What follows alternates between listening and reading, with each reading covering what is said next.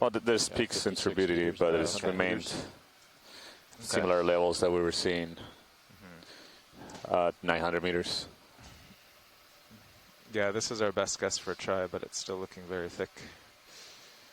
We actually can barely even see the ROV skids in the main HD, which are just a couple feet from the lens. Yeah. So this reminds me of diving off Woods Hole in the winter. Yeah. You could put scuba diving. You put your hand in front of your face, like just extend your arm. I couldn't barely see it. Yeah. It's difficult. Very difficult. I would say that a one-body system has a lot better shot in this because they don't have to navigate relative to anything else. They can just drop down. Right. Only have one thing to worry about, not two moving relative to each other.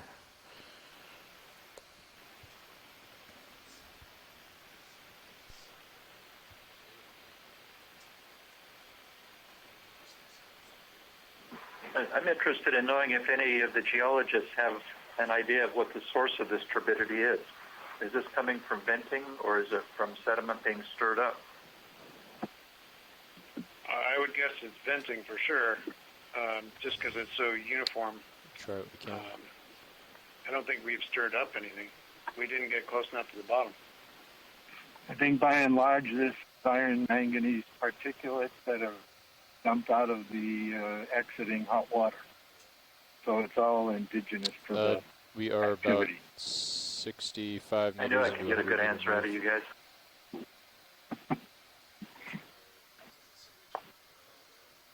Yeah.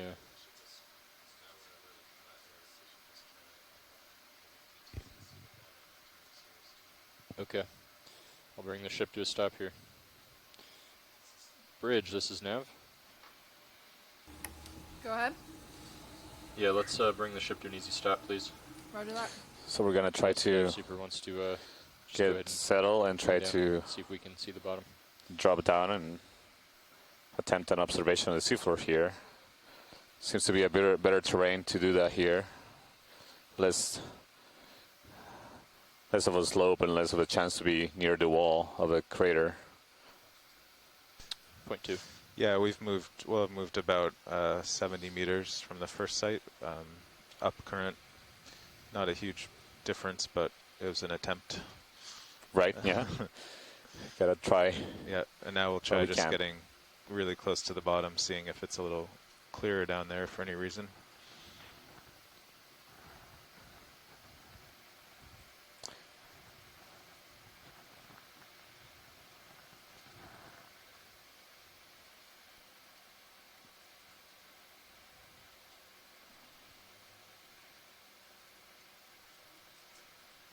RV Nav Bridge, we're on station. Thanks, Bridge. You're welcome. Ship is stopped.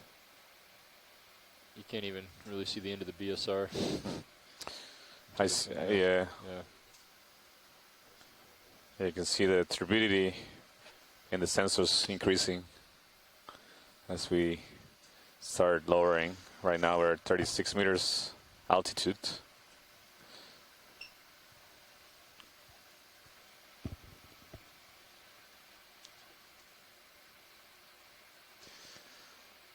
Set.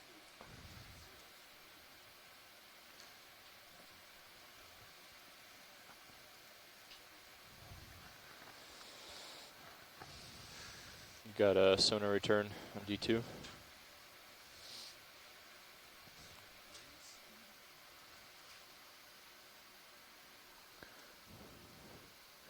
So right now we're at 17 meters. The turbidity seems to have been, the measurements seem to be doing stabilizing a bit around 14 FTU. 10 meters.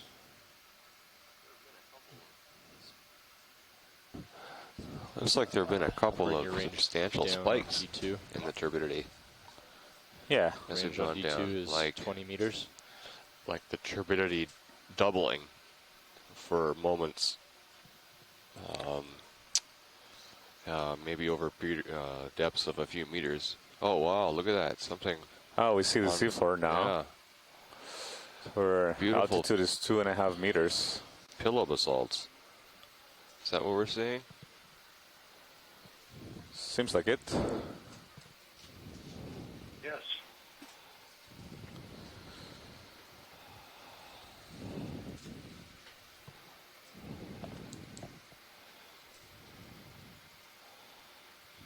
Tracking looks good in HIPEC if you lose view of bottom.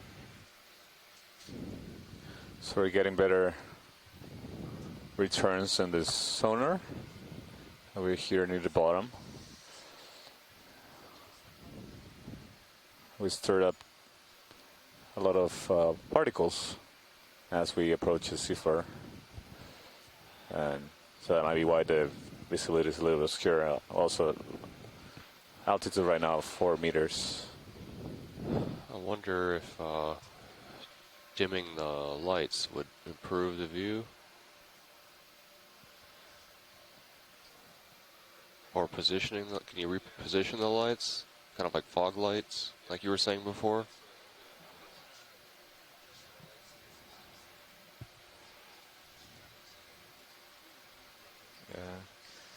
Yeah, the first key is to get a view of D2 from Sirius. Ah, I see. And we have dimmed the lights on Sirius.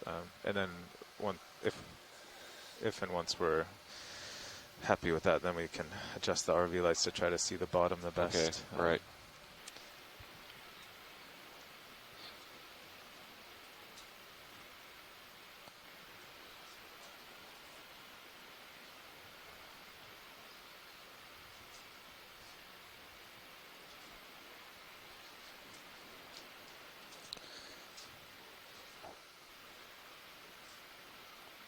So for those of you watching and me wondering why this water is so turbid, we heard the geologists on shore discussing the likely origin of these particles, and the most likely source of them are hydrothermal vents. So these are like basically geysers in the seafloor. But once the hot water that it has, or actually hot fluids, the water penetrates into the crust and interacts with hot rock in this volcano, and it gets chemically modified. So from investigations about 12 years ago, we know that the fluids that are coming out of the seafloor have a temperature that could be between 20 and 80 degrees Celsius. So for reference, water, pure water at atmospheric pressure boils at around 100 degrees Celsius. And these fluids have a low pH, so they're acidic. And when they also can have loads of iron and other metals. And when they interact with seawater, they mix with seawater, they can start those dissolved metals and other chemicals that come out from these fluids can start to appears to me visibility is getting precipitate worse. and basically make this dense cloud of very, very fine particles RV nav, bridge. that affect the visibility right now of the ROV.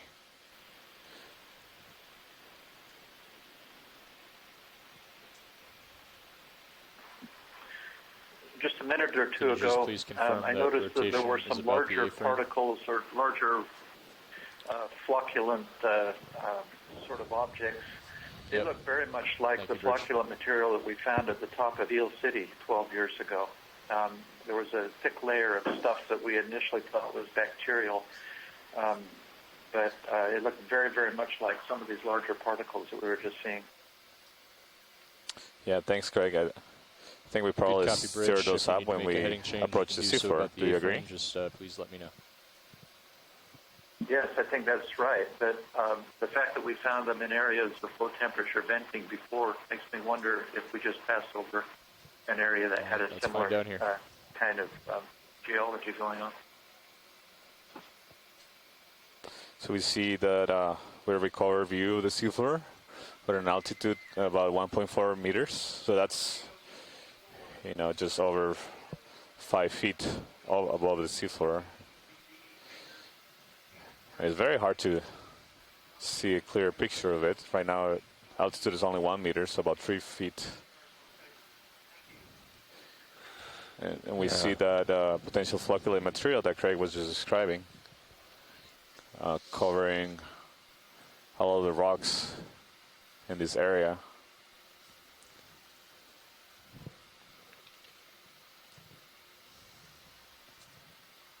So the depth here of 928 meters.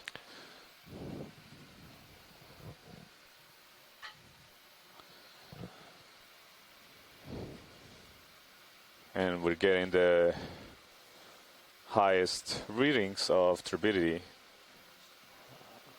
that we have seen so far. It's about 17 FTU. Potentially, yeah. So it looks like the seafloor is covered with flocculent material here from the I'll talk to folks. from venting, diffuse venting probably. Right, and from reading the paper that you published about this site, I was reading that the likely composition of this flocculate material is likely iron oxides, mostly. Is that correct?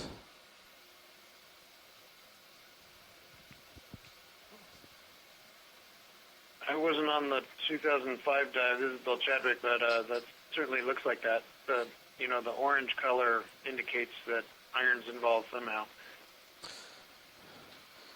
Right. So it's likely a mix of those iron oxide material as well as bacterial communities that are associated with this flocculate material, and taking advantage of the chemical energy of the reduced compounds that come out with the fluids that percolate from the seafloor, and when they mix with seawater, create a potential, reduction potential that is thermodynamically favorable. It's hard to say. Does it look like the tether's curving to the port side of D2? To be utilized for living organisms as energy source. Essentially being blown south. So these microorganisms that we find in this kind of reducing environment, chemosynthetic environments, take advantage of the energy in these chemicals that come out of reduced fluids. So this is different kind of energy source that we use, and most ecosystems in the ocean use, in the deep floor, deep sea, and as well in the water column, which is basically solar energy that plants and microscopic algae, like we call phytoplankton, capture through the process of photosynthesis. They capture the energy and store it in chemical bonds and organic material, rich in carbon. But the energy source for the process here, as I was mentioning, is through the process of obtaining the energy that is stored in reduced or electron-rich compounds that come from the fluids once they rise after interacting with the hot rocks and get modified. Right now we don't see anything that looks like a potential animal in this area. So a lot of the times in deep sea hydrothermal vents, there's not only microscopic We're still life, trying to get it set up on bottom. microbial life, they take advantage do whatever of you need to do to get the ship this energy source. We'll work around that. But is large organisms, animals that adapted to create symbiotic relationships with the microorganisms or consume the microorganisms that carry out chemosynthesis metabolisms and be able to thrive in these kind of environments using the chemical energy. There is an elongated object in the lower left corner of the screen that just changed directions. I'm wondering if it's one of those worms. Yeah, I was thinking the exact same thing. I was gonna. And it's just above that. Is there any chance we could zoom in on that? Yeah, let me ask pilot. Pilot, are we in any position to take a close zoom here on the left? There seems to be a worm on the left side of the main cam.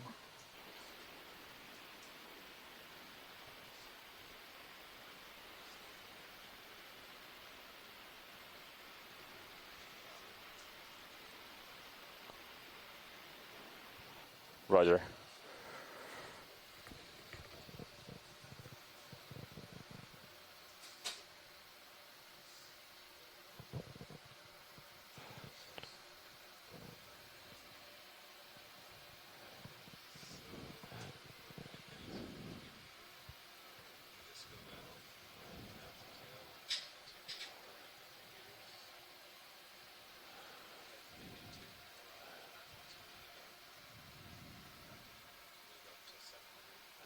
So do we have something there on the left? Is that on the Yeah. floor? Seems to be a... First little bit of biology, Santiago. Yeah. We saw a couple of shrimp in the plume. I'm pretty sure that's the worm that we were looking for.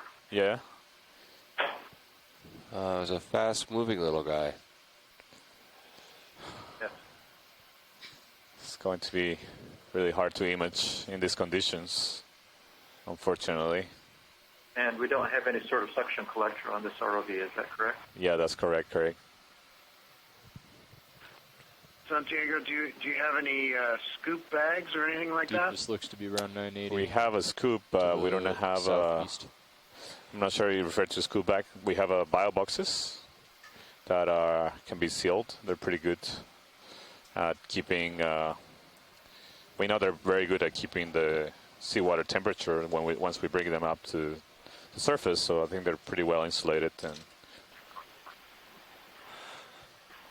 The tricky thing will be to actually get it into the box if you're only using a scoop, but it would be worth a try. Well, I don't know. They might be more interested in the top of the cone.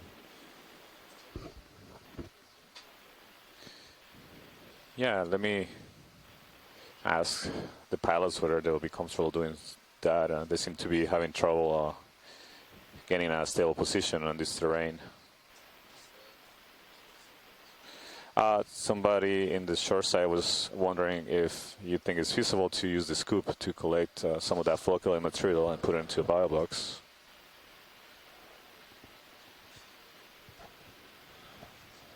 Well, the idea was to scoop the polychaete, not the flock. Oh, Roger. Yeah. Right, we really need to try and get at least one of those polychaetes if there's any way to do it. If we could get one of them in ethyl alcohol, we can do genetics on it and figure out exactly what it is and a little bit about it.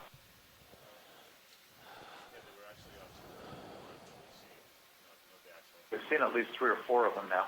Okay, so the next one we see, maybe we can move on that if there's interest from.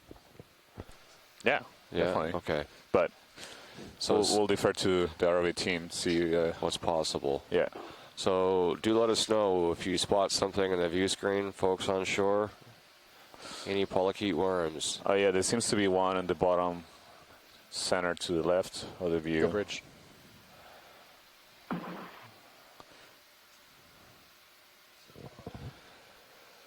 Good copy.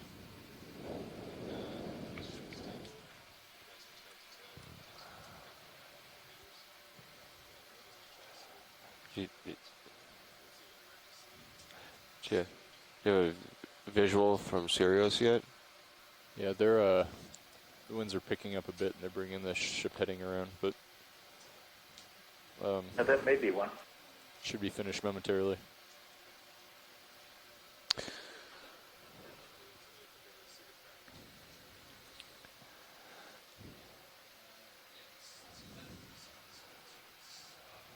Mm-hmm. Now aboard the Okeanos Explorer, the ship's door will be open for the next 10 minutes. Again, the ship's door will be open for the next 10 minutes.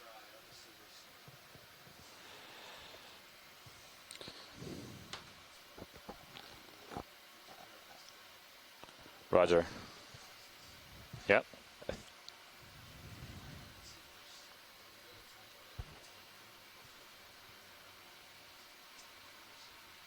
Yeah.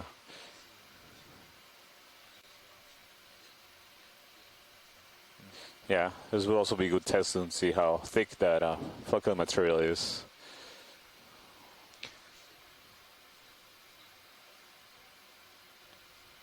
Yeah, the worm is the priority.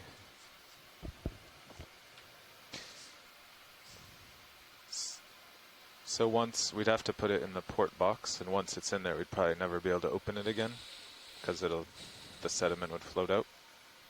That's so right. That would limit the future samples, or future scoops also. Yeah, but I think we're more interested also in just keeping the worm. So if some of the sediment flies away, it's not a big deal. But yeah, that's a good point. Yeah, we'll keep that in mind.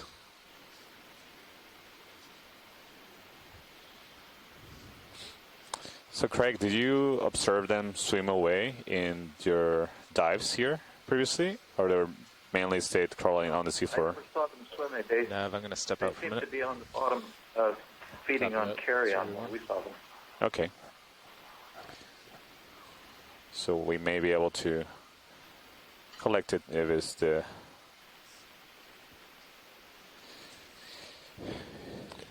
it's not too difficult to access that spot between those two large boulders. Do you think those are lava pillows? They look like pillows. Yeah.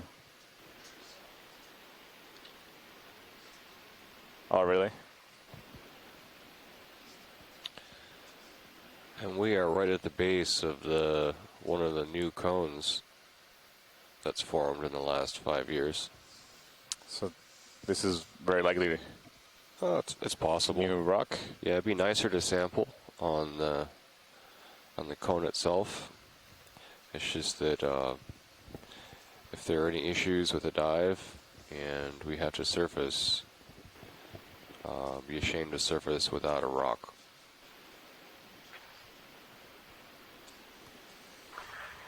But it would also be a shame to surface without a polychaete.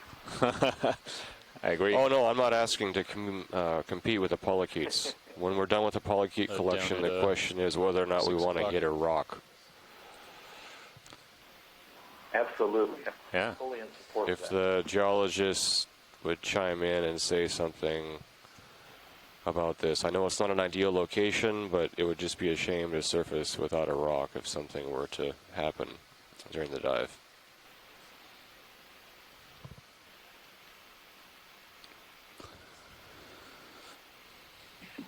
Are you worried about anything in particular, or this is just general things go wrong sometimes? Things have gone wrong twice in the last And the whole cruise. 8 dives, in which case we've had to surface rapidly. If you think you can But we don't make- expect anything today. Yeah, you got it. There's no signs of anything like that happening. And it's difficult to tell from the map, but our present location is off the Nafanua cone. Is that correct, or are we on the sort of base of it? We're at the base of the new feature, but within the resolution of the bathymetry, it's hard to Is that say right at if the we're bottom? Yeah. on it or slightly off of it. We're basically in the mode See right now. Right at. Oh yeah. You can see Middle the of the screen. first waypoint just a bit to the north, and that's follow the contour. So it's basically we are within the same area of the moat right now. Oh, I see. So the contours on camera 3 are it's downslope to the southeast. Is that right? Yeah, that's correct. Our original, Kind of on the axis of the moat, according to that map, anyway. yeah, so our original depth at that starting point, and when we approached the seafloor there was around 909 meters. That's what the readings of both the depth and altimeter combined gave us, and so we moved a little bit to the south, and right now we're at depth at 927 meters. So we're in a deeper area of the moat.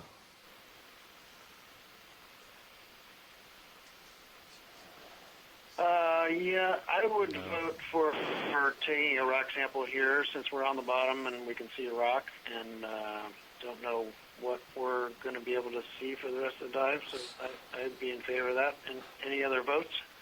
Again, 3 of the previous 8 dives have had to surface early due to either weather or equipment malfunction, so bear that in mind. I'd agree with trying to get a rock here. Matt, how's the weather there today, by the way? Oh, it's looking fine right now. It's beautiful. Yeah, so some of the best weather we've had, actually.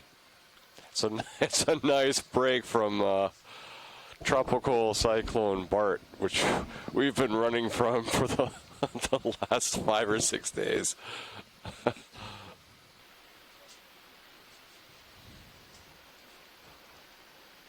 Just for the record, we have snow in Coos Bay, Oregon.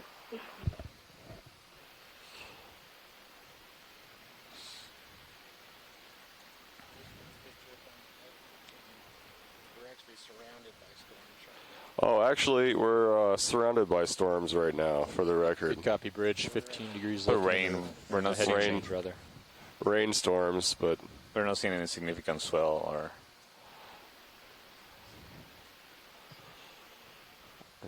these aren't yet generating swells.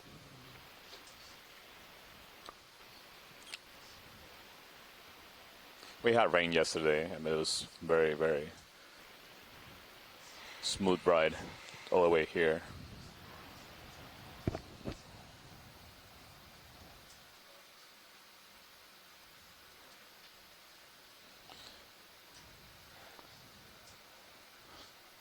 We have Jasper Contra go or ahead. Stan Hart online.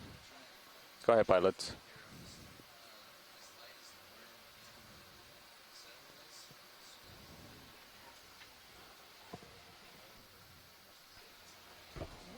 Yeah, I see. Yeah, it's definitely hard to catch if you can't see it.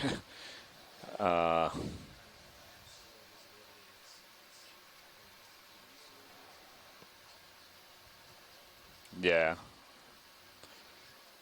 Do you see any? Roger. Yeah, it seems like we the best plan to not to spend too much time trying to Port to collect starboard. a small Should be one that we east to cannot west. see.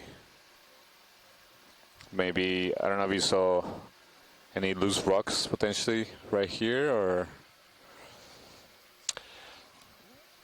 Not in the field of view, like loose rocks, but nothing that the ROV is going to be able to put in the rock box. sure. Yeah. Unless we've upped the maximum load from 70 pounds to I 700 can pounds. see it has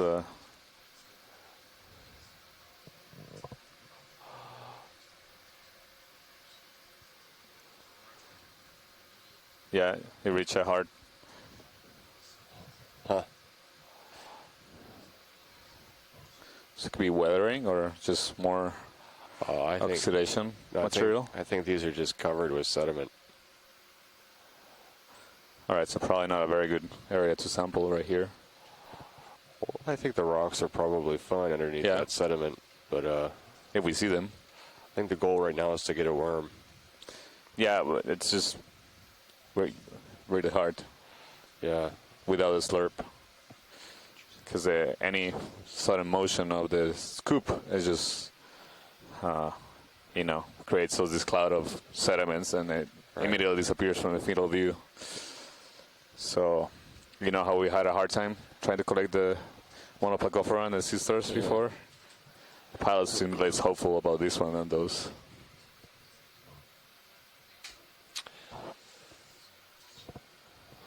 Well, it's frustrating, but if I could make a suggestion, maybe we should move on and look for a dead fish. What are they? Yes. If we could find a large object that these things are feeding on, just by chance, it might be easier to pick that up with some worms on it than trying to get Go an ahead, Rich. individual worm. Yeah, that's a good suggestion, Craig. Maybe we can do that.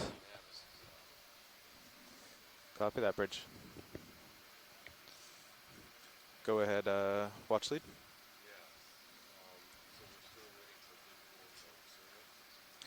I think we've given up on a visual from Sirius. The ROV is safe here for a minute to stay still, so that's why we're suggesting a sample or a scoop or rock, but I think it's time to think of the next move.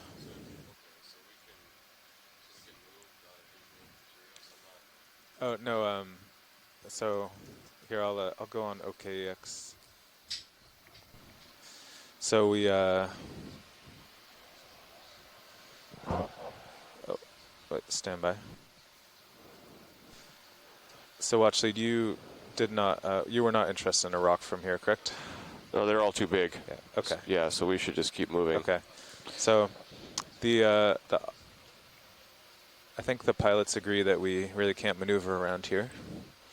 Yeah. So I think the options, it depends on the priorities. I think we would prefer just to rise up onto the cone. I'll zoom out in high pack.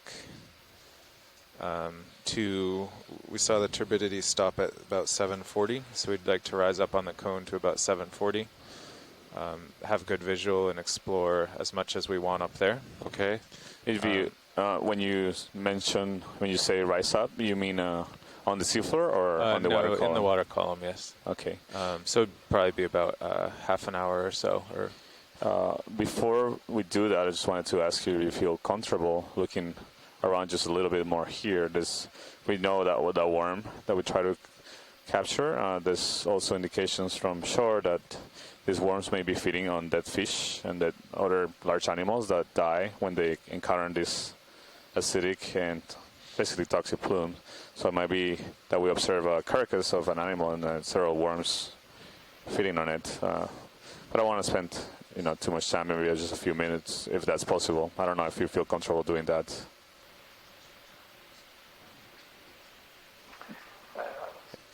I would not spend a lot of time doing that, but if we could do it for a few minutes, I think that'd be a great idea.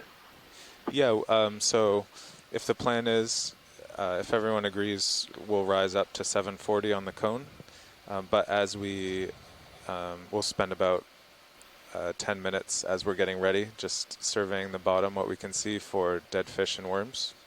Sounds like a great plan. Okay. We will start that process then.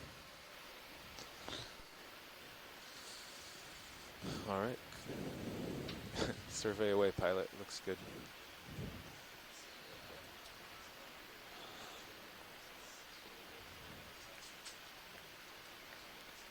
There's a rock. Cam too. Yeah. So yeah, I guess maybe a little side to side too. See what you can see. 5 minutes. Yeah. Oh, I know.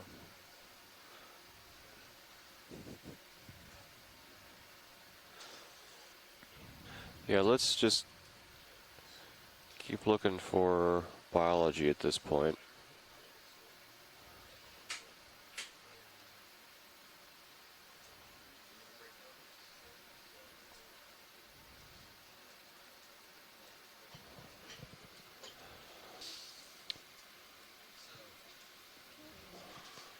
Yes.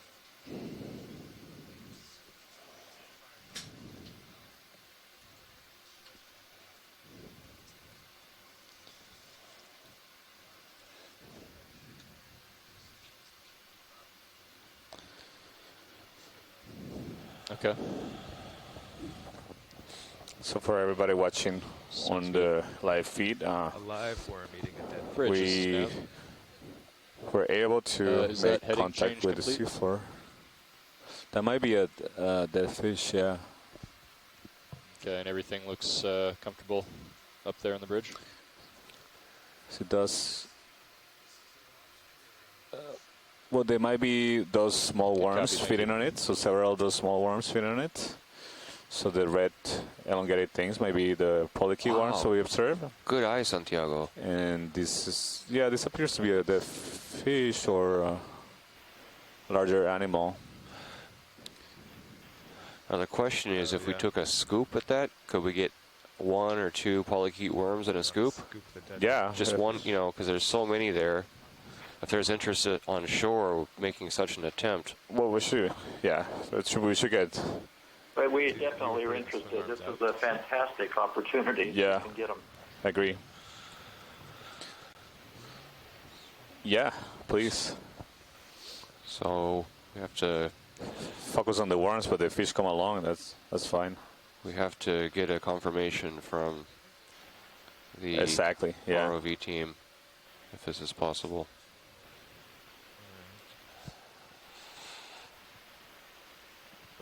Yeah, that will be the best hope that we have. Yeah.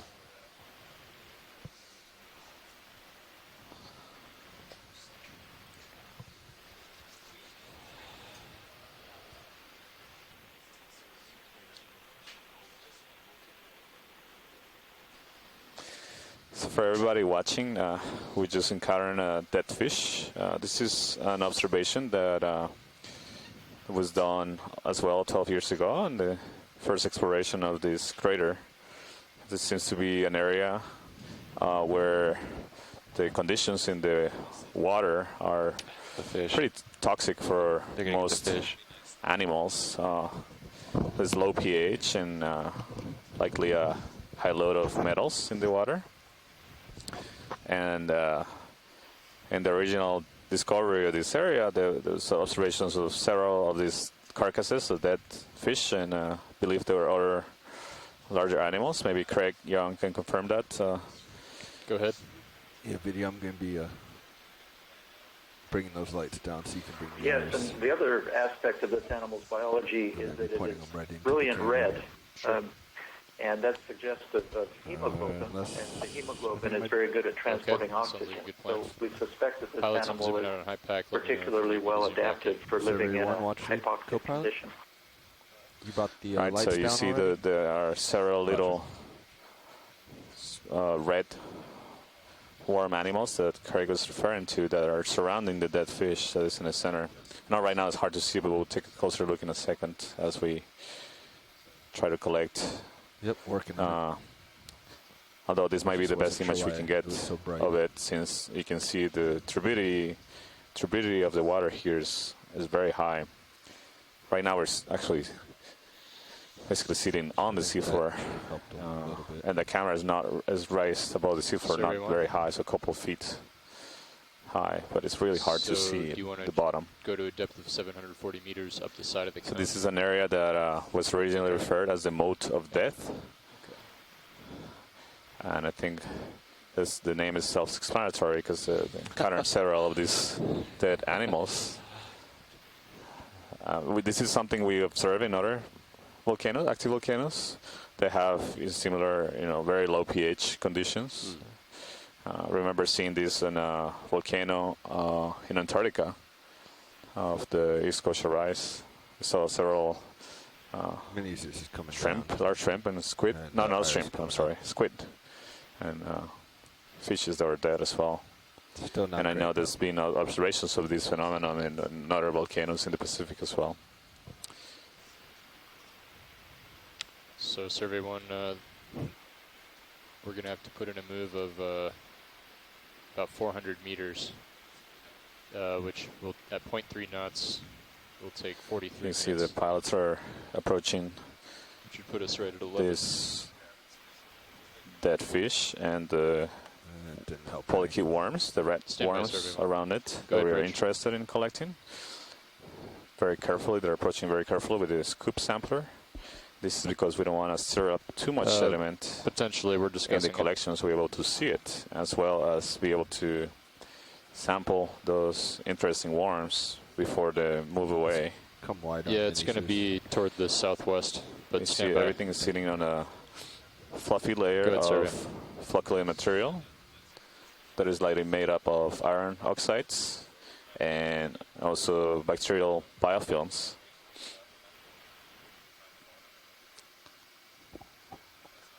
Okay. All so once they're done, likely here, sitting on hard rock. Okay. So this particular terrain, as you can see, might be more favorable for collecting with a scoop, since you can actually dig in the underlying terrain that the Bridge, worms and the Nav. fish are lying out? Has it been really hard to collect Yeah, samples on our, hard rock in a We're not couple going of to put in previous this move dives? quite yet, but the Essentially, bearing is because going the to be reason I was explaining 210. the So if you want to adjust now, that would be great. scoop is not able to get under the sample that easy if it's a hard rock. But in this flocculent material, it seems to be more conducive to this kind of sampling. It's right on the edge of your scoop there.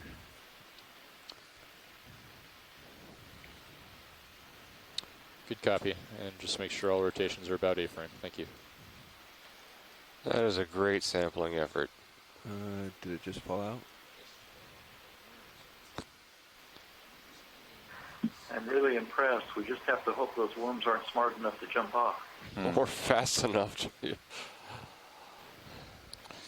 Yeah, we saw the fish fell off the scoop, but hopefully there'll be some worms in there still.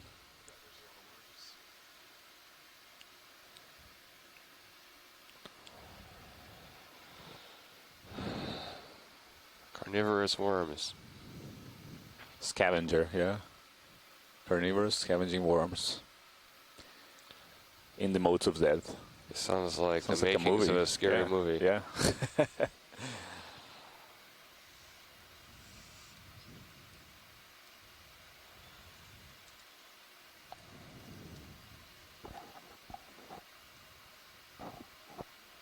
Port bio pin extended, ready to extend drawer.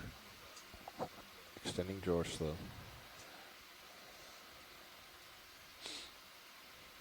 Hey, Matt Jackson, John Lupton just entered the room here in Newport, Oregon, so he says hi to you. Hey, John. Drawer extended.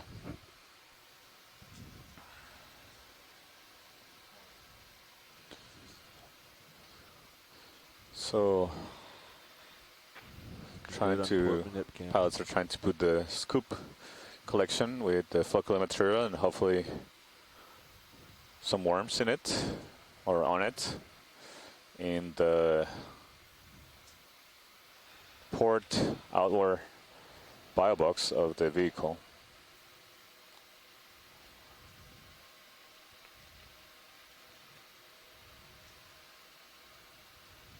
We're not trying to shake the sample into the bio box.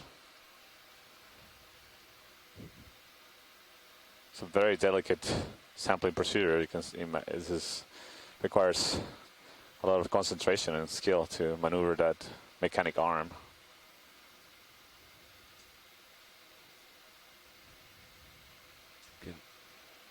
Yeah, looks empty to me, but you can bring it up and point it at the minute cam for confirmation. Just turn it, yeah, it's looking pretty empty. Yeah, it's hard to see, but retracting drawer. A lot of the material seems to have fallen into the bio box.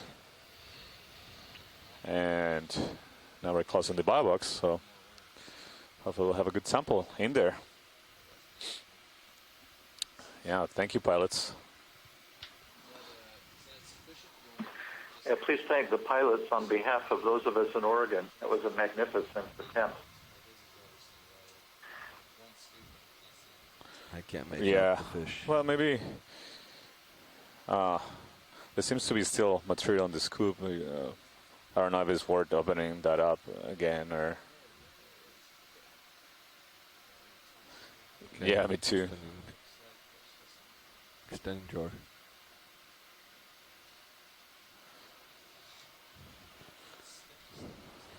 Yeah. Lid is open.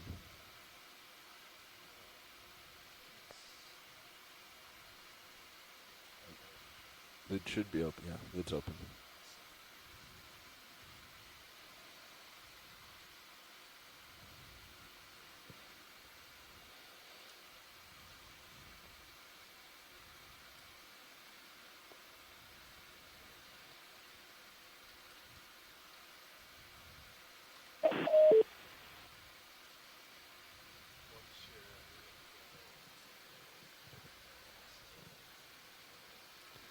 So this is the first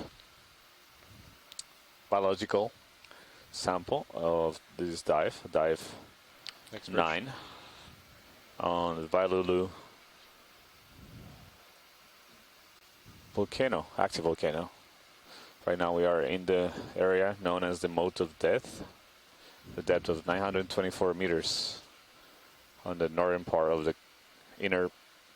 northern portion of the inner part of the crater.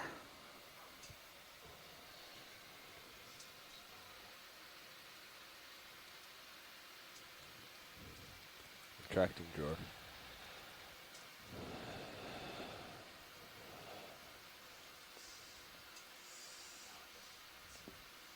Extracted.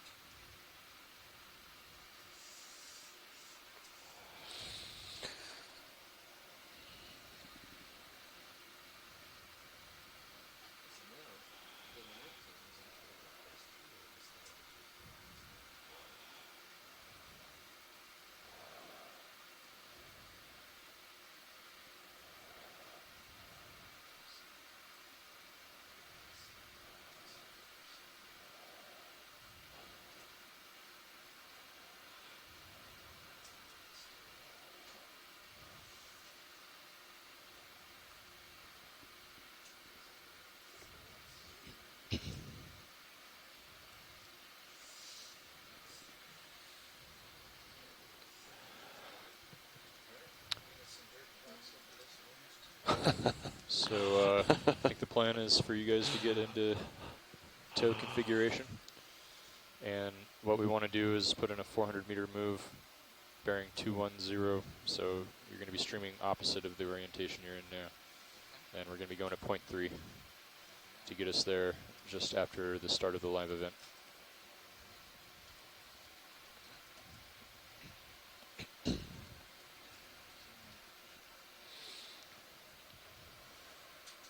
So Bump your continue range up on your sonar.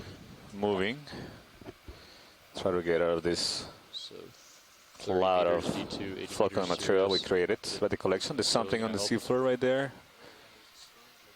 Looks like a sponge or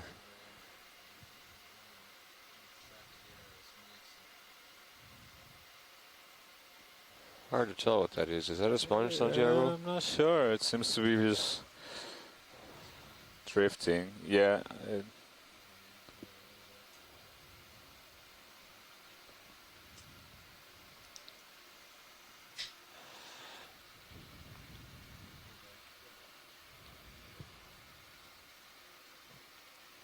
It's in the camera view right now.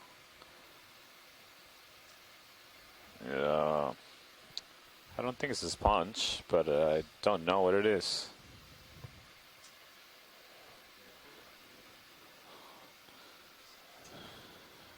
Look like a soft-bodied biological structure. Yeah. Craig, do you recall seeing anything like this before? Whatever it was. I don't think I saw what you were looking at. It looked like perhaps a dead holothurian or something like that. It was translucent, drifting. I think if you... Certainly didn't see any holothurian. Yeah. Yeah. At this depth, everything was dead. No animal, no live animals at all. Yeah, it didn't appear to be alive, whatever it was.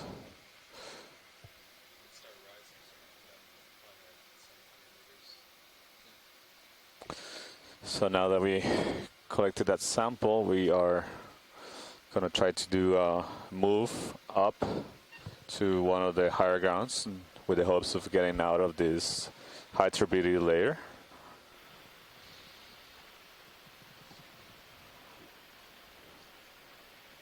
Bring the auto Looks head like the out. turbidity just spiked, but that may be a result of the scooping efforts. Correct, yeah.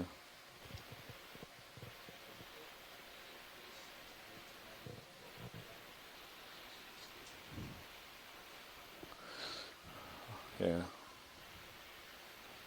The fish fell out. It did. Yeah, but hopefully we'll still have some of the worms that were next to it. in the bio box. Increasing speed to 30. Where are we heading to, pilot? So it's interesting that we are rising above the seafloor. We are already at altitude of 50 meters above the seafloor, but we see that the turbidity almost doubled from the values we were observing. I'm going to wait for you guys to at the beginning of the dive. This may be maybe 50 meters some before we flocculent put it through. material that is washing off the vehicle, but it might also be just an area of higher turbidity, a real one. Definitely seeing the cameras, be able to see less of the sides of You're going to want the to go starboard report. rock boxes that are on either side of the main camera on the feed one. Okay. It's 210. Yeah, which we've done a is few basically opposite. volcanoes vent areas like this, and this is definitely the worst visibility we've encountered. We've always been able to just barely see D2's lights, so we could slowly and safely navigate the two together. Right. But well, even if we could do that today, you know, there's not much to see out of the ROV. Call it in. So. Right. Bridge, this is Yeah, I mean, we know this volcano has been active, very active we're going to put in recent a years, ship so We'd we've like seen is a range result of that 400 activity. meters, bearing 210 at 0.3 knots. Just perhaps a larger area of hydrothermal venting that may be creating these really That is correct. turbid conditions in the crater.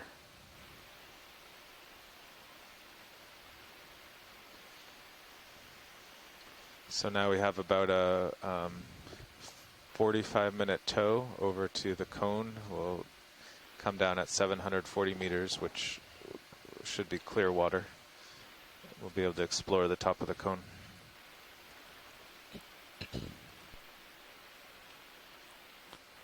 Thank you, Bridge.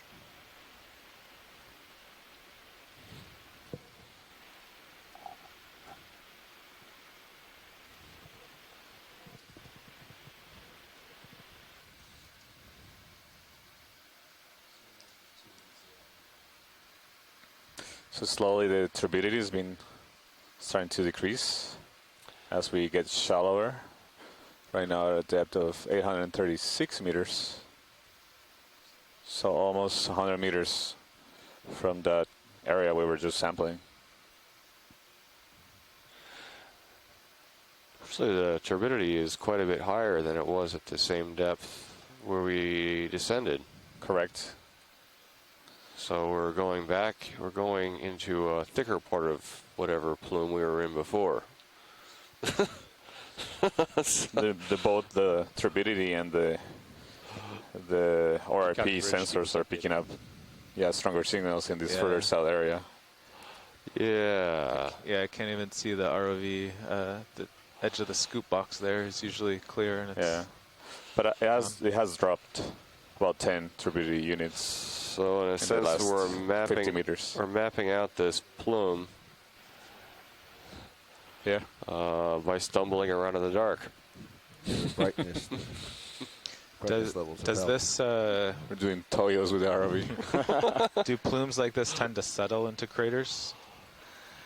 Not if there's a convective, there's constant like convective upward flow carrying this material upwards. And it's also a factor of that the venting that has been observed here is not very high temperature. Usually the one that you have much higher temperature, like the black smokers, it goes up. Yeah, the plume rises up several hundred meters above the seafloor.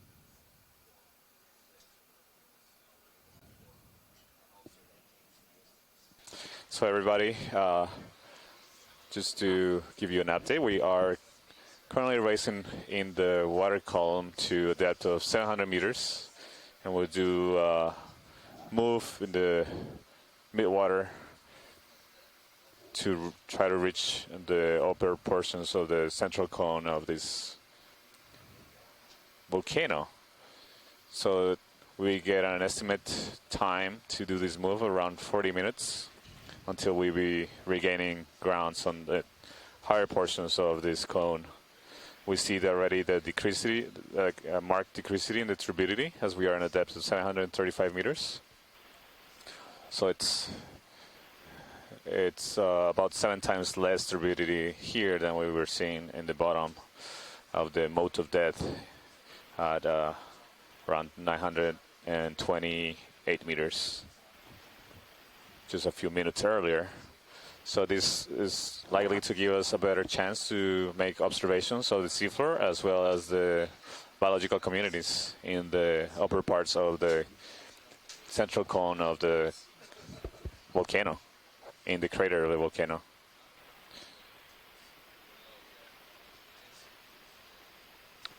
Hey, watch leads. Did you label that last sample geo or bio? Bio. Bio. Make a change.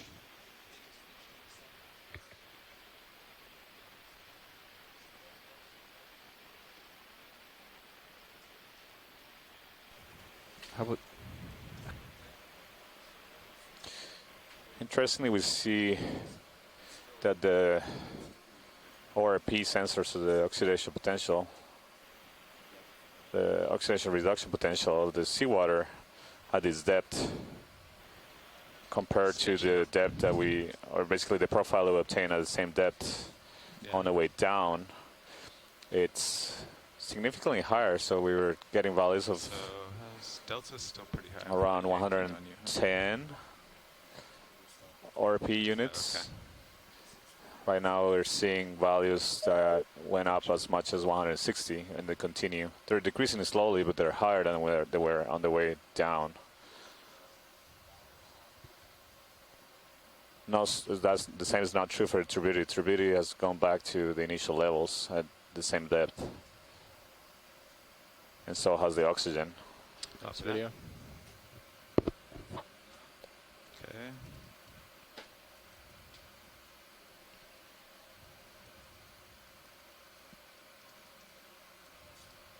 All right, I'll get a delta of 5 or so. And going up. Santiago, you were just commenting about the ORP sensor. It's the ORP value tends to drift with time, so it's what It's it's a lot doing at the clearer. moment, like whether it's going up or down, is Isn't it? valuable Yeah. information, but you It's can't on the way really down. compare one value to another, separated by an hour or something. So is it like a hard? I didn't notice. for Was your it like a information, hard because line? of that like sort of I didn't see the long-term line, I drift. just noted Okay. every 50 The meters. numbers aren't Yeah. absolute; they're sort of relative. Thank you, Bill. Maybe this will be a good opportunity for you, Bill, to tell us a little bit about what those ORP values 7 meters delta. mean to people that are watching this stream, and so they hear us discuss about Should be these streaming ORP very soon. values. Okay, I'm not really an expert, but I know the basics. So ORP stands for oxidation reduction potential, and that's kind of a mouthful, but it's basically a sensor that responds to reduced chemicals in the water. Tomorrow What's our speed? can correct me if I'm wrong 0.3 off knots. base here, but That'll get us so there in about 40 if minutes. there's 43 that's minutes. things like hydrogen or iron or some other chemical species that are all associated with hydrothermal venting, so they come out in hydrothermal vents. And the reduced part is important because all of those things get oxidized relatively quickly in seawater. And so if they're still reduced before they get oxidized, that means they're young. They're relatively young. They just came out of the seafloor and haven't Lined mixed up with north-south. I'm gonna stop ladder. seawater too much yet. So 50%, basically the 10%. ORP sensor senses when you're close, very close to a hydrothermal vent.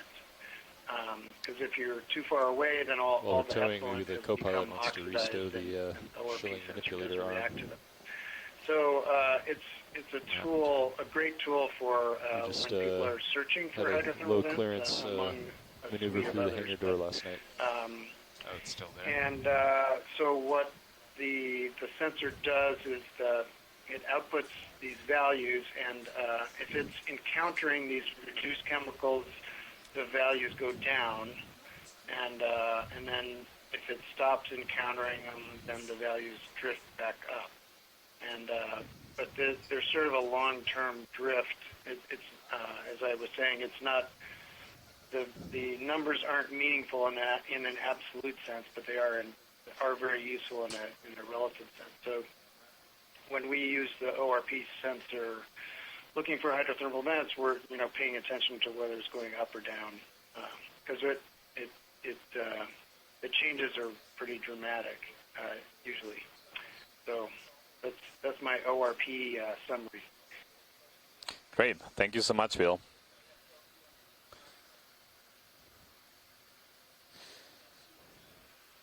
So I'm just right now I'm looking at some questions that people are posting on Twitter. As somebody asked today, there was a 6.9 earthquake south of Fiji and Tonga.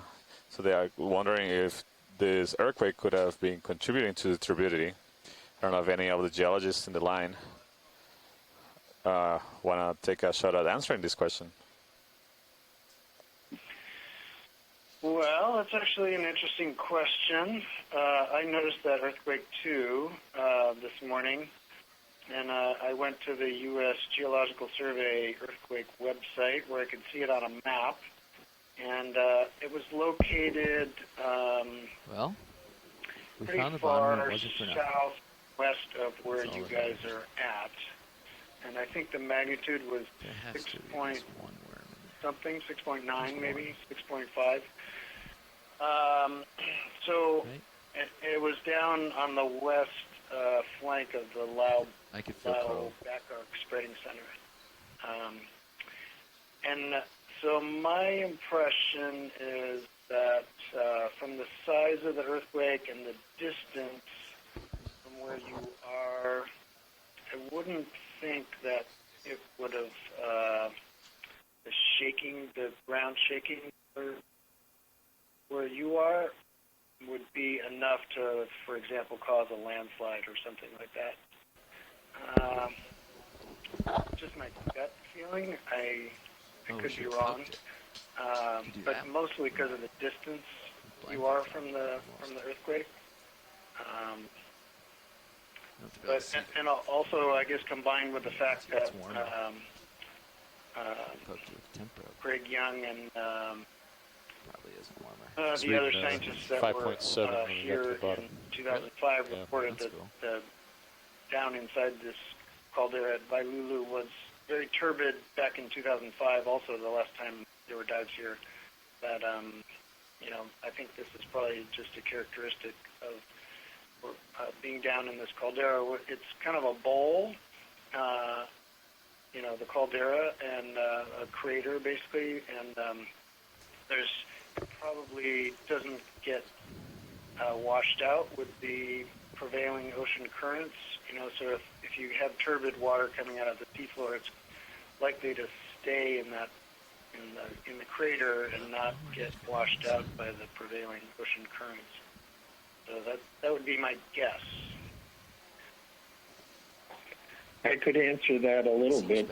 We did a complete nephelometer survey of the crater in 2000, and there's a layer of very, very high turbidity between 700 and 800 meters, and that's related to the ventilation of the crater through the northwest breach.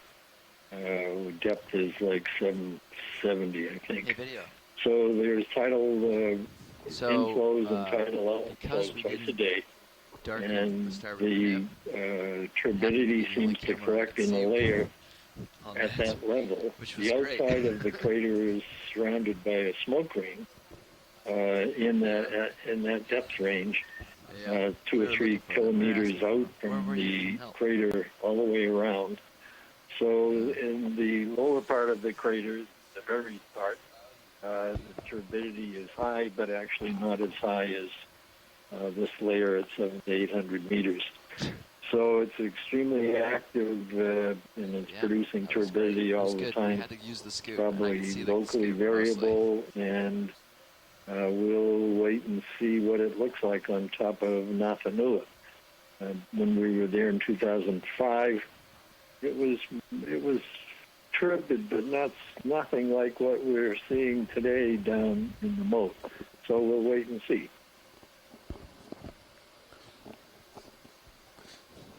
Great, yeah. Thank you so much, Bill and Craig, for giving us your input on all these interesting observations we're making today. I know it might seem like it's a negative thing that we're not being able to see the seafloor, but it's nonetheless a really interesting observation to see these apparent changes in turbidity and all these environmental conditions that we observe right now. And we're just following the discussion we've been having about the possible causes of this increased turbidity from the last observations that were made. So definitely making valuable collections of data that will better help us to understand the dynamics of this volcano and in general of other volcanic systems in the deep sea.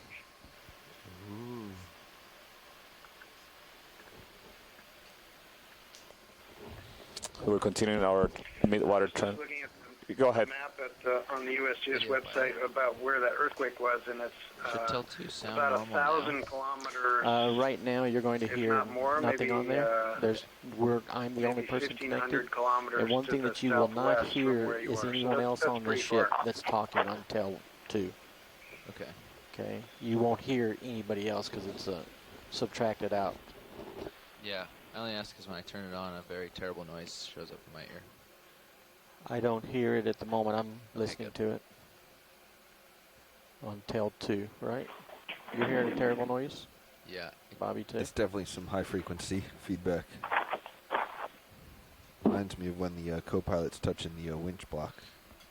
But I'm not. We got rid of those problems. But that's interesting because I don't hear anything at all. Why don't you pull that little, first pull your little test cable. Pull that test cable off and just see if it sounds like that jet. My test cable off? Yeah, I'm definitely hearing it. Pull that little short cable. Pull that short cable off and see if that makes a difference. What am I hearing? Now, when Jeff just disconnected that, I heard it. Yes. It went away? No, it's still there. Okay. When you pulled your headphone off, I heard it.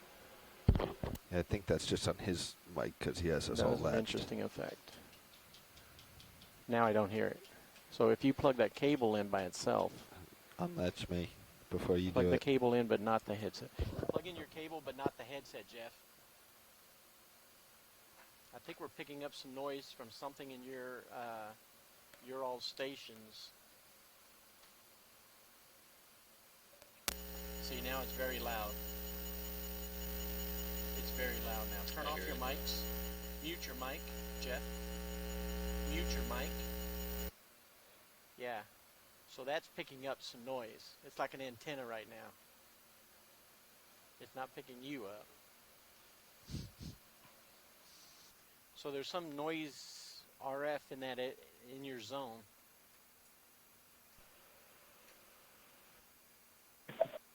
Now, one interesting thing is we're actually seeing a fair number of midwater organisms in this transect. We're seeing a couple of little midwater fish. I think there's one on the screen now. Some jellyfish, medusa, and little crustaceans. There's another little midwater fish, very small. So there is life above the seafloor here, definitely.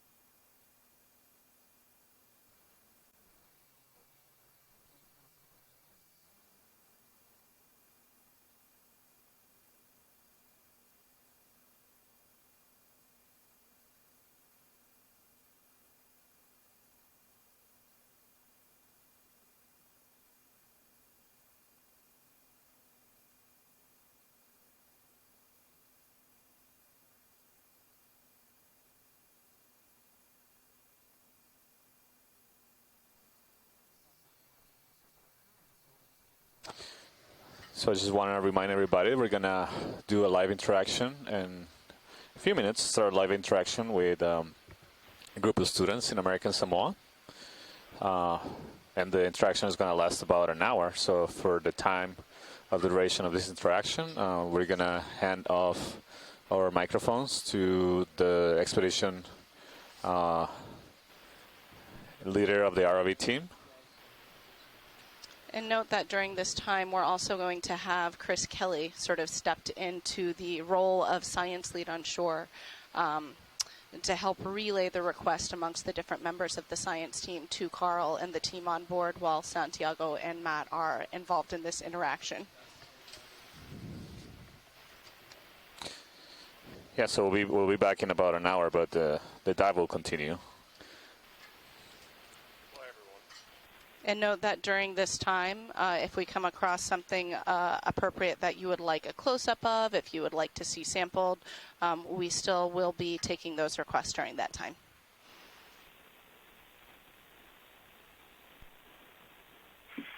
Kelly, so during that time, do you want us not to talk on the conference line phone, or how does that work?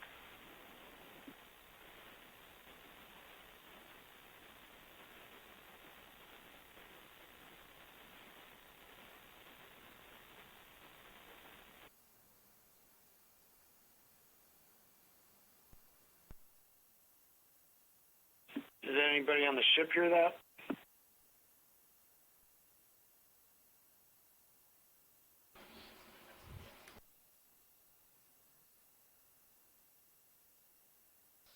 Not now. I heard it earlier, though.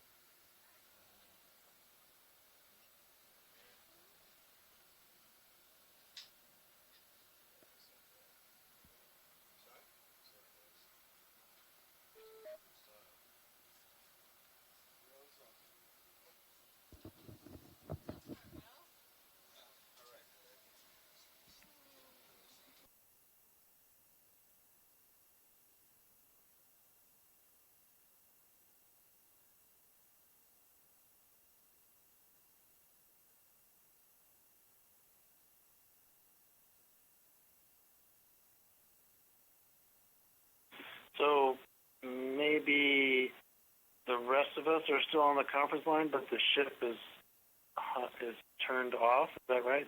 Craig Young, are you still there? Craig stepped out to grab some lunch, but we're still here at OIMB and we can hear you. Okay. I wonder if we'll be able to communicate with the ship this way or not. She didn't specify. Yeah, I guess was unclear. Yeah, I guess we'll figure it out. Do you have access to the chat room?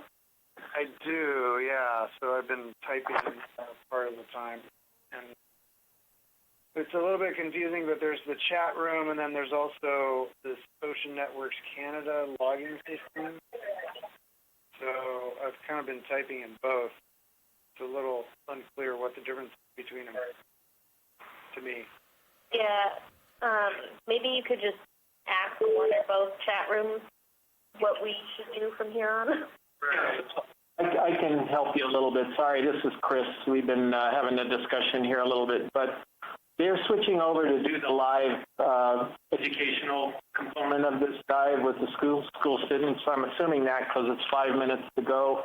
And I'm going to be fielding your information to Carl, the ROV pilot, or the supervisor right now. So whenever your request, whatever you got, anything that you want to see or stop or do, you can just let me know because I can hear you clearly. And supposedly I should be able to relay that to Carl so that it gets heard. And this will go on for about an hour. So you won't hear Matt or Santiago because they'll be on a different channel.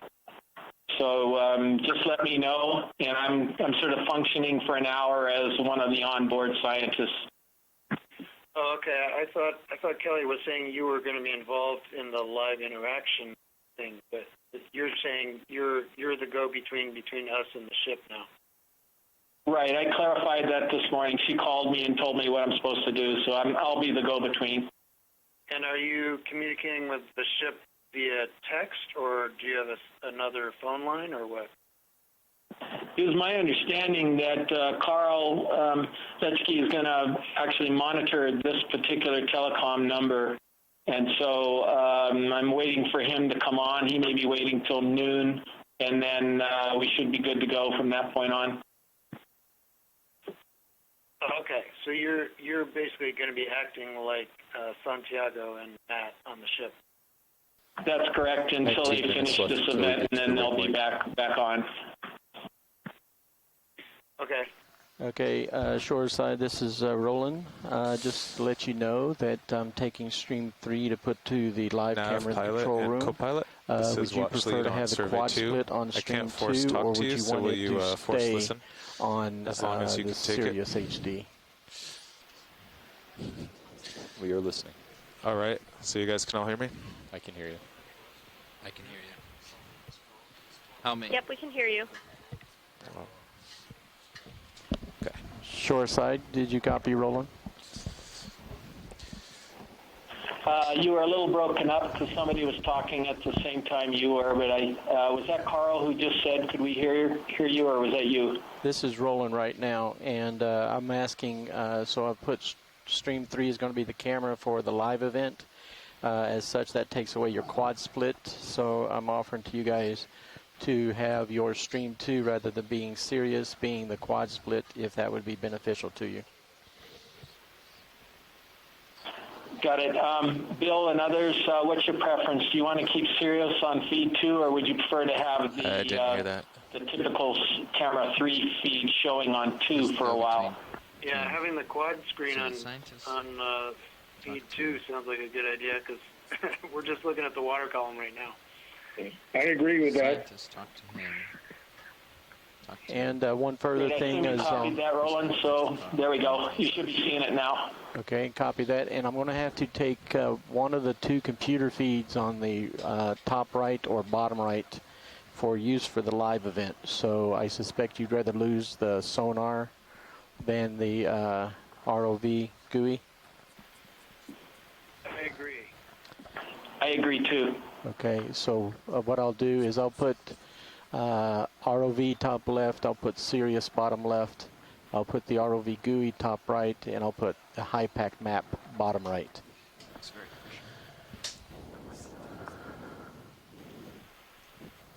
efficient. Good.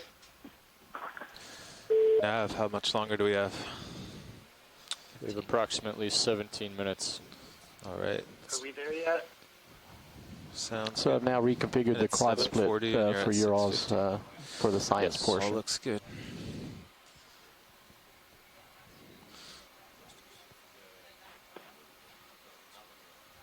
Well, you're going to be on the hydraulics the most.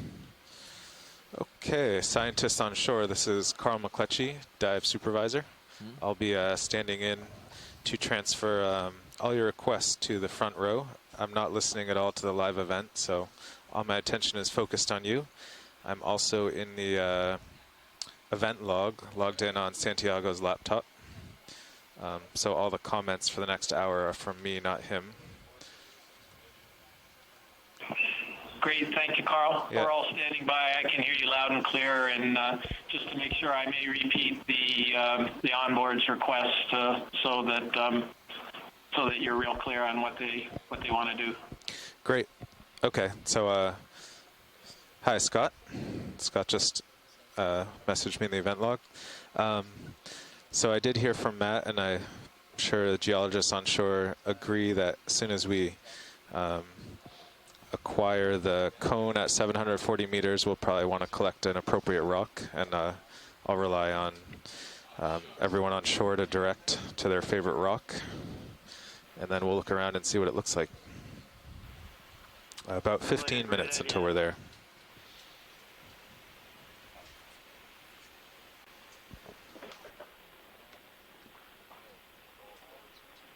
So, Carl, what's our altitude right now? I'm not sure I can see it on the screen. It's probably somewhere on the nav screen. Well, we're moving, the ship is moving towards the cone, so we're hoping to intercept the slope about 100 meters up, and then we'll drop down. I guess our altitude right now is probably about 150 meters. Depth is 650.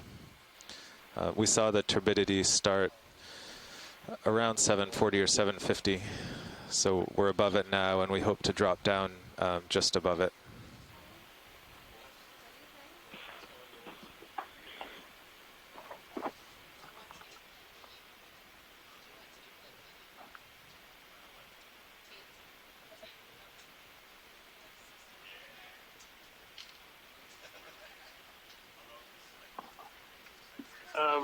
Is there a reason why the quad screen changed to a single view? There was just a discussion Chris was having with Carl about our positioning, so I put the high pack up full screen momentarily. Okay. I'll switch screen 2 back and forth based on whatever you guys need.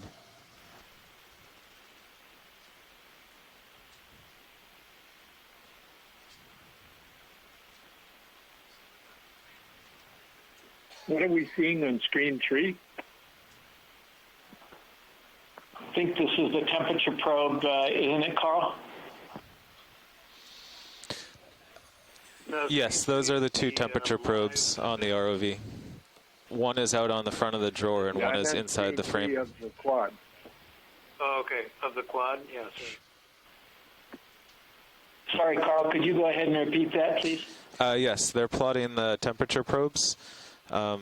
One of them is actually mounted on the drawer that the manipulator can grab, and our backup is inside the drawer strapped to the frame. But we leave the other one on just as a reference.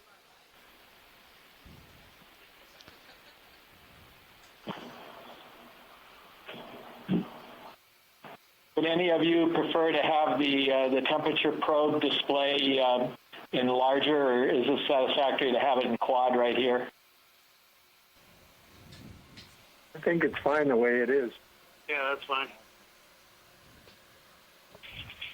Yeah, I think it's fine until you get to the vents.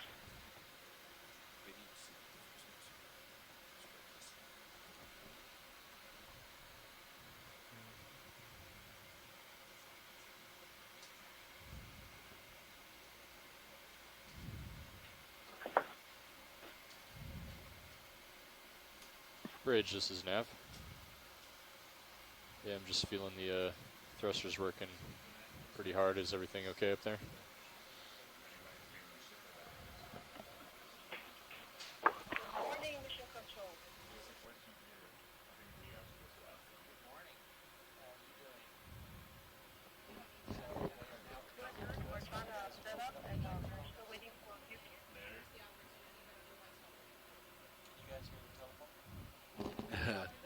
Loud and clear. Okay, thank you, Bridge.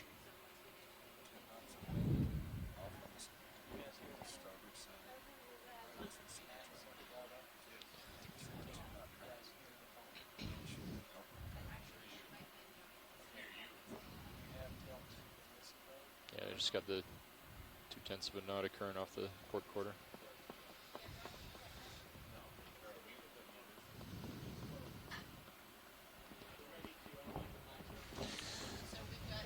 Chris, Carl here. Yeah, this is Chris. Yeah, we're about 10 minutes away. Do you want to talk about what we're approaching? I've heard it should be brand new lava flows. Well, I'm going to let maybe Bill talk about this, since he's going to be quite knowledgeable, or one of the other geologists as well who's participating. Bill, would you like to speak about this cone that we're heading to? Sure. I'm sure other people can add to what I say. We know that this Seamount, which is an active volcano, has been very active lately, at least since 1999. I think that was, I'm not sure if that was the first time it was mapped with multibeam, but we know that since then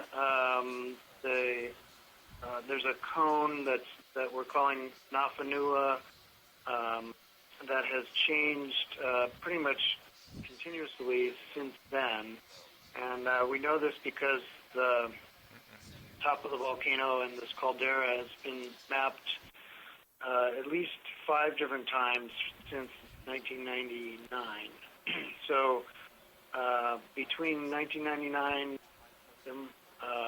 and 2005, when dives were made with the submersible Pisces, Nafanua grew a tremendous amount. So in 1999, it wasn't there. Basically, the caldera was like a big bowl.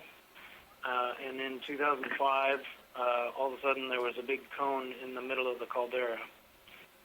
And up until a week ago, we thought that was all we knew. That this big eruption had happened to build this cone, and Vailulu'u is a very active place, and that was why we wanted to go back and see what it was doing now, and if anything else had changed.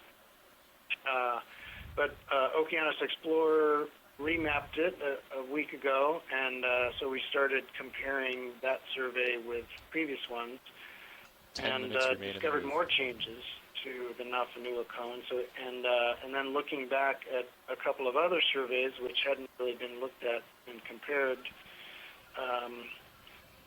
we discovered that there were changes, through with every survey since 2005. So there was another survey in 2006. Cone had grown a little bit. Another survey in 2012, quite a bit of growth during that time interval. And then the last survey last week, and then there was also growth between 2012 and 2017. So either Vailulu'u's been active. I mean, it could be that it's been active more or less continuously during the last 15 or almost 20 years, or at least it's been active intermittently, so occasionally adding to this cone in the middle of the caldera. So, that makes it a very interesting place, one of the few places in the world where we know there have been submarine eruptions repeatedly. So we're anxious to see what it actually looks like on the seafloor. That's why one of the first things we'll want to do is collect some of the lava rocks on the seafloor so we can see what this new material is like, because we're coming back down to the seafloor in an area that's some of the most recently added. In other words, that had changed between 2012 and 2017. I'll stop there if anyone else wants to add.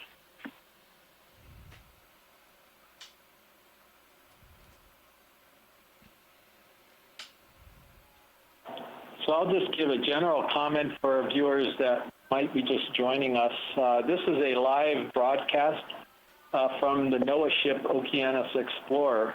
The ship right now is east of the island of Tutuila in American Samoa, and it is diving on an active volcano. So the remotely operated vehicle that's operated from the ship is actually down in the caldera of an active undersea volcano.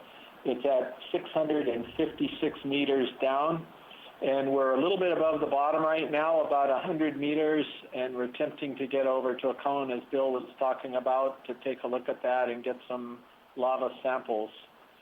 But it's pretty wild when you think about it, and we've got a lot of people who are watching this dive and a lot of scientists participating from quite a lot of different locations.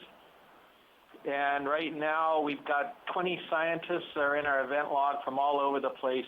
We've got scientist Tina Molodtsova from the Shirshov Institute in Moscow in Russia.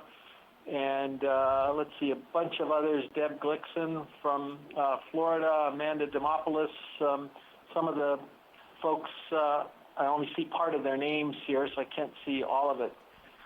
But anyway, Scott France is here from the University of Louisiana, and hopefully I got that right because I always say it backwards. Tara Luke from Stockton University.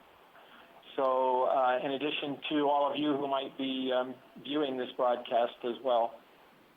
So hang in there. We're not going to be looking at blue water the whole time. We are going to see the sea floor very shortly as soon as we cross over to the cone.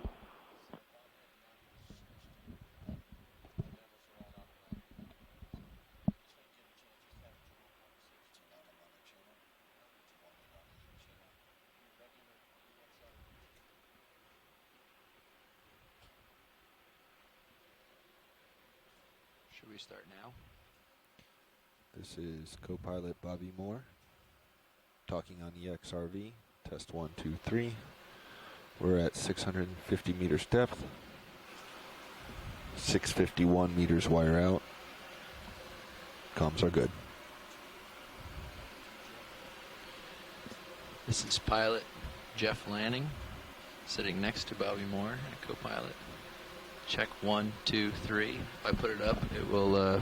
You'll get my breathing sounds. You asked me to put it down, so I'm trying to leave it here. Your microphone looks good there. I realized I had you latched as well. So video, right now, in addition you're to hearing the EXRV. voice of Chris Kelly from the University of Hawaii, and I'm sort of a substitute onboard scientist just for a little while. Right now, the real onboard scientists, Santiago Herrera and Matt Jackson, 30 meters left. are doing a live interaction 40. with about 200 students from American Samoa right now, and they're going to do that for another 50 minutes. And then you'll get the real onboard scientist again. Those of you who are watching feed 3 on or camera 3, left. if you will, if you're watching the public, you can actually see the inside of the control room of the ship, and you can actually see the onboard scientists as well as the mapping lead. So there they are. It's Santiago's on the left, Matt Jackson's in the middle, and 5 our minutes mapping left to the lead, waypoint. Mimi Lobecker, is on the right. And you can also see Roland. He's in the back there doing all the video work, and can't really see the pilots and navigators right now because the guys are standing in front of them. But that's what's going on. And you'll also Mimi, hear just the checking, voice you of can't some hear of me the now, right? geologists are on board as well. You just heard that very great description of where we're going from What are you guys listening Dr. to William right now? Chadwick. Just the Okay, and he's from Oregon OKX. State. I don't know what's And going he on. That's L2. specializes wanna in hear. these Have both channels very on. active volcanoes along with a lot of other things. So he's helping to lead this particular dive. Some altitude blips on Sirius at 85. Do we believe it, or is that erroneous? It's pretty consistent. 7:30. So we're just a few minutes from acquiring the bottom. We're seeing some altitude hits on the Sirius altimeter. Could be 720, I'd believe it. bouncing off of rock, or it could be 750. bouncing off of the layer of smoke that's below us that we just rose Or to get out of. 760, yeah. 760 plus 80 would put us at roughly 650, I believe it.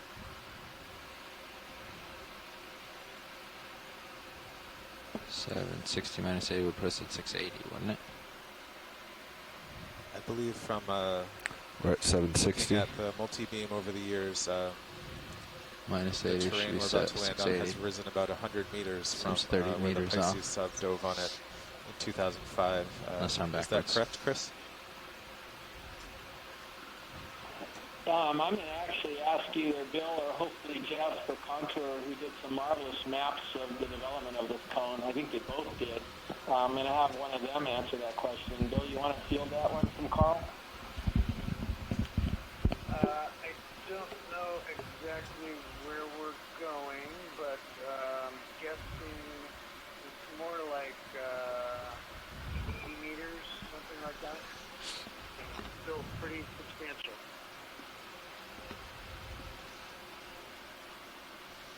Yeah, we're headed only really the top of the new the cone is above 740, so we're kind of headed for the center top of it. It looks like it rises another 30 meters to the south of us.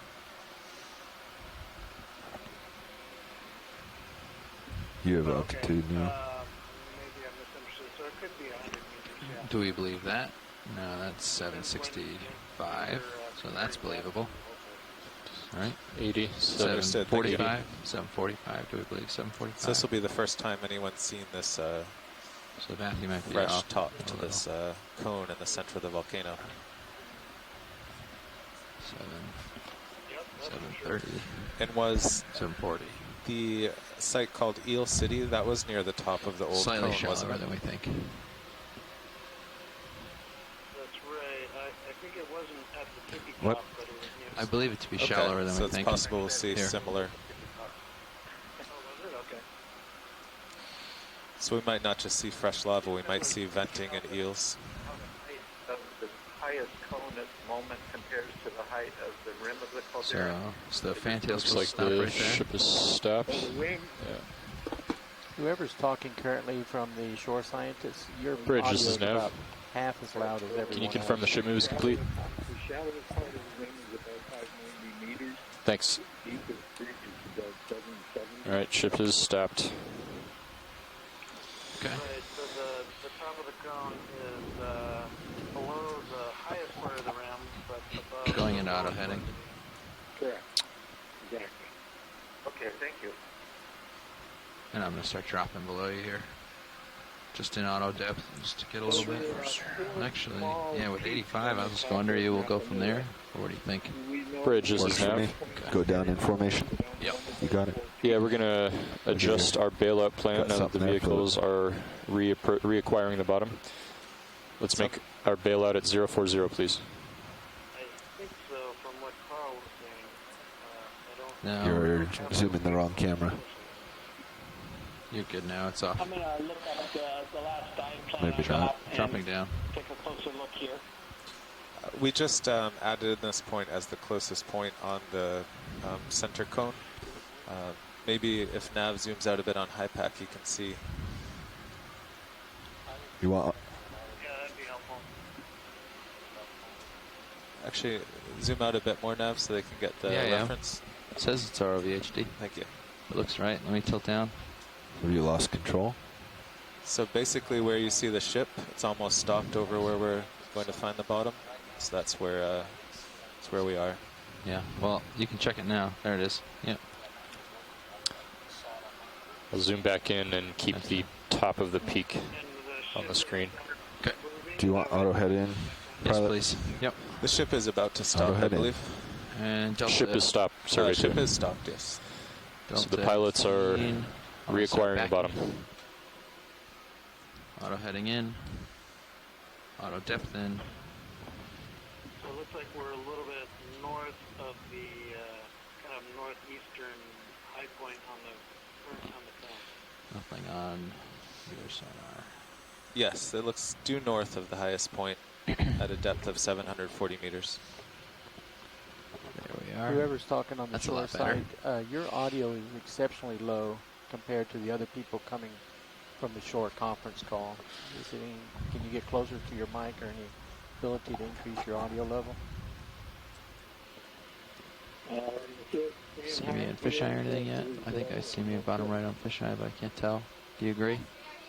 Sorry? Bottom right fisheye? Do you see Yeah, me? you're in fisheye. Okay. We had the same problem a year ago. I might spin left. I'm in the Push same out room then. with the same phone, and I'm as close Yeah, to the mic as that's I good can for get. that. So I'm afraid it is Yep, what it coming is. towards center. Okay, well, in general, maybe if we can just have you speak a little louder. I'm speaking right into the mic Spinning right left. now. Yeah, you're fine, Chris. The level coming from the rest of the calls seem to be pretty stable. Yeah, they look with clear. What I'm sending on the ship. Sweet. About center on fisheye. Starboard off to starboard.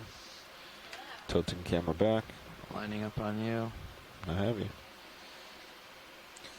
Okay, the ship has stopped and the Pushing ROVs are lining up. Facing the cone, they're at altitude of about 50 meters, so now they're going to drop down and get a visual on the bottom at a depth of 740 meters. And we hope we'll be just above the smoke in the crater. All right. You want to drop like this? Yeah, that's a good sign. You can see D2 does look a little fuzzy, so we're not in crystal clear water here. Right. Carl, correct me if I'm wrong, but did we Coming out of auto depth, staying in auto heading. in temperature? It looks like that from your graphics on Dropping. screen 3 in the quad. Oh yeah, big change in temperature. That's true. Well, that's We didn't change depth. That's no. 6.1 to 6. Yeah. So, the ROV did just change heading to go under Sirius and drop down a little.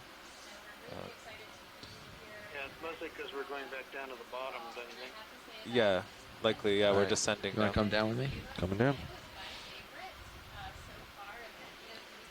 So pilots and Chris back on shore. Just an FYI, as they're doing this live event, at some point they want the pilots to introduce themselves after the scientists introduce them. Okay. So at which time the pilots will also switch over and listen and talk on Tel 2 momentarily. 15 meters a minute. Okay. Thank you, Roland. Camera's at 54. That'd be great. Thank you. Copy. I can push out a little for you.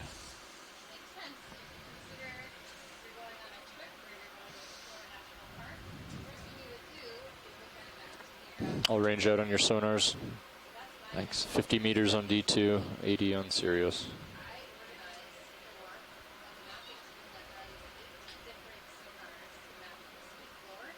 Altitude 30. Have a bit of a return on D2. Bottom on sonar. 40 meters out. Still 15 on the winch. Getting ahead of you a little. Sorry there. Okay. Camera's still 54. Altitude 20. Sirius 45. 15. I'm going to ease off a little bit. You got plenty of overhead to... Holding 15. So the ROV is 15 meters from the seafloor. Visibility is... Sidling port a little with my head. Moderate. Sirius can still see D2, which is the key to this operation. 35 meters altitude. Likely as we find the bottom and climb up the 15 cone, meters a minute. visibility will get better. Lined up with bottom. I'm starting to see bottom. Bringing my heading slightly to port. Sidling over. Camera's still 54. Copy. Pushing port.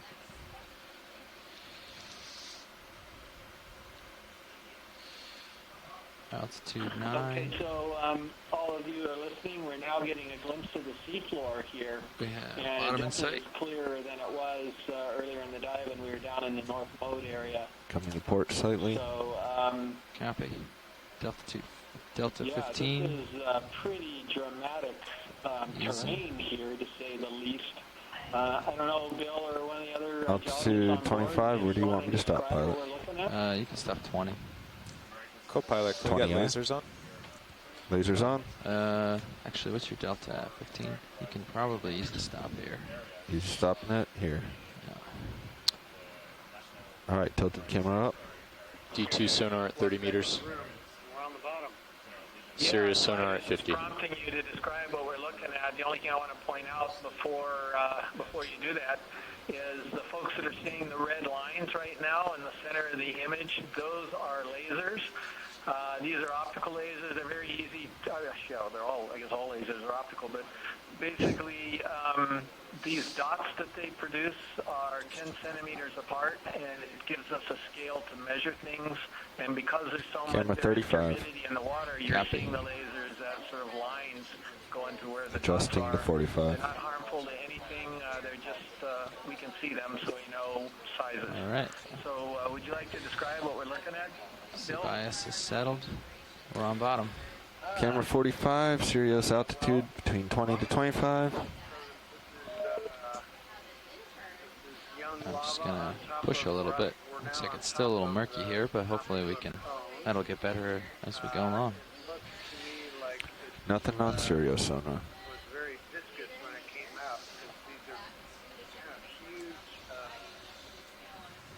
what look like pillow tubes. But Are my cameras still tilted down? Your lights? No. Are my lights? Lights are out. Okay. I will confirm. Yeah, we can. But I pushed all lights yeah, that's fine. back. When we got off bottom last time, I will confirm. Okay, no, you're fine. I trust you did it. No, they may have drooped. The water's a lot clearer up here, so that's something we've gained by moving the ship and the ROV. That turned out to be a good strategy. We're probably above that very turbid layer that's in the bottom of the club there. So this was a good idea. I'm also seeing a bunch of white dots on the bottom, and I'm wondering what those are. So probably Pilot, are once you ready the pilots to are happy, start some science? Yeah, of course. Absolutely. Whatever we need. We shouldn't take care of mini-suits. Biologists have any thoughts? Just to the right, white. Not yet. Back Maybe in. when we get a little bit Oh, closer, I we see. might be Yeah. able to see if they're Possible actual animals or biomat or something something. else. Here along here? Coming bottom left or bottom right now? Yeah, just all that, yeah. Okay. We could just come in partial video and frame it up. Stuff in the foreground, like they're Pilots. more pristine or not covered with ash. So I'm wondering if that's maybe an age Till 2? history or just a morphology. We're on Tilt 2. And I can't hold Tilt 2 and talk and So fly. that's either a single cup sclerotinian or hard coral, or it's an enemy. I'll help you out. Thanks. One of the two, but whatever it is. You can come in a little more video. Or brave or foolish, whatever, to try to settle out here, because this is pretty dramatic, I should say, a harsh environment. But even under these conditions, obviously you can find animals that are thriving. It definitely looks like there's a deposit of fragmental, ash or something on the surface here. This isn't solid rock. That'll help. So Auto heading was in. I did it again. attached to a little Yeah, I've done that twice now. sticking out from this fragmental material. That's partial. Thanks. Just getting acquainted with the current here. So a closer look Seems at like it's this, pushing me I'm off. pretty sure it's an anemone. And Trying to push back in to compensate. he's, it's like he's attached Confirmed, on all a hydraulics sort of a stowed. ledge over a little small hole. So we don't know what those other small things are in the back. But I'll hold we'll here. get a look at that a little bit later on and try to get an idea of what has already settled out on this terrain, which is fairly recent. What's going on with my altitude here? Oh, you got a worm there. Pilot, it sounds like they're interested in, just kind of panning around the surface and looking at the texture and the small animals we see. Great. We'll stay at this zoom and float around and see what we got. Some polychaete worm type creatures here. They really are different than this area in the foreground. The loose rocks that were there? Do you want to go wide? I think they. I don't know if you can hear Carl at all, but yeah, I can. I think we're just gonna float around here and see what we got. There was some pillow lava in the background that were kind of brownish and not covered with this ashy material. So I wanted to. Do you want any swing arms out, Pilot? They might want to go in this. After we scan around, come on out. We'll Video. take a look. Come on out, Yeah, video. that was an anemone. Video wide, car. please. So we got a good look at it, and I'm pretty Are the sure lasers still on? that's what it was. Video And wide, there'll be please. a polychaete worm showing up. Thank Those of you. you who don't know what a polychaete is, that is a type of worm. Yeah, I think they want to go in this. So I don't want my swing arms out necessarily yet, but then yes. Okay, so Bill, we're looking into this where we first touched down. Or is it the brownish vertical rocks in the back? Right, at the very top of the screen in the back. Okay. All right. Yeah, Pilot, if you can go in and try to get a zoom on this change in the rock. The lobe-looking piece there. Maybe rise up a little bit and just get a broad view so we can see a wide view first. Okay. Yeah, Pilot, I guess actually back up a little and give the geologists a view of everything. Backing off. Then we'll have them pick the next location to go to. Is it a backup or lift off? Both. I'm doing This both. is perfect. If you get an opportunity to Holding look here. at those stalactite-like structures in the upper I see right them, yeah. center of the screen that are hanging down. Okay, so here's a good overview of this area where we touched down. I've heard a request for the stalactites. We can certainly see those. Is there anything else in view before we start zooming?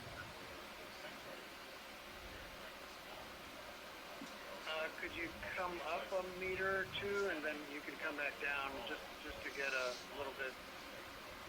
All right. Okay, the pilot's rising up. I can just tilt too. I got lots of tilt. Yeah, whichever. Some of the little round white things on the rocks would be interesting to look at those and see if they're sponges.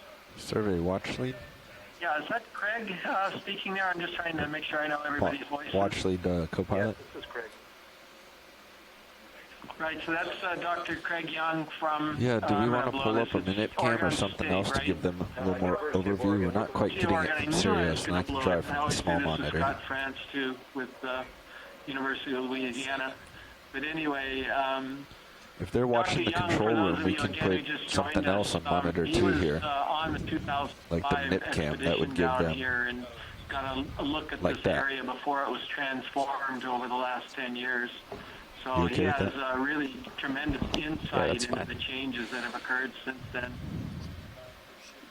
Okay, so that's a great overview. Thanks for doing that. So I came up a bit. I'm coming back down. I know there's something in the hole here they want to look at, and something I didn't hear everything.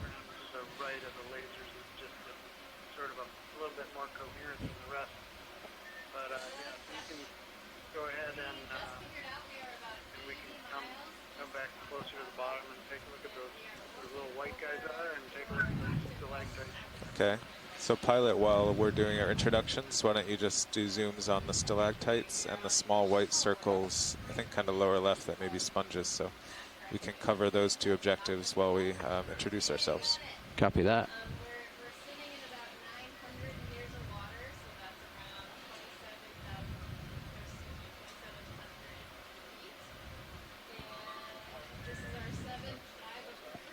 Oh, I thought maybe it was on there.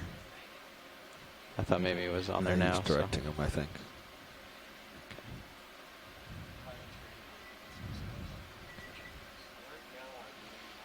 You can come in video.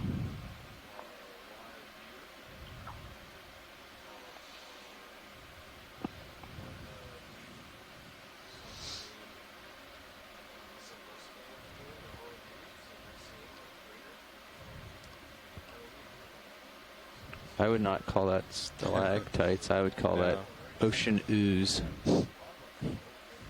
Yes, the pilot. So Craig or any of the other biologists, are we looking at bacterial mats or some other type of thing going on here?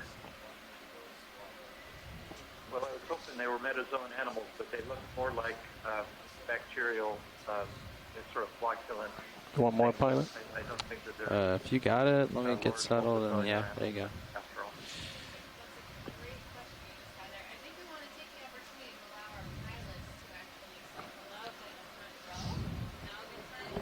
Pilots, open your mic. Going to do pilot introductions. Can you grab mine, Bobby? Well, hello from over here on the right side. I'm Bobby Moore, co-pilot today. Next to me on the left. It's Jeff Lanning at pilot, currently flying D2. How's it going? Just to let pilots This know, is Dan we can't Rogers hear a word. We in the can navigator see chair. on the screen waving. That's Bobby right there. Working with the pilots and the ship's crew to coordinate moves across the ocean floor. And it looks like Dan is the furthest one over to the right. Since we can't hear them, I'm sort of introducing them. Okay, and then why don't you come out video?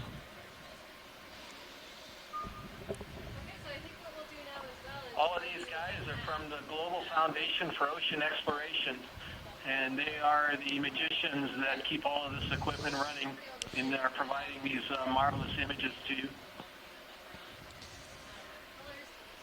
Okay. Thank you, Chris, for introducing us there. We were told to talk on Tel 2, and so you probably didn't hear us, but thank you very much.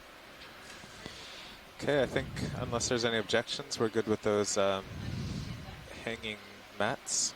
I see more with the white I see some white dots. They're an enemy. I don't know if that's what they're looking for or if there's something else. Let's zoom on a few white dots and see what they are. I mean, they're pinkish at this point. They were white when we were up high. And Yeah. the colors come out now. Come in, Roland, on this one.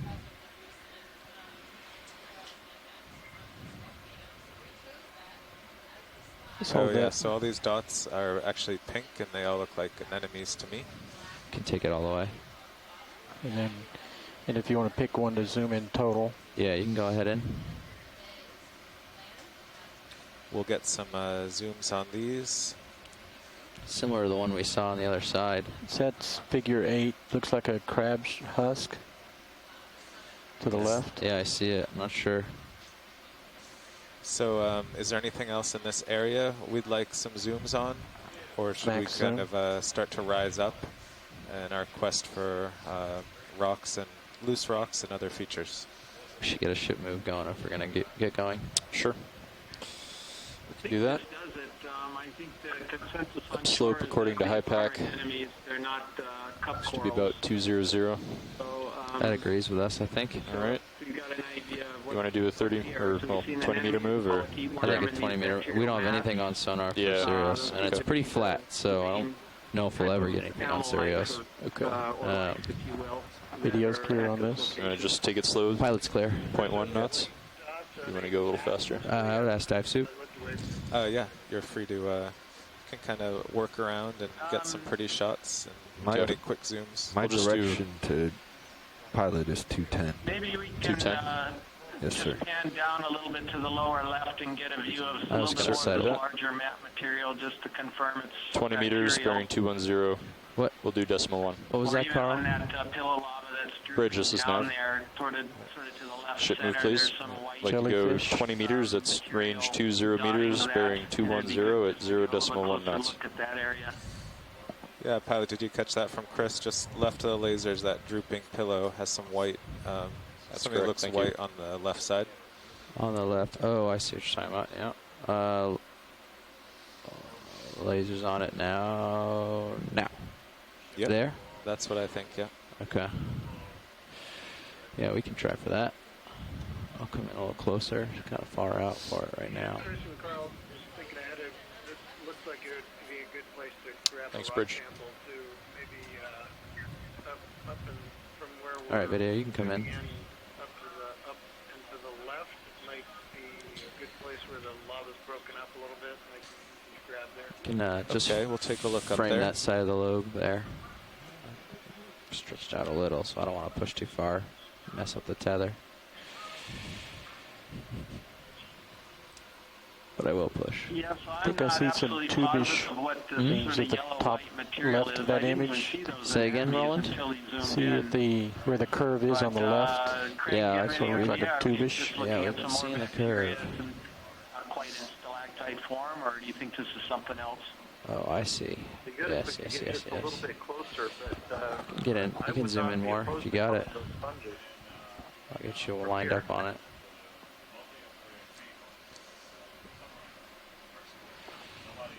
Yeah, it could be. It's just hard to figure out what they are.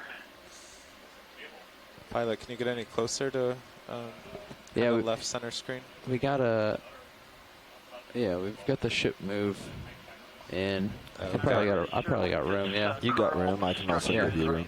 Yeah, you can come wide. I'm gonna get in closer, and then we'll get a good shot of it. Not clear at all what that is. Because they're not sure what it Okay, is, the and I'm pretty pilots are far. moving closer. We'll get some really good zooms of this area. Hopefully the lighting is still adequate.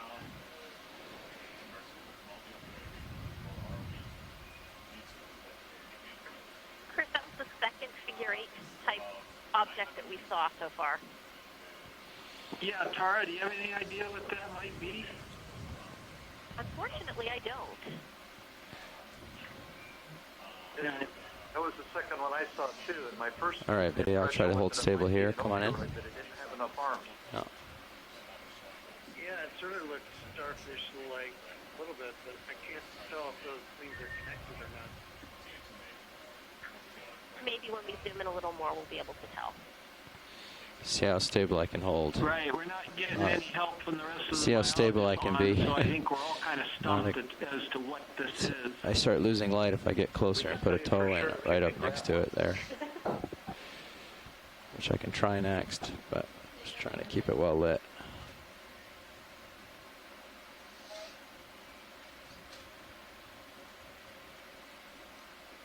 It doesn't look that different from the Dropping. map stalactites, so now I'm wondering if it's just an odd deposit of microbial mass.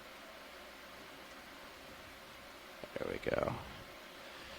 I don't think so. I think it has too much structure to it. Push into the mud here. Yeah, you can almost visualize a dead brittle star that's getting covered with bacterial mat, but I don't think that's what it is. Can you? Yeah, that's it. Dead brittle star. Max zoom. Wow. Does kind of look like that. The arms even go up around the rock. Along its arms. Yeah. I don't know that it's the brittle star. Dead something. Mine almost look a little bit like they are restricted. Yeah, I guess the question is, if we're going to a larger animal like that, is it alive or dead? If it's alive, it's one of the weirdest ones I've seen. It's definitely unusual, but I say it's definitely a live animal. And having been the guy who published on the feeding of Brazilians, I don't think that's what it is. Sorry, video. You're clear with it? But it could be any kind of derm. It could also be a sponge. Yeah. So maybe It's that white lines of left. Got a whole bunch of left strings of on the lasers. left. Yeah, more of them. some more of those that might be an easier collection, and we can try for one. That's partial. So I know we're searching for rocks. These ahead of us, now that we're closer, definitely look very solid.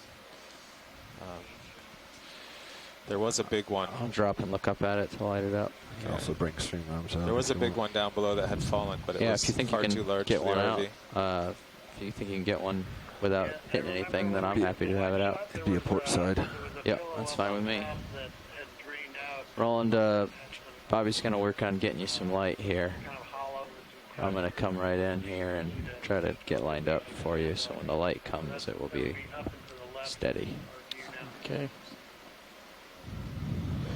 Okay, we'll take a look at that. I think they're getting a zoom. They see another one of these. Not really sure what we're interesting after.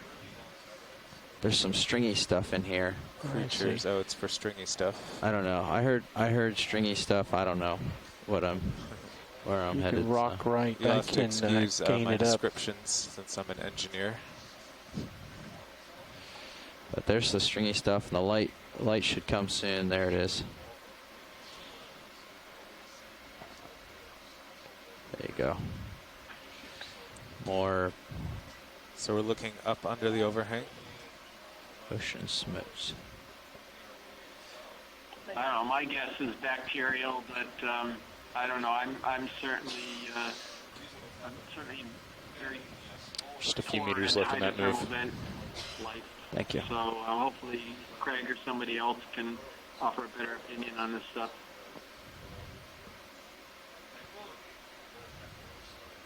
Looks like Halloween. Yeah, most of that does look bacterial. I'm just puzzled at the stuff that looks like it has little projections that are pretty regular off the sides of it.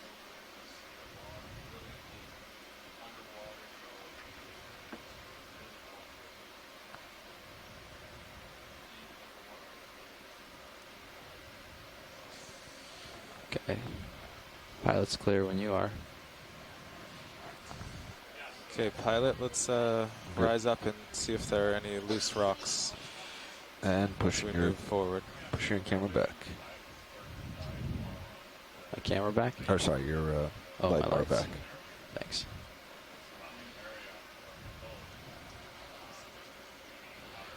Now that we have thoroughly identified that material, let's see, we had goop, sponges, bacteria. Next bridge. Move is complete. Little star, sea star. So yeah, we definitely nailed it down. This is an interesting yeah pocket here. Which means you probably want the swing arms right back out. Yeah, you can. I'll sidle over. You can do the starboard one for this one, probably. Okay. Going for starboard. So you'd be interested in trying to kind of try to land on the top of that with the RV to break a piece off? We also have the shelling. I don't know where you'd want to land to try to grab that. I was thinking of, using the manipulator to grab the top of that crust as a sample. Okay, here comes. Well, we would try to break it first with the ROV skid. But if you'd like a sample of this, we can try. Okay, if that seems feasible to you. Did you hear that, pilot? Yeah, I did hear that. It is feasible. I'm not going to promise it'll break, but we can promise that we can try to break it. We also have the shelling to reach out and do a little prying if you're comfortable with it. We've done that times in the past. I feel like it looks like a great candidate for the skid. Okay. But even the shilling twisting, it would take a lot of force. Okay.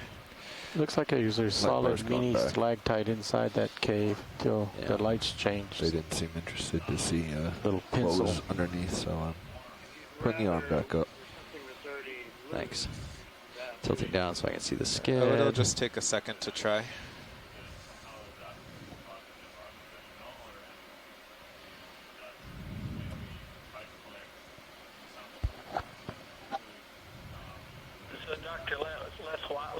So from the edge here, it looks like the thinnest piece, the thinnest part. So it seems the most likely.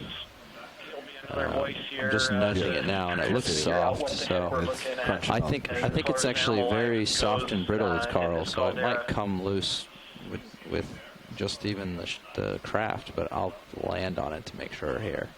But I think I'm going to punch a little hole in it. It's all going to be just sand after I'm done. Dropping.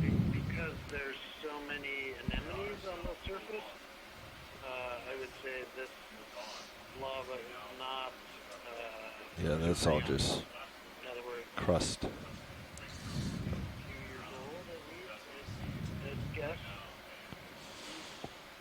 So there's a candidate of it right there. Okay, Bill, we've created a few 15-centimeter samples here. Would you like one? All right. I think that's going to have to go in the bio box. Yeah. We'll put it, I guess we'll put it starboard. Just as a follow-up, because there's stuff on the other side. About the sea anemones.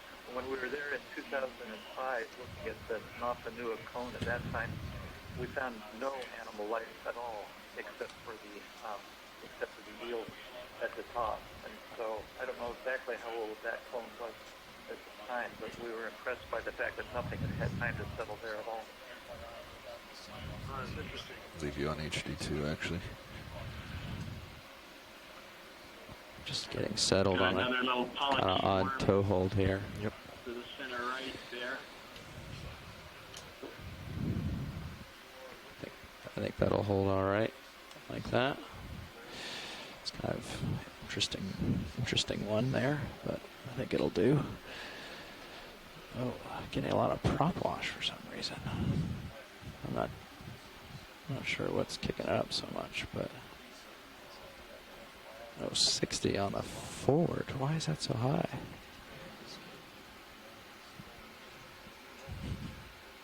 Well, it's done now. Let's just grab it. Spun up, you said? Spun up. All right. Going to grip force, don't crush the rock. Hi. Grip force, don't crush the rock. Hydraulics are live, indexing.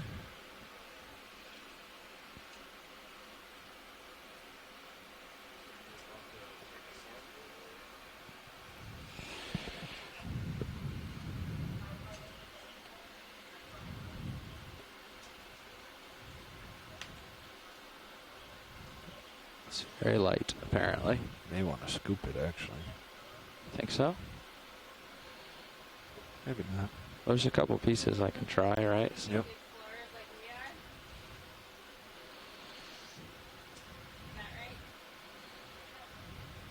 Just going to try to grab it lightly here. Just get lined up. Slowly close.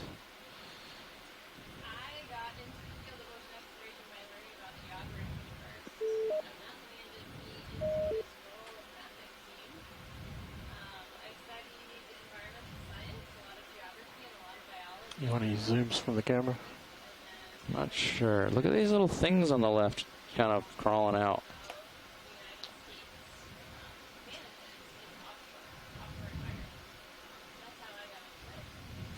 Should we do a zoom on those right now? Just a quick one? You can go on partial just to see them. Do you see it on the left there, Roland? Yes. Oh, they're not crawling away. They're just waving in the wind. Look like the carnivorous sponges. All right. So we just zoomed in these two biological something waving in the breeze there. All right, co-pilot, I'm just about clear height-wise. You think we're going to get the drawer open? I've been wondering what little white I hope so. round things, All right. with spikes coming off them that were You don't just think to so? the left of the rock. Find out. These are demosponges, and I think they're in the family Tracting. Cladorhizidae. Well, it seems like it's stable enough in my jaws that I can pick up if I need to. All right. So both pins tracked in and starboard pin extended. Going out slow on the drawer. But that's my best guess. I'm almost certain they're a sponge. So Dr. Craig Young was correct, and some of these white dots were probably some of these sponges. You have a better view of your port manip. Can't quite tell where the edge of the drawer is. You can see it in the main HD clearly. It's like right about to touch. Yep. It is touching. Yep, there it is. And not quite enough to scoot it in, so we'll have to move. I'll just pick up and we'll do it floating here. Coming out of autos. Picking up. You dropped a target, yeah? Yep. Okay, good. Just making sure before I fly away. Hate for you to have missed it. Picking up slightly. Okay, you Where can did go. you guys put that? I haven't dropped it yet. It's in the jaw off to the side. Extending? Yep. Go ahead. The nearest high point on Nafur Cone, which I think is, not part of the newest edition. Fully extended. Great. I think there's newer. I'll just drop it in here. The newest material is off to the west from where we are now. So just thinking ahead for the rest of the dive, at some point. Looks like I'm sinking, huh? Just a little bit. You got some time. Oh, wow. And that was the last second the jaw broke it. I was extremely lucky. Did you copy that, Carl? Bill's retracting. request there? Yeah, I did. So the highest point south of us is I'm sorry, Bridge, can you repeat? I think it's the west. As long as that rotation is about the A-frame, we're fine with that. Couldn't have called that more lucky. We were in the. I didn't touch the grip locket or anything. Just like all of a sudden, just crunched. Did it tap on something or just finally gave up? It just finally gave up. It was just like slowly crunching and all that I whole wonder if time. your grip lock was, good, Bill. slowly moving in. Look around here, and then when it's time to move, we'll You just finally hit the breaking point, right? Just. Well, that went into the starboard inner bio box. What's left of it? No, all of it. Well, I mean, all of it in, but like in structure. Yeah, it's not. You successfully got it all. That is correct. Yeah. But Nice that was very brittle. It's in the box. So as you can see, I'm looking down on you. I'm not going to go for any Todd looks here. The visibility is not good enough to risk it. So The visibility's not good enough for it to come out even. So. Oh, that's yeah. For it to come out. Oh yeah. I mean, I'd get close to you and we wouldn't get anything. So I'm just going to stay up above and play with your swing arms instead. Sounds good. You could put up any of the other views you want.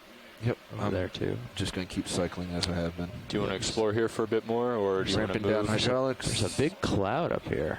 There's another polychaete worm in the water column there. Look at this large cloud. His feet sort of working kind It's of like weird. paddles. CD, I guess sorry. is what the name for Down. appendages are. These are segmented worms. Carl, where are they looking? Sorry, I'm trying to catch it. Can't quite hear So what they're asking for. that's what you're kind of seeing, the sort of shimmering and Do I have a Carl? He's there. that's coming off of these some of the smaller white specks. So there are a fair number of Oh, wait. worms here. I'll just mosey along until he says to do something else.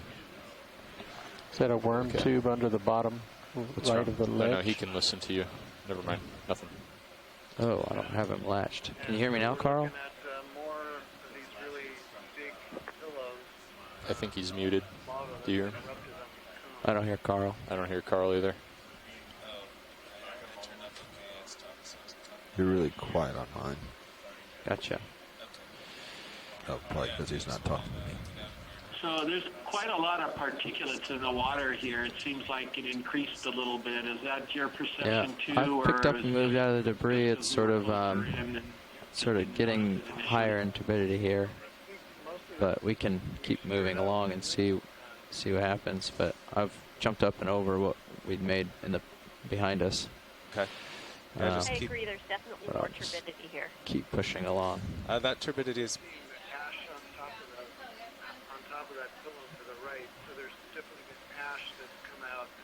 There we go. I don't know. Now we're clear of it. Guess that was a lot. I think your wash may have just gone up into a big cloud. Gotcha.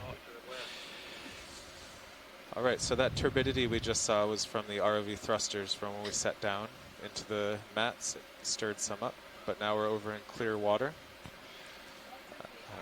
Following you.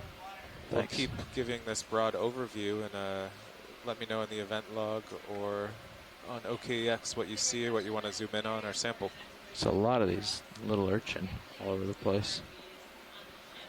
Well, right now, just looking at these astonishing pillow flows, I mean, at least for a biologist, these are amazing. Maybe you geologists have seen a lot of this type of thing before, but I certainly haven't. Yeah, I see that. It's like looks like pieces broke off the pillow, and you can see into the tube. We can mosey over there and snap real quick to see if anybody likes it. Yeah, covered with ash, so they have a little bit of a console top. Yeah, go ahead in. If anybody chimes in and says they want to see more, we can continue over there. But Lumpy terrain.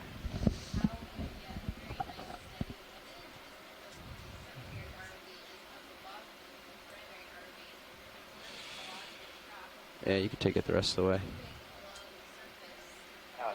Got some more of those sponges over there on the upper left, and Yeah, I think probably not interested. It would be really nice to get a very close-up view of one of those if there's an opportunity. One of these two small ones. About those two sort of round spheres that are coming off the right-hand side of this large pillow flow. I'll get it for you. Center above the lasers right now. Are you talking about sponges or rocks? Sponges. There's these two sponges. Sponges. So they're just by the lasers right now, a little bit to the left of the You got lasers. enough tether there, Bobby? Okay. Oh, I see. Okay. Yeah, we've got plenty. I'm just going to try to I get see them on the a little closer here. Oh, okay, so not on the pillow closest to us. Survey pilot has them. Closest to us, but I think the ROV rotated a little bit over to the left, and now they're behind. Just trying to get it lined up with the dark background. So, you see what we're going for, pilot? These two little sponges? I do see them, yep. Okay. Chris, you're talking There's about what one we up saw higher before. on the ridge on that curve too, closer to the point, Yeah. it looks like. What's that? Never mind. Yep. We're on our way. I see like a sponge or an urchin or something over there. Or a coral urchin something. But I see these two little guys here. Just trying to get a good angle on them. It looks like there's one more up on the edge that may be easier to get. But yeah. Well, we'll try this first. Come on in, since I'm set up. Come on in, video. You see the two little dots sticking out? Coming into view now. Those guys. Not on the top of the rock. That's what they're trying to see. Exactly. Yeah, Craig, they're zooming in on it right now. Yeah, that's right. Those are the ones.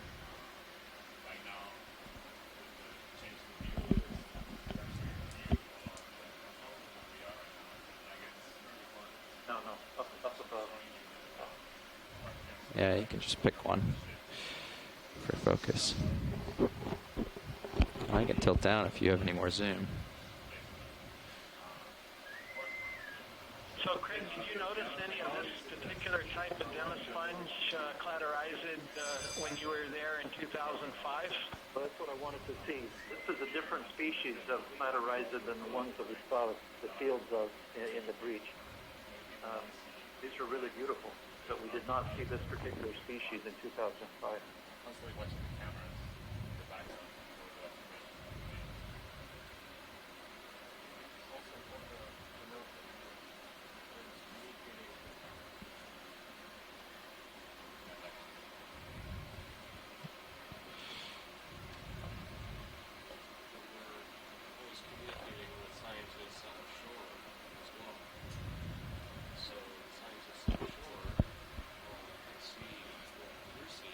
Is the camera bouncing around, or is it me bouncing around? Do you think, Roland? I know we've had trouble with the focus. Camera. Okay. Felt like we were just drifting forward slowly. Okay.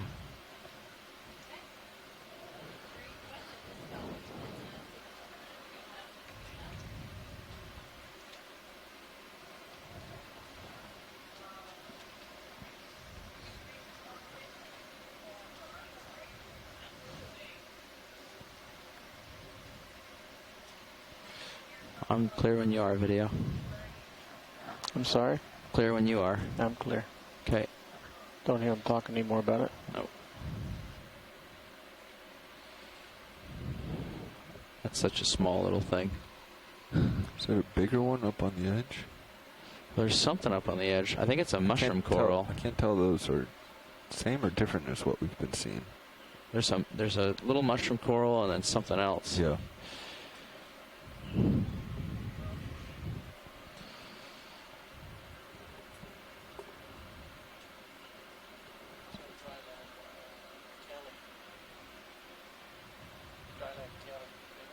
So the pilot's maneuvering around. He thinks he sees a mushroom coral that were in many of the pictures that we were shown last night from previous dives here. We also have this, which is another pilot. Our co-pilot seems to think this is another version of what we were just looking at, but maybe looks larger. Like a hydroid. Oh, okay. Hydroid. There's a coral on the left. Mushroom coral and a hydroid. Yeah. One more time. Down and to the right now. No. So we're looking at something different right here. We're looking at a hydrozoan. And this is possibly in the family Corymorphidae, but I'm not positive about that. Yeah, so Les thinks it's also in that family of hydrozoans. Why don't you push over to the left, the coral I was talking about the mushroom particular coral animal that's in the lower center. Over to the left center is actually a different animal, and this is a soft coral or a mushroom coral that I think could be an Anthomastus, but Tina Molodtsova is one of the world's authorities on this animal, so I'm going to wait to see what she thinks about it in the event log.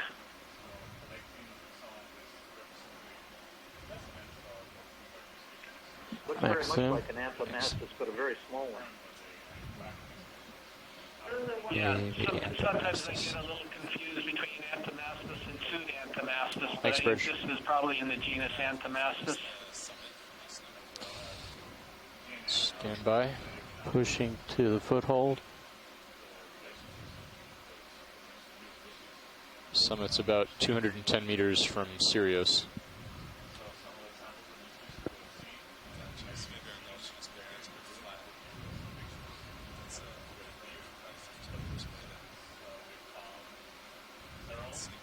Yeah, it's about 70 meters. Thinks this is a young Anthomastus, as does Les over here in the UH. It's like exceptionally short.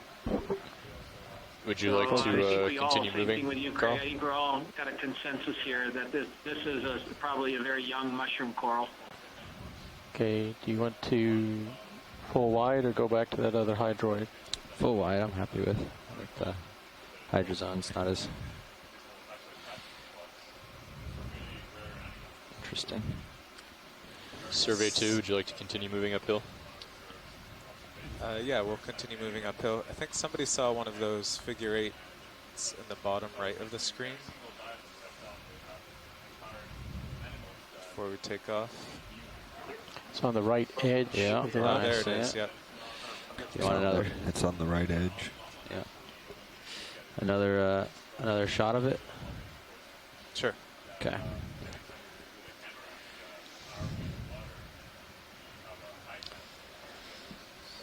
This little lobe is making for a great toe hold.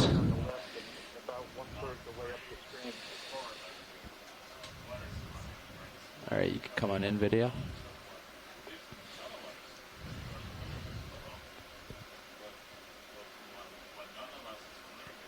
I think that's some schmutz that disguised itself as more of the same.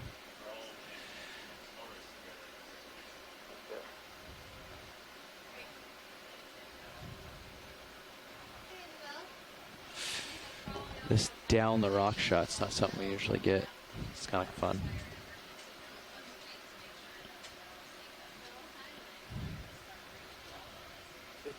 If those things are all bacterial, it seems rather odd that they're all the same shape.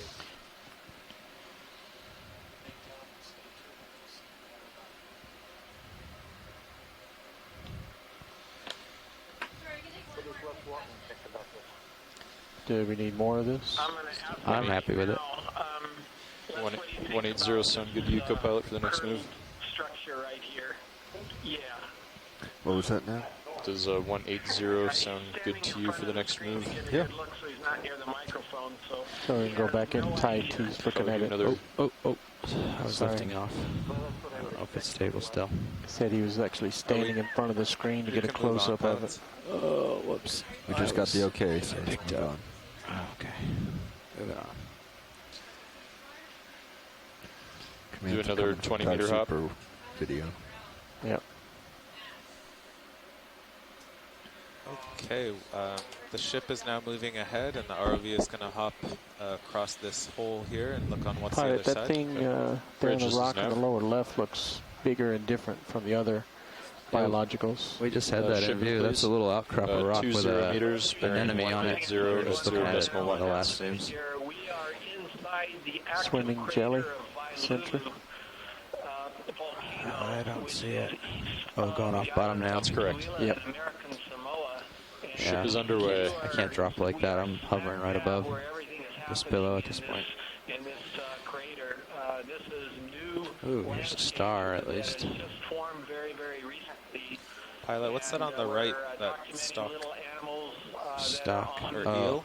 This particular terrain, we've got geologists and biologists that are all participating in I this think that is a shape. I think it's a curve of the rock. so far, both in terms of geology Yeah, it might and in just be in the rock, biology. but it might You're be looking stuff. at a live feed from the NOAA ship Okeanos Explorer. Come on in, video. And we are currently at a depth of about 680 meters below the surface. So just want to thank you all for joining the broadcast today, because you're getting a real treat. This is just something that people rarely get to see, this type of a view and this type of terrain.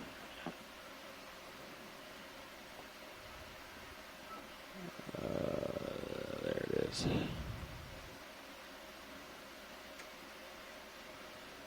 A not dead biomat covered star. Well, we hope at least.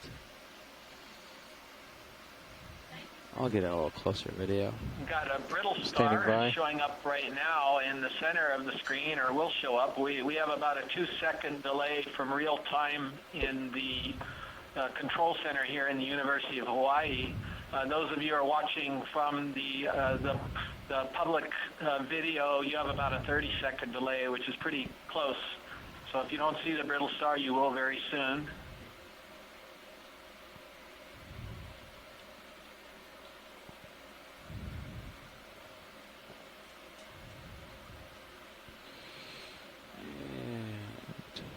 Touching soon.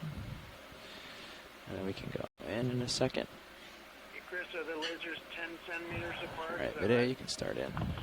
Yes, that's correct. 10 centimeters apart. Come on in. And again, for those of you just joining us, those are the red dots you're seeing at the Zoom lower part away. of the image.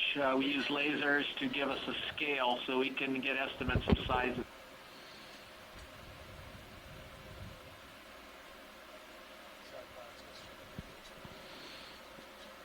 Okay. Yep. Oh, and you got a worm. Polychaete with its little paddles. So we've got two different types of animals Couple here. The brittle polychaetes. star is one in the the larger background. animal, Three the of them, 5 it looks like. arms, and then Nice. that yellow thing that's right above its upper arm, that is a scale worm. I think it's a scale worm. It's a polychaete for sure. And there's actually 3 of them now in view.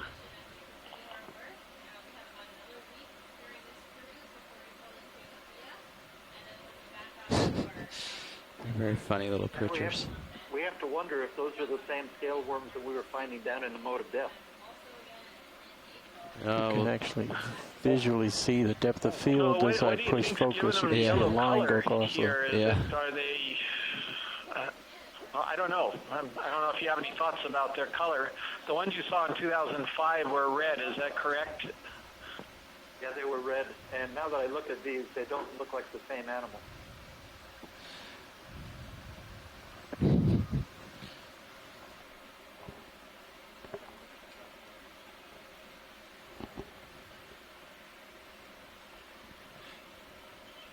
Video's clear with this, if science is. I'm clear.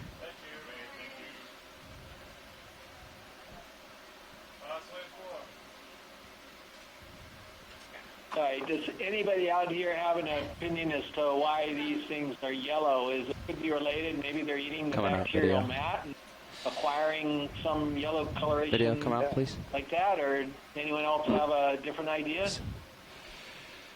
Sounds like a good hypothesis. I am taking you off camera. I do see what you're talking about, yeah. Many of the biologists Before it moves, snap zoom video. Is it Ophiuridae?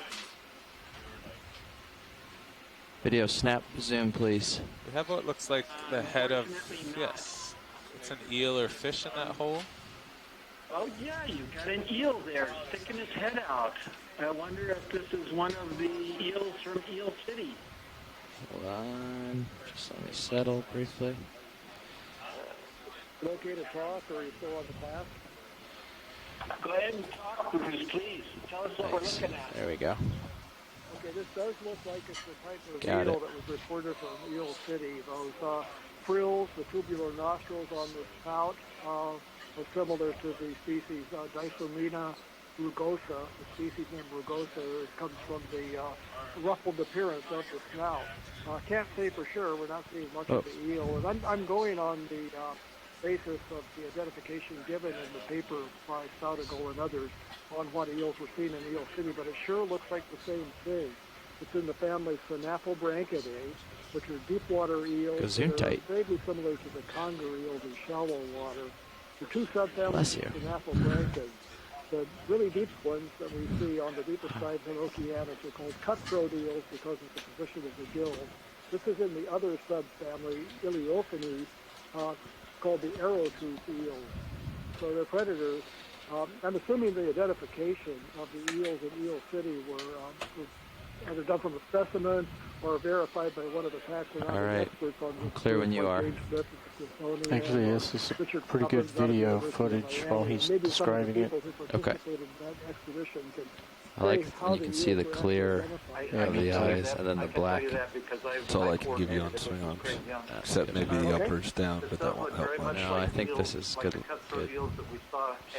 I like it. We managed to collect about 60 of them in a butterfly net underwater, and all but 7 of them escaped. And we sent a couple of those to Ted Peach, who's a curator of fishes at the University of Washington in the Burke Museum. And Ted was the person who provided the identification. However, since that time, a taxonomist at the Smithsonian Institution has Okay, we'll contacted pull us out. and suggested Make sure we get lasers on it. a new Okay. species, Come on out. of Synaphobranchid, and so we with him a little bit get that. It's good. I don't want to shoot him sorted out. in the Taking eye. your light out. Yep. Interesting. It's good eye. We can't collect fish from the, so I assume the taxonomist, that's the Smithsonian, This is Dave Smith, who is one of the experts on this group. All right. That means I am heading off to Josh. And the fact that it may be a different species or a new species is really interesting. Yeah, I So, think Smith Well, is- nice work, Move Roland. complete. Thank you, Bridge. I think that is the person who That's all right. This lower swing up no, stove's great, pretty great. snappy. So, Move I is think complete, that's pilots. on my Love it. part, just from a glimpse of the Thanks. south, but it sure looks like a Dicehoma or a Dicehomina. very exciting. All right, shoreside. Now that we've finished up the live event, I'm going to return stream 2 back to Sirius and put your quad split back on stream 3. Scientists are back in position. Yeah. We're back from the event. Let's see that you guys found an eel.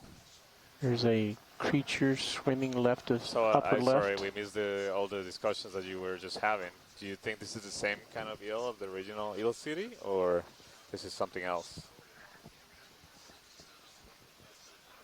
We think it looks like the same kind of eel as Eel City, but there's only one of them, so it's probably just Eel Town, maybe, instead of Eel City. Roger. Have we bumped the ROV into the terrain at all, or is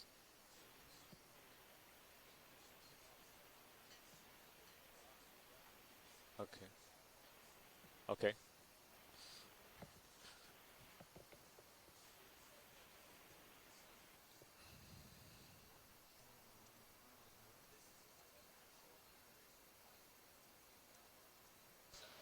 Hey, Bobby.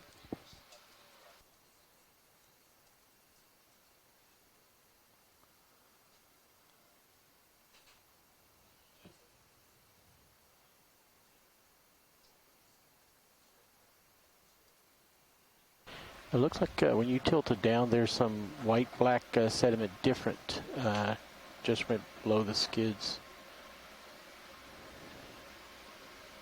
Okay, pilots. I was just informed move is complete. So you guys should be very close to stationary. Yeah, copy. Roger, copy.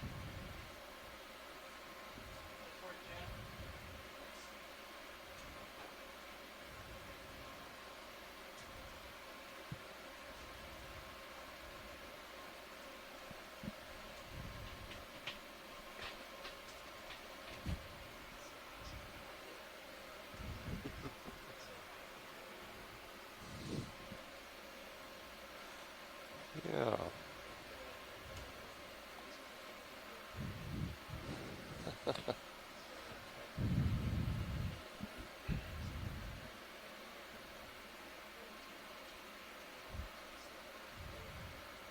So what's that we have on the... Let's do a snap zoom. Yeah, it looks like an anemone. Wow.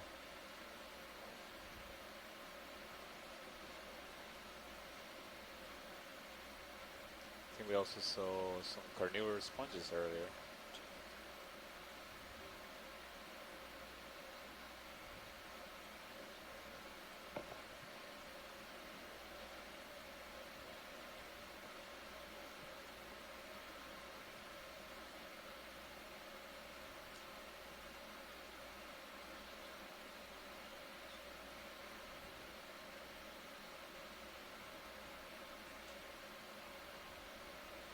Thanks, Roland.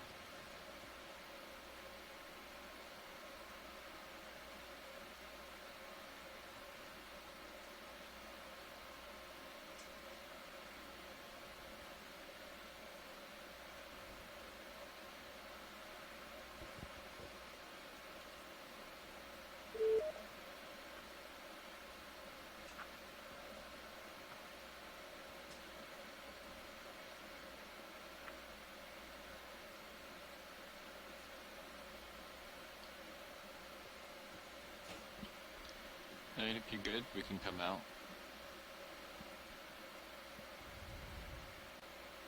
It's, Just below the anemone to the left, it looks like there might be caprellid amphipods or something. Let's maybe could have a look at those. Let's come in Yeah, here. pilot, See can you this take a guy look at swimming. the left of the anemones? Yeah, copy that. There seem to be other critters there. I see some of the smaller anemones in the front, and then some others to the left. Seems to be a different kind of anemone in the center, and some carnivorous sponges. And there's a carnivorous sponge there to the left, as well as another anemone.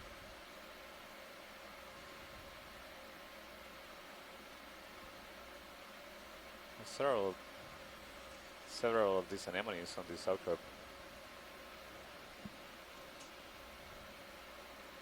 See some other organisms in the back. The background, there might be other anemones. See at least 4 right now. Wow. Just had to take that composition. What are the sizes of these anemones, Santiago? I'm trying to see the laces are going to come in the field view in a couple of seconds. There they are. So they are about 1 to 2 centimeters in diameter. There's a swimming thing above center lasers. The 2 points of the lasers are separated by 10 centimeters, so about 3 inches. So each one of those anemones is less than an inch. You want me to pull out diameter. You could. Very small anemones. You're zoomed There's in a larger pretty one far. further Yeah, I on the know top. That one is about maybe 2 inches diameter from the tips of the tentacles. So you see this significant colonization by anemones of this terrain.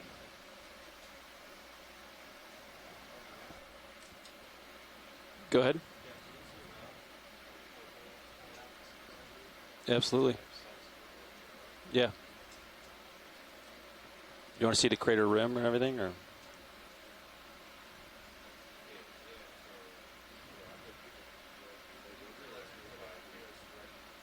Looks like you found a cave there. Lower left.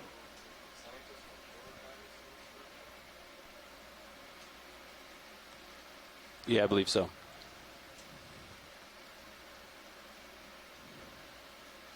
All right, so for folks on shore, come on out, you said out. we haven't really been able to Love to zoom in there and interact much increase with the the gain. goings on of the ROV due to the onshore you can come student in. participation.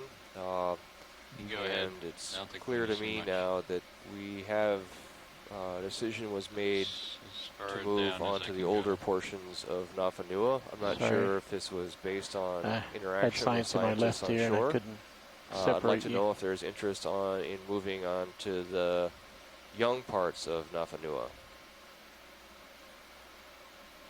The portions we're on, We are close to the young part. we're close to the young parts, but it's not clear that we're actually there. And are we interested in going to the young parts? Yeah, I just made that suggestion in the Alright. chat log. So from the multi-beam, the various multi-beam surveys, we can tell that the most recent additions to Nafanua, that is Full wide. since 2012, between 2012 and now, have been on the west and southwest kind of flanks of Nafanua. So right now we're on one of the eastern peaks, and the western. So peaks pilots, would be just so you know, I've had some black press in. That's why it's taking out some of that turbidity. I'm going to take it out, those Sirius's feed right now, so you can see the difference. so we can do some sampling and observations. The west, I agree. The western peaks are likely to be the youngest features here, based on the differential maps that Bill Chadwick and Jasper Conter have been sending around. And so making a move towards the west would be ideal if we want to target the youngest features. And I would furthermore say, why not go to the southwest peak? Because that, in fact, is the peak of the differential map. Because I guess we're going to have to transit we're going to have to go downhill and then back uphill, which means we'll spend a significant portion of the dive staring into blue water. We'd like to avoid that. So I believe right above if we Lay's going to climb be up to another the carnivorous northwest, sponge. we can head uphill to the newest feature.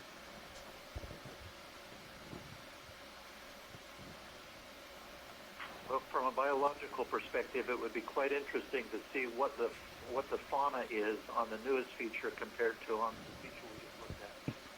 Right. So I was just about to suggest if there was interest of spending some more time here characterizing the biological communities before moving on to those Something western very sides. white on that far wall. So as a reminder, we have around 5.5 hours left floating in in the water.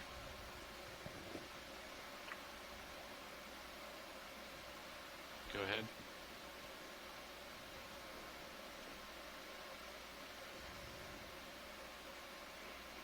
Hey Matt, on the flat screen, what are the contours on that map? Are that 10 meters? Yeah, 10-meter contours. Yeah, the contours are 10 meters apart.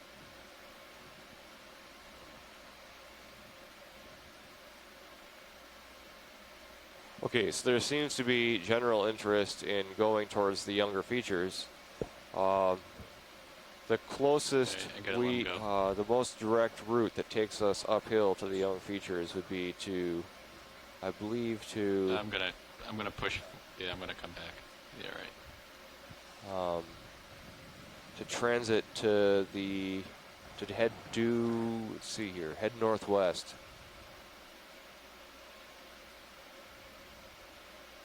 I'm not seeing We've got a fish above left, lasers. Yep. Yeah, I don't think you'd want to go northwest. You'd want to go west or southwest. So okay, in, if we go west, we're going to have a bit of difficult time moving along the contours and actually going downhill a bit. It's harder to get visuals of what's going on, but we can sacrifice that to make tracks to the western peak if that's what you guys want to do. Right, come on in, Roland. So just to clarify, whoever's manipulating the map on the quad screen, they're drawing distances over to the caldera rim, which is not what we're talking about. We're talking about just going over to another peak on the cone, which is much less distance. So I just want to make sure you guys are clear about that. Yeah, right now we need guidance on where you want us to go, and I know that you don't want to go to the caldera rim. We haven't actually communicated with the navigator or the pilot specifically about where to go yet. They're just looking around. Okay, good. Okay, sorry. Just wanted to make sure that was not what was happening. That's right. We're not going to the crater rim. We do want to go to the youngest points of interest on Nafanua. If you guys want to move due west, might have a bit more difficulty getting visuals on the bottom. Clear. We may be heading downhill as well, so we might spend a little bit of time staring at blue water. But again, if you guys want to make tracks and move due west, we can do that. Is that what we want to do? I say yes. I say yes, but I'm still looking at the southwest peak as being the largest pile of new stuff. That's right. So we can move due west to get to this ridge, and then we can move south along that ridge. That's fine. Sounds good.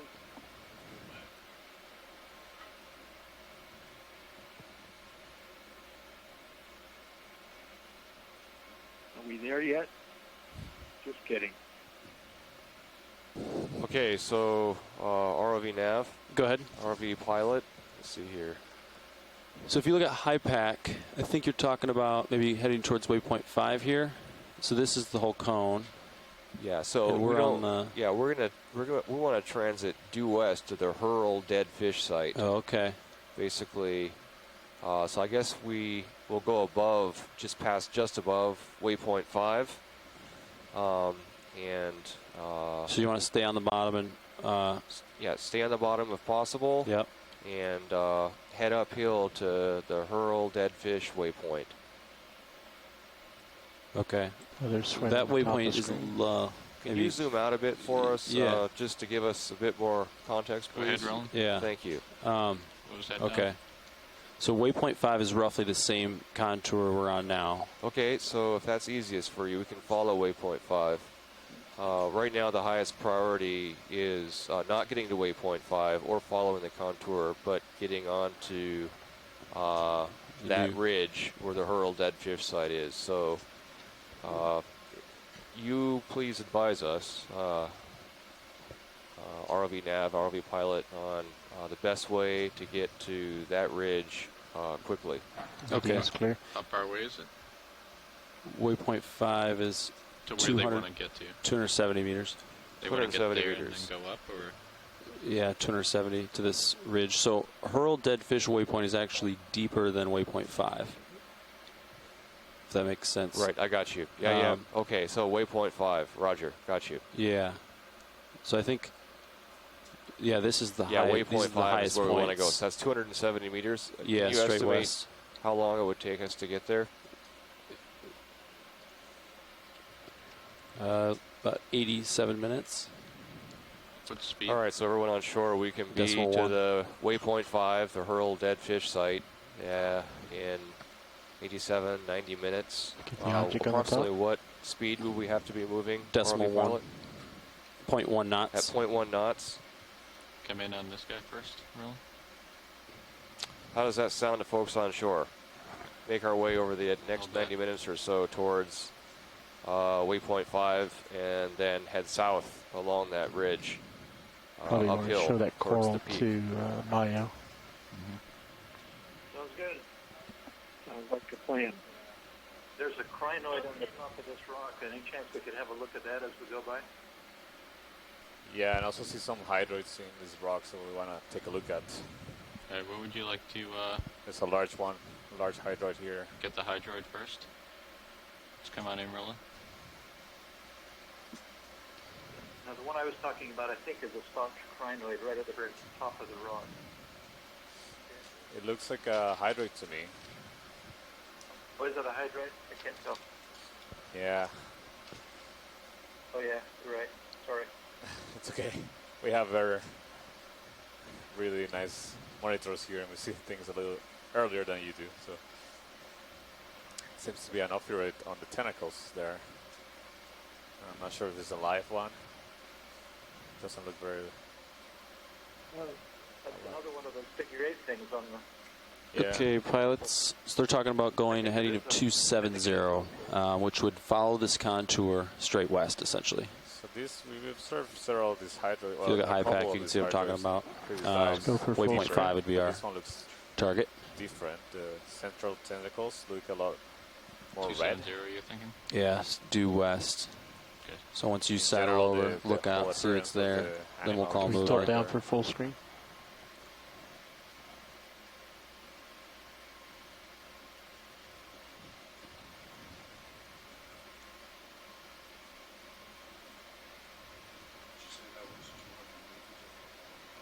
Yeah, waypoint 5 is I think we saw 270 meters away A couple of smaller from you. animals of this Come same on out. kind, and some hydroids, as we were.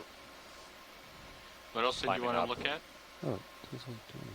Oh, I think we passed those pilots. it's only 200 meters. You know, Nice. Santiago, I don't know how durable that stock is, but I'm just wondering whether there'd be any chance to try to collect Go ahead, that, Rich. because you'd get not only the hydrozoan, but also that figure 8 thing. And if the stock was at all durable, you might be able to just grab it and put it in the box. It'll Yeah, you shrink can up go a ahead and little change your bit. heading if your center of Yeah. rotation is Have A-frame. any thoughts about that? That's what I Sounds was good. trying to say as well, Chris, but I think I was. And once you're done with that heading change, give me a call back. I'll probably call in a move shortly after. It's probably very Thanks, Bridge. soft-bodied in the base tube, but we can give it a try. I would be also interested to observe this, and these are actually Ship is changing heading to really port, and then that gives you guys time to interesting line up on animals that, 270, and then we'll already start know moving that about. way. It's actually only 200 meters away. So at our current Well, speed, the thing of interest is the thing on the 95 minutes seems will be fine. goes all over the 87 rock, minutes but will be we fine. have to go So figure out what it is. This is one that could be collected. right. Let me inquire. Come on in, Pilot, this is watch lead. Yeah, go ahead. Are you in position to make a collection? Yes, we are. Great. So there's interest from the science team to collect this hydroid that we're seeing right now. So this is probably going to be pretty delicate. Yeah, and I think the best way to go is to try to grab near the base. Just try to snip it, or try to like.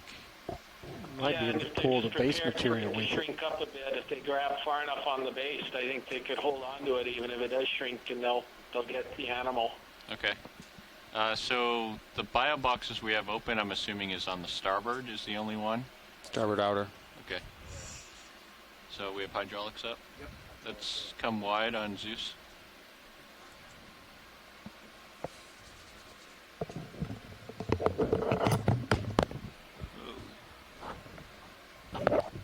Roll on your mics. Your mic's open.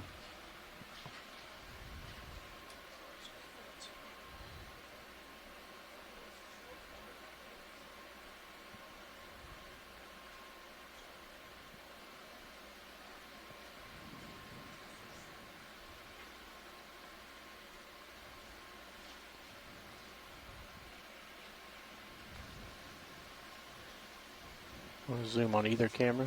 Negative.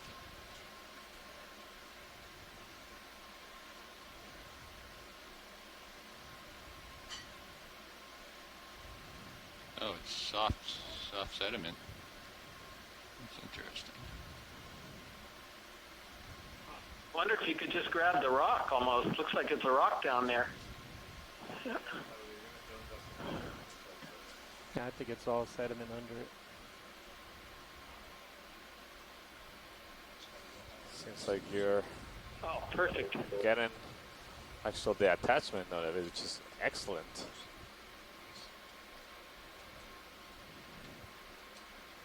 Wow. All right. So let's get. Oh no! Oh wow! He landed in the right position. That's pretty amazing. Wow, I thought I had him. Yeah. It's all very fine particles. It's really not attached to a rock. We actually see this kind of hydroid often attached to soft sediments. But in this cruise we've seen a few attached to Alright, let's get the drawer hard ready. rock. But this particular kind is to be in a, at least not being let's attached to start the coming hard out, rock if itself, I but look clear. more like a sediment-like Yeah, go ahead. substrate.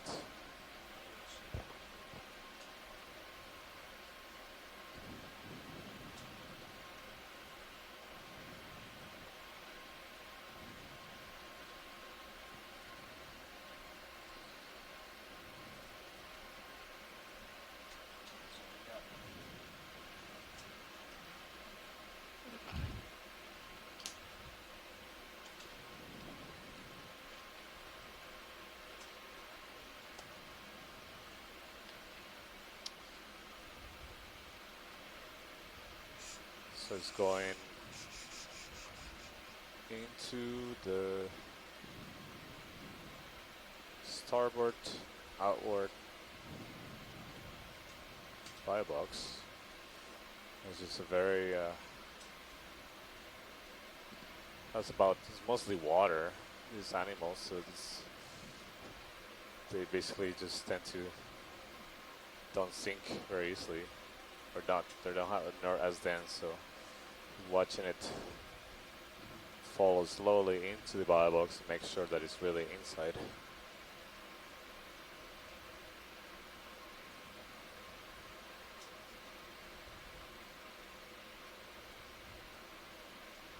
Seems to Can we zoom the on bottom of the HD2? bio box. Close the jar, please. Thank you. Yeah, it's in the bio box. So That's terrific. Wonderful job. yeah, it was a great job. Thank you, pilots. That was fantastic. All right, I can breathe now.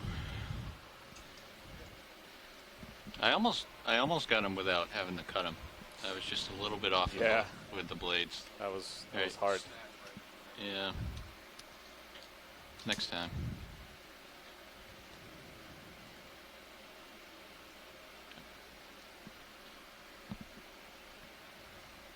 So yeah, we should start saddling to starboard to 270. Yeah. Okay. So that was the second. Thank you. The third specimen of this dive, and it was a biological sample, so it's stock hydrate. It would have been nice to get without. Yeah. Let's get this guy floating real quick. It's pretty close, actually.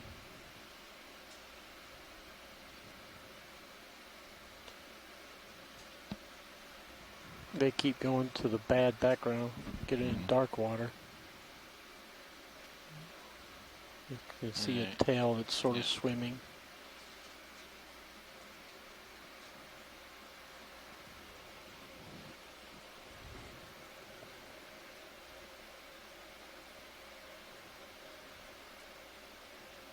It's really getting into your lens now. He's right on me. Alright, try to get a shot here. So that should be a little better, Roland. This looks like a larvation. So you see the main part of the animal is in the center. Kill lasers done. Undulating. And the rest is a house that it builds. It's getting close to you. My focus is almost all the way in.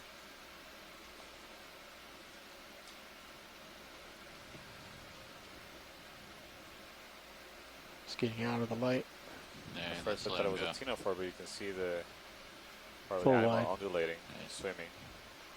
Nice so follow. I'm at 270. I'm going to saddle to my starboard here, Don, and you can turn the 270. We can check our sonars and then we can start moving. Yeah, so the larvations are free swimming tunicates, so like sea squirts that we see on the seafloor. Heading move complete. Thank you, Bridge. Swimming about.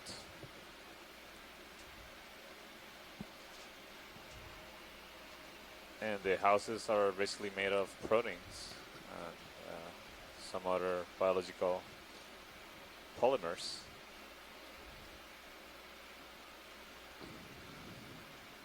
Basically allow them to filter the food from the water around them.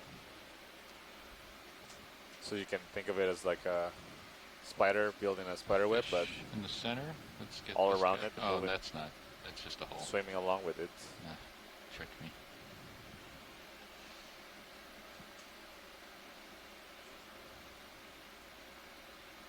Some of these animals are known to collect a lot of particles in their houses. I was thinking a 20-meter hop.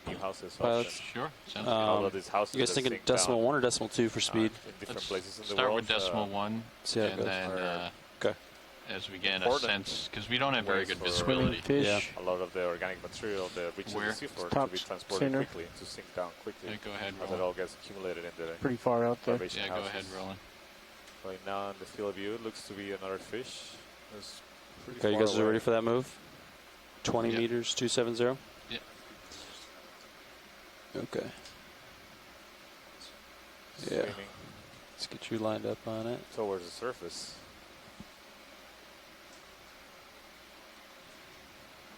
Well, that looked like a ventral probe of a mid-tophet or lanternfish. It's definitely, now we're looking at the side. Oh, if we could see a lanternfish, that would be awesome. Can't tell which kind. There are up to 120 species or more. Okay, you guys ready for a move? See, iridescent scales on this. They also have light Full line. organs. Bridge RV now. Light from the submersible are overwhelming the light. Ready for a ship move. 20 meters, bearing 270 degrees, speed decimal 1. Full wide. Yeah, coming out. I'm on the ground. He's actually on your. Yeah, it's a good cock I'm bridge. on the ground, Roland. So. Yeah, he went to your left geo box. Okay. Yeah, thank you, Bruce.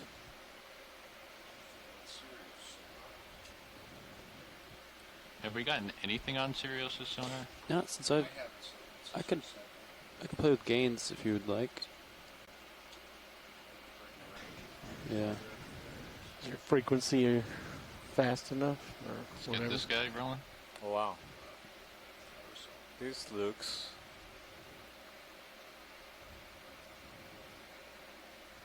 really interesting. I'm tempted to say it might be a salp.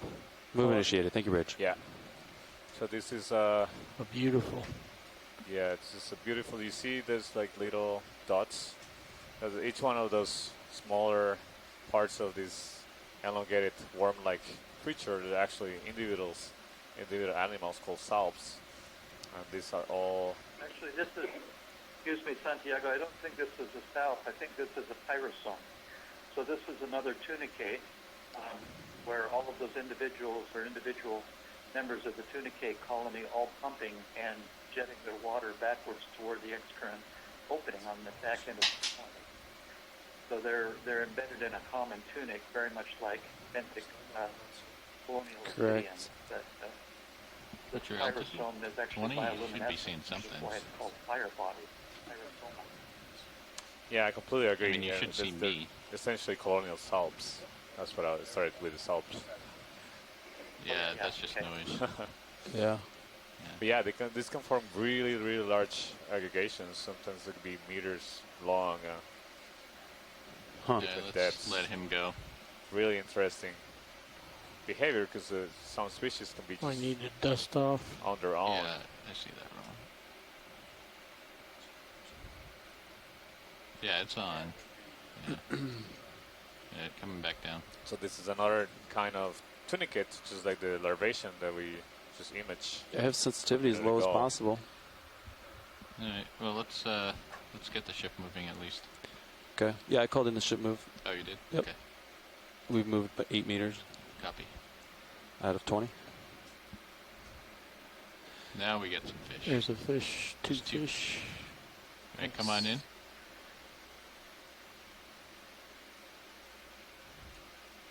I'm going to come down.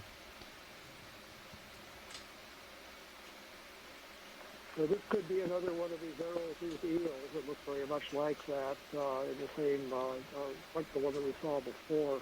Although, now that we're looking a little more closely, the head looks different. It doesn't seem to have the enlarged nostrils. This, I wish we could see the head up close. Oh, there's more than one. So There's maybe two. we're closer to Eel City. So I'll stick with that, with the arrow-toothed eel.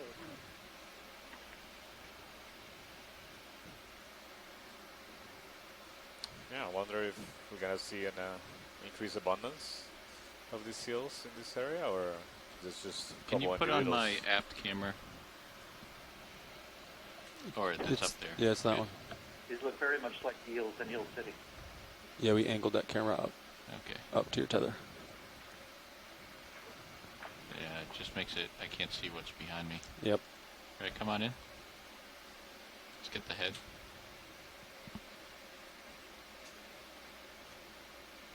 Yeah, zooming in on the snout could be really helpful with these. It doesn't look like it has the same snout morphology as the other one. The snout's much smoother, so I kind of have doubts that this is the same species or even the same genus one that we saw before. Also, the color pattern looks different, more dots on the body. I'd be interested to see if Chris thinks that this might be a conger eel rather than a arrow-tooth eel. It looks almost more like a conger to me.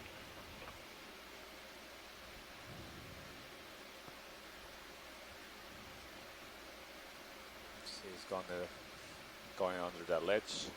Okay, come on out.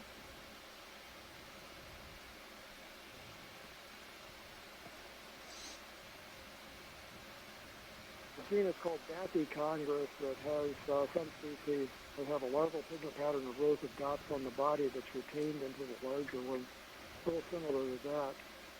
But I'd love to have an eel expert look at Is these a jelly images. that's fast floating red? It doesn't look like it's the same species as what we saw Don't know what you're before. talking about, Roland. Upper left The of your little camera. tiny guy? Yeah.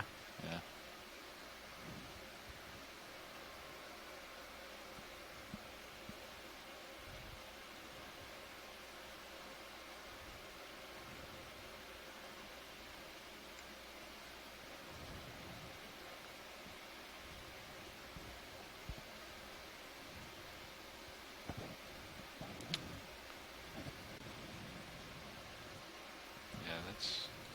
concerning that we have nothing on Sirius. Continue our transit to waypoint 5. Yeah, I've mentioned towards the east. And continue to see this collapsing lava flows. I got sensitivity dragged all the way to the floor. And making really interesting biological observations here. Some midwater organisms that seem to be in a relatively high abundance here, as well as some benthic organisms like the eels that we were just observing, as well as hydroids and some carnivorous sponges and octocorals and anemones attached to the surface of these flows. Can you change the sensitivity, the speed? This, collapsing pillows seems to be medium covered with speed. A lot of sediment, dark sediment. No difference. Coming up at you, Don. Is that you, Roland? Yeah, I was just trying to focus on that object going by. Okay. So resolution doesn't change. That's fine. We'll just have to assume it doesn't work until we get something on it. Okay. There's another white thing in the bottom edge. Fast swimmer.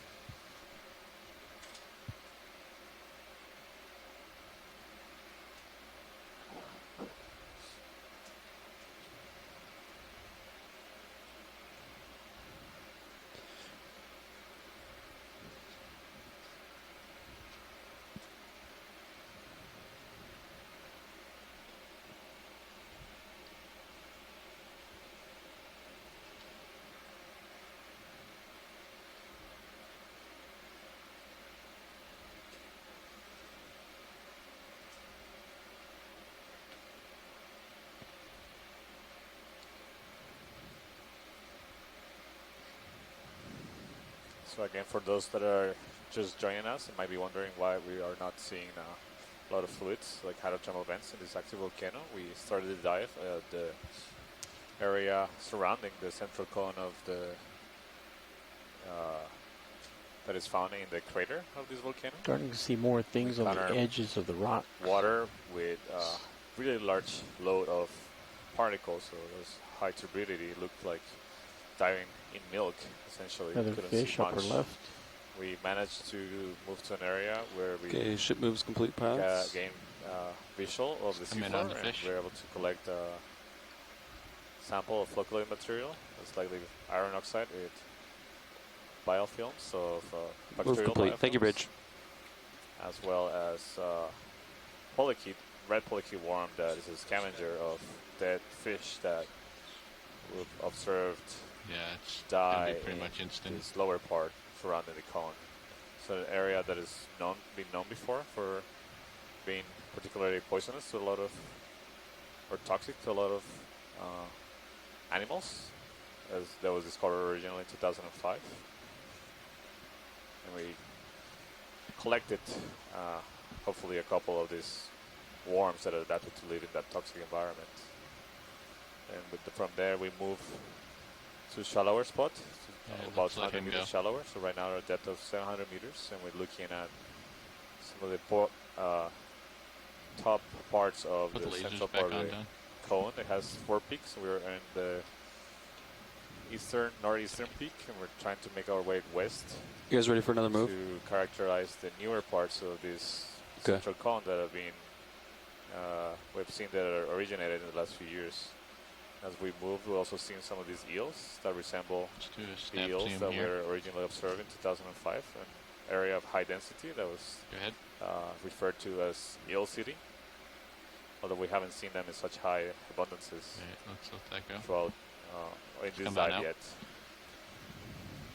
You see some anemones, and there's an Anthomastus-like octocoral that we just come in here, Roland. They retracted their tentacles.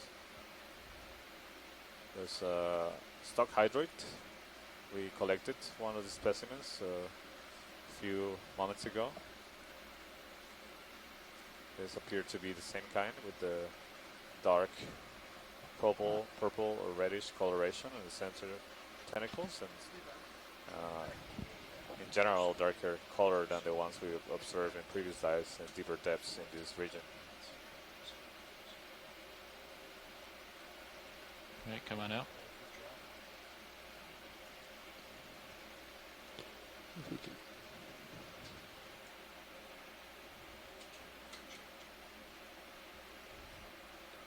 What a landscape.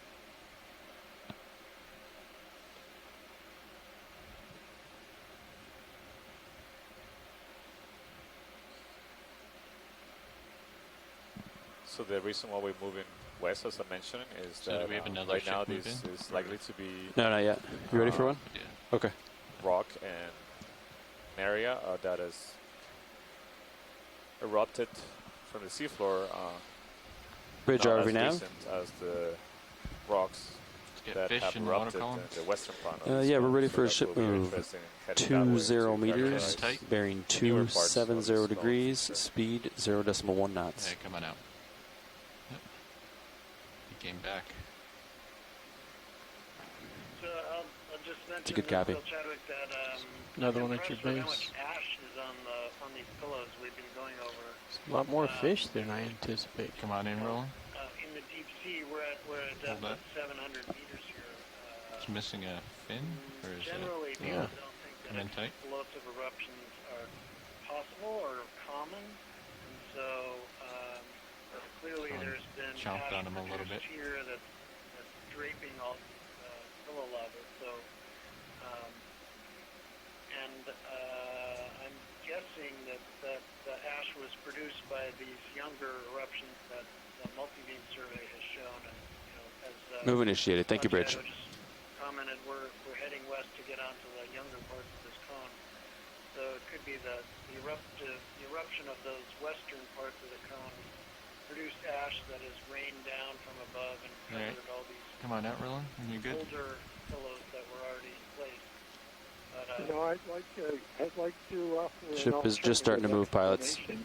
I don't think that's actually ash at all. I think this is just precipitation out of the smog. The particulate matter, mostly iron manganese oxides. Does that hydroid have something in it? Area, Lower left of lasers? Snap in. In the band of that material, and I think it's just settled out on the rock. It's got the right color, sort of grayish black color. Just a thought. This is Dan. Hey Stan, interesting idea. Seems like there's a lot of it, but could be. Hey, come on out, Roland. So we see another. Map the turbidity of this layer over a period of almost a week, and it was extremely high turbidity between 700 and 800 meters. Brittle star, lower right. And it was persistent. It would wash in and out of the crater during the tidal cycles, but it was always there. And I think it was replenished clearly from, I think, the moat level hydrothermal systems. We never tried to sample it and figure out exactly what it was. Should have done that.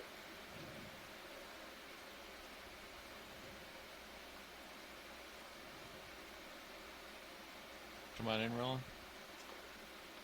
We see now a couple of ophiroids, brittle stars on this That's all I can do. dark sediment covering I got the terrain behind me.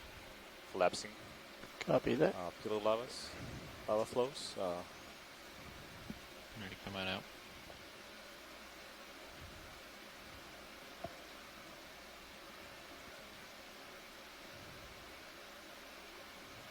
We continue moving west, so the heading of the ROV is 270 degrees. Looks like it right now, the depth of 702 meters. Slopes up to my port.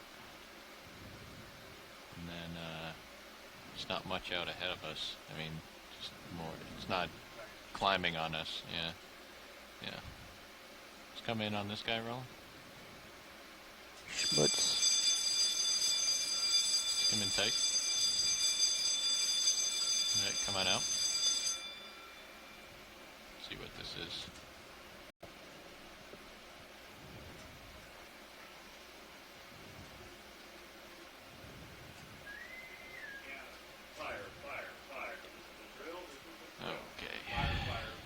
wish they would say that first.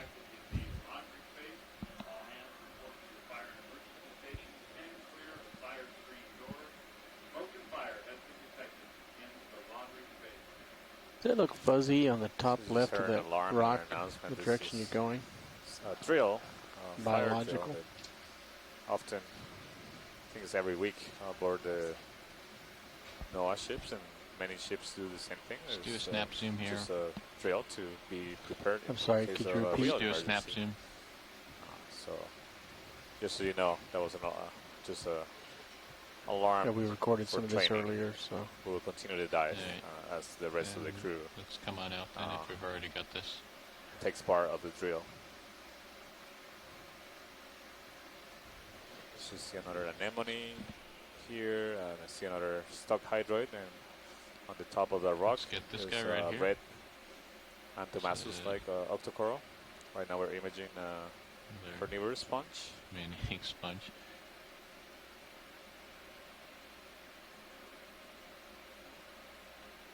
So we refer to these animals Probably as the best carnivorous close-up we've because had of this they, guy yet. It's different to most other sponges. They do not filter seawater, or at least it's not a significant portion of the way they get their energy or food. But they actually can capture living prey using those projections that you see coming from the center.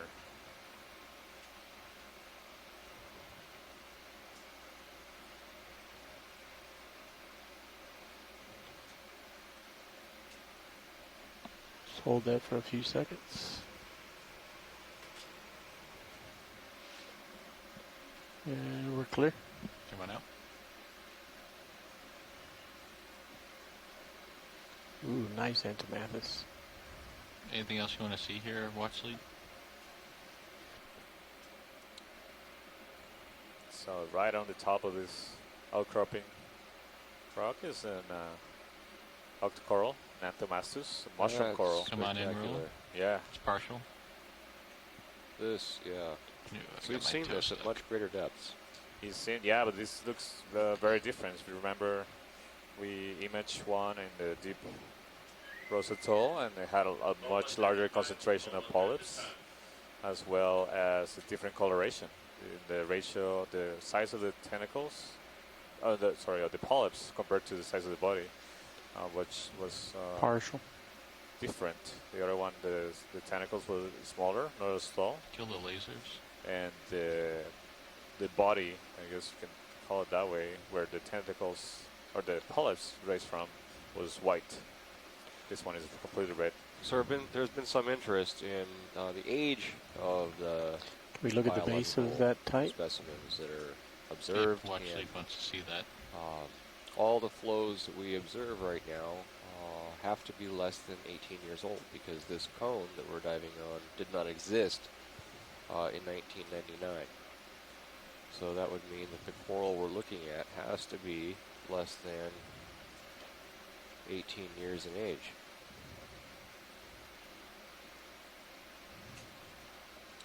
So, want to get input from scientists on shore, whether you consider that this may be an interesting sample.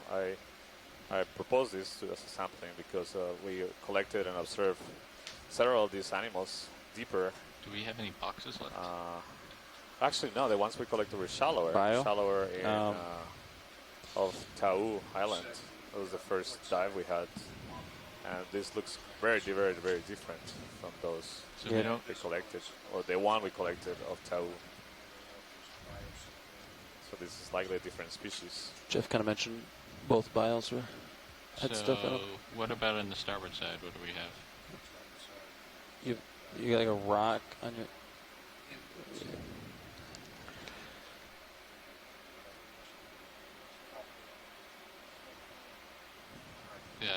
Yeah, yep. So Seems like you're gonna have to talk to them about that Levi if they want it. nobody's opposed to this idea, so I think it will be a really good sample we can collect at this higher part of as representative fauna on the hard substrate. Are lasers on? Volcano. Should measure. I agree that it would be interesting to collect that The really interesting thing, though, is seeing the size of it relative to the age of the rock. Roger. So watch lead. We have the port bio boxes have all the attempted worm samples in it in both of those. So I don't think we want to open that side. And the starboard side has the hydroid and then the rock. So it would have to go with one of those two. Okay. All right, let's. How are we doing on ship moves? Are we stationary? So yeah, ship just got in position. Okay. Biologists observed similar corals on the prior Go ahead, dive Rich. in 2005. That's a we huge saw rock, some- Roland. We saw a lot of octic corals and other things on, Go ahead. on the outer flanks of the volcano. Ship's making a heading change. But we didn't see anything like this on the inside. So the key about diving on Nafanua is it provides us with a key age constraint for the biology. That's been a reoccurring question throughout this expedition is how old are the corals that we're seeing?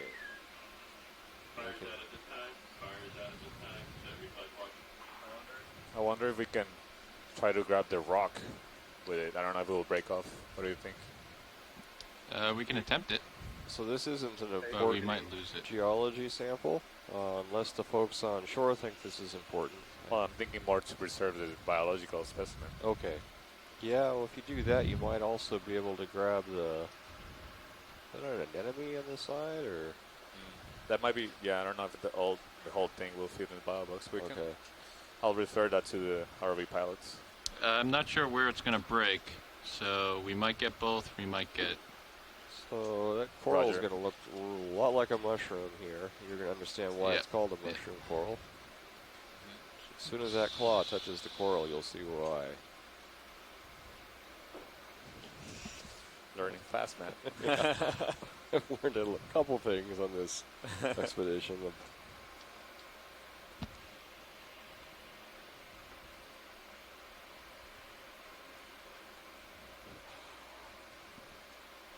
Oh, this coral doesn't seem to be learning fast. Oh, there we go. Yeah. Seems to be breaking up. Oh, no. Okay, tilt down on my Zeus. Tilt down on my Zeus. Is he still there or is he gone? You can see it in the HD2. I'm losing my. There it is. Losing my toe. Seems to still be attached to a rock. Yep, I see that rolling.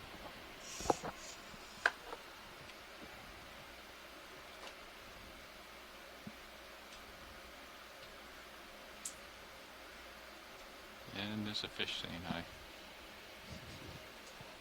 Oh, there's an eel. Maybe we can get a twofer here.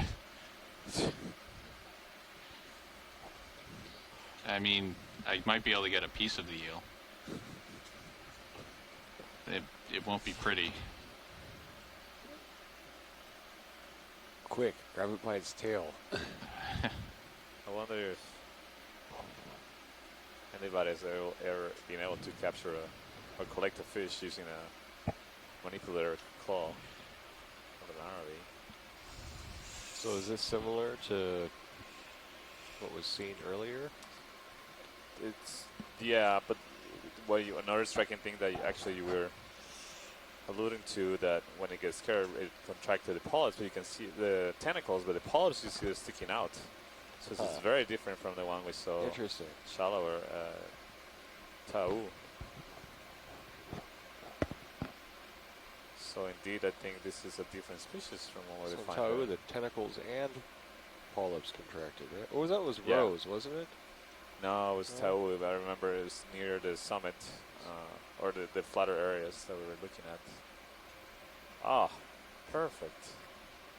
All right, let's get rid of that box.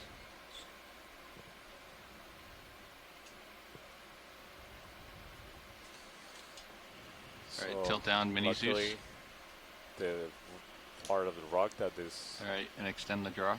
Mushroom coral was attached to is still in one piece, and the pilots very skillfully were able to grab that rock with the coral attached to it. Gotta be careful with that draw, Don. You just knocked us loose. it's going into the inward starboard bow box. Perfect. Great collection. Thank you, pilot. Yeah, that's a key thing there because we can damage that drawer.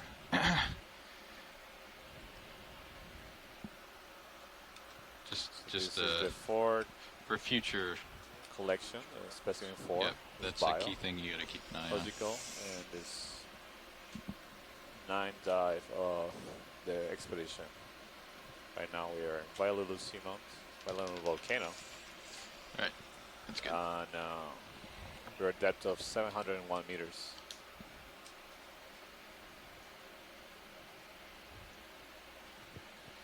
All right. Whew. A little sweaty. It's a nice grab. Thank you. All right, so let's 270, and let's gonna have to go downhill just a little bit. So turbid. Yeah, the looks lasers are showing not up really quite 10 clearly. meters. So we can get the ship moving. Okay.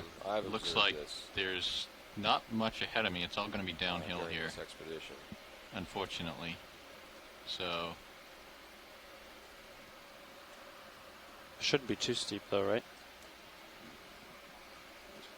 it's hard to say, but I mean, just being downhill makes it difficult to. Yeah.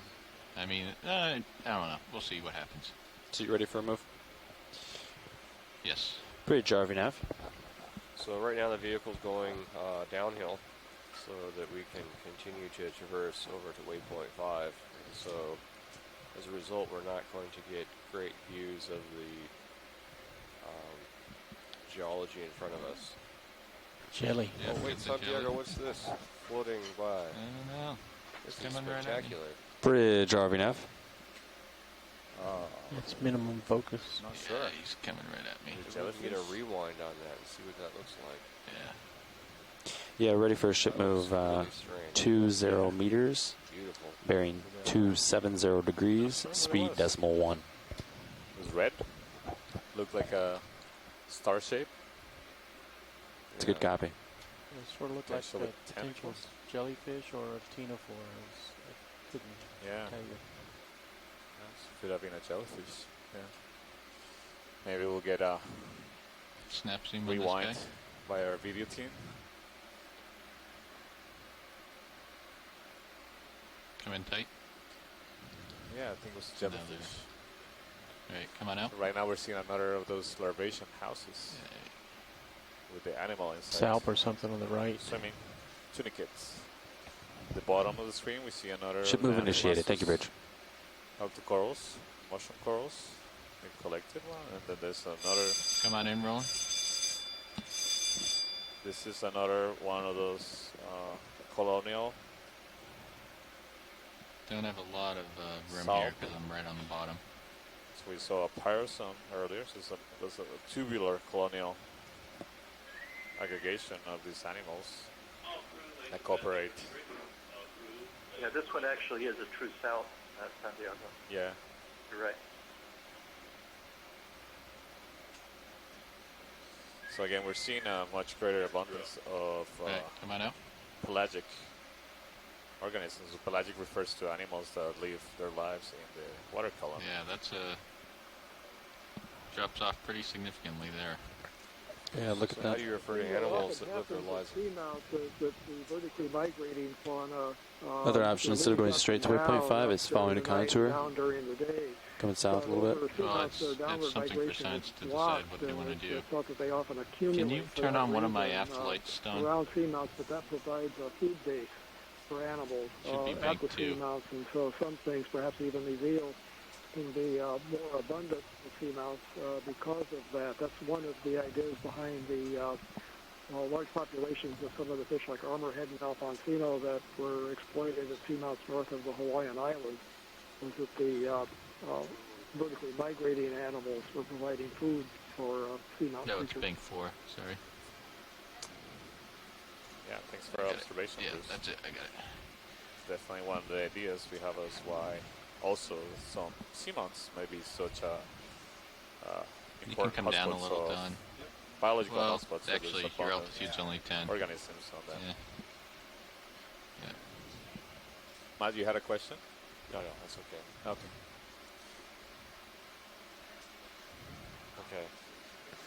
Okay. Josh, where is your depth sensor? Is it on the back of the vehicle, the front of the vehicle? Yeah, it doesn't matter where it is. Oh, it's a depth sensor. So I don't know about you folks on shore, so you but can I am eagerly tell anticipating like the middle of the vehicle or the bottom. seeing What you mean the newest vertically? volcanic features. Yeah, so It's on the. Nothing new on. It's not the bottom skid. It's on the next level up. middle rail. That have been extruded in the last 5 years. Sometime in the last 5 years since 2012. 17 feet, 17 meters. Stretched out pretty good. Yeah, I'm not gonna. Can you tilt your Zeus down a little bit, Tom? I don't want to be out that far. In order to make the quickest direct transit to the youngest features, though, we have to go a bit downhill, as I indicated before, which means that we're facing blue water for a while.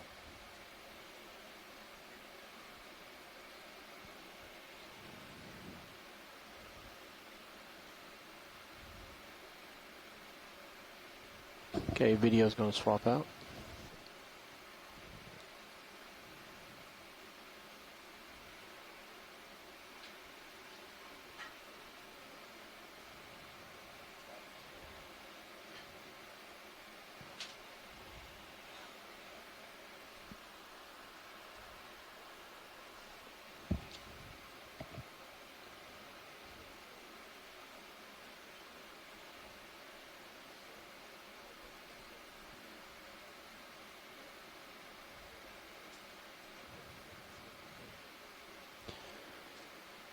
See the daisy chain on D2?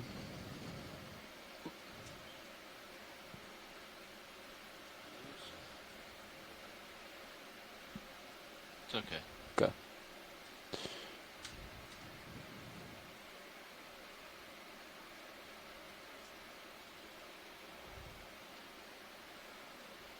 So we got turbid water, downhill, rugged terrain. Sirius's sonar isn't showing anything. I can try swapping frequencies, but Well, if you swap I'd be more comfortable. frequencies, I'm going to lose mine. I know. So. That's what- Go ahead.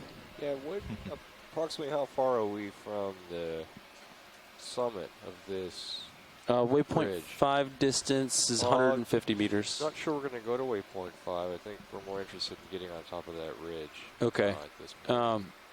Yeah, let's see. Roughly about the same distance. This is the ridge coming up. Okay, roger. Yeah, so 150 meters. 160 meters. How long you estimate the transit? Depends on what's ahead of us. But you're looking at 60 minutes. So maybe is it possible to pick up speed at all? Because yeah, blue water we can start doing 0.2 depending on what the sonar is showing. Yeah, we can speed up a little bit. So because we're not able to make a lot of observations at this point as we head downhill. yeah, we Come should on in, Roland. acquire Or bottom video. nicely. About 90 meters probably. Although the train could change. Come on in, so- video. Oh, sorry. Yeah. So We'll try to speed up for you. if you can move it, can you move at 0.2 knots? Yeah, we're going to start doing that. Okay. That's a partial zoom. All right. Thank you. Yep. That's good. You can come out. So that appears to be another elevation house. Come on out. Pull wide. Distance. Okay, sorry, I need to turn you up. Bridge RV nav. Is it ship move complete? All right. Thanks. Pilots, you ready for another one? Oh yeah, keep going. You want 30 meters? Yeah, 30 meters. At We'll make it 20 at 0.2. Okay.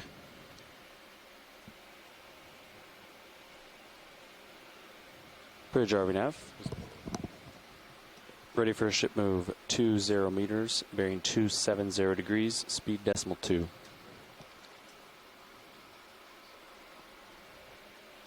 It's a good copy.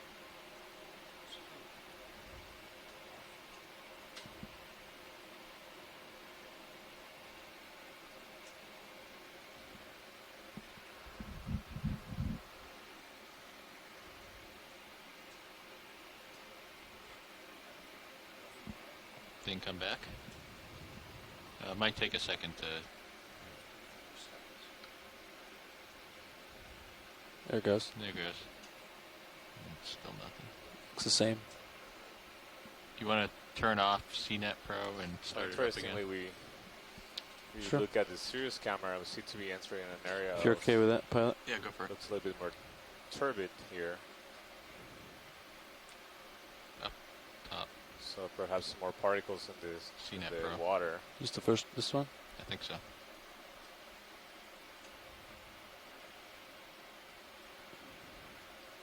So again, the beginning of the dive, we landed basically in the moat, so our surrounding area of the central cone in the crater of this active volcano, and we were surrounded by a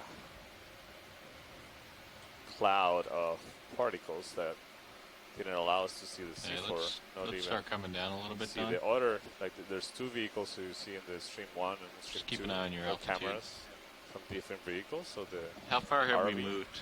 Has Sirius moved? the vehicle you see in the stream 2 is the main ROV. 15 meters. The one Yeah, we let's used hold to off then. collect the closest observations 20 meters away near from the that. seafloor and make collections. I'm going to push ahead The a one little above bit, it see what's out is there. it's always on top of it, and just a couple dozen meters above it. But we couldn't see the two vehicles. The two vehicles couldn't see each other. There was such a thick layer of particles in the water that it was really hard to see. Right now, we also started picking up in the sensors more of those turbulent, without turbidity. We have sensors in the vehicle that can measure standard things like pressure, that is an indicator of depth, as well as salinity and temperature. And we also have sensors that measure dissolved oxygen concentrations in the water, as well as a relative amount of particles. I think he's clear. Yeah. The All right, let's head oxidation down a little reduction bit, Don. potential of the water. That's just Yeah, a you know what? sensor to measure chemical Yeah, just a cues little bit. of Let's go down reducing chemicals that are released 10 meters and see what we see. by or from hydrothermal vents. We haven't really changed the depth. We're still So we also have this camera, your moving at a aft depth of camera 712 there. meters. So. Alright.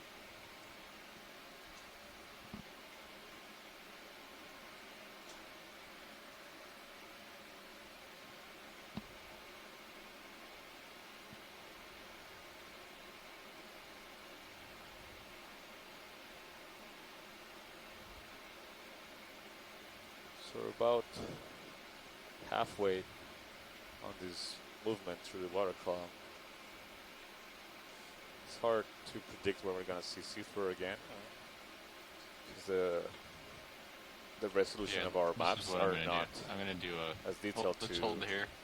a couple of meters. See what I see in my a sonar. little bit. They're coarser than that, so I have to keep an eye out on the different sensors that we have. Right now, the ROV is picking up, telling us the seafloor underneath it is about 17 or 18 meters underneath us. So we're not very far from the seafloor right now. It's just a change in slope that about makes 25 us meters from where I am. seem as we're just So if I move flying through onto you, the water column high above, but we're not that far away. And again, as I was mentioning, you see an increase in the turbidity of the water. Not as high as we were observing earlier in the dive. So we get measurements that are measured in FTU units of the turbidity. Right now we're seeing values of 1.7, 1.6 units. At the beginning of the dive, we were seeing values as high as 20 units. So 20 times, 10 to 20 times higher than what we're seeing right now. But as we continue moving west, it seems to be increasing the turbidity. still a little close. How much more do we have in that move? Should almost be done. Almost done.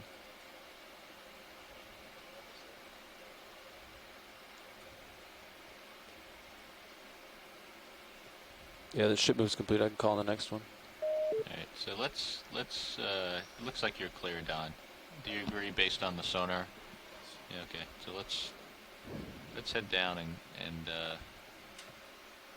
see what the acquire bottom. Here, I'll keep facing aft as we go down, just so I can watch what you're gonna encounter. Ship move is complete, so everything's... Yeah, copy. So right now at a depth of 721 meters. So we have gone down about 10 meters, actually 20 meters from the area where we were observing the seafloor where we had clear water. Sure, come on down. And the turbidity here continues to increase, so it could be also a factor of the depth change. We have started to observe this turbidity area at around this depth when on our way down. So it's not necessarily means that the western area has higher influence of this turbidity plume in the seawater, but it could also be a factor of depth. It's likely a factor of depth. So one disadvantage of taking shortcuts that we're taking right now to get as quickly as possible to the young. Right, I see the bottom here, so you don't want to come any farther down. That so let's get another traverse across. Let's get another ship move in here. Levi, which are you comfortable at decimal 2 still? Let me see what I have in my sonar. I really wish we had serious sonar. Yeah. Okay, let's do decimal 1 for a little bit. Let's go like let's go 15 meters. Okay. Bridge RV nav. Ready for a ship move. 15 meters, bearing 270 degrees, speed decimal 1. It's a good copy.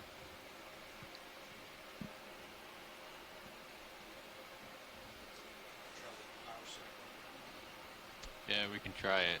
I think it's, I don't know, I think the head's just, I don't know what's going on. Yeah, it's not a function of the substrate, is it? No, because mine works. No. So. Could try switching frequencies and see if you lose it, he gets it, or I don't know.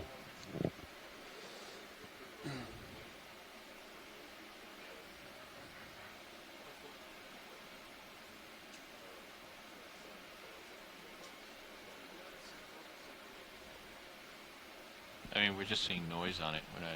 We're just getting nothing from it.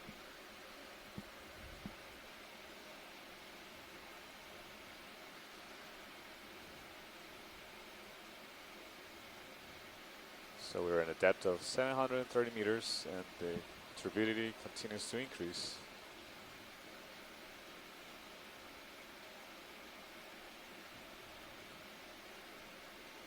And we're getting closer to the other Let me know when Sirius is on moved, this like central another cone in the 10 meters. crater of Vailulu'u Seamount.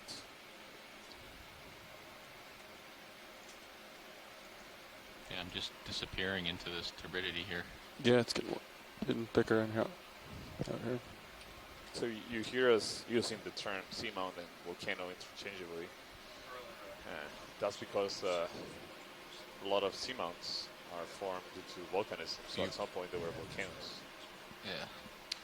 You can also hear us using the term worse it of is. active volcano to indicate Well, we're getting close to something here. There's current So- volcanism happening in this volcano.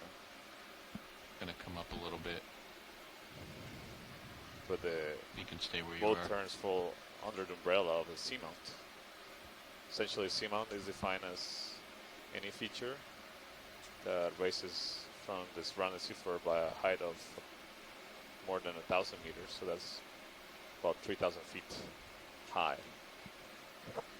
So these are mountains, volcanoes under water in the deep seafloor. Sirius moving yet? Starting to. Yeah, just starting to go away from this. Maybe 6 meters.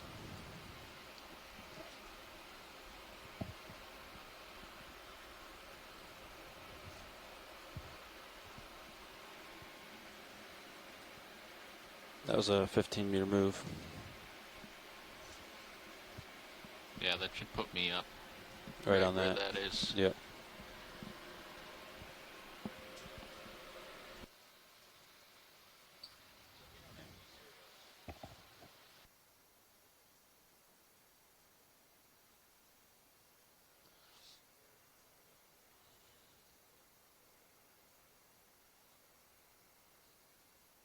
So if you look in your screen 3 and the quad view, you can see the map of the area where we are and the relative position of the ROV and the ship in the bottom left corner. So it gives you an idea of how far away we are from the next peak. We're actually getting pretty close right now as we continue moving through westward. blue water. Turbid water, yeah.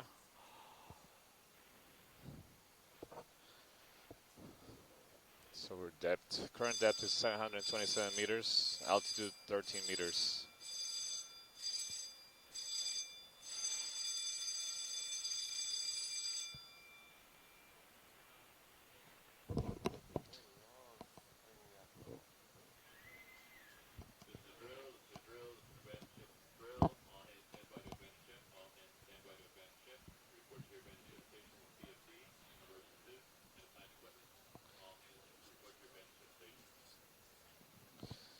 So again, that alarm that you heard is alarm. It's a drill alarm. So crew are practicing emergency procedures on the ship. It's a regular training that happens every week on board this ship. So it's not a real emergency. They're just practicing, and we'll continue our dive normally.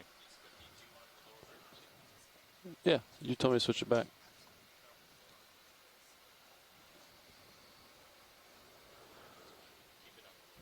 Okay. Yeah, it was 385 on Sirius. That was heavy problems. So interestingly, we continue the same depth, 727 meters. We see greater fluctuations of turbidity, getting sometimes reaching values of 4 up to 5. Bridge RV nav. So right at the boundary where we start seeing the plume, where we saw in our descent. How are we doing on that ship move? But there may be an indication that is actually getting stronger towards the west. It's hard to say this for All sure. right, Don. We have sonar now, so let's head down a little bit. And how they vary. It certainly wouldn't be. Yeah, I saw GPS position jump. I wonder if your system changed which GPS it was using. More venting occurring in the west. There we go. Here's the cliff. Since we know that the area where we're heading has been active or erupting more recently, so there could be more we can be activity to this area. Yeah, the GPS probably and we have jumped. The seafloor in view. And I think GPS position jumped, so then your thrusters spooled up to come back to where we were. So the depth is 730 meters.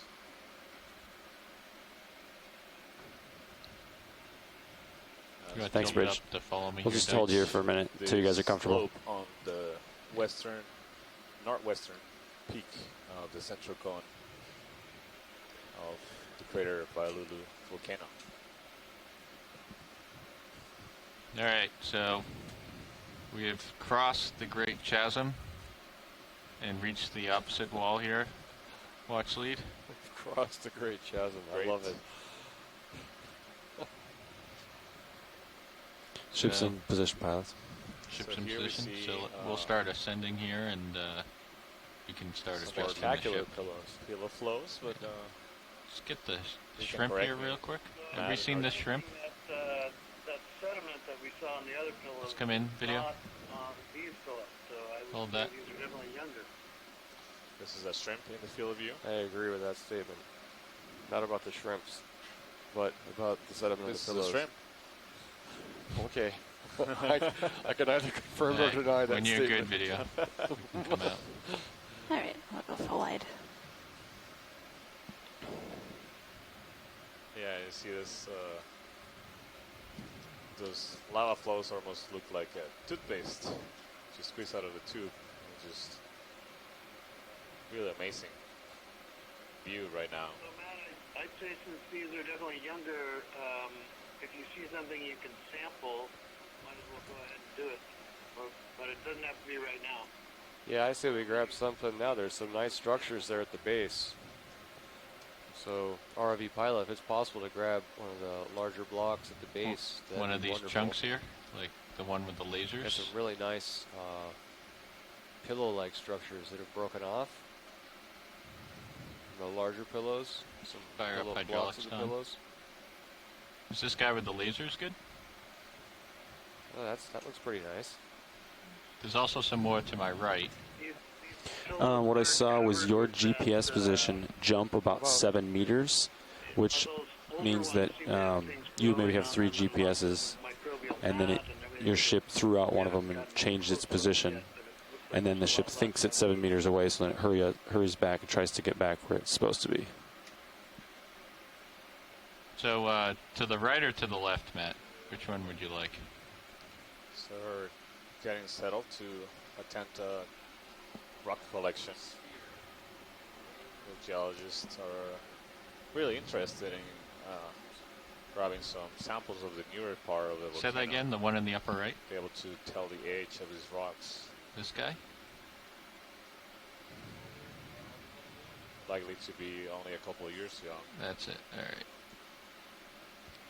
So Matt, just a comment about sampling. It'd be best to try to get a piece that has the outer crust of the pillow so that you get the glassy rind if possible, and not an interior piece. Yeah, we're looking at this little round guy right here. Yeah, that'd be perfect. Yeah, so if that's loose... Do you have anything in the starboard rock we're box? going to target this. Shouldn't be anything. Let me double check. Yeah, rock boxes are open. Grab with the claw, but maybe you have a better idea. So tilt up with that the mini should be Zeus. just fine. I just want to make sure my arm's not going to hit anything.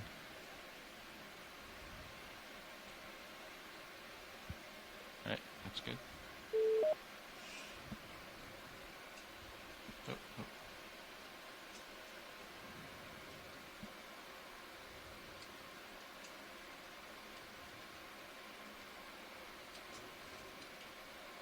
It does look like it's loose. Nice. So round. Oh no. Well, I was just headed out to the launches, but I don't know. This looks pretty cool. Oh no! That's I gone. missed that. Did it fall off or crumble? My grip force was too weak, and I lost it. So, ROV pilot, you're telling me you don't know your own strength. I don't know my own strength. I hate it when that happens. Sorry about that.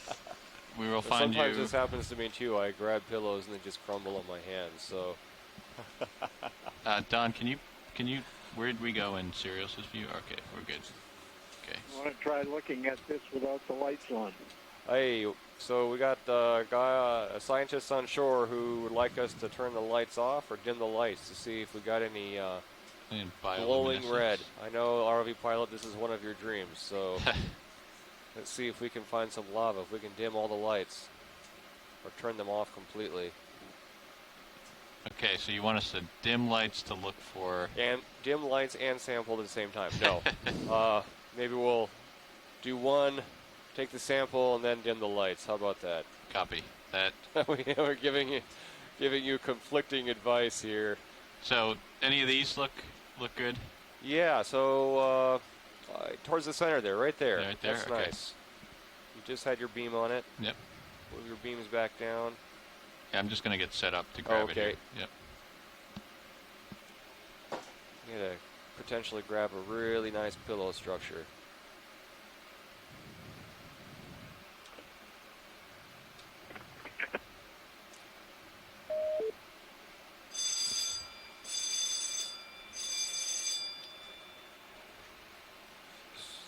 So I don't know if you're hearing this at shore, but today apparently is drill day, so we're hearing lots of alarms. They're not real alarms. No. Practicing procedures in case of a real emergency.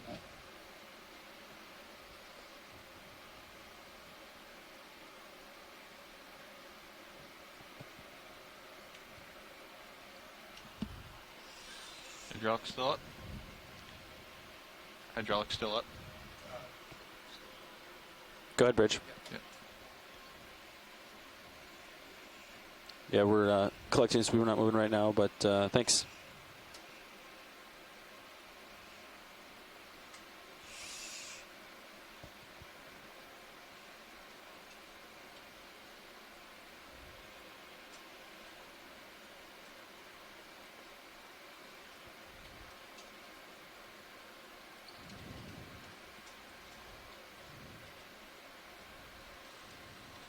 Alright, we can take a zoom on this. Oh, hold on. I'm losing my toe. So this will be the second geological sample and the 5th overall sample of this dive. That's right. We're at a depth of 728 meters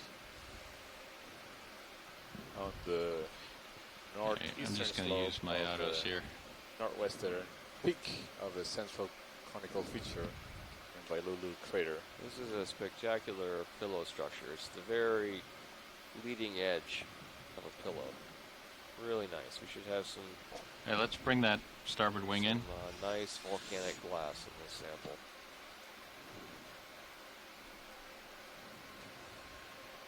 Hey, let's zoom on this video.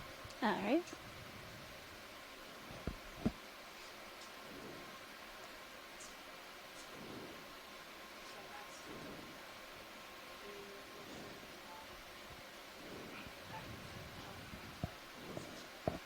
Okay, I think that's good. Let's do this. We're full wide.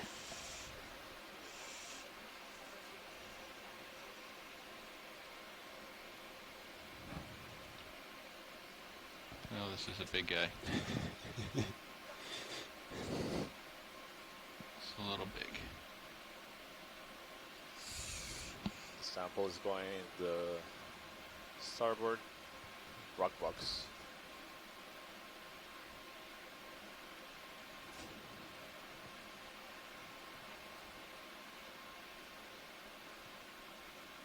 Nice fit. All right. Thanks, Don. Might be a little heavy now.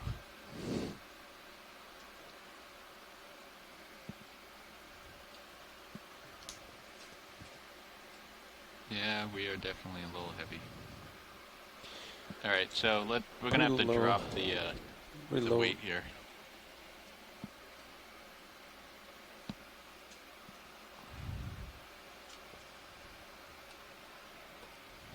I don't know why it's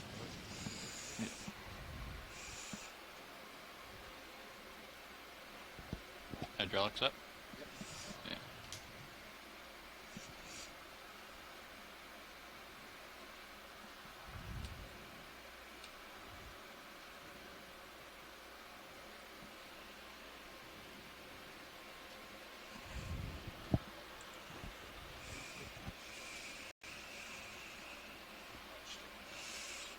No, they did not make this easy.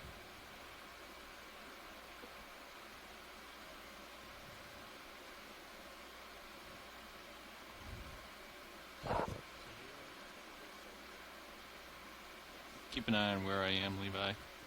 Sure, Gotcha. I'm not gonna... Seem to be drifting away, so it's good.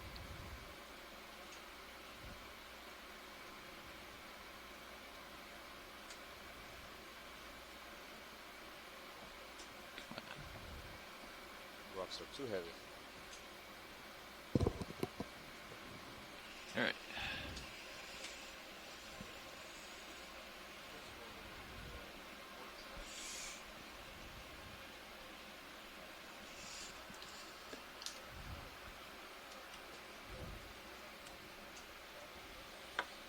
Okay, so we got pretty low visibility.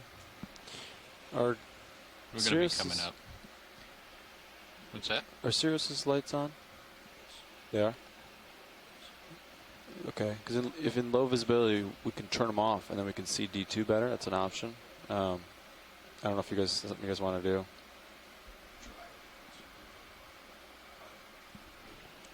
You can kill the middle bank and see what that does.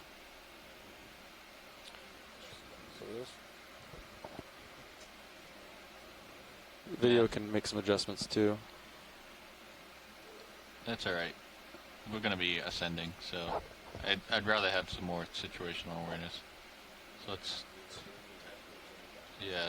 leave the lights on. Okay. All right, so I'm going to go up a little here, Don.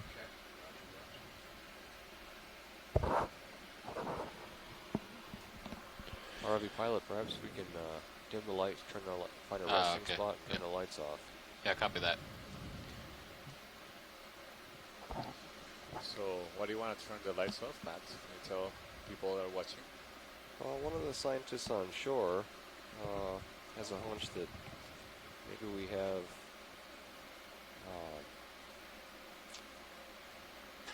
active eruption going on now, and so maybe this eruptive feature is sufficiently young that we have lava beneath the surface still cooling. We might be able to see through some of the fractures in the rock.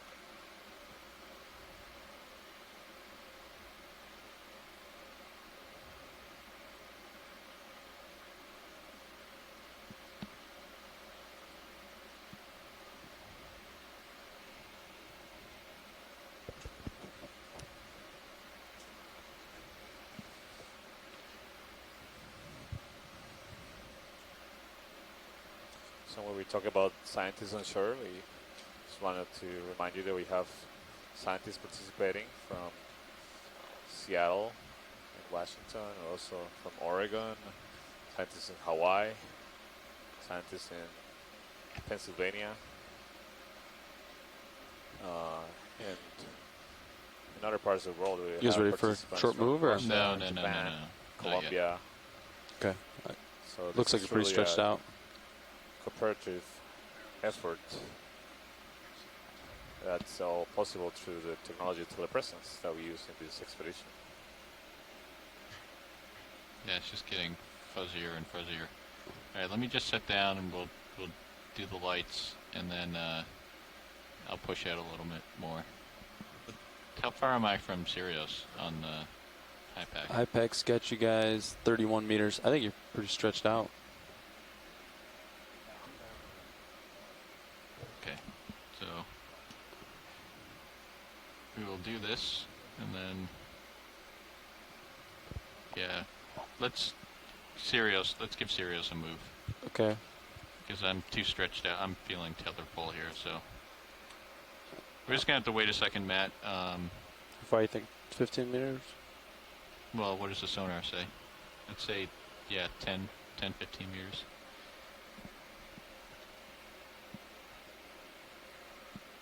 I don't think it's too bad. There's a catenary in there. I'll go decimal 1. Yep. Bridge RV nav. Ready for a ship move, 15 meters, bearing 270 degrees, speed 0.1.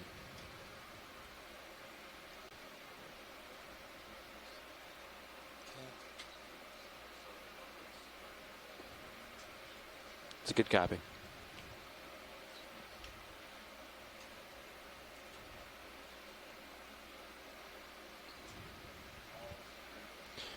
Okay, got a 15-meter move. Nice and slow one. That looks pretty stable.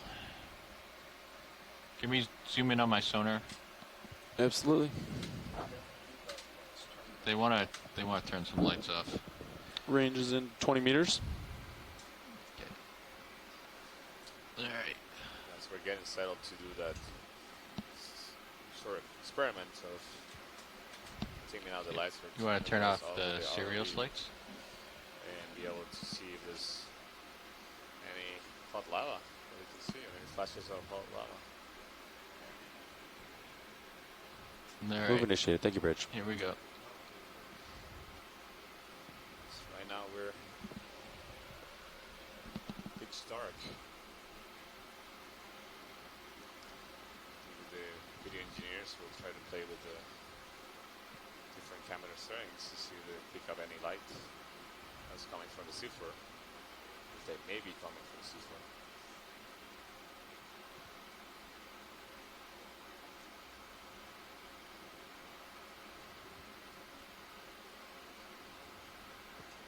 But this is one of the things I wanted to point out is that this is what the deep sea normally looks like all the time. It's dark, pitch dark, there's no lights at all. Other than No, the camera is on. Produced by living organisms. Or in this case, could be some light, dim light produced by an eruption. Doesn't seem like we see much turning the lights back on. So I can turn them back on again, Roland. Here, I'll try it one more time. Here, I'll tilt down a little bit so we get a nice close-up view. All right, there you go.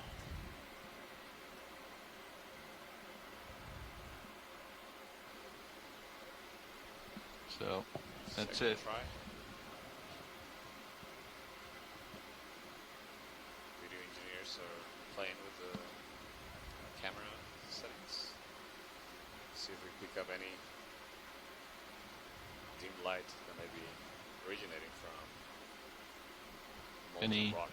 If any of the ROV engineers are watching, we're fine. Vehicle's fine, the lights are just off.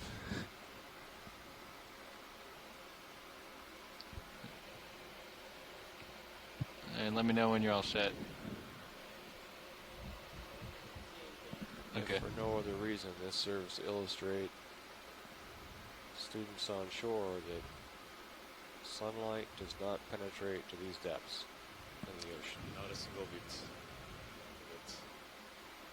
So the maximum practical depth of which significant amounts or perceivable amounts of sunlight reaches in the deep sea is around 200 meters, and that's the clearest oceanic waters. Like How's that move going? Water that we have Maybe 5 meters. In the southern Central Pacific.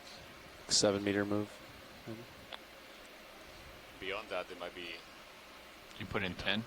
15. So you're halfway through it. Really specialized eyes may detect some fish, but it's definitely not enough light to support any kind of photosynthesis, or for practical purposes, is no light at all beyond those depths. We're at a depth of 700 meters here, so it's pitch dark conditions all the time. And this is all the way down to the deepest depths of the ocean. So the ocean covers 71% of the Earth's surface, and its average depth is between 3.6 and 3.8 kilometers. So that's over 2 miles. Just get the fish. Just let me know when to zoom in. Yeah, just go in. Okay. Yep. Sorry. It's all right. Just come in tight. So this is another one of the green-eyed fish, family Chlorophthalmidae. They're related to the lizard fishes that people see in shallow waters next to coral reef areas. They're fairly common at these depths and up a little more shallow into the what they call the twilight zone, the mesophotic zone. Large eyes, they are really good at seeing very dim flashes of light, like from the bioluminescence that was just mentioned earlier. So a green-eyed fish. And I'll let somebody else talk about the invertebrate up above it because I don't know what that is. That looks like an anemone, Bruce. Just has its tentacles mostly retracted into its own body cavity. You can see the tips just sticking out slightly. Actually seem to be going out right now. You see how the tentacles Is that max seem to be zoom? getting longer. Scary feeling. Now it is. For this. The portrait of the family tree. anemone being on the lava is telling us also that this lava flow didn't come out yesterday. That it's been around long enough. Seems like this anemone Move complete. Thank you, Bridge. settle on it. So definitely Ship newer move is than the complete, lava Bats. we saw a few hours ago, but not brand new. That's a good point. Yeah, that's correct. So that gives us, well, if we knew the age of these rocks, which could be able to determine from the sample we just collected, we'll be able to know the minimal age of the sponge. Oh, sorry, of that anemone. Right. So it'll be at least as old as the rock. Okay, let's get Or, the lasers. Sorry, the other way. It would be Nope, they should be on. the maximum age of that anemone would be the age of that rock. Could have settled after the rock. There's another anemone in the background here. Multi-beam survey. Let's get that guy. We can at least bracket the Just come on in video. possible ages of the lava also. Correct. That's a partial. But it does appear that there are many fewer animals and mostly smaller animals here than in the last area. Would you agree with that? Yeah, definitely. For at least what we've seen so far. And there's not that kind of ubiquitous kind of coating, that kind of orangey, matte-like coating with lots of hydroids and so forth. Yeah, and as you pointed out earlier, this list of that dark sediment covering the tops of the rocks.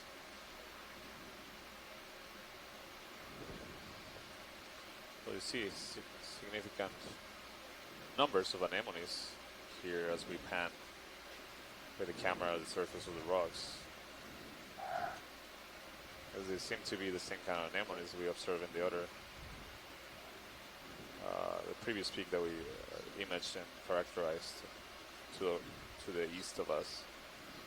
All right, let's come on out. Some of this orangey stuff on these lavas and maybe the other ones could be a microbial growth that happens right after eruption when the lavas are still cooling. We've seen this a lot at axial Seamount, where there's been several recent eruptions, and right afterward, where the lava thin, there's That's really not much cool. growth on it.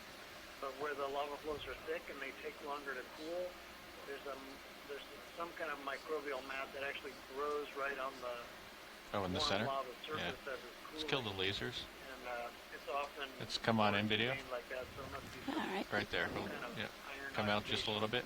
going on, but Yeah. those places where there's the orange mat or remnants of it on this kind of remind me of that. All right. Just come on Great, out. yeah, and right now we're seeing a spectacular view of I'm gonna a come clear down. example of that shell that when the molten lava flows, leaves behind when it moves quickly, and is how it's spilled out of that tube essentially, and it's just frozen as it was falling off. Just an amazing snapshot of what happened in the past and how all these structures and rocks we're seeing right now were created.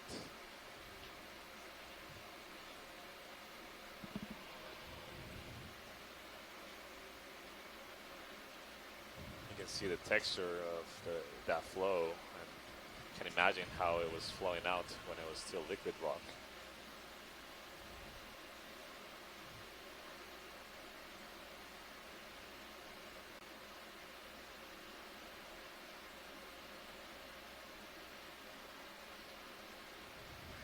Has anybody seen one of those plateaurized sponges on this part of the flow?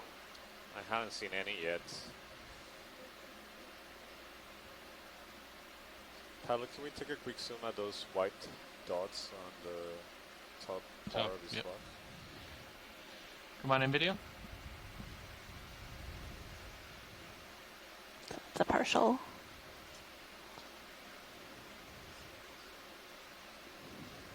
So I see orthroid on the right, and anemone on the left. I'm not sure what those white particles are. Not sure if they're biological. Let's come in tight on the white. Something else. Yeah, those amphipods, but the one we're trying to get in focus is not an amphipod. I'm not sure what that is.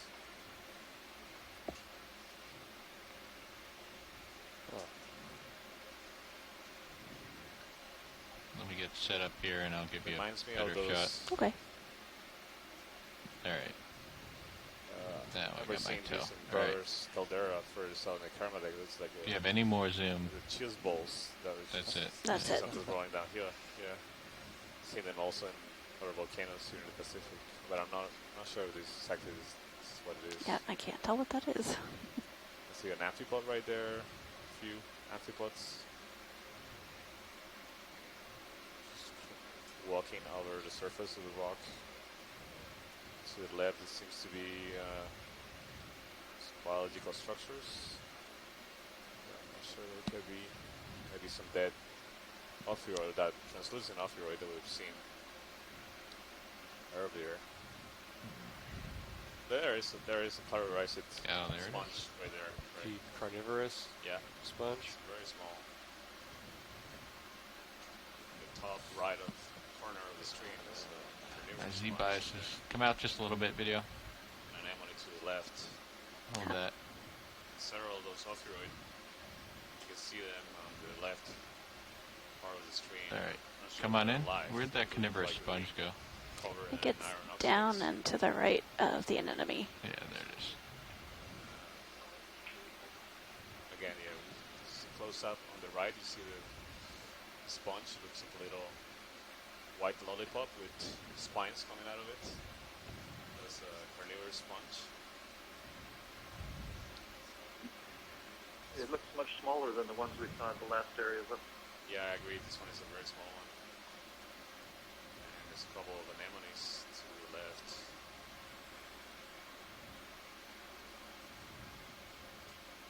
Very interesting texture of these rocks.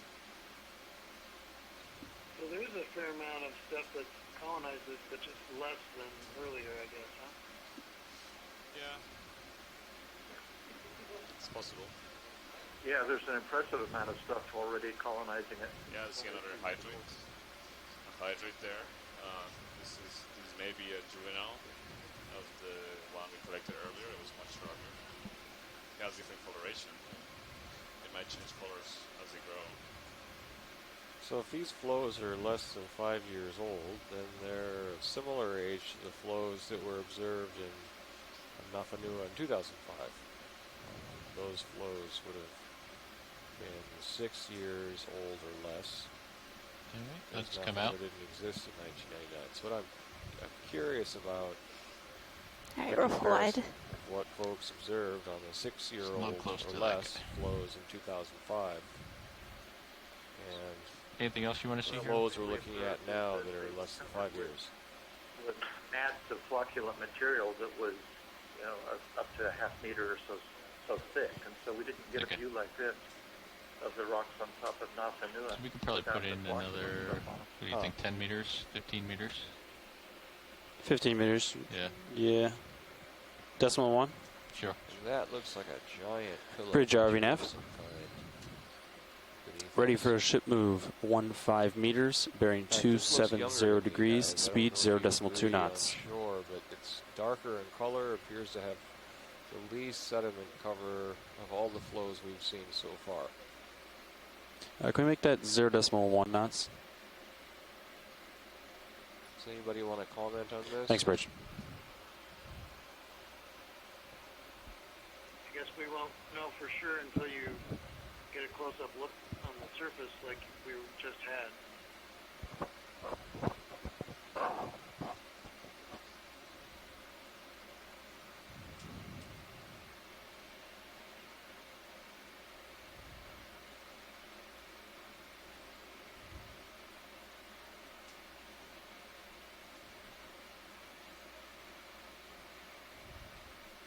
All right, come on in, video.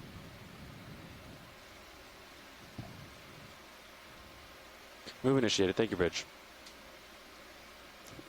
There's something in the bottom left corner that was just moving.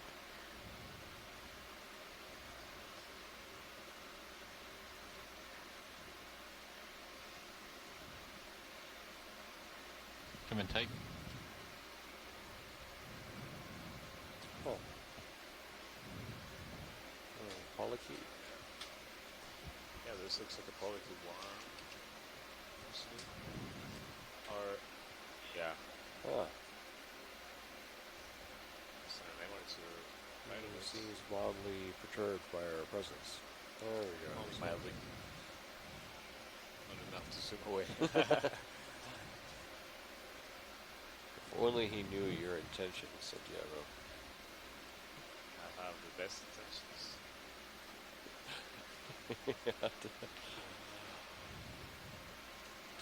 It can be described with one word.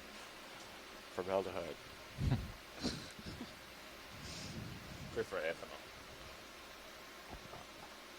This is an off-road, the left part of the stream right there.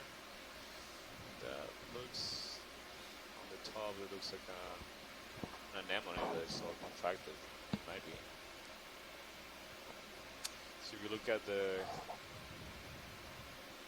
stream 2 that we're broadcasting, you see that the turbidity in the water. You see the ROV behind a cloud of that turbidity. So Matt, this looks like the same age as what we were just looking at to me, just based on what's growing on it. Yeah, there's more anemones attached to this rock in this stream 1. If you zoom out, then you don't see all this stuff, so it's hard to tell. Would you like to see anything else, Watch Lead, or? I think we're good. Thanks, pilots. Come on out. We can continue. Video. Let's continue. Ship's still moving, or Sirius still moving? Yeah. Yes, I also was mentioning. Moved about 7 out of 15 meters. Another vehicle above the main ROV, so you can think of them as two ROVs, which is the main one. Is the stream 1 is the vehicle we used to make close observations, like the ones we're making here, and collect samples. The other one has cameras and also has propulsion. Let's get a zoom on here real quick. So the dock That's a connector, partial. connected by the same feather to the ship. Let's get the lasers on it. Hydrate and so come on out. Yep.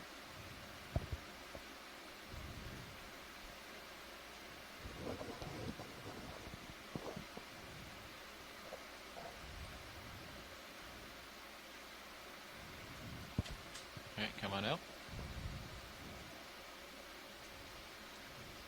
Oh, whoa. Oh, there goes a shrimp. Found a shrimp. Looks like this was Shrimp City. Well, it tells you how soft these are. I just bumped that and the whole thing came apart.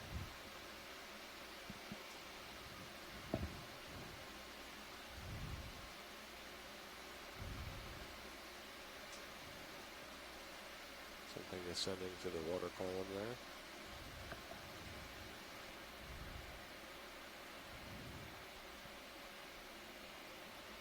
Do a snap zoom on these white things. White dots in this rock, all following a line.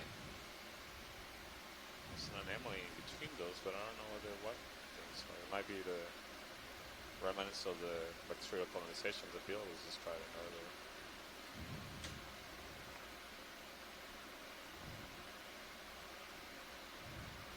Looks like ship's in position, pilots. Okay, come in tight, video. Hold that.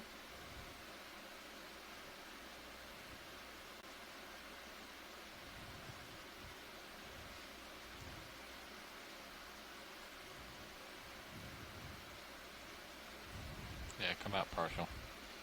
Let me get a little closer. Recognizable as something biological, from my perspective. At least not macrobiology. It might be a microbiological structure. Yeah, well, I think it could be sponges. Sponges? Alright, come on in. That's not quite full. Just come in tight.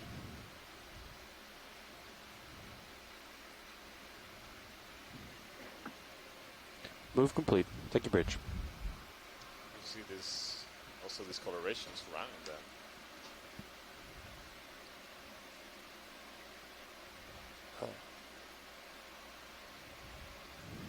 There's a polycule worm to the right of that.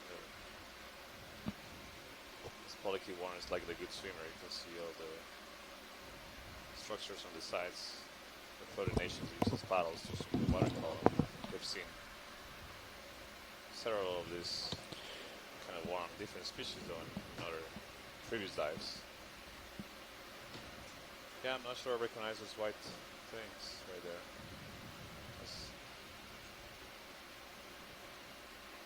I don't think we'll know unless we have one in hand. Right. All right, coming up video. Thanks, pilots. You're welcome. We can continue.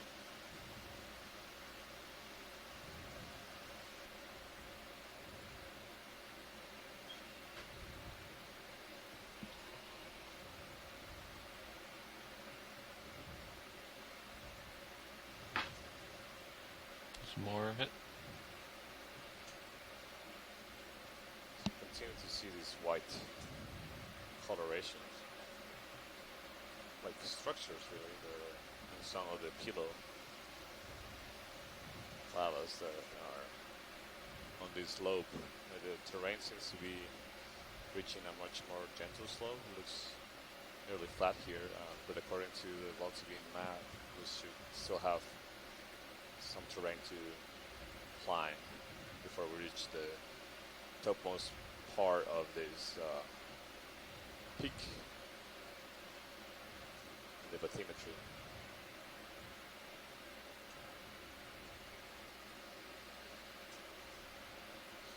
Yeah, so it's evident that we don't observe as many large sessile organisms. So sessile organisms are animals that attach themselves to a hard substrate like a rock.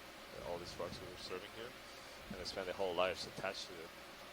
So corals and sponges and anemones, most of these species in these groups are sessile organisms, and we observe them here. We don't see them as large or attaining such large sizes as we saw in the other cone that we believe is older in this area.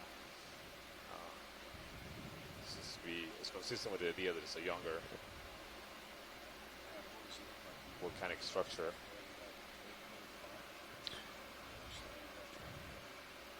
Yeah, we're almost there. What we would really like to find is Sirius to this ridge, maybe 60 meters. Look like they came out yesterday. So yeah, once we get over here, then head south. Oh no, just no sediment cover. We could probably put in another move. Blacker surfaces, so less oxidation. A lot of these have some brown hues, suggesting they've had time to oxidize. Bridge over now. Iron oxide. You know what the time scales of that oxidation maybe? Less than 5 years. Ready for a ship move. 15 meters, bearing 270 degrees, speed decimal 1. So we see another hydrate, stock hydrate, coming into view. It's a good copy. In the family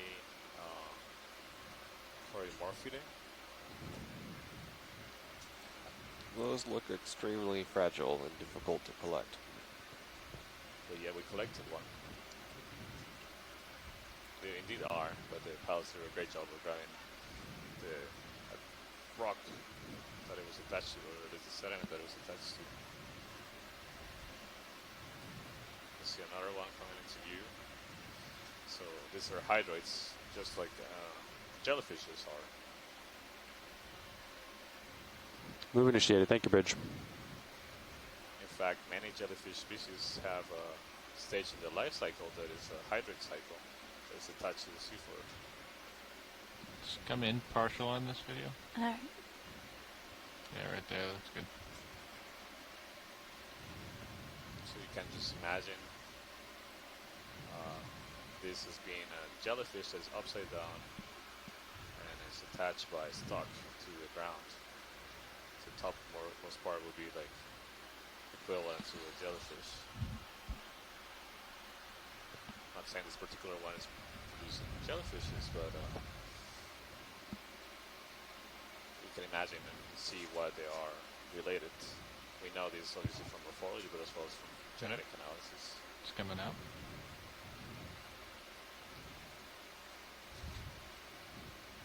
So, to remind you, we are diving in the crater of the Vailulu'u active volcano. And this volcano is within the National Marine Sanctuary of American Samoa. And we're grateful for the sanctuary to have granted us permits to conduct this expedition, this dive today, as well as to collect samples and make the do a tight zoom. Fantastic observations that we're making today. We are currently 710 meters water depth. And just to remind folks, so you can get a sense of the scale come on up. Of the rocks and the animals we see, those two red dots are 10 centimeters apart, so that's about 4 inches. So whenever you see those two red dots on the surface, you're looking at a distance of 4 inches across that surface. Crab. Yeah. Let's get the crab. Ooh. Oh yeah, it's a crab. It's a brachyuran crab. So yeah, coming in. It's a white one that resembles the kind of crabs that we sometimes really see near or at deep sea hydrothermal vents. Doesn't look happy that we're here. That's not quite full zoom. Alright, come on in. You can see that it has some discoloration of the exoskeleton.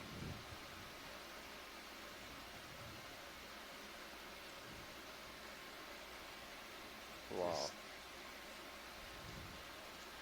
So just keep in mind that we're at 1/2 mile water depth at 700 meters, just over 700 meters.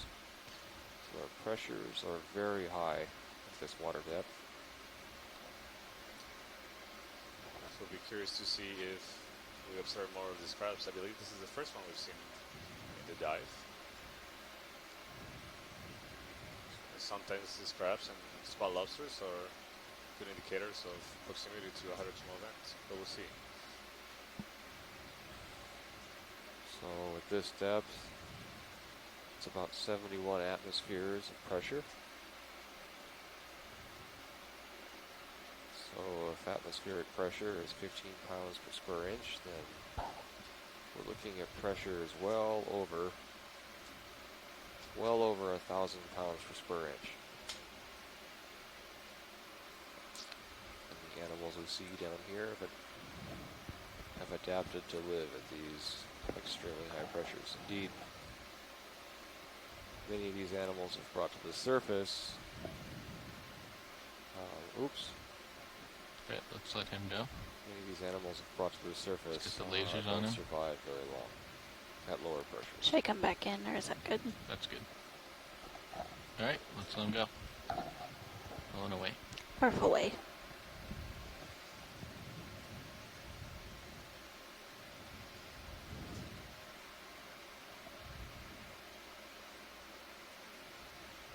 All right, so I'm going to push you out because you're pretty close to me. I wanted to point out that we were basically the same depth that we were when we were making the observations in the other peak to the east. A depth of around 708 meters. And we're seeing significantly more turbidity in this area at the same depth. And the sensor, the turbidity sensor is picking up. We're confirming that there is a significant increase in turbidity here.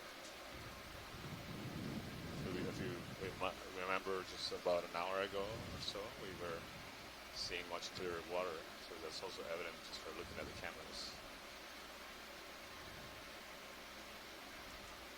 And those particles in the water that cause the turbidity are very likely originated at deep sea hydrothermal vents that exist on this volcano. We haven't been able to observe one yet because that was the first goal of this dive. Unfortunately, the visibility of the turbidity was so poor at the near the site that we knew or likely have very strong evidence that they were heading lose the skids. to observe them. Okay. That was about 200 meters deeper in the deeper parts of the crater. Right now we're 200 meters above that thick turbidity layer. Look at this rock. Strange looking pillow. Yeah. How's it standing like that? Like it grew straight up. I was thinking it might have broken off and fell to the side, but I can't tell if this thing. It's bizarre that it would grow straight up like this. Maybe a balancing rock.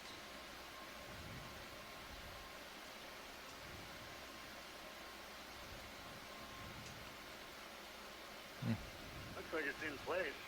Yeah.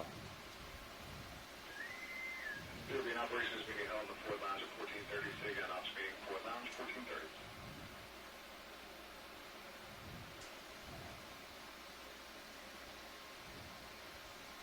Got a little unicorn thing going on at the top.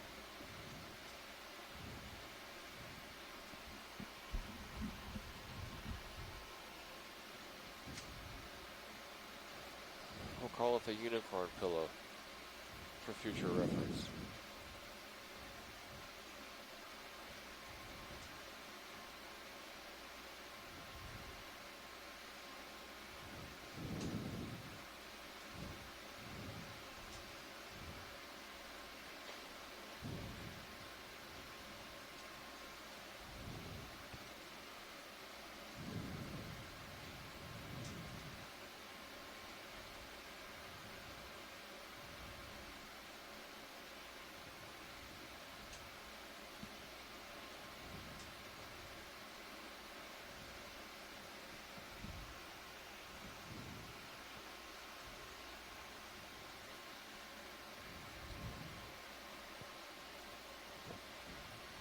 Ship move is complete. You guys are ready for another one, or? So RV pilot. Matt, Go ahead. Is the ship heading towards that waypoint 5? And I'm just wondering if... Yeah, I'm dealing with that right now. Just a second. Oh yeah, from here we could probably... So RV pilot, we'd like to head south and head up slope towards the summit on this long ridge. RV nav, if it's possible, could you zoom out? Yeah, absolutely. Zoom out a bit more if you don't mind. Is that good? Yeah, so where's the highest point we can zoom out a bit more, actually? Yeah, so this is the whole cone. Yep. And then we can either go kind of this way, up, up, up, down, up, but I mean 10-meter contours, so relatively flat, but a little bit uphill here. At this point, we want to stay on the ridge. Okay. Heading south. Yep, that's right here. Okay, perfect. It's right in front of us. Yep. So just head south at this point. Thank you, RV Nav. So we want to turn south. Move complete. Thank you, Bridge. Or do we want to keep going a little bit? Or... All right, so this ridge right here. Mm-hmm. So maybe move Sirius a little bit further west and then go south, I think. It's going to be the move. We could go southwest. Or you could cut the difference. So what are you thinking, like 232? Highest round on these something? northwestern peak. Yeah. The central cone. 240. I can't hear you, Don.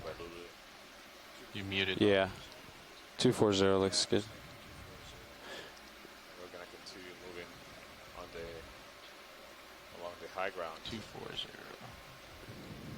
Towards the Okay, that sounds good to me. southern. Okay. You can get a move in. 20 meters sound good? Sure. 4 distinct places where you see the shallowest. Decimal areas of 1. this cone. Bridge, RV nav. Continue to the south. Ready for a ship move 20 meters, bearing 240, speed decimal 1. What are the ships today? Is it 1500. Okay. Good copy. It's different every day.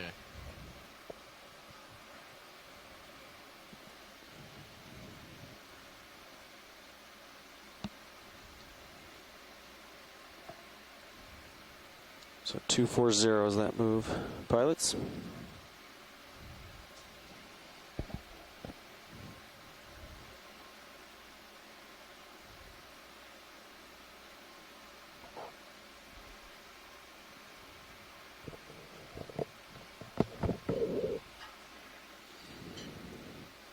Move initiated. Thank you, Bridge. Let's do a partial here video. All right. Hold that.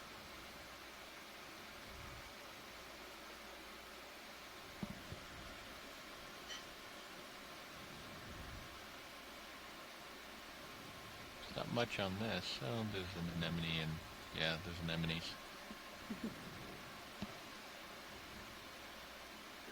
Just a thought about ash in the deep sea. If that what we were seeing on that older part of Nafanua was indeed Coming ash, out video. Another way to produce that kind of thing is, or fragmental glassy lava. Another way to produce that is just by avalanching of lava flows down slopes. We've seen that before too. So it doesn't necessarily have to be explosive eruption of lava to create that kind of fine fragmental debris. If, for example, if these pillows, as they were being in place, lots of pillows were rolling down slope and grinding against each other and tumbling down, and their outer glassy surface was broken up in that process, that can be, that fine material can drift around and be deposited on the surrounding area too, so that's another possibility. Pilot, it's alright to zoom past the skids. Sure. Thanks.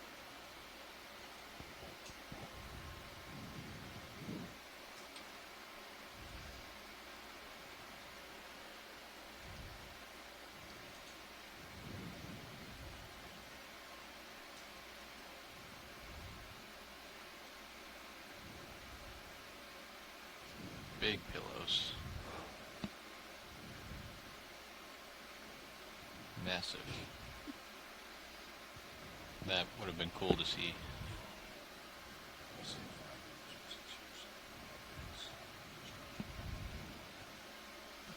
Would have been cool and terrifying.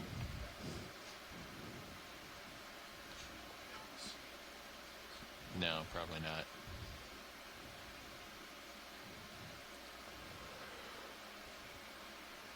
Let's do a zoom on this white stuff here.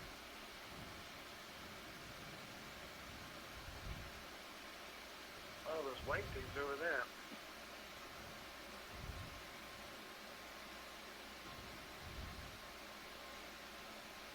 More of these unidentified white objects.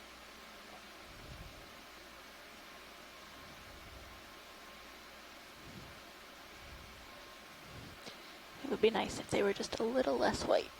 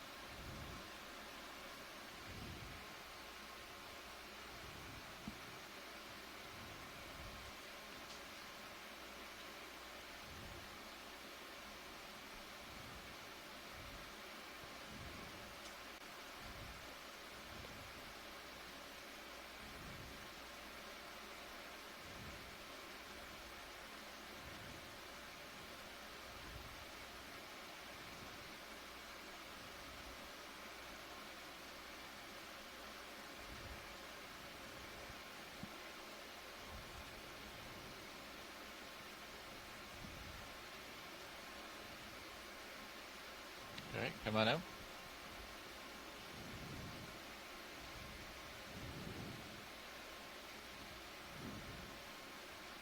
This looks to be, has the appearance of possibly being a fragile structure. Someone can chime in and remind us of Eel City.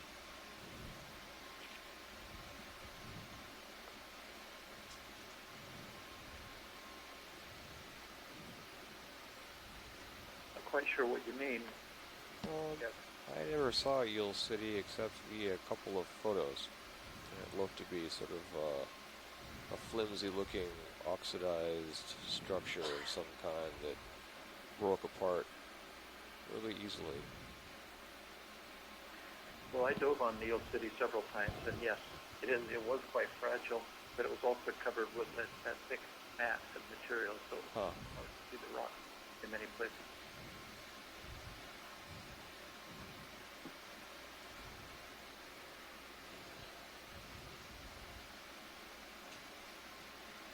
Greg, do you have thoughts about those white things? I'd love to get my hands on one, but I think they're sponges. I think they're demo sponges, not hexactinellas, but I think they're sponges. Yeah, they look biological, but it's hard to recognize anything familiar to me. Well, the nice thing about many this demo thing in the sponges is waterfall. they don't have a very discrete shape. They can grow in a lot of different directions and butt off and be skinny in some places. It's too close. Fat in other places. Coming out. That's my best guess. Like a couple of I've noticed we seem to see those white things on the tops of the pillows. So I don't know if that's consistent with that too. Well, sponges are filter feeders, often bacterial feeders, and they like places where there's more flow because there's more flux of food by.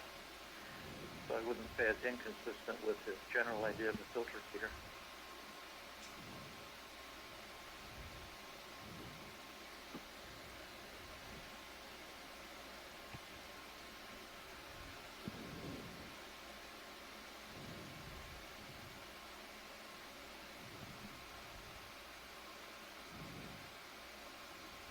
This is Bruce. I can't hear if there's talk with the pilots right now or not, but I heard mention of Eel City again. I'm a little Move complete. Thank you, Bridge. occupied with visitors again. But just as a side comment, for a little while we had Ken Sulak in the chat room, who's an expert on many types of deep sea fishing, including the cutthroat eel and arrow-toothed eels that you were talking Sounds good. about. And he concurs. She was making a heading that the change. eel that we saw is a We're in position. Arrow-toothed eel. Probably Yeah, like ship the ones is that were collected ship at stopped this moving. site. But the other eels that we saw were a different family. He thinks he's positive that they were in the family Congrady. So on this side, you've actually seen two types of eels in two different families. And another quick observation: we saw a couple of the green-eyed fish from doing a search. Deepwater fauna fishing in American Samoa is so poorly known that I don't see any records of green-eyed. Yep, we started going southwest, so we're kind of cutting the corner. So probably one more 20-meter move southwest, and then we'll start going kind of directly south. Found worldwide, so it's not surprising to see them. It's just, again, Yeah, unexplored territory for getting records of fish species at these depths.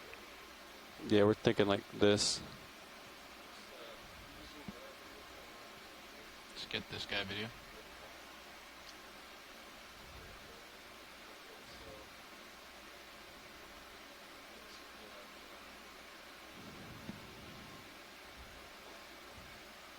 Come in tight.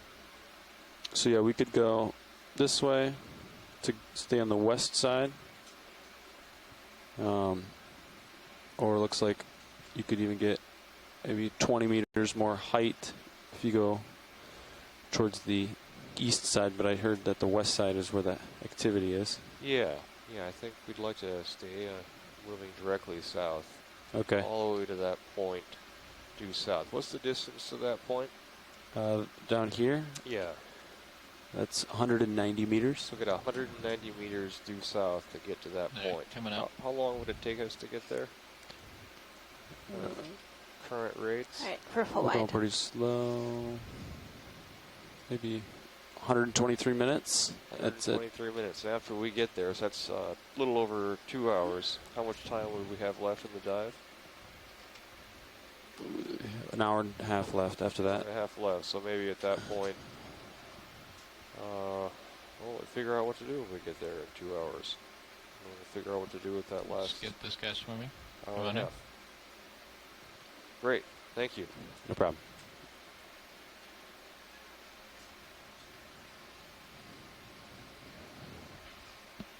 So those of you on shore, we heard some of this, so we'll get down to come on up. The southern point, which is one of the highest points on Napanua, and part of this region of volcanic growth that Napanua has seen in the last 5 years. So where are we heading now? Just about 2 hours. Oh, just south, like we were. Okay. So we're ready to move. Leaving us with, okay. If we haven't already started moving. A bit over an hour. Let's do one more southwest. That'll get serious kind of on the ridge, and then we'll go south. Sound good? So same as last. 240. Bridge RVNAV. Ready for a ship move. 20 meters, bearing 240 degrees, speed decimal 1. Didn't think we were going to make it this far today. I thought we would get really excited about the hydrothermal vents and stay there for a long time, but the hydrothermal vents had something else in mind. Yeah, absolutely. Sounds good. They're still doing a heading change, and then we'll put the move in, pilots.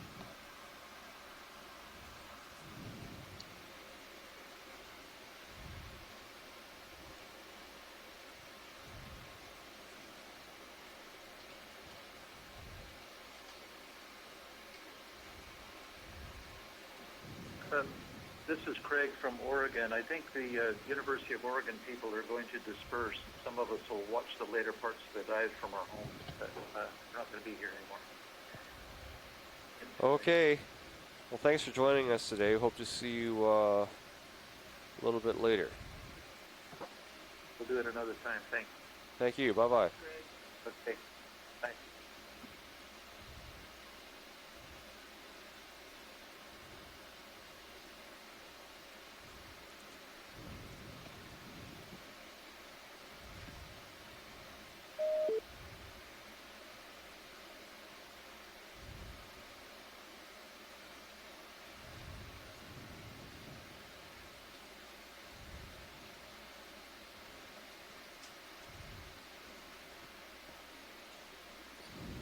Move initiated. Thank you, Bridge.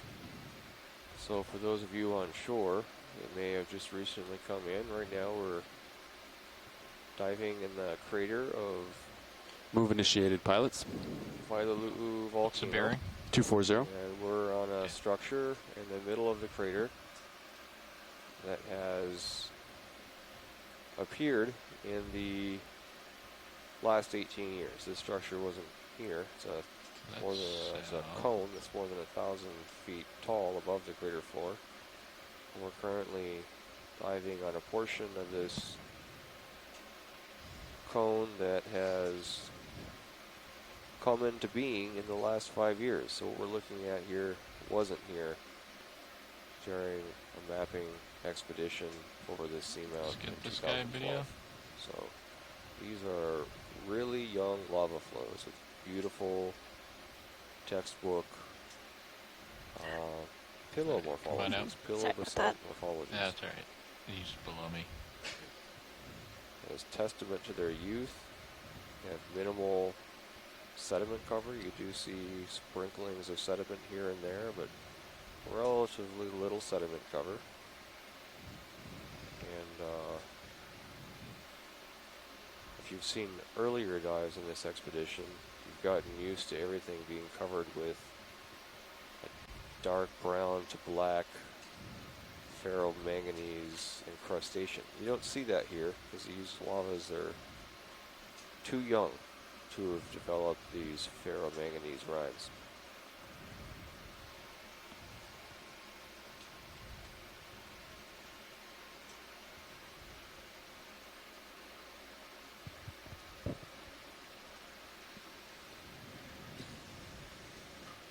So there seems to be larger particles here, the water column.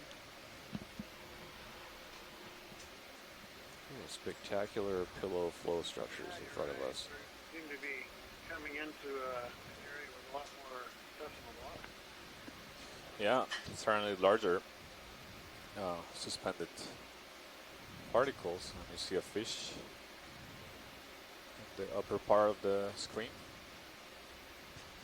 Let's get the we fish. are currently at 710 meters water depth. pressures of just over 1,000 pounds per square inch. All right, come on out. Water temperatures have been right around 5 degrees centigrade. He's not on this cooperating. summit. No. What's the water temperature here now, Santiago? Water temperature is 5.62 degrees. Okay. And we do have an increase in turbidity in the sensors right now. Slight one.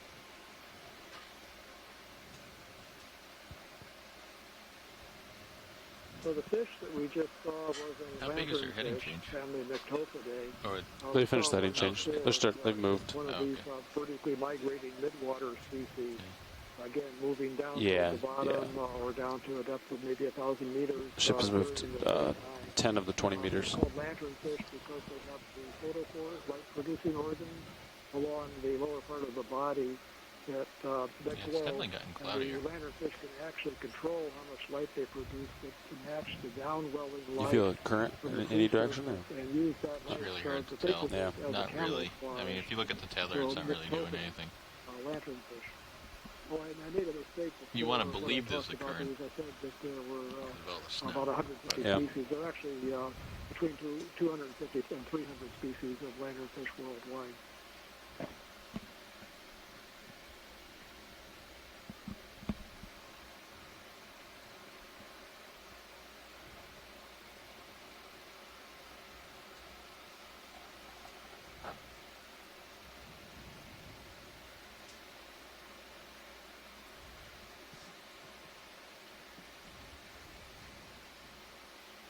So here the tops of the pillows appear to be a bit more sedimented than the ones we been observing on this area of the cone.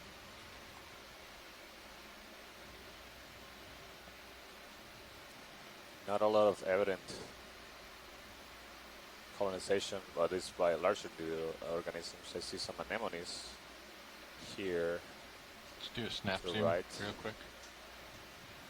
Okay, come on out. Actually, there's a significant number of anemones right here. I see at least 10 in the field of view. They're small, so you can see again the lasers are 10 centimeters apart, so about 3 inches. So each one of those anemones is about an inch in diameter.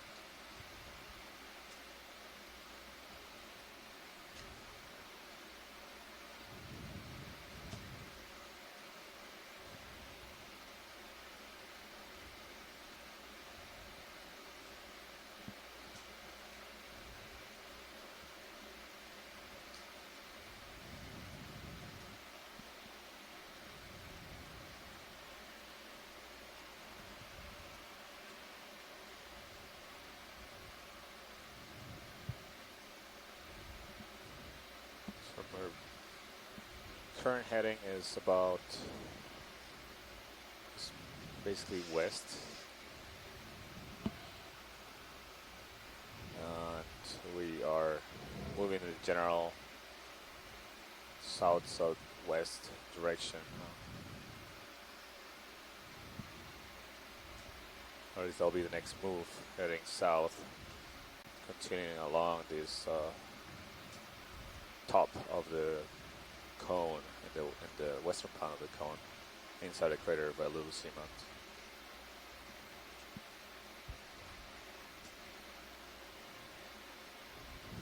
Move complete. Thank you, Bridge. All right, pilots, moves complete. Heading to the south waypoint is 191. 190.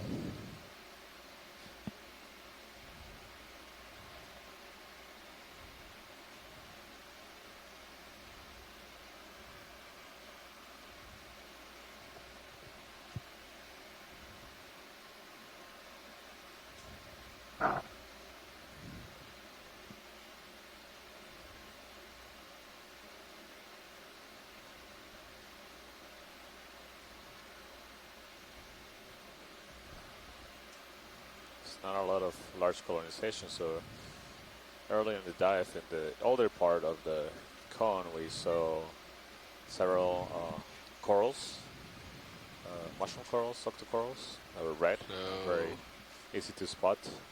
South is we also saw some large solitary hydroids. This way. Maybe as high as a foot high. Several carnivorous sponges of greater size than the ones we have observed here. Here we see the anemones attached to the rocks, but we don't see as much diversity of sessile organisms in this part of the cone. Again, this is consistent with the idea these are younger rocks, so there hasn't been enough time for other organisms that, like corals, that take presumably a longer time to grow to really develop into a size that we'll be able to spot with the cameras of the ROV.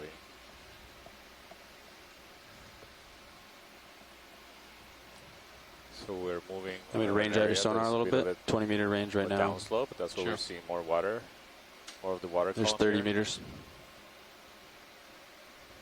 And I expect this is going to be, we'll be fluctuating between slight up and down hills as we wonder move if on we, this top part of the. Instead of going south quite yet, maybe we keep going west a little bit just to stay on the ground, or.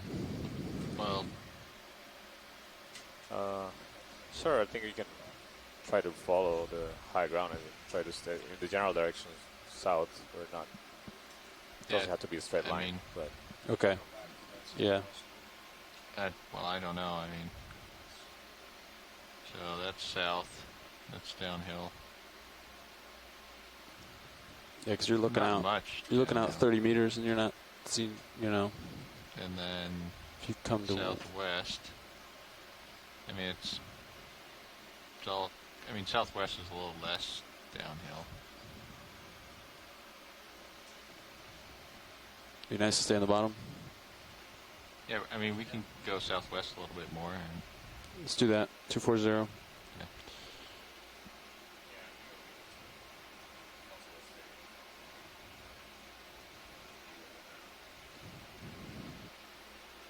Let me know when you guys are comfortable with the move. Once you get lined up and happy.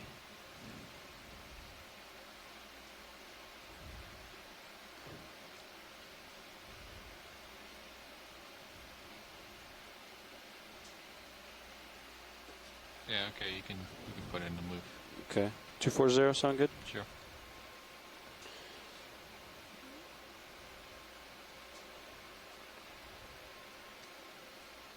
Bridge RV nav. Yeah, ready for a ship move. 20 meters, bearing 240 degrees, speed decimal 1.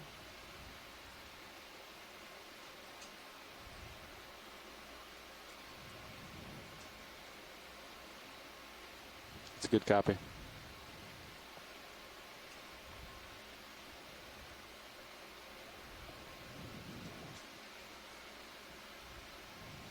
Yeah, I figured this way, if we kind of ride this edge, we stay on the ground rather than it's going to jump be in the really. middle.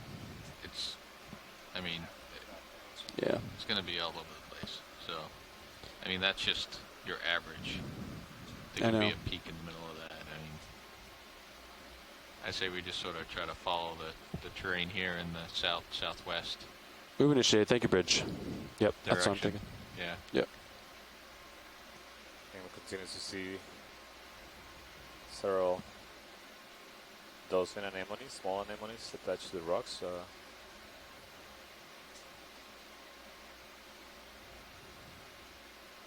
We've seen a couple of fish, but I haven't seen any eels in this area.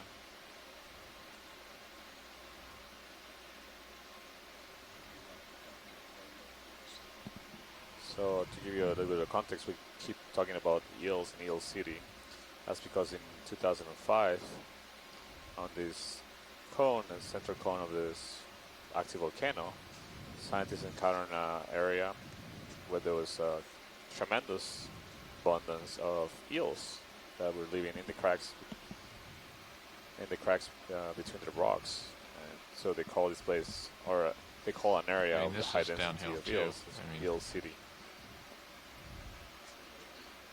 So one Yeah, of you're the looking things out we're 30 interested meters. in observing this dive is whether or not that those high density aggregations or populations of eels still existed after 12 years, Is and that accounting and taking into account that contour there's been a dip? significant volcanism in this part of the volcano. I'm judging by color, and I think it's up, but it's possible that See it's the down. temperature climbing a bit as we go into the more turbid waters.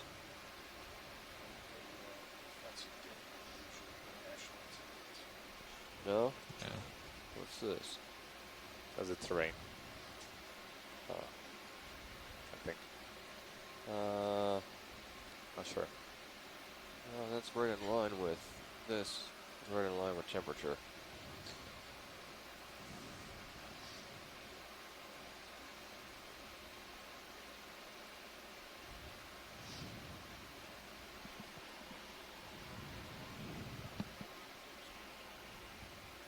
Huh. It could be, yeah, I'm not sure.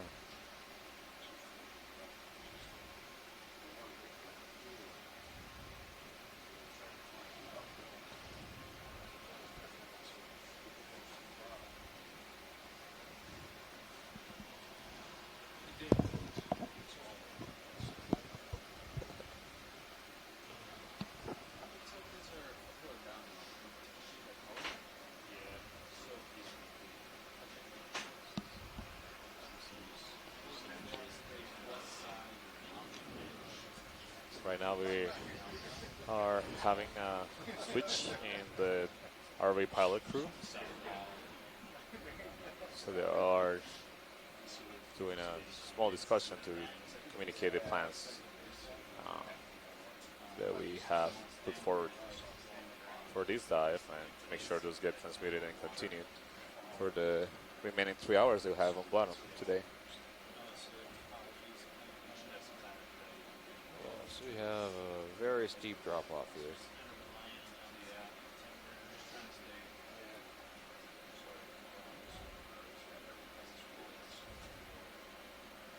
I think we're going to want to start heading south. Yeah, me too. Yeah, because that's abyss right there. That just goes off into nothing. So I think that's your edge. If you were wondering where that is. And I Okay. think we're going to need to, this is what we want to follow, south. Yep, I agree.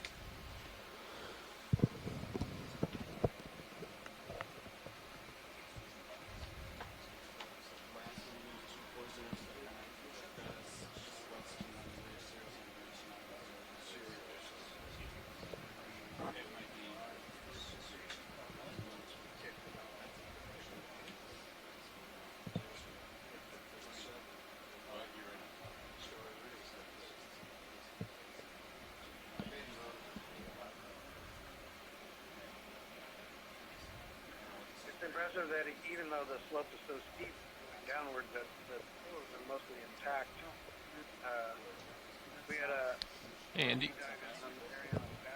So you're continuing on like 240, but we're going to turn and start heading south because 240 goes into nothing, drops off, and it's a steep cliff.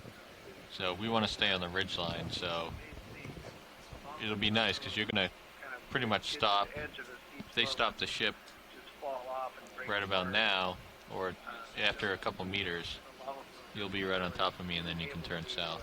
If you want to keep turning your heading to the south,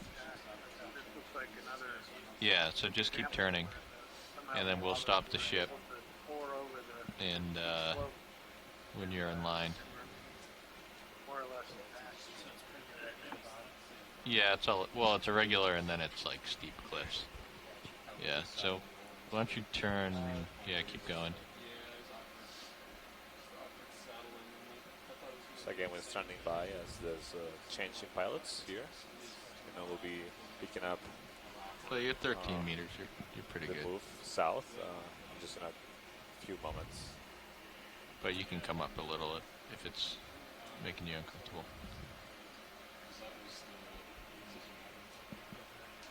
Yeah, but we're moving at 240.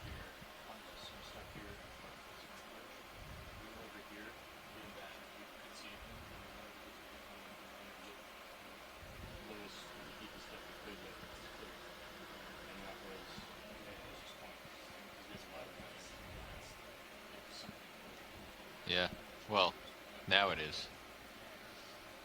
Yeah. See several those larvation houses passing on the top and the right, the water column. My tail's getting a little close to the bottom.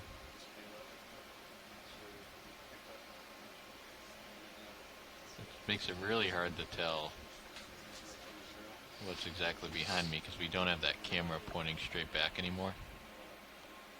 So that makes this tough.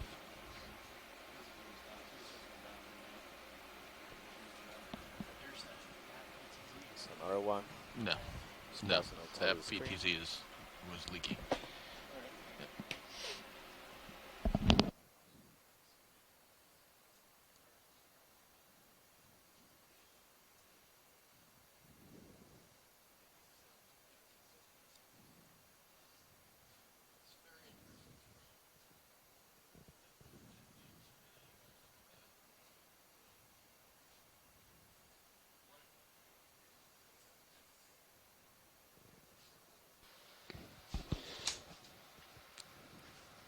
You get samples in everything but port to rock box. It's the only one open. Just had a change in port rock box. Okay. Move complete. Thank you, Bridge. So are we pilot? Do you guys want to introduce yourselves? Yeah, we're waiting for our last person to switch out here, and we'll go ahead and do that. Roger. All right. So here, this is a little difficult to navigate. So we'll have to be attentive to our sonar on Sirius. I think the plan is we want to just start moving south toward that point. And we want to keep an eye for any sharp features. Yeah, so I think we might just start heading south. Ship stopped a few minutes ago, so we'll probably start settling out pretty soon.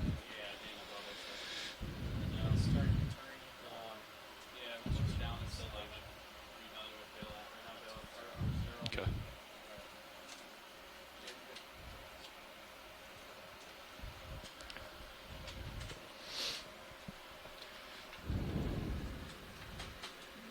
We'll get underway here soon as we finish the changeover in the ROV pilot team.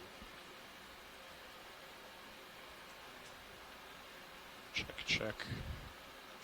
Okay, there we go. All right. So we just had a swap in the front row. I'm Dan Rogers. I'm in the pilot seat. I've got Sean Kennison as my navigator up to my left, and Andy O'Brien as co-pilot over on the right.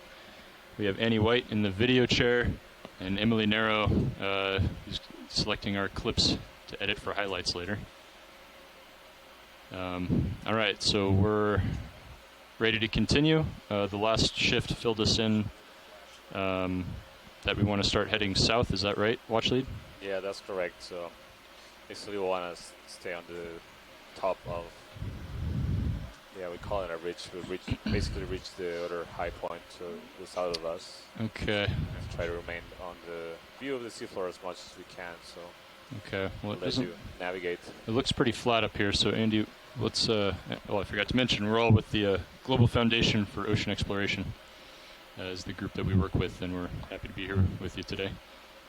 Okay, Andy. So let's line up on 180.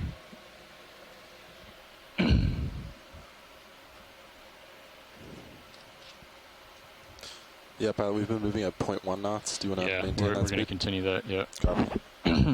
And have they been doing like 20-meter hops? Yeah, 20-meter hops, 15, 20. Yep, let's do the same thing. Copy that. And then, just stick with 180 for now. Yeah. Yeah, it looks like they've been moving. They were moving west. Yeah. But we don't want to go downslope. We want to stay on the top of this plateau. Is that correct? Science? I believe that's what the last. That's right. We want to stay at the top of the ridge. Okay. As we move south. All right. Yep. That's the general plan. Well, it's hard to tell from the sonar right now. This looks like a depression. This would be D2 out in front of Sirius right now. Alright, so I'm going to come down a little bit. So let's keep a real close eye on the tether, on the sonar. And we'll need a nav and co-pilot keeping an eye on everything as well. Copy that. Alright, coming down.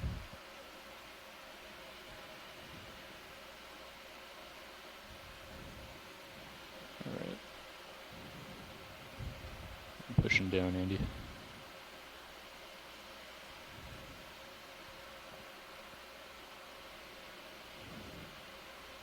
Since we're kind of going down slope into this depression, just keep an eye on my back end as well.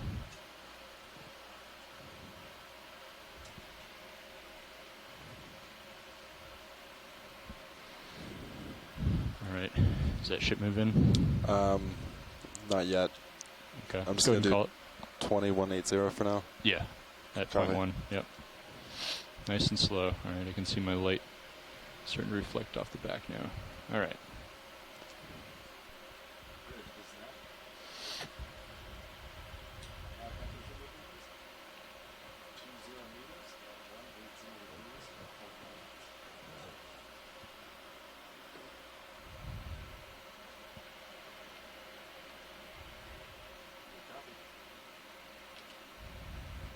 So is there anything in particular we're looking for right now? Watch lead? Any creatures or geology? We would or love to see active flows.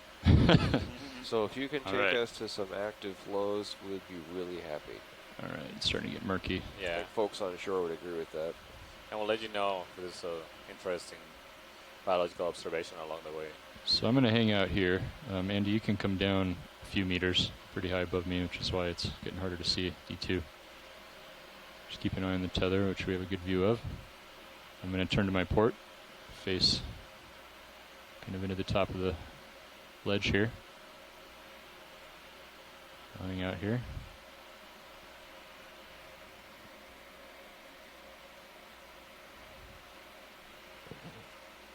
We're just going to kind of saddle along the side of this feature.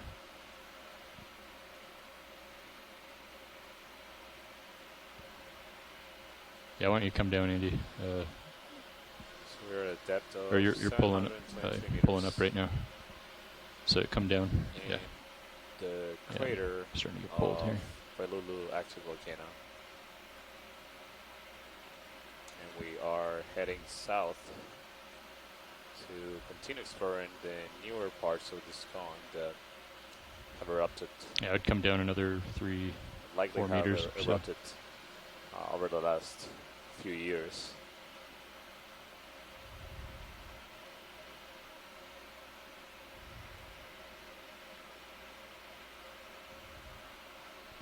Carlo, can we take a look at that structure that is sticking out of that rock that's coming in the center? It looks like... Oh, sure. The one right next to the lasers right now? Yeah, to the top, actually. On top of that rock, yeah.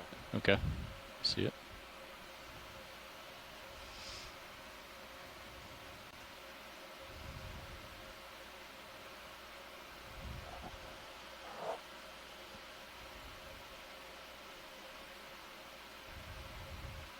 I'm just going to see what's... Again, that's another amazing example of a pedal lava and the flow that is just frozen in time as the hot rock gets in contact with the near freezing seawater at these depths. Right at the base there. Just another... Right, that's for the... Okay, you want to zoom in video? Alright. Hello, take a closer look. Hold there. Huh. It looks like it could be this carnivorous sponge on the bottom left corner of this. And then there's an anemone on the right. I'm not sure this is biological origin. I was thinking to be part of a sponge, but it's too large and we haven't seen any sponges like this, so I think it's probably a geological. Yeah, it looks like a flow feature. So far we haven't seen any corals. Your favorites on the really young. Would you like a closer look at any of this, or? Yeah, this is good pilot. That's good. Okay, let's go ahead and zoom out. Yeah, that's a good observation, Matt, and I was full wide. mentioning earlier that we did see corals on the older parts of the cone, but these newer parts just don't have any large sessile organisms like corals. Corals are known for, dipsy corals are known for growing very slowly. And it's likely that given that these rocks are so young, they haven't had enough time to Okay, you can come up a maybe few meters, settle Andy. or just develop into a large enough size that Come up a few you meters. can see them. Or yeah, other way. There you go.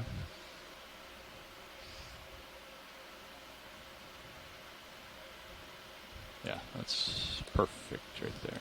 Yeah. See, we're going down slope, so you can see the sonar returns behind us are a little closer. Imagine the size of Yeah, these pilots. kilos. Couple more meters left in the move, so you'll feel swing for maybe a couple more minutes. 3 to 4 feet That's fine. wide. They're quite large.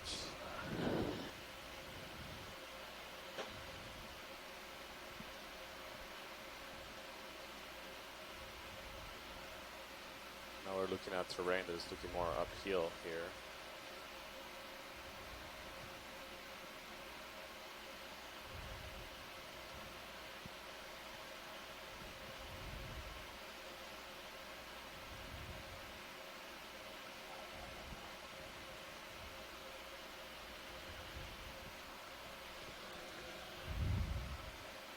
So if you had been tuning in the last few dives, You can we've been diving turn a lot deeper. toward Yesterday we port did a dive of a few almost degrees. 4,000 Keep me in meters. view. This is, right now we're at 722 meters. And again, for conversion purposes, there are 1,600 meters in a mile. 1 meter is around 3 feet. So right now we're at a depth of around 2,100 feet. Yeah, we might need to adjust our course here, Nav. Yeah, copy that.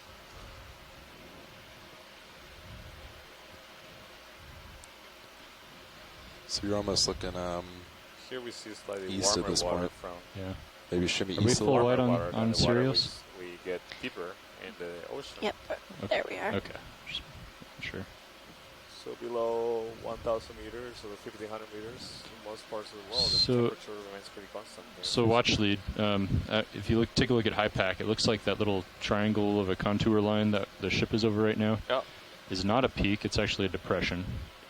And so what we can do is either do a little blue water hop over to that other point and see if that's a peak, or I can stay saddled along the west side of the ridge that we're on right now and just continue south from where we're at. Hey, can you zoom out a bit? It's good Let's to go ahead and have zoom in on this. Good to have perspective. Hold there. I was going to ask you to zoom in on that while we discuss. Yeah, I like your idea of following the ridge. Okay. Why don't you turn toward your port side, How Andy? much longer do you think that extends the distance traveled relative to how the fish would swim? I'm sorry? Well, as the crow flies doesn't work down here, so as the fish swims, how much longer is this? I don't think it'll affect our distance covered very much. Okay. It's too close to focus on So now. let's say Let's go ahead and 50 zoom out. meters maybe, max. What's that? Might take us 50 meters We're max. just gonna more. try. He's saying, Nav is saying 50 meters more max. Not too much, I wouldn't think. Oh, there's an eel. Assuming HiPAC is relatively look at that eel. what we see.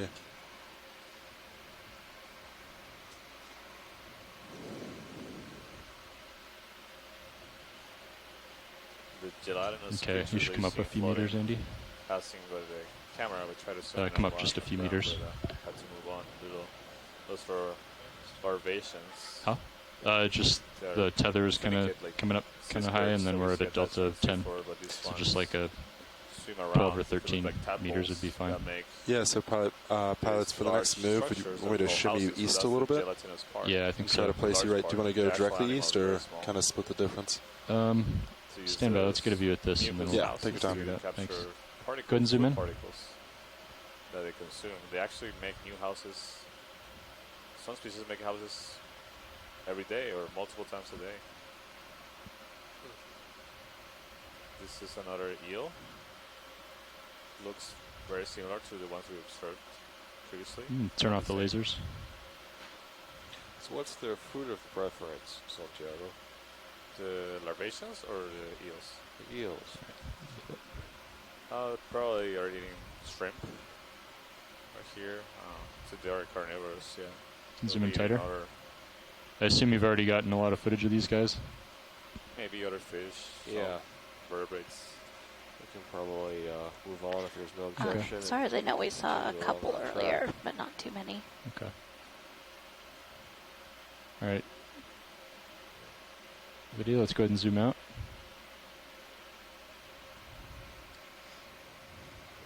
Yeah, I think from the original, 12 years ago, they did studies, isotope studies. Do we have a good view on our tether here? Of these animals. You can see it in the tail cam. They saw that they're not.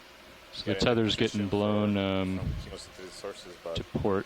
From so it's kind of the tether's going to be being blown north. You see that?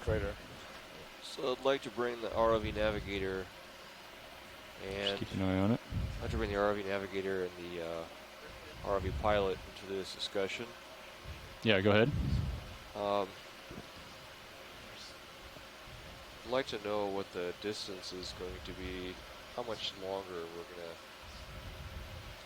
it's going to take to follow the contour to that peak to the south, compared to just going downhill and facing blue water and going straight south. It might be close to the same, because if we go downhill, we're going to go a lot slower. Yeah, going downhill safety purposes. is very awkward and slow. If we just pick up and try to drop down on that south point, that would be much quicker. Yeah, the quickest option would definitely be pick up and then kind of fly over and then drop down. You wouldn't have to go all the way. You could just go until it starts being uphill, going south. Well, yeah, we can certainly do that. Yeah, it's actually a little tough to tell if that's a depression or a peak. Well, let's just keep heading along this contour south until we see if there's a problem. So the ROV pilot and ROV navigator have advised us that it would take us just as long to traverse southward, going downhill and then back uphill, is to follow the contour around the edge. You might be asking yourself why that's the case. It's, okay. So what is that? What bearing is that generally? Here? Or if we're just going to kind of follow that contour there? So right now you're going kind of east. So we could go east maybe a little. Well, not this contour. They want to come south. Oh, yeah. Yeah. As opposed to doing like an L, or we can just cut the difference like 125. Do a short hop at 125. Yeah, so right now he's facing. I see. So we want to stay at this depth. Or you do. Oh, I see. So we could come down a little bit and then follow that contour so that we don't have to move east. Oh, okay, yeah. See what I'm saying? Oh, yeah. If you want to go downhill, yeah, totally up to you. Yeah. So let's see. So what is this line kind of going in that direction? About 150, 145. Okay. All right, Andy. Why don't you turn your head to 150?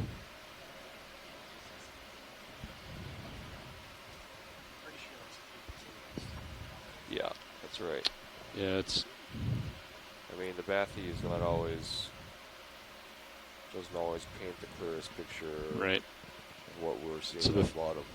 Well, that line that the ship is over right now is. I mean, we went throughout the day thinking that was a peak, and that ended up being a depression. Yeah. So if we can just keep heading south until it. So far, I don't see a real problem, right?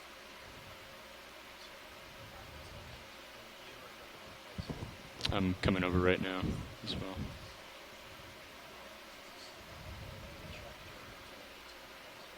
Yeah, why don't you hold there?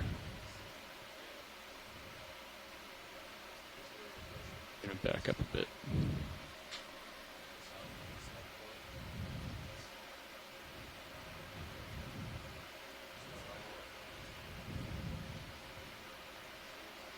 Do you want your sonar zoomed in at all? Or are you happy with that? What's making me nervous is that the tether's getting blown real far.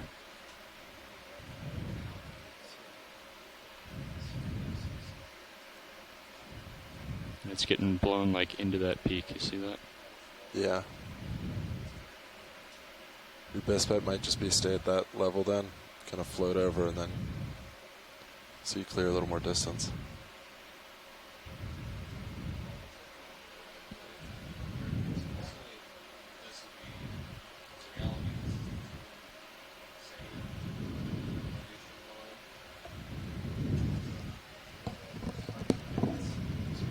Okay. So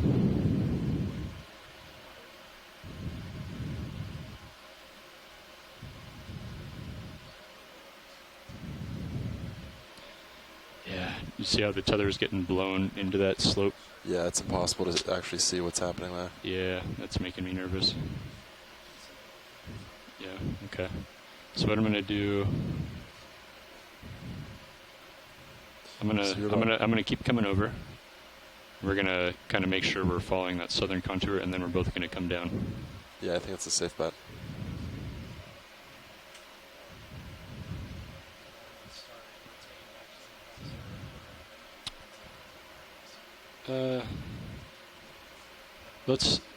Let's do 130, and then let's both come down.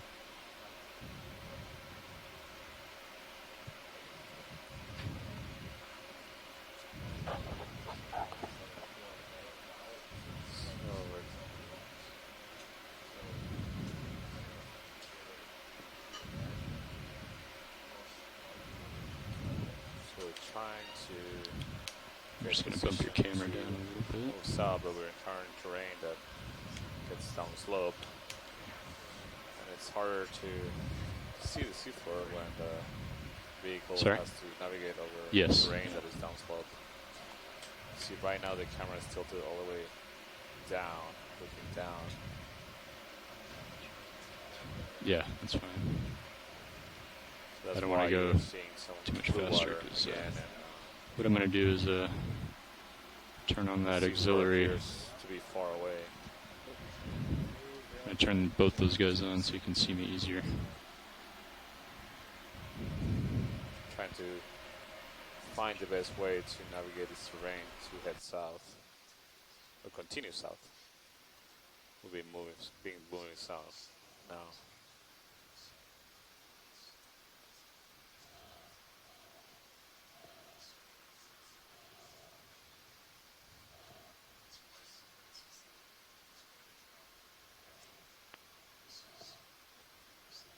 Wow, you can see the really steep wall right appearing. This seems to be a narrow ridge that is formed by all these erupting pillows.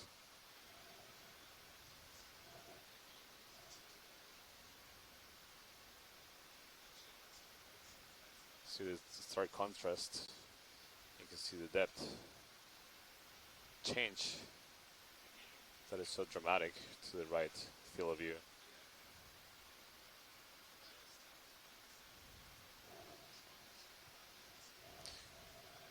So Matt, do you have any idea of how this lavas have been erupted? Is it more like from a conical feature and going down slope, or more through a crack?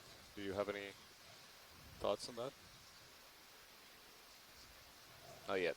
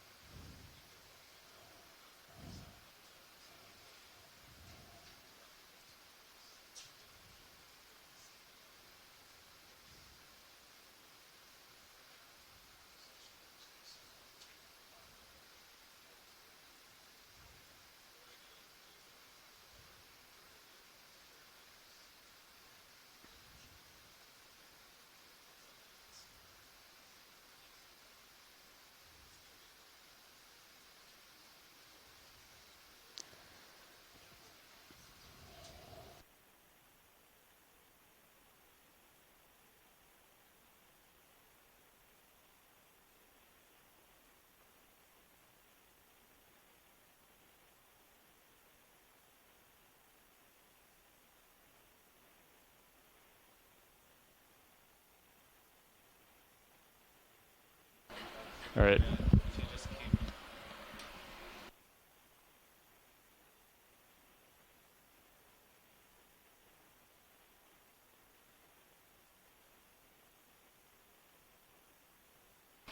All right, let's line up on 130.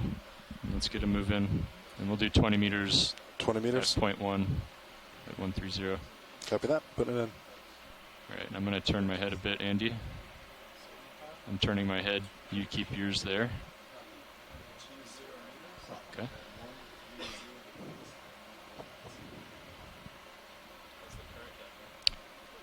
There's a little bit of current going, from starboard to port. So right now we're trying to south to north. Figured out the best way to move south. I think we're trying to get Sirius, D2, okay, let's go ahead and zoom in. And the ship all in position to start making our move. All right, we've got a plan, and we're going to start moving south.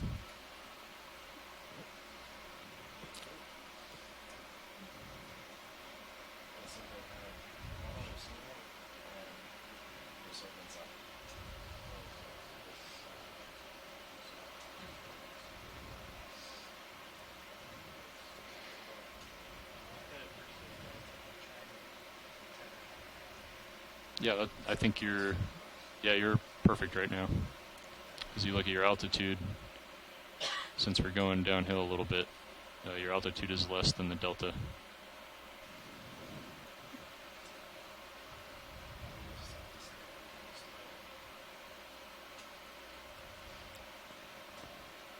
Yeah, because I can't stretch out too far ahead of you, otherwise I won't be able to see myself, because it's a little murky.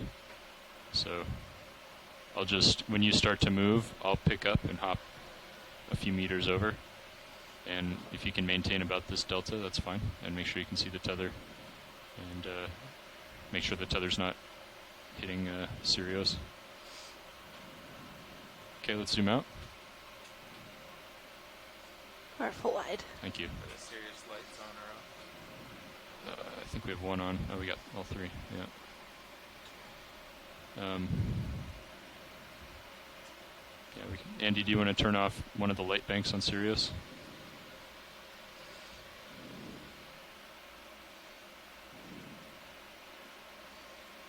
Do you want to zoom in on this right here?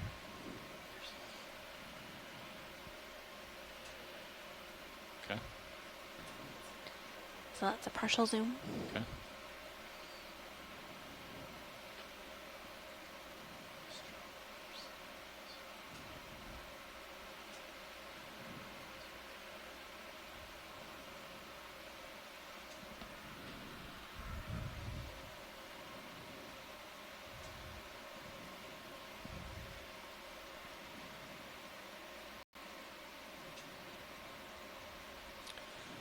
So, folks on shore, zoom out. Stand by as we get the Tether looks a little nicer. It's kind of in the middle now. Be in a position to make our move southward. We are currently moving south. Yeah, watch it. Ship is moving. And right. yeah, we're heading south. Moving south now.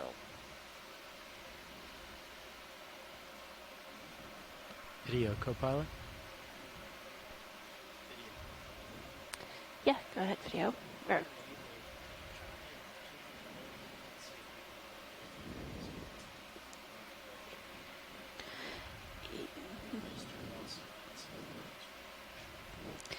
yeah, this is as bright as I can get it without upping the gain.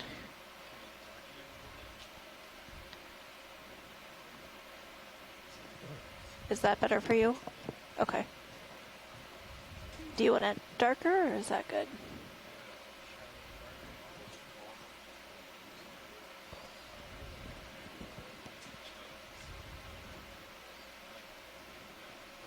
Okay, no problem.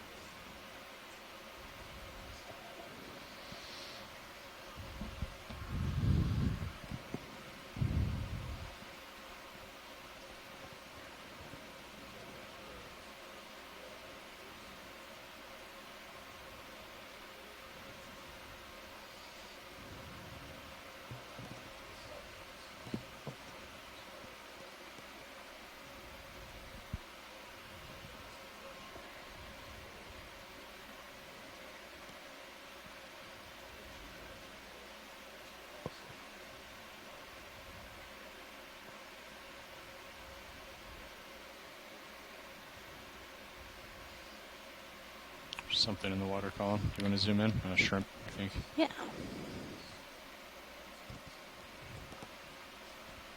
Yep, hold there.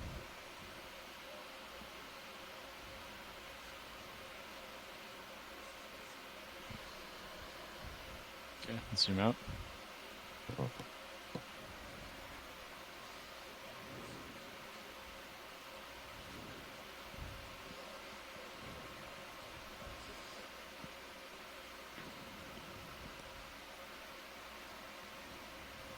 How's that move, Sean? Good, we're about halfway through. Okay. So yeah, you should be starting to move, or Sirius should be. Yeah, we're definitely moving. Everything looks happy. Just keep moving along. Yeah, it looks pretty good right now.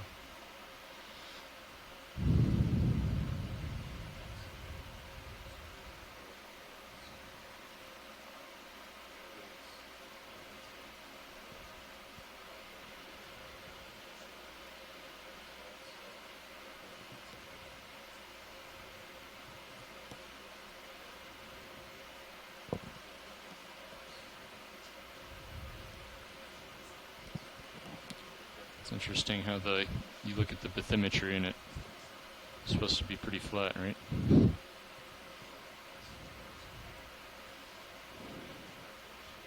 It's the mean over a large area probably is. Yeah.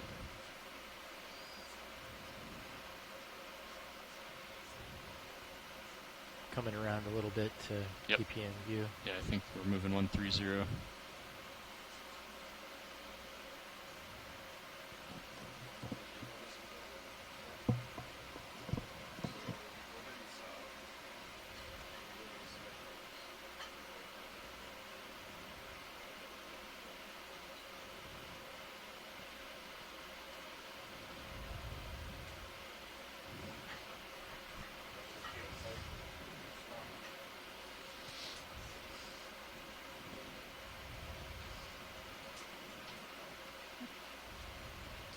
So continue. It looks like hydrothermal sediment, this orange stuff in between the pillows.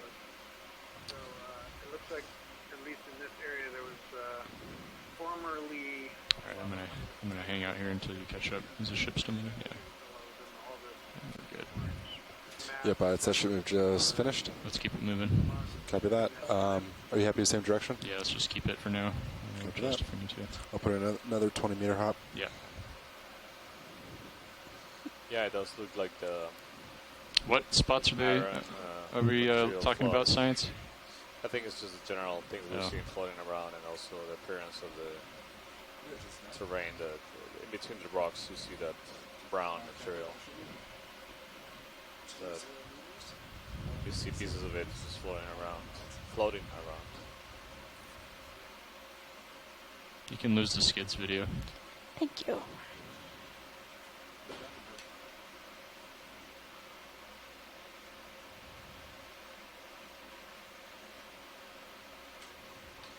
Yeah, you see pieces of it just dislodging from the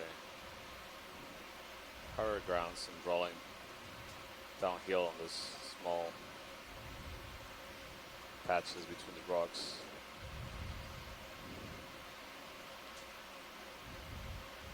Sandy, can you move your tilt your camera down to 45 degrees, and then hold it there? Coming down. It'll help give me the best reference as to how far ahead I am. Propeller, so the ROV. Right, that's super fluffy. Definitely. 45 now, pilot. Thanks.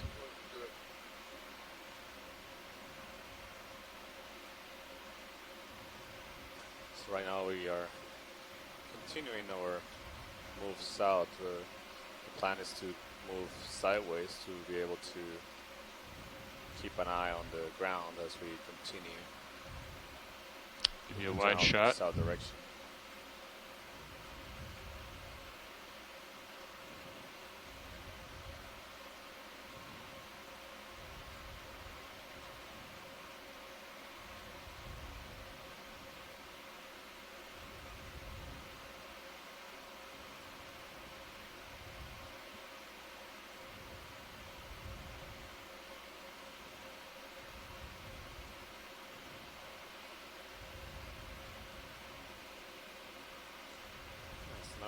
a lot of animals here. What's that down there? It's a white, linear objects down the field of view. Shall I take a quick zoom at that? Sure. Pilot?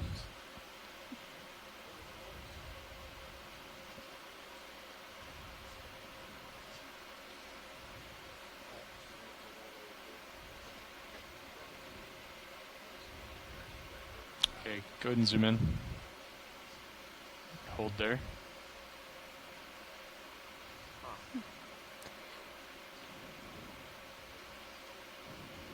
What is that? Looks like maybe a skeleton, a fish skeleton. Fish skeleton is what video's thinking. Skeleton. Coming back down.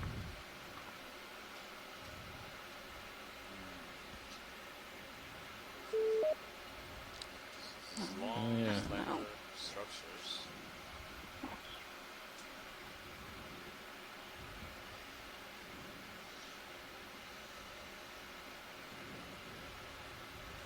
So what are we looking at here, Santiago?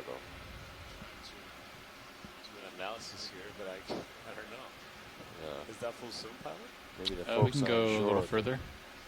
Maybe if we fill get a us closer in. look, they'll give us any more insights of what this may be. So you see some like plate or planar structures to the left. To the right is just a long fiber, white long fibers. Yeah, you can come up a few meters, Andy. Up to 15 delta. Let's get zoom out real quick. I don't know. I got some room now, so come over. The lasers on, pilot? Yeah, go ahead and zoom in. Hold there.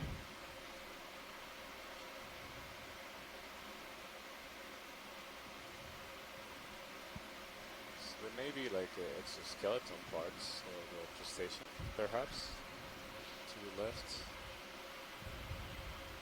That's just a guess. And I'm not sure the long fibers. Maybe.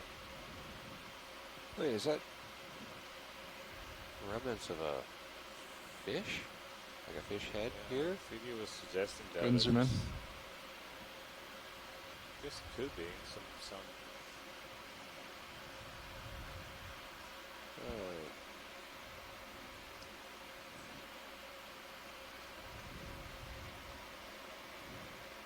Yeah, this is Bruce. I'm seeing certain things that do remind me of a fish skeleton. I'm not sure what the really long things are, though that doesn't quite match. I don't see any vertebrae, but I was. Go ahead and tilt down a bit, Andy. Some of the parts to the left And are then reminiscent of part of the hyoid arch of the maybe fish. come up to like 18 meters. A little Delta. tip of the jaws, maybe, but it doesn't. Well, these washes could be fin rays. Let's zoom out video. Something. They have to be a pretty Hold there. big fish to this area, but they look like they have the basal structure. You want me to just keep you in view now with the rotator, or keep it at the same angle? I guess you can track it. Just let me know when you tilt down. Copy. Tilting down. Yeah. Yeah, thank you, Bruce. Okay. I think that's And then why don't you come up a few meters? most reasonable interpretation to this. Like 18 delta is usually pretty good when See you're all the looking down at white me like dots that. That's on the good. ground. Might be Let's go full wide. scales. It's interesting to see this. Must have been consumed by some small scavengers to leave all those bones behind. If it was a fish. So over the last, I feel like over the last half hour we've observed significantly higher sediment deposits in between the pillars. There's an eel just below the. There's an eel. Snap zoom. And hold there. Trying to hide from us. A few more anemones on the rocks. Some anemones seem to be very good at colonizing hard substrates. Okay, zoom out. All over the cone. Yeah, Matt, those deposits between the pillows are hydrothermal sediments.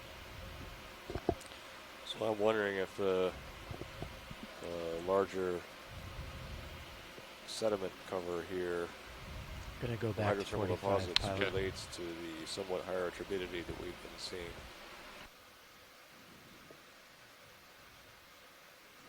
Maybe, but these look like they formed a long time ago, so we haven't seen anywhere where there Oh, what's this? was warm water coming out of the bottom. But it must be happening somewhere.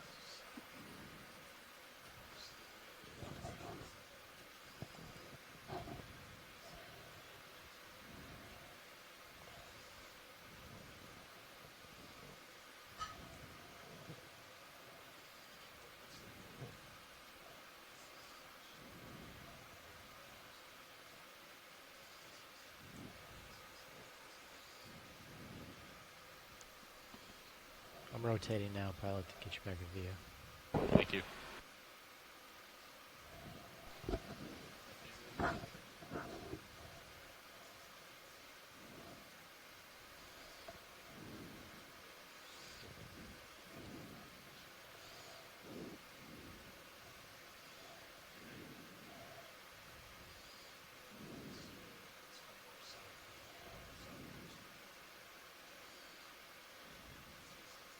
Rotated.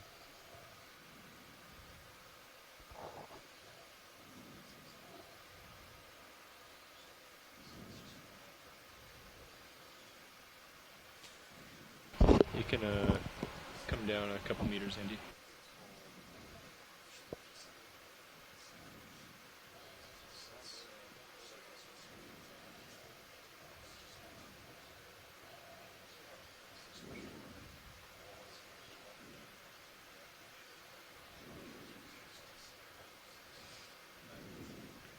I'm rotating down.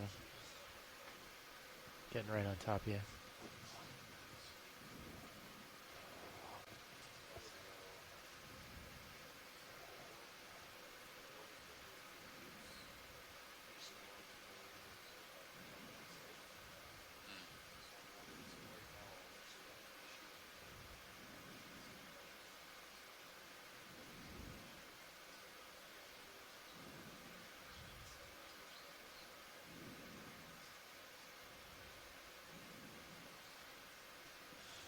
So, as we move from one peak on Nafanua to the southern All right, pilots, I'm going to put a move in for 20 meters at 140. Okay.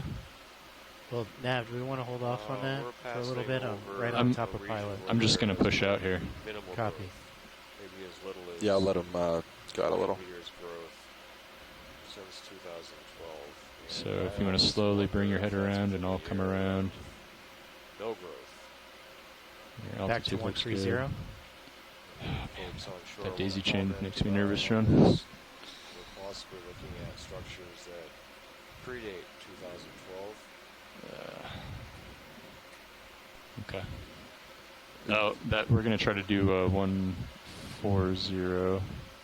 Okay, I'm at 115 right now. By the way, since the Yeah, if you stretch out a little bit, we might be able to see the daisy chain. Yeah. So I'll come around. on the science line, so it's not a big problem. Just FYI. Sure thing. Rotating. Okay. I don't think what we've seen Coming around. so far. I mean, if we Okay, I'm at 145. western part Okay. Rotating. so far, that's my impression. Looks good. So I'll push out a little bit here.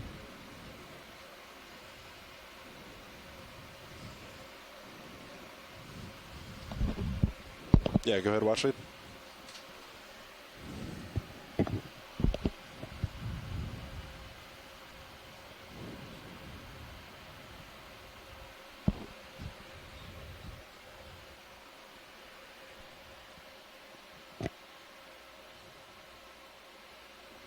So, can you say that again, Watchlead?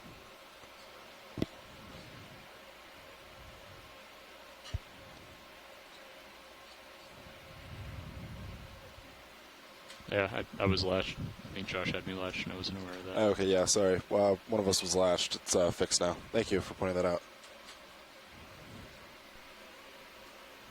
Okay. Yeah, ready for that move?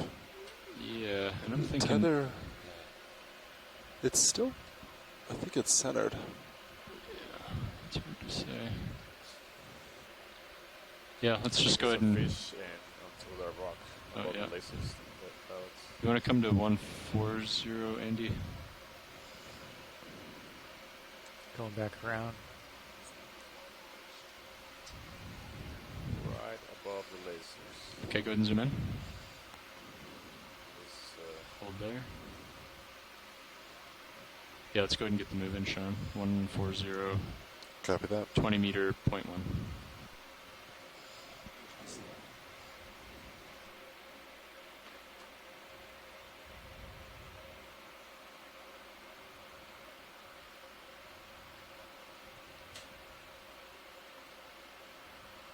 Can go in tighter. Does this look familiar to you, Bruce? Hold there. Okay, unfortunately I lost my Internet 1 feed, so I'm watching on Internet 2 on the YouTube feed. It'll take a few seconds for this to come up for me. He's trying to get away. He's burying himself. Huh. Really doesn't like us. Zoom out.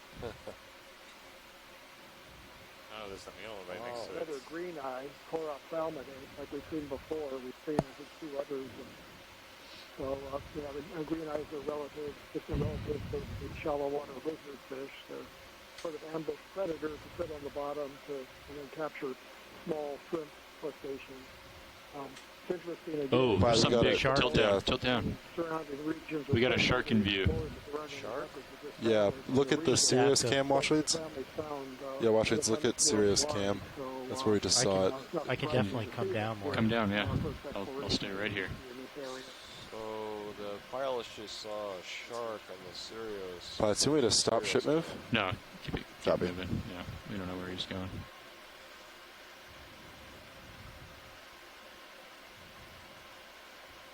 Any way to rewind that, Cam? Oh, you're already on that. They're not going to be able to see it. No? Oh, there it is. All right, you can tilt back up.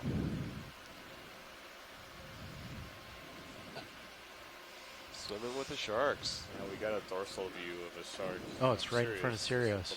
Oh, is it? Yeah, You I see just it? saw it on my utility. Do you have any estimate on the size of that? I don't know. No, it's not like this. It's serious. But it's closer to us, presumably, than... It's pretty big. Yeah, it was pretty big. And, At least as long as D2. Oh, there he is. Whoa! All right. Should I haul in? Nope, just let him. Oh, is that a whiptail? He's going to hit the vehicle. Yeah, that's why I was going to haul in. I'll just let him swim around us. Species. We need to take a look at it from the side to see the position of the eye. It looked like it might have been the big eye pressure shark, so that's a fairly unusual observation. I don't know if you've ever seen one of these from Okeanos before. Could rotate and look So are they for commonly found at this depth, Bruce? I'm just going to hang out right here. Just going to go slow. They are. They can be deeper water. I know they're often caught on long lining sets for tunas and swordfish, which occur at different depths. Okay, hold have there. To do a little bit of work, but I think they can dive down to these sorts of depths in the upper 1,000 meters. And they're also a lamniform shark. That's an order that includes the white shark, but some of them have a little bit of a coming back to 145. 140 is that the move? Compared to surrounding waters, and Yeah, 140. 140. That was pretty cool. But let me check, and I'll get back to you about depth ranges. All right, you can hold your camera angle there. Yeah. I'm just going to saddle over. That was cool. Pretty interested in Sirius. Yeah, I was wondering, is he drawn to the lights, perhaps, or? I would think the How many big magnetic field around the vehicles. Oh, maybe, yeah. Or the magnetic field, or just... Does Sirius have all its lights off, or? No. Had one bank on. Okay. Yeah, one bank on.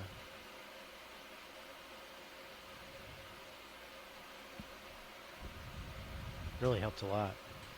Yeah. I felt.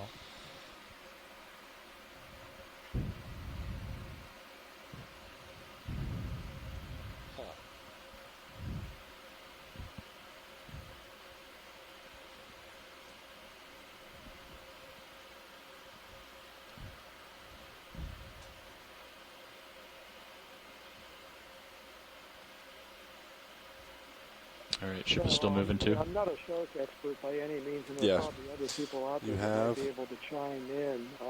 Yeah, maybe 5 or 10 more meters. Okay. Just keep an eye on that. We'll want to probably just keep moving. Notes that I have, some of the species Copy. are down to 350, 400 meters. But Yeah, it looks like you might have a under sonar coming up. I just have a note that Oh, greater than 500 meters. that's a different direction. Never mind. Deeper than that right Yeah, I think now, that's the but they other peak. obviously occur, Starting to haul in a little down bit, there pilot. from what we just Okay. saw. If there are any I'm actually backing toward you a little bit. listening later on can chime in, you can probably get better information than I You can have. hold there. That's good. You can tilt down a bit. Tilting.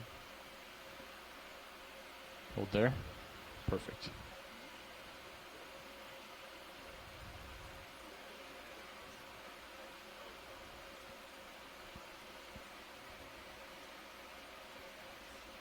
These rocks are, features are pretty neat. Huh?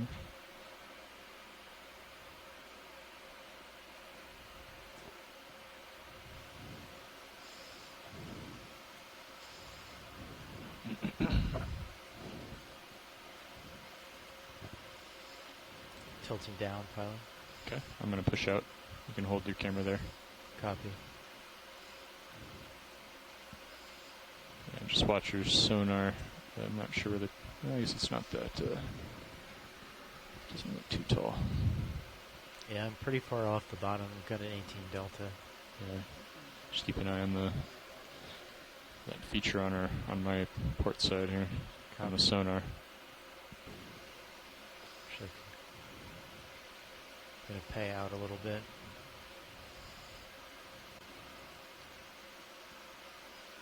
At some point, yeah, I might just go out and swing around and see if I can see that other peak on the sonar. Textbook pillow lava structures. Pop up and put sonar on longer range. Anything we've seen on this entire expedition, it's been a real treat. We've been able to see structures like this all throughout the dive.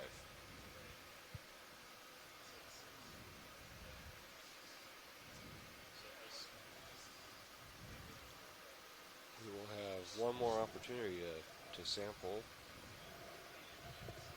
rock on this dive, and so we'll probably save that for the very end of the dive as we approach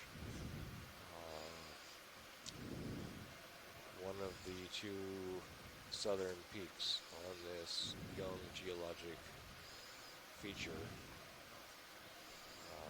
that's known as the Nafanua, a volcanic cone that's formed inside the crater of Vailulu'u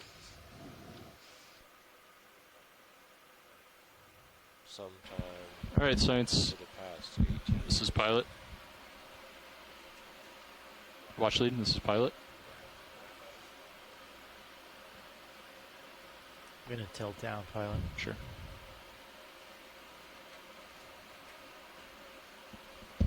Sorry, I think, go ahead, pilot. Okay. Yeah. So, I think what we're going to try to do is, I'm going to swing out over this little valley we're in right now and see if I can find that other peak that we're hoping to see with the fresh lava on sonar. So I'm just going to pull up and we're going to bring both vehicles around to head toward our goal. So it might just be a little bit of blue water here for a few minutes as we do that. Sounds good, thank you. So right now we're getting ready to do another move. I'm pushing out. To continue moving on this top part of the cone. As we try to reach another steep. area of higher ground, it's going to be a low point, so we're gonna try to see a couple of minutes of blue water before we regain the seafloor. Okay. So I'm pushing out, Andy. See if you can follow me up. Copy. On your camera. Coming up.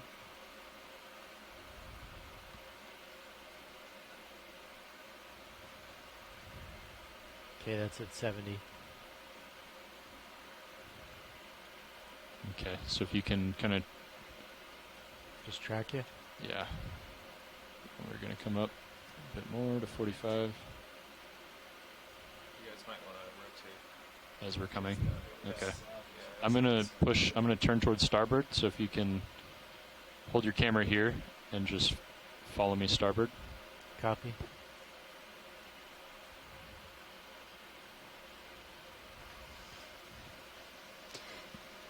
Can you bring up the gain a bit, video? I know it's not pretty, but we're just trying to keep everything in view. Which camera did you want me to do it on? The Sirius camera, yeah. It's real dark. Yeah. I'm going to back up a little bit, co-pilot. Copy. I'm pretty far off the bottom, too, so yeah. Clean up a little bit if I... Yeah, pilots, the ship move just ended. Out. Okay. That's some stuff to starboard. There we go.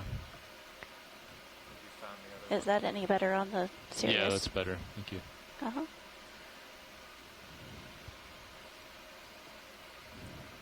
Okay, I'm still tracking you, yep. pilot. Keep turning starboard. Not just there we go. 170. Okay, thank you.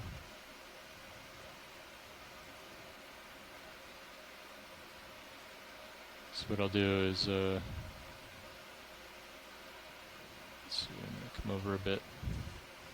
I'm going to saddle over and get in front of you. So we're at a depth of 728 meters in the crater of Vailulu'u volcano, and we have 2 hours of bottom time left to this dive.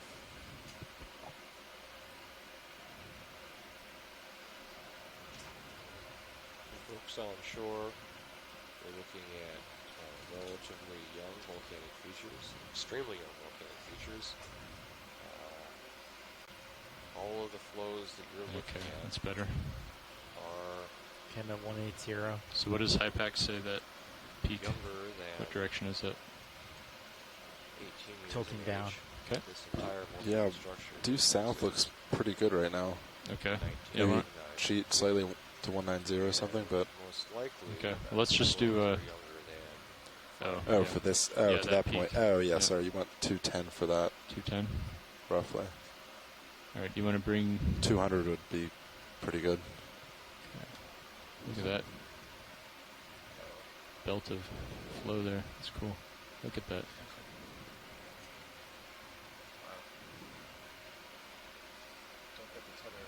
Yeah.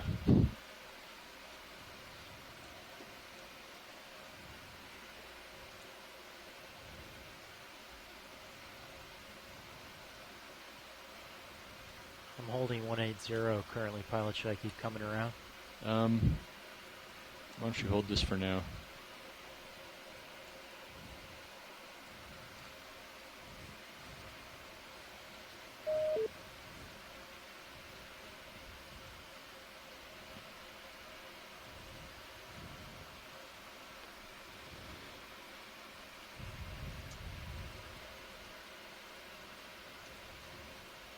The ship is stationary, right? Yeah, I can put a move in whenever you're have your bearings down.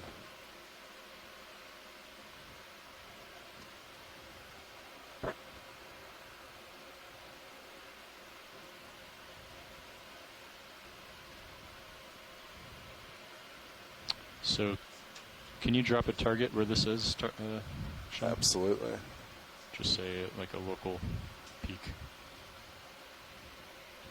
I'm tilting up, pilot. Okay. Yeah, that'd be great. Thank you.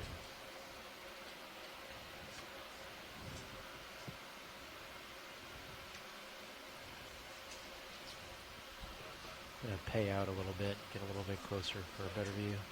So we are Just let them now climbing uphill again. Doing hopefully. I'm gonna.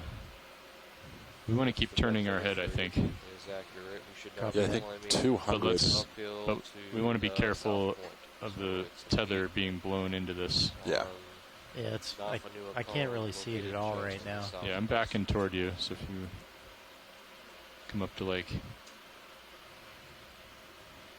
18 meters delta, and then turn your head to starboard. Yeah, And so you think 210? 200 200 would be pretty good. We should be if you're going comfortable with that. uphill from now on. Okay, I'm till coming around to 200. South western peak of the cone. Although Yeah, that just looks like a there's drop off lot again. of, local variability Yep. in the terrain, as you can see right here. So Are we full wide all cameras? changes in the Yep, terrain. we're full wide. Okay. We cannot detect from the So at 18 delta, pilot, I really can't see the tether. Okay, we'll hold it there then. To make the maps Copy. we collect from the ship. Yeah, keep bringing your head around, Andy, to 210.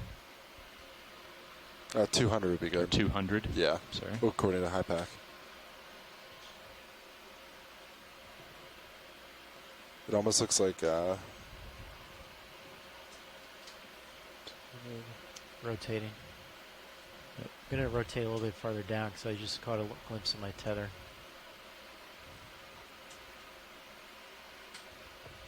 Looks like it's off the starboard. Serious. Okay.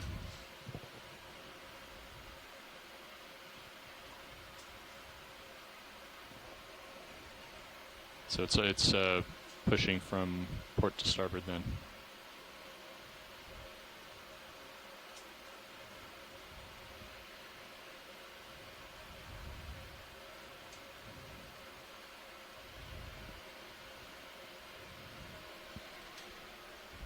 So this is the side of that little feature that we were yeah, just side on top of of. Vailulu'u Peak. And then it's another deep dip here. Yeah. Pan out. So this is a really great view of all those lava flows as they were flowing down on this slope and got frozen while they got cooled by the seawater. I'm at 200 pilot. Okay. Got frozen in time. Rotating down. See a polycube worm flying in front of the camera there. No little animals here. I don't even see the small anemones attached to the rocks. That is steep feature. Look at that.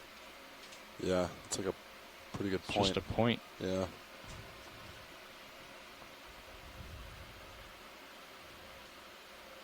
Does this look a little younger to you?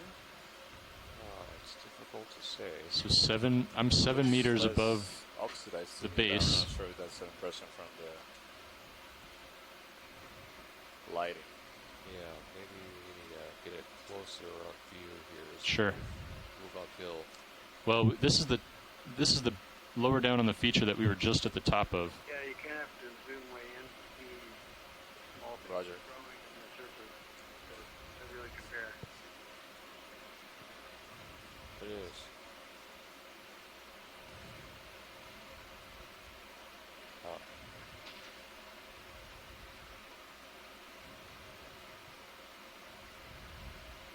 Rotating up a little bit. Okay. So.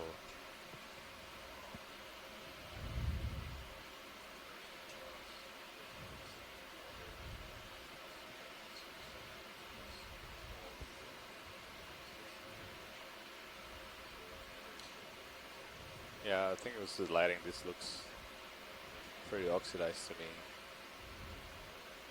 The surface.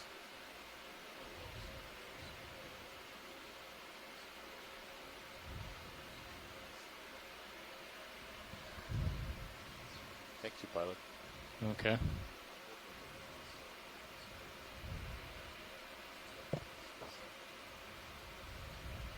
You stay right where you are, Andy, and I'll copy. Coming up. So for people that are just joining us, wondering where we are and what we're seeing, we started dive here in the crater of Vailulu'u. Yeah, so if we move it, say 200, and if the tether keeps where it's at, we should miss that little point pretty well. Okay. Do you want me to keep the Delta pilot or stay where I am? You can stay where you are. I'm just 8:30 a.m. local time, so it's been maybe tilt up. About 8 hours to dive so far. We started at the base, on the deepest part of the crater. So this little feature here is 7 or 8 meters tall, and it's just a point on its own. Yeah. So we actually I'm going to need to turn more starboard to actually see the point or the peak that we actually want to get to. This was just in the middle of the 2 peaks that you see on HiPAC. Thanks, pilot. We just got informed by the pilot that this is a local high, not the slope that we thought was leading us to the highest peak of this cone. But as you can see, this pretty dramatic terrain. 20 meters toward 200. Local scale. Copy that. And we see some flocculent material floating in front of the camera. It's like you're pushed out pretty good. Lightly. Yeah. Yeah, it looks like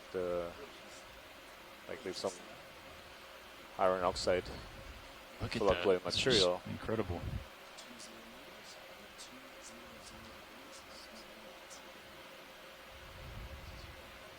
So I was mentioning that earlier we started the dive in the deepest part of the crater. Tilting out, pilot. Okay. The crater has a central conical feature. That's what we're seeing right now. And when we started at the base, and we I think our tether's really well to starboard. Well to starboard. Copy. Good copy. Suspension of particles. There was a lot of particles in the water, so it seemed like we were diving in milk. Couldn't see much at all. So away from what you're saying. That was the reason why we started there. Is we got indications from the multi-beam sonar from the ship, as well as previous knowledge from dives that happened 12 years ago here with submersibles that they were likely I'm going to back toward you, and why don't you come up a bit? Producing a large amount of gas in that area. Second pilot? I'm backing toward you, and so you likely pull that up on all the that winch. turbidity in the water that we're seeing. Yeah, pilot ship's moving 200 degrees. Cool. So earlier, rotating we continue down. to see Still produced not by those through hydrothermal 45 vents. yet, so you're still out But in front. from experts that were in those Yeah, regional hold at observations 45. 12 years hold here. ago, That's perfect. Thanks. we learned that the turbidity we were seeing today was much more higher than what experienced back then. And this may be due to the fact that this volcano is active and has been growing over the last decade. ROV nav? We had to... So how much longer do we have on bottom? So we had about to move quickly out of that area after making a couple of observations of the seafloor and a sampling. Just because the visibility was so bad that it was really hard to see the seafloor and navigate the ROV around. Yeah, Washley, so we have about an hour and 50 minutes left of bottom time. So how far is it to that south point? We made a decision to pick up and move less than 100 to meters. The central conical feature of the... So given the rate we've been moving... Crater, and that's where we've been for the last several hours. Over the last we started in an area that hour. How long would it take us to get there? From right now, go ahead, video. Give me one Is there anything I can do to help you with the shot on Sirius, or is that doing okay for you right now? We observed. I think it's pretty good. Okay. I think we'll leave it where pilot wanted it. For me, I feel like I can see a little bit better when it starts. So Washley, if we kind of keep pace, we should be right on top of it within about an hour. Okay, leaving us with 15 minutes on top? Yes. Thank you much. And after making a few observations there and also collecting samples, we moved on to the areas that we had evidence that are much younger. And this is where we are now, and you can see that they don't have a lot of sediment. That's different from what we saw earlier in the dive. A lot of the rocks were covered in dark sediments, likely from If you don't mind, would you let's just try and make it a little bit darker volcanic and see processes that happen what we can see. in the volcano. And we also see Yeah, that ship's moving, there's 200 degrees. Well, animal colonization of these rocks that are mostly 10 bare. meters in, halfway through that. Okay. So this is consistent with the idea these are much younger rocks. that have been formed in the seafloor in recent Say a time. little lighter than that. Yeah. Okay. We'll just looks good. Yep. I think we're comfortable now, so I'm just gonna move along the I put both of top them on. the cone. So the cone has 4 peaks. We have explored the northern 2 northern peaks. I think I turned them both on. Or high grounds of this cone, and we're moving to the south. Yeah, they're on. You just can't see them right now very well.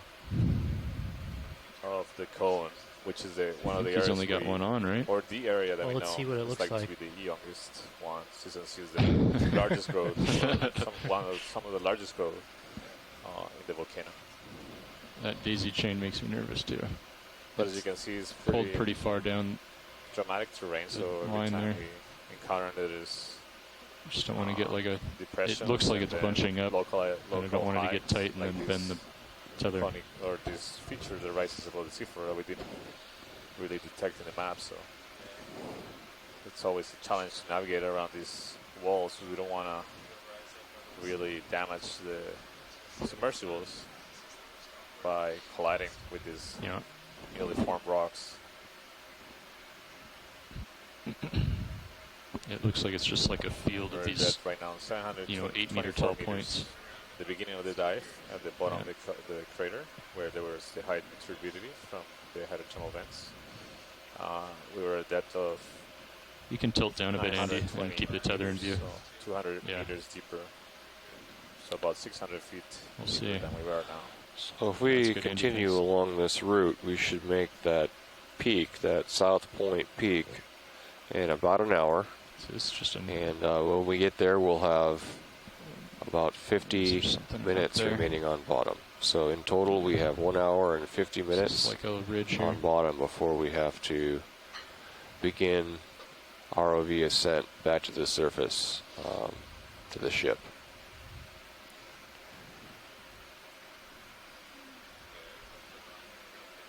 Okay, that's good.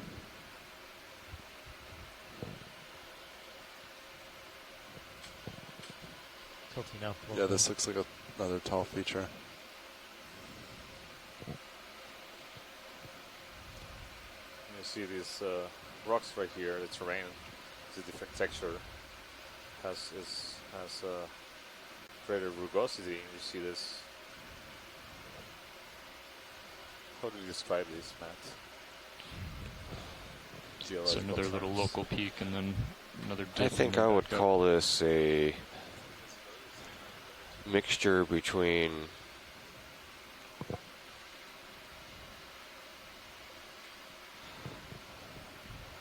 Jackson Pollock and things are looking more comfortable now.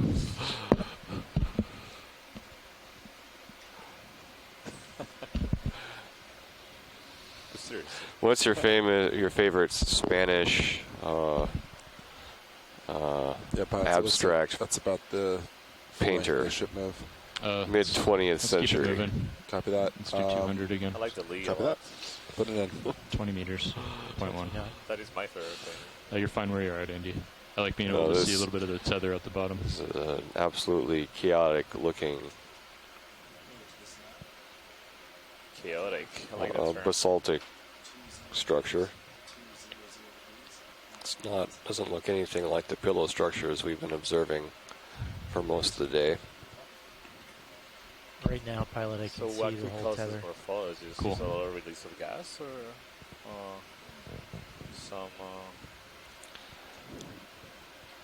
hydrothermal venting, perhaps? I don't know. Could be more explosive in nature. Slope, and now the lava flows down slope, so some beauty shots here. even though we keep You can lose the skids. with the pillows intact, Actually, I'm going to retry this here. flows got all disrupted as they were. Back up a bit for you. Look at the reveal. Awesome. My guess.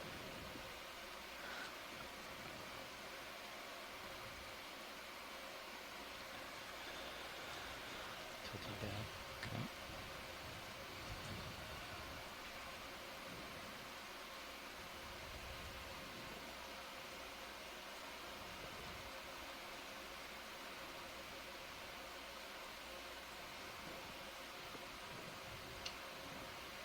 So we see the turbidity has increased a little bit, so another unit, around 3.3 units of turbidity.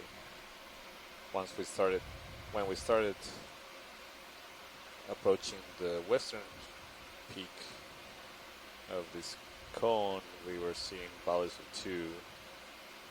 So there's a big eel out there. It's not a tremendous amount increase, but it is an increase.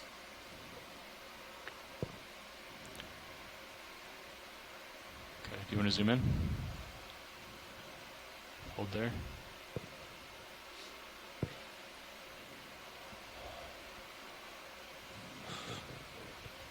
Here's another eel.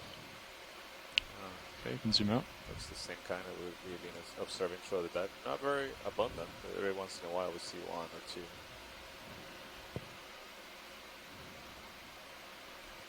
Tilting up. Hold it there. We do have seen an increase of large particles suspended in the water column in the last half hour or so, which we didn't encounter earlier in the dive. You see the tether? Either deeper or further to the east. Not right now. I think it's pretty well starboard as Sirius straight back. The turbidity was caused by much finer particles. You can see that. Starboard is good. Earlier.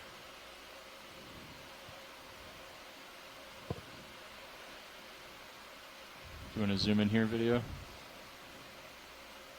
Hold that. So I see something pink on that outcropping. You can zoom in. Rock. It's an anemone. Yeah, Oh. one of those small. We haven't seen one of those in a while. But again, they're so small that they're easy to miss. Okay, let's zoom out. Yeah, see, from this perspective, it had been really hard to see.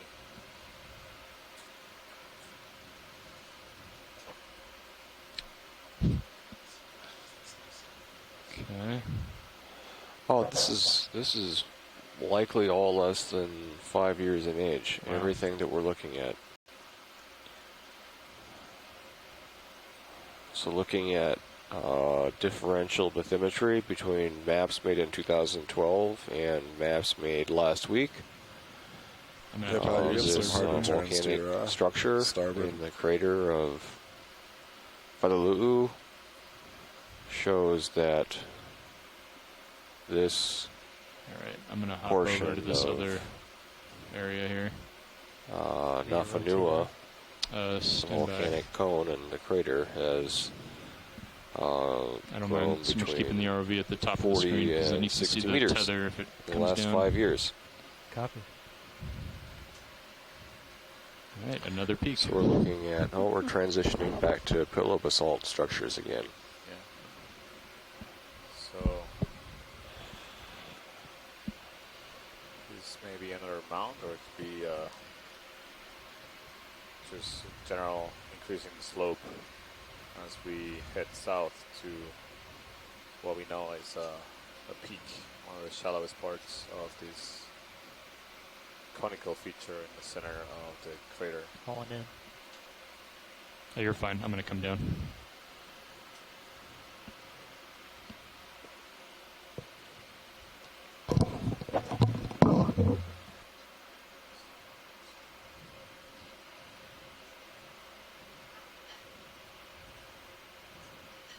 Yeah, we're looking good. Is that ship still moving? Yeah, you have about 5 meters left to move. Okay. Let's just keep going. 200. Copy that. I'll keep adding them on.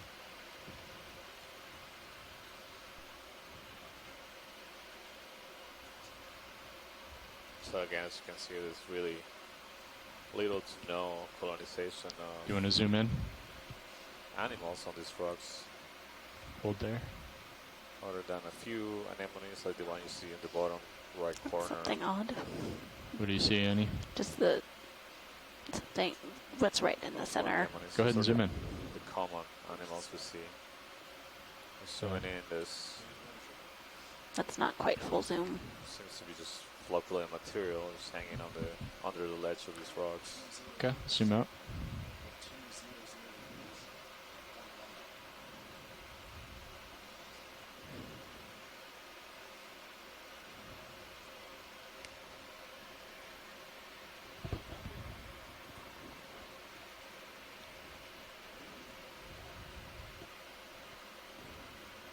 If I turn a little bit to starboard, we can see the tether a little bit better in the Zeus. I think it's okay. You can follow it with your pilot cam. Oh yeah, I can see it. I just thought you wanted to see it. Oh no, this is good. The lava flows. Yeah, we're set up perfectly right now. This is nice. You can see how they were flowing downhill when they were formed.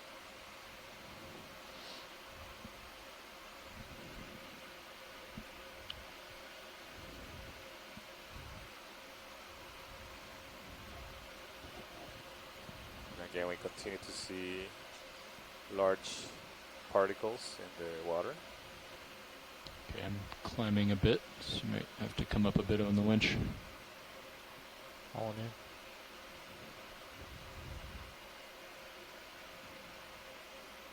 So we're getting a little bit shallower here, 718 meters. Let's continue ascending.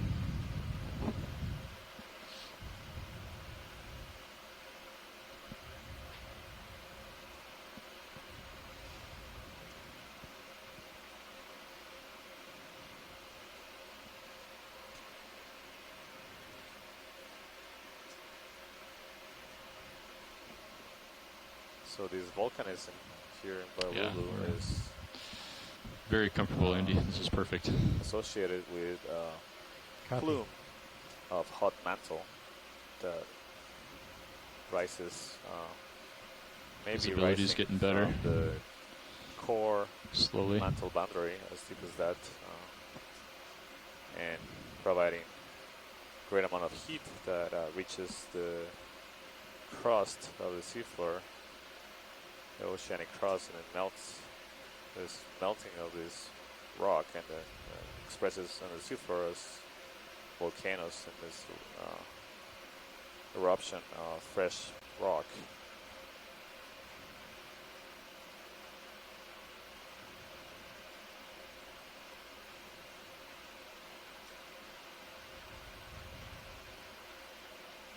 Okay, you can come up on the winch a few meters.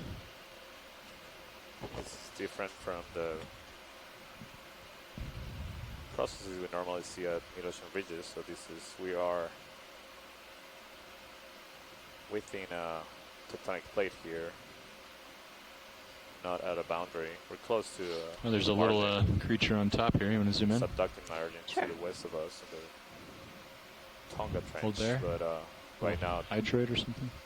Yeah, I saw a whole bunch of these down. A bunch of these, okay. Yeah, so zoom this out. is a hydrate. We collected one of these earlier. Oh, nice. Okay, we'll zoom out. Yeah, it's not very big. The one we collected was much larger. Are they laser sound pilots? We can get them on. Yeah, you can see that it's very small. It's just probably an inch tall. The Yeah, one you can come up we a grabbed few more meters on the winch. Maybe a foot Perfect. tall. And zoom in. So yeah, we see some colonization here, Hold but there. a lot less than what we observed in the younger parts of this cone, and the animals that we see that colonize here are a lot smaller, less diversity as zoom well. out. Fewer different kinds of animals here.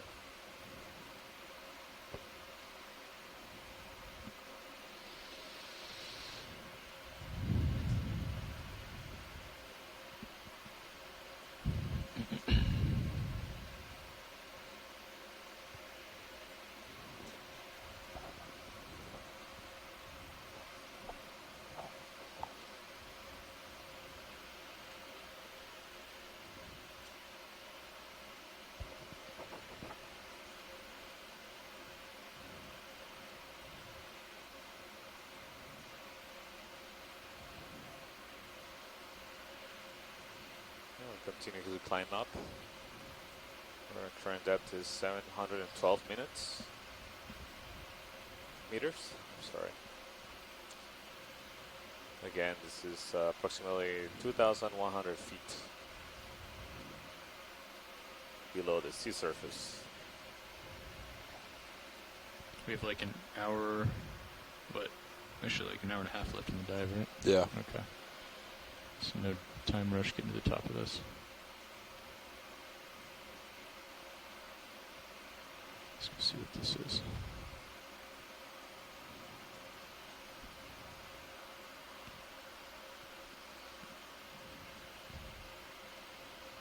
So it looks like, see a little bit of a harder turn. If you turn like 5 degrees to port. You talking to me, pilot? Yeah.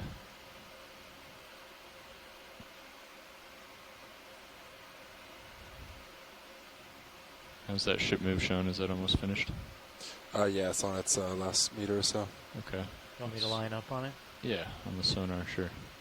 Do you want me to adjust bearing for Sirius? I think so, yeah. Unless this is just a little local peak here.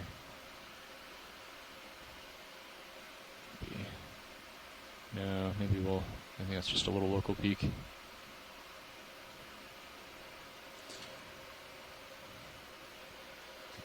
Is that what you were thinking? Yeah, let's bring it back. I think that's just a local... Yeah, because... Back to 200? If the sonar is accurate, you would have seen it. Yeah.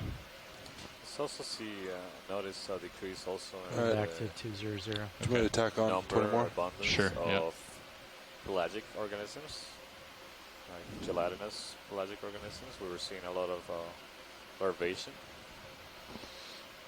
floating around in the water column. We saw pyrosome, colonial swimming tunicate, and salt chains as well. Towards the east, we haven't really seen that many as we continue to move south.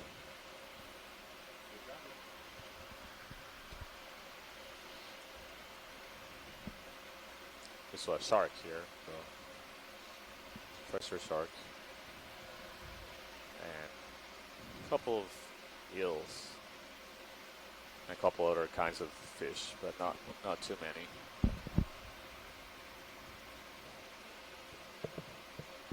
Just a handful.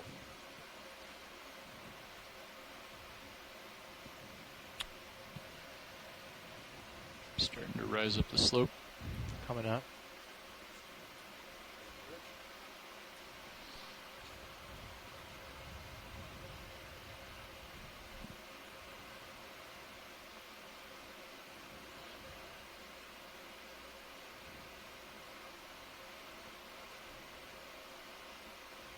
Another fish in a snap zoom.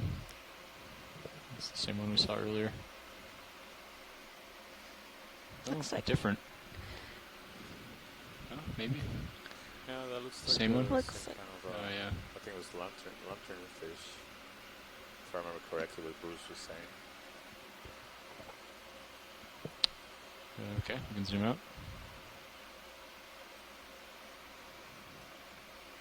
Didn't you call these a green eye? Green eye.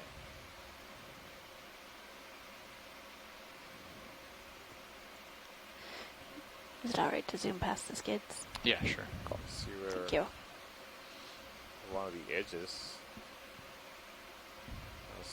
Seems like the turbidity here is increasing. You see that on the left side of it. That's a pretty hard to turn your sonar. Seems to be reaching the. Yeah, definitely looks a little milkier on the left there. Yeah. That might have just been my prop wash. Diffuse flow creating that milky fluid. Yeah, watch Alice, it. can we zoom in this? Yeah, I think that cloud of dust was from my prop.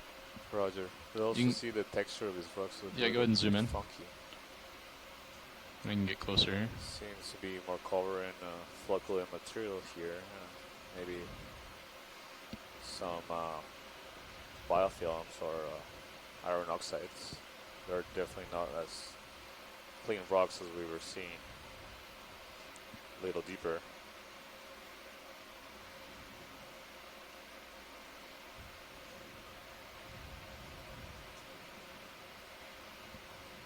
So, not seeing any potential shimmering water here.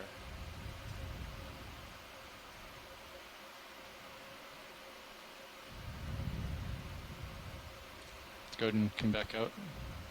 Thank you. But definitely and there's the skids. There we go. It's interesting to see that flock or that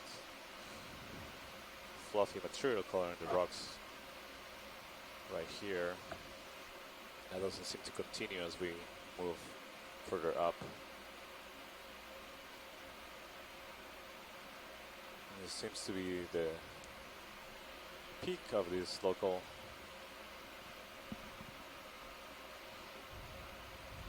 elevation topography. So the rocks here looks a little bit more chaotic. Not those well-defined lava flows. Something in the water. Yeah, it's a fish. On the right. Yep, there's a fish at the bottom and at the top. Go ahead and tilt up a bit, Andy. Copy. Go ahead and zoom in. I think it's... Yeah, it's another one of those green eye fish. Okay, zoom out. You saw another one? It's down below us now. Oh.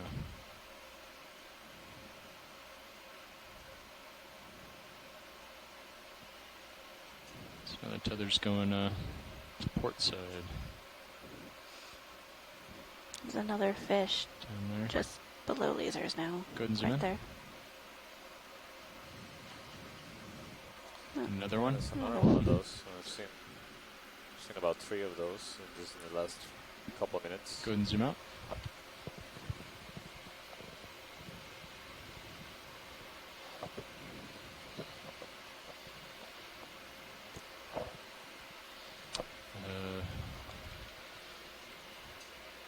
Interesting.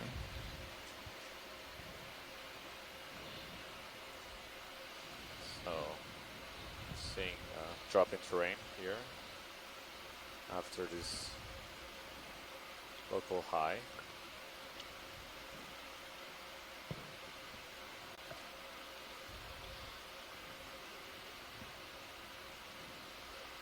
According to the multi-beam bathymetry map, which is still see. Do you want to range out on sonar, Sean? It's water's pretty clear now, so yeah. Hopefully we'll be able to see Definitely something. Coming out of that turbidity layer. It's out to 50. I'm seeing that too. Yeah, let's bring it up to 80. 80? Copy. The sensors 80. agree. And we could bring Sirius's out too.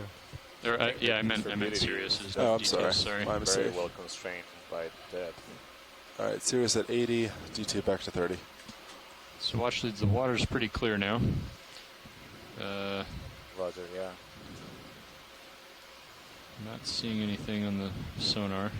Yeah, so you're actually higher than, I think, 20 meters higher than what high pack would tell us. The contour lines have I don't think it's been a little lower than what we've actually been seeing. Okay. On bottom like this, it doesn't seem like high pack is. Yeah. Yeah, I wonder if it continues to see a slope. Is a drop here and then continues picking up further ahead, or I'm not sure what's the distance between D2 and maybe the middle of this feature. Was that like 30 meters? 20 meters. Go out to like right there. 35. Yeah, so it's one hop away. According to HiPAC, the highest point is 35 meters ahead of D2, and we're not seeing anything on the sonar. What's the range of the sonar? Right now we're, we can see pretty far on Sirius. Bump it out a bit, yeah. So Sirius is at 80 and D2 right now is at 50. D2's not picking much of anything up. There's a softer turn about 30 meters out. Right, so this may be the highest point in this. This very well could be, yeah. Yeah. So if that's the case, we might consider taking the third and final geologic sample here. Yeah. Okay. The ship is still moving, right, Sean? It actually just stopped. Just stopped? So it might have a little swing, but Here's Here's what I'll do. I'm gonna. You're comfortable, right, Andy? Yeah. Let's range down on Sirius sonar again. Yeah, Range down on Sirius nothing sonar? around us. Yeah, There's nothing around us that's higher. So, actually, what I'm going to do is I'm just going to push out a tether length and see if we can get any more detail on the sonar image. Yeah, that sounds good. Do you want D2 down to? The range keep currently D2s for at pilots 50. is 50 meters. All right, so both are at 50 right now. Yeah, that's fine. Copy. We were just discussing that according to the map, the center of the peak should be around 35 meters, but there's nothing shown in the sonar, so this seems to be that we've reached the highest point on this peak.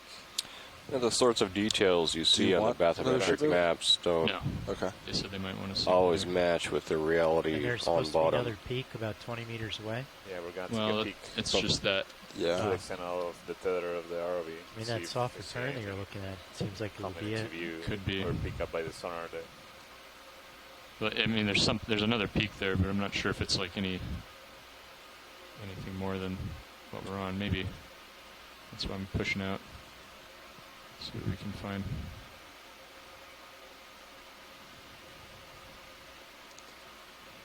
Yeah, it's also almost. Yeah, it's a very different direction than Hypack too. Yeah, it's maybe just another one of these peaks that we've just kind of been going around. Yeah. So let's look around for a nice rock here before we move off this peak. Yeah. Okay. I was just making sure there was no hard returns. Roger. Off in that direction that we were hoping to go in. And given that there's not a lot to see up here, maybe we might want to head east to the highest point Do you on want to turn your head to Nafanua face me and I'll Yeah, back up a bit? after we get the rock. Peak if you want. Sure. If folks on shore Just have come an up a couple opinion about meters as I that. back up. Was that you, Bill? I was kind of thinking the same thing. Okay. Yeah, why don't you come up a few meters, Andy? Coming up. Okay.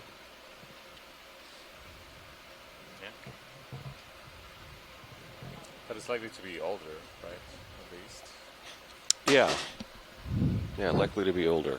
So as we move to the eastern peak, I think we'll see a transition to older rock and more animals. Yeah, I know that's that's your focus, Santiago. This is. How long would it take you to get across to that other peak?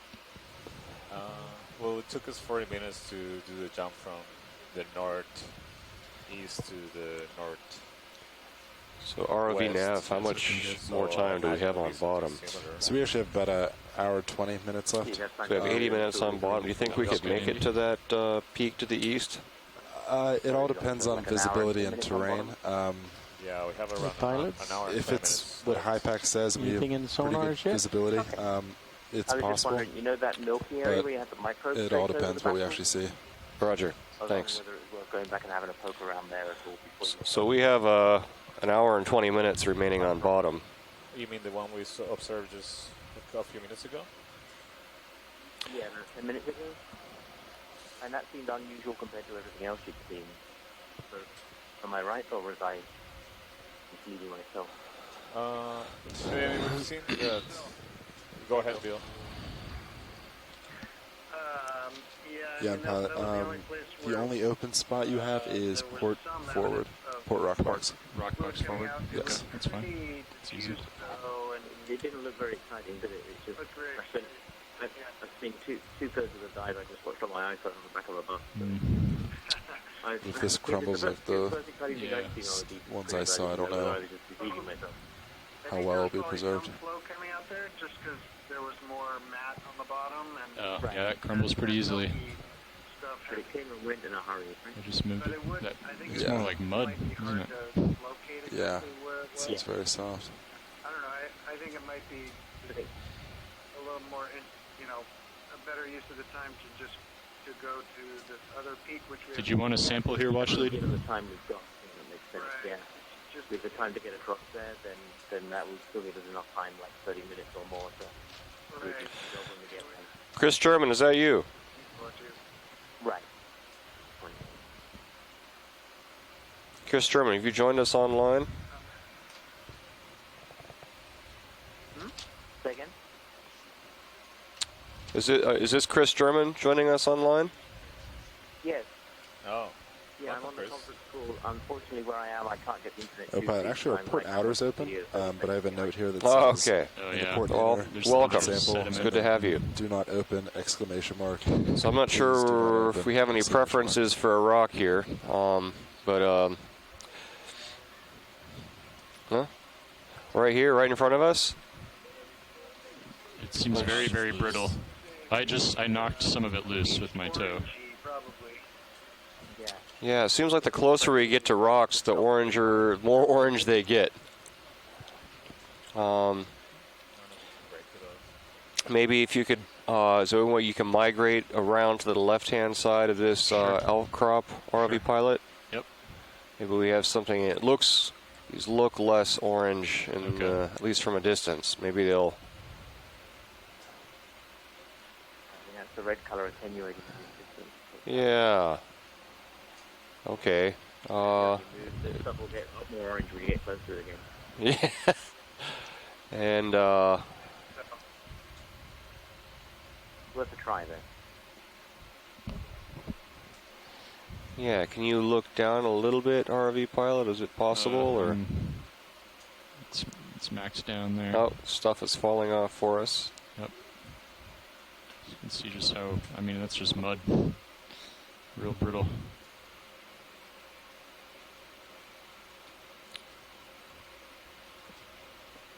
Yeah, the lasers are coming down onto a nice block here right now. Right there, okay. If there's any interest in grabbing that, it might be a bit large. I am kind of greedy. I like to get large rocks. That's pretty big. I'm not sure. That's very big. How the ROV. Bigger than the Jaws. Yeah. How the Jaws bigger than the Jaws. I would guess. Yeah, I don't think we're gonna be able to get that one. Okay. Sorry, Sean. Yeah. How about keep going down? We don't like this orange stuff at all. Okay. That's possible, RV pilot. I think Chris might be right though. That whenever you look at any of this close up, it starts to look orange. So it's probably about all the same. So just look for a nice piece. Oh, maybe bring the beams down about a meter. Yeah, we might. Down there in that hole. We got some loose blocks here. Yeah, okay. We'd have to put in a ship move for that, I think. A little bit further down. You want to put a 10-meter move in towards you? Let's just look at this peak here.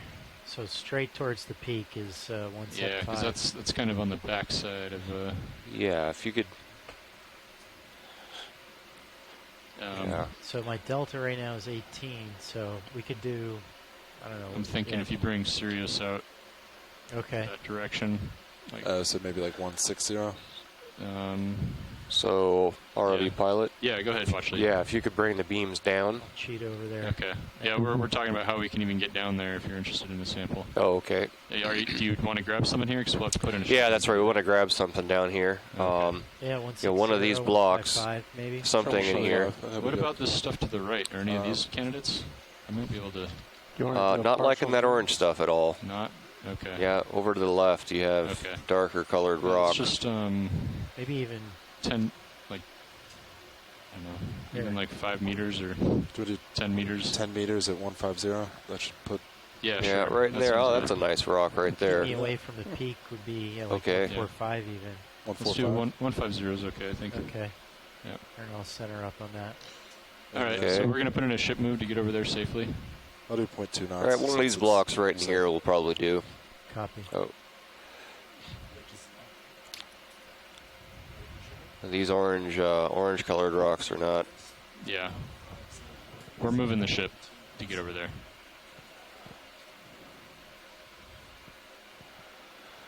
Unless you see something coming into view here.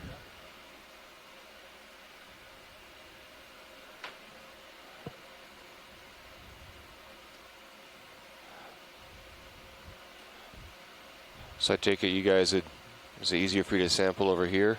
I mean, we're putting in a ship move to get over to that other spot. So I'm not. But if there's something. I'm not hearing you, RV pilot. Can you? Yeah, if you latch me.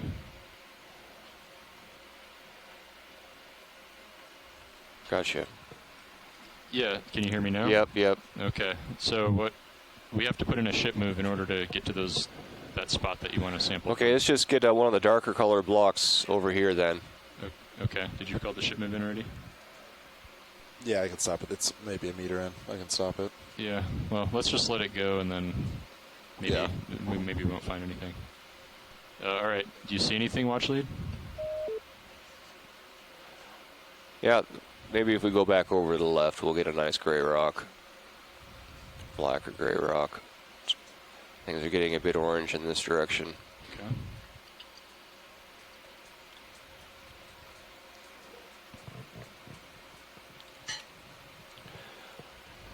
So the ship is actually underway. We're already a few meters in. Right there. That's a good rock right there. Laser right beam. Laser's just passed over it.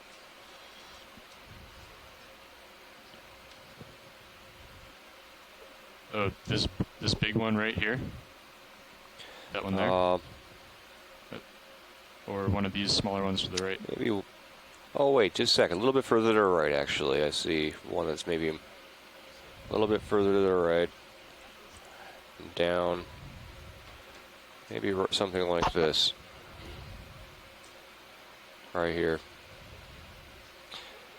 Okay. For folks on shore, this may not be ideal. The rocks we're looking at further over to the left are just out of range of where the ROV can go, as we're tethered to the ship. These are looking really orange as we look at them up close. You want to zoom in, Roland, and just confirm? Hold there. Yeah, I'm not liking...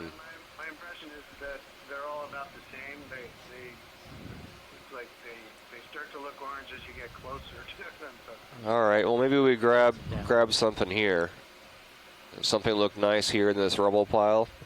Zoom out, Roland. Sure, I think it's all about the same. Someone says these look super friable, but honestly, they all look about the same.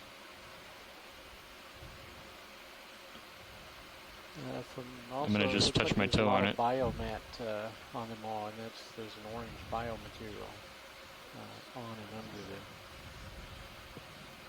Yeah, and there's no like real clear sample to grab.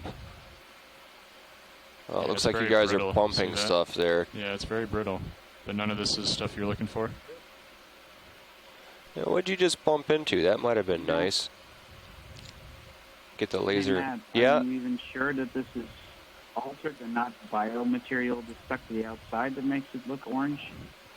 That's a really good point. Good point. This could all just be like, less than 5-year-old lava that's just got a bunch of crud on the outside, but it's when you get inside when you pick it up. Yeah. If you get a nice, tilt them down. rather big piece, the inside's probably going to be fine. Okay, so ROV pilot, if you can grab the biggest loose block here that you feel comfortable grabbing. Okay. Think big. You know I'm greedy about my rocks. That curved one at the top of the screen on the right. That looks You got a 50-pounder yet, Matt? No, but we brought up 70 pounds in the last dive, and on a couple dives ago, and I guess that is not necessarily desired. Slower coming back up that way, right? Let's see here. Yeah, that one's way too rolling. Yeah, how about straight down? Okay. That's a nice that rock. Looks like a good size right there. Yeah. All of this looks easy to break up. Right there, that's a good one. Okay, perfect. There we go.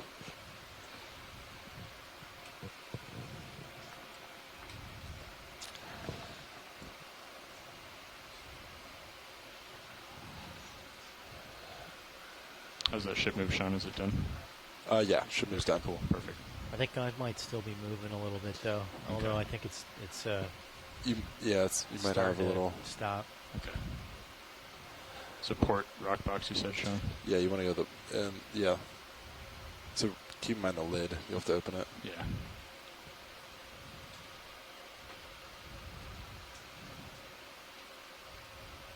Want me to spin up HPU? Sure.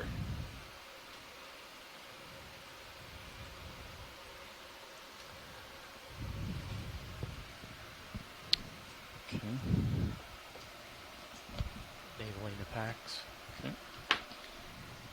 And if you want to wing inboard, Port just wing. part of the way.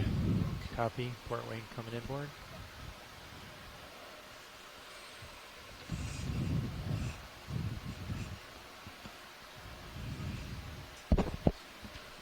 Is that what you're thinking? Or more? Yeah, that's fine. Looks Want to like bring it's up clear. Mini Zeus? Yeah, you can bring up Mini Zeus. And actually, yeah, you can wing inboard a bit more. That's fine. Just... Yeah, that's good, right? Oh, yeah. Thanks. Hydraulics coming on. Push. You want me to take control of the Mini Sure. Zeus? Go ahead. You like that view? Yeah, that's fine for now.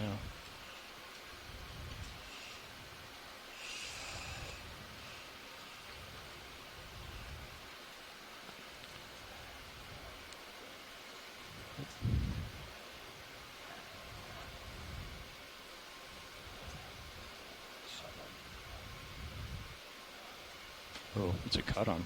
It's bumping against Orion. Well, that should work. Could extend the drawer just a hair.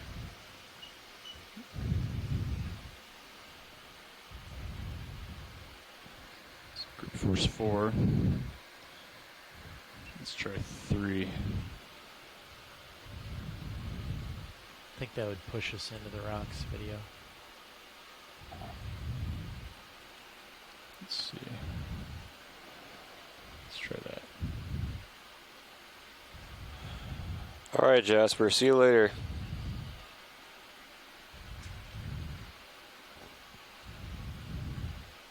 Adios. Have a good dive. See ya. Thanks for joining in.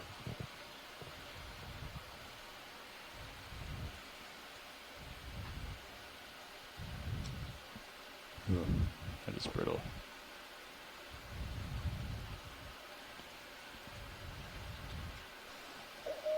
Alright, how's that?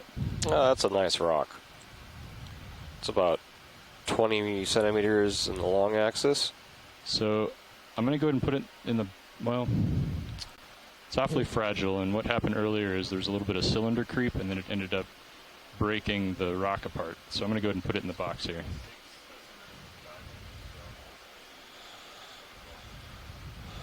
See that? Oh. They may not want it because of that. Would you like a bigger one? Yeah, if it's possible, yeah, we'd like to get a bigger Should I go ahead portion and put of this rock. in the box? Or get the 2 parts? Sure, get the other part if How's you can. that? Yeah. Can you take my Zeus Plus? Specimen. I've got it. Tilt down a bit. Geological specimen with a depth of 701 meters on the top of the Or on Zeus Plus. Oh, Zeus western Plus. Yeah, peak thanks. on the cone. So, right there. The ROV pilots, they don't know their own strength when it comes to these claws on the arm. I think yesterday they were saying they can apply 800 pounds of force, which crushes and breaks up the more friable geologic samples. How's that? All right. Yeah. You want to go ahead and wing outboard? You want to close the lid or? It should hit the shilling and close. Copy. Wing and outboard. Yeah. There we go. Well, actually, this is nav. And if you could bring the Mini Zeus over for stow.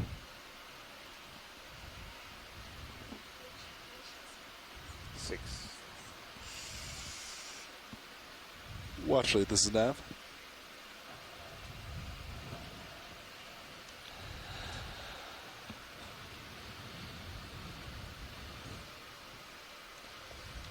Well, actually, this is nav. Go ahead now. Yes. Yeah. So at this point, do you still want to try to go east? Okay. Secure. Is that generally where you want to go? Yeah, heading east. There's really no other direction to go at this point. Yeah. So that's the only uphill direction we can go, correct? Yeah, according to high We'll have back, to do a water So hop. let's head due Have you east noticed a at... slight temperature increase in this area on your Yeah, graph? let's make tracks due east. Okay. We will have to do a water hop since we're at a local high right here. Okay. But yeah, we should be able to get over there. Okay. How much more time do we have on bottom? We still have about an hour. So And yeah. 1 hour on bottom? Okay, thank you. Welcome. Sounds like a good plan to me. In 1 hour, we might be able to make that other peak if we make good progress. Just going to center up the mini Zeus. Full and I'll speed. get back Sounds to you. good. Full speed.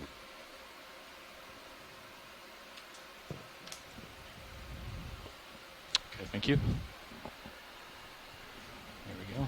All right, so we want to hop over to that east peak. Yes, that is the plan. Okay. Do you want me to put you right in front of it? Maybe like 30 meters or? Let me lift up here and get oriented. Yeah, we can go from there. I'd say we just do a slow move at, well, that's supposed to be 700 meters, and we're at 700. Okay. Yeah, so I don't know. So we'll probably just put in a move, and then we'll come down a little bit, and we'll approach it slowly, and then pick it up on sonar. Copy that. So do you want to do? I'll wait till you're up. Yeah.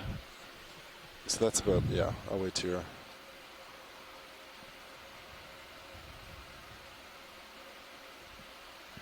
Come around. You want to? What's the bearing on that, Sean? Yeah, so that's directly there, center, 98 degrees. 98. So 10. We'll just call it 100. Yeah. So Andy, if you want to line up on 100. Copy.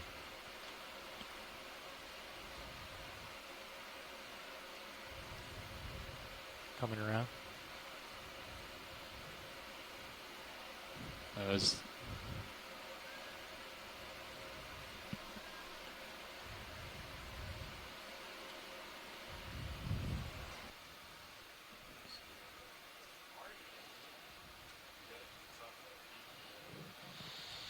So to give you an update, we are gonna move quickly on the water column, trying to reach the last peak on this cone that we haven't visited today.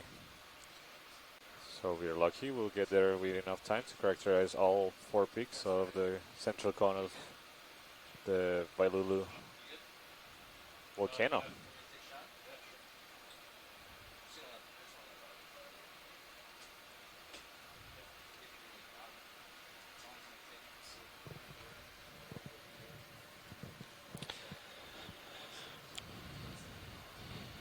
Yeah, so this has been great. There are 2 volcanic structures on Nafanua, the 2 largest structures that have grown in the last 5 years. We've been able to sample the peaks of both structures today. So we'll be able to do some interesting geochemistry on these 2 peaks, see if they're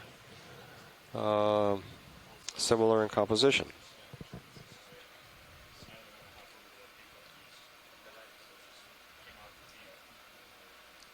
So we're moving at a depth of 697 meters.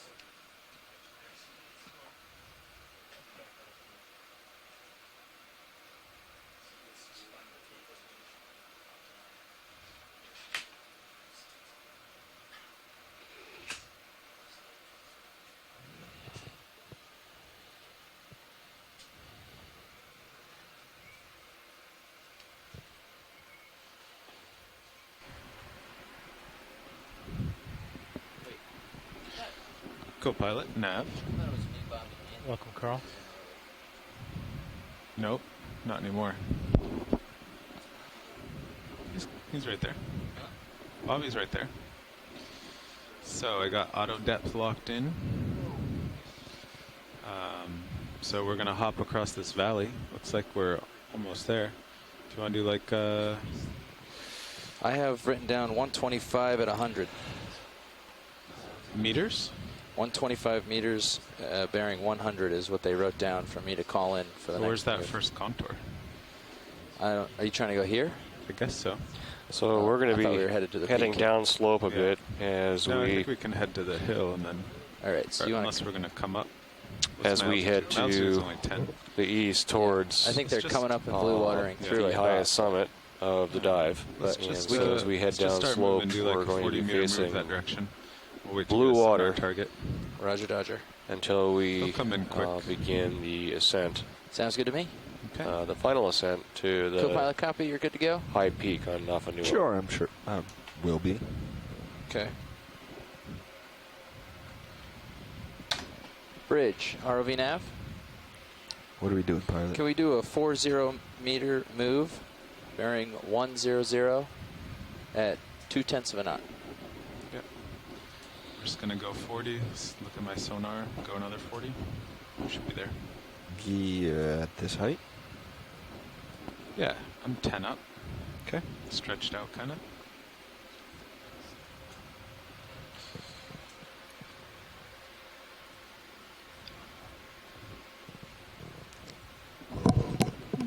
That's correct.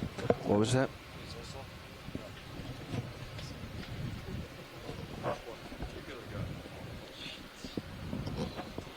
Well, 100's pretty close. Angling for 100.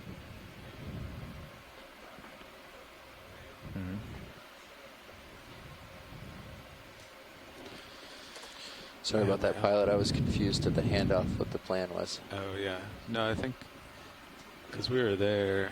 We're going there. What was I didn't know we were trying to land and roll up. I thought they were trying to make a hop to here and then go up this last bit. Try to go up quickly. Sounds good to me. Why don't we just go down to bottom then? Because it's downhill. We're going to go down to bottom soon. Don't worry. Thank you, Bridge. We can go downhill. We can. Our vehicles can go downhill. This stuff's pretty steep. I was just talking them through an hour of it. It was pretty... this don't look that steep. But it was like 20-meter...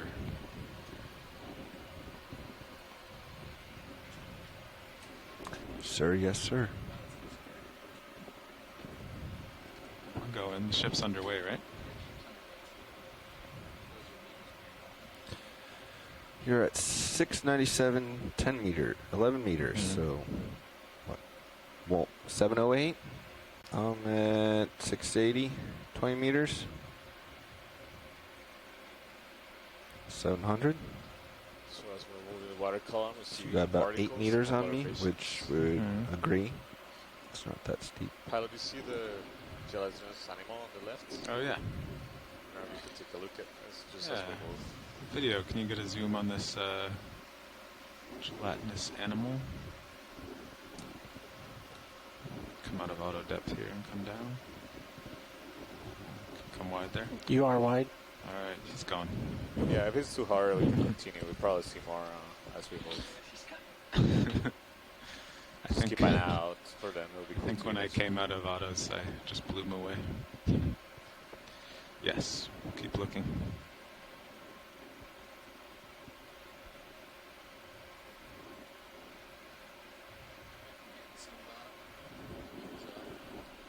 Mm-hmm.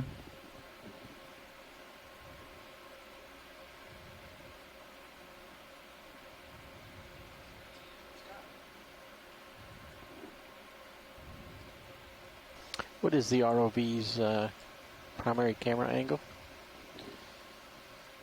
I don't know if that readout works now. It says that it is minus 18. Okay, actually I can see the skids. That wasn't. Yeah. Yeah. That's just the top of the scoop box there. Oh no, that is the skid. Yeah. So that is actually displayed on the GUI? Hadn't noticed that before. Yeah. I think it has some trouble though, doesn't it? Doesn't it not recenter or something? It's close. It's not absolute, but it's close. Yeah. It's right next to the hydraulic bar they're rolling. Yeah. Oh, is it the pan and tilt that doesn't? Pan and tilt is not real good, but the... Oh, really?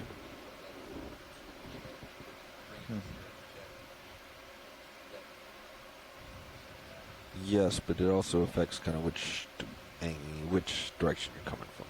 It's good to it within a few degrees. Like which direction you're coming from. for example, 5 degrees coming, tilting up, it's not the same as 5 degrees tilting down. Unless things have changed. Video, want to go in on this gelatinous object? I've noticed that. It's Hold been a there. long time since I've Tilting down. really looked, but if I'm tilting down and stop at what I think is 5 degrees, or what reads 5 degrees, that's not the same position as if I'm tilting up until I hit 5 degrees. Yeah. Okay. I mean, it's good within a few degrees, and like you said, 0 is pretty close to horizontal. So yeah, I believe the rotator values. Yeah, but it's not as good as if we installed a Okay, yield. video, you can go in there. Center right there.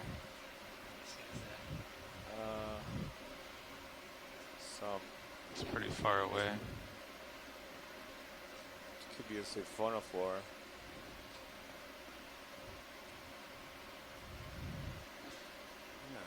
So, it has some sudden motions. Very interesting. The regular afternoon watch has gone to eat dinner. Will be a siphonal floor. I'm Carl McCletchy, the pilot with GFOE.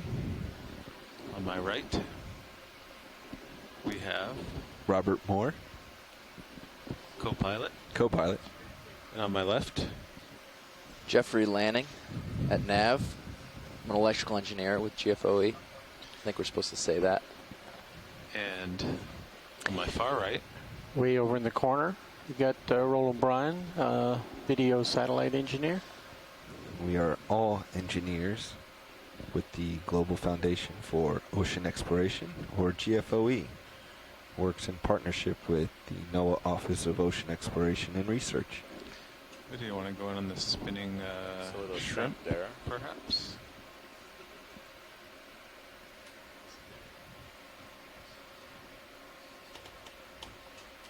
It's going in circles.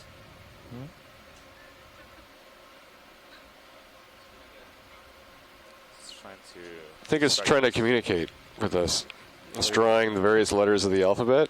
Right now it's drawing O's. Lots of O's. It's cursive, actually. Now I think it's drawing, that was an L. And that was another O. L-O-L. Oh, I think we forgot the Y. I think it's Y-O-L-L. Oh, maybe he's not trying to communicate. Maybe. Description of animal behavior by a geologist. No, that was H-O-L-A. Hola. Yeah, that's right.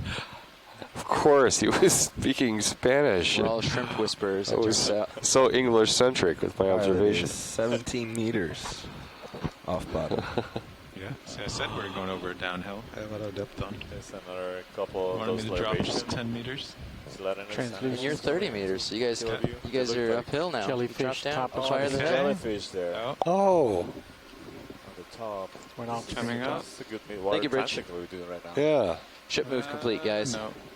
Maybe tilt up your camera's tilted. Pretty shallow, so you got a minute. It would be good if I saw rocks floating around, but I don't see any rocks floating around in the midwater. Ooh, what's that? Video? What's showing up here in the middle? Is it? Oh. Wow. Look at that. Roland, are you going to give us a zoom at that? Got a partial going on right now. Trying to keep up with him. He's really going up the water column. Yeah. That's What was really that? good It just video. came down. Go ahead, Want Bridge. to take the lasers off? It's a fast jellyfish. Yeah, Roland gives us some really spectacular 20 degrees port. images. Yeah, that's okay. All right, pilot, co-pilot. Feel free to Ship's push in. He's adjusting really far heading. out. Wow. 20 degrees to port. See all the long tentacles coming. 20 from degrees under high. the umbrella of the jellyfish. And it's just stopped. Look at that. It's like it's being played in slow motion, but this is real time. Continuing to go in. You want to slow it Spectacular creature. Okay, Wow. slow down there, Center of Carl. umbrella It's getting is into in fitting between you. Structure. The gastric cavity. Okay, I'll hold here. And the rings from the edges of the umbrella, you see all those long strings of I tentacles. like the red and green there. They have stinging cells. that they use to kill and capture prey, and then they pass them upwards towards the mount to eat them. So, one of the unsung heroes of this expedition has been Roland, taking these beautiful images. And Roland, it'd be great if you could introduce yourself. Sure, this is Roland Bryan. I'm one of 5 video people on the ship today. And some of the other people have got some amazing video as well. One of the video engineers for let him go there. You can go wide video. Global Foundation for Ocean Exploration. And we What's create this in the center now? We create some beautiful highlights of what we see on a daily basis and upload those to the NOAA is Ocean Exploration. Tina 4. Yeah, this is a Tina 4 website, so you guys can see a lot of this stuff after the dive. Great, thank you. Wow. This is a fantastic observation. This is, Tina 4 is a calm jelly. You see the current flashing lights. Those are not actual lights. They're rows of cilia that ondulate waves, and they just reflect the light, refracted light, and look like rainbow colors. So this is Vailulu'u's disco ball right here. Okay, just going up. And you see it's contracted tentacles, and it's swimming faster. So you saw that with really long tentacles, but slowly there's a different kind of tentacles from the regular jellyfish. Close to you. Different group. They're getting back to my lights. They're in the Tinophores. Don't use the stinky cells. They have sticky cells. Sticky cells. Sticky cells. And what are they related to, Santiago? They are their own phylum. Really? Yeah. So most of them are swim in the water column like this. Thruster wash. This one is red one. But the ones you often see in shallower waters tend to be clear, transparent. You know, sometimes the animals I see down here, I feel like I can't relate them to anything I've ever seen on the surface. To anything. I've said this before. We could be diving on the ocean of an exoplanet or the oceans of Jupiter's moon, Europa. These just are such bizarre and beautiful creatures, unlike anything I'm used to seeing. That was pretty cool. That's right. They look very alien to us. Just living in such a contrasting environment to the one we find. Is that moved down or did Sure, it's done. Yeah, I figure you want to drop down and acquire bottom. Yeah. The true representatives of but planet Earth, planet I can Ocean. call in another if that's not the case. That's a good point. And the ocean covers 71% so I think of the Earth's surface, as you like to say, on these dives. Let's do so another, this environment is an environment that is very common. No, but I mean, I don't think we want to drop 35 meters. We as humans don't have many opportunities to do it. To view these. So how far would you like to go? These great depths. If you both want to do it, let's do it. Dropping down. This is a great midwater transit. How far do you want to go? Or you're dropping? I'll drop. Okay. I'm wondering what the next surprise will be that swims across the screen. Still want to get a close look at those. Want to back up towards me? I'm hoping that shark comes back. Thank you, Rich. Yeah, they'll be fine too. So, altitude 25. my 5-year-old daughter was under the impression that we would be seeing lots and lots of sharks everywhere during these dives. I don't know where she got that impression, but you want back up, Carl? Her eyes were apparently glued to the screen back at home, and she was watching one of the live dives. Back up to get under. The first one she watched, and she's hoping to see a shark. I'm backing. No sharks. The first shark we saw today was but I need you to back an hour or two ago in order to go into this. We're about 700 meters water depth. There you go. That's good. Now you can increase your delta and head down. So the tether will stay away from me. Paying out. 15. Okay. Going down. Delta 14, altitude 16. See a few more of these inhabitants of the pelagic realm. Altitude 13. Got something on sonar, 25 meters ahead. Eastern peak of the cone. Bridge, ROV nav. And the crater of Vailulu'u volcano. I'd like to check in with you to see what the bailout plan currently is. 7, 8. Oh, we just descended. Oh, we're heading back into the very turbid waters again. Okay. Let me take a look. I might want to adjust that for the next. We're moving around on the bottom. We might need to adjust that. Stand by. Coloration of the water, the amount of particles, increases really quick because this plume is so well contained around 700 meters. Yeah, we cross back and forth through this plume every time we go up and down in the water column. And altitude 4. Based on discussions today, folks on shore argue that this material floating in the water column is the result of the hydrothermal venting processes that are pilot keeps getting away from going me, so on. let's get a move in On the crater floor. So get closer to him. And Vailulu'u volcano. How far would you like to go? The volcano. 20 meters? Length, 20 meters. That we've been diving 20 on meters, today. bearing 100 still's good. 95. Rock behind you. 100. Serious speed. 100 You degrees. you can do 30 meters, then I can move ahead to the slope. All right, 30 meters. Copy 30. Huh? The point is to move ahead up the slope. I don't want to back down to the bottom of the valley. ROV nav. I'm sorry. Quit bickering. Just kidding. ROV nav. Go ahead. How much more time do we have on bottom? Oh, let me look. I'm sorry. I'm just the dinner relief. I don't know what it is. Let me see if they wrote it down. Otherwise, I have to do quick math for you. Sorry. Did you call in that ship move? No, not yet.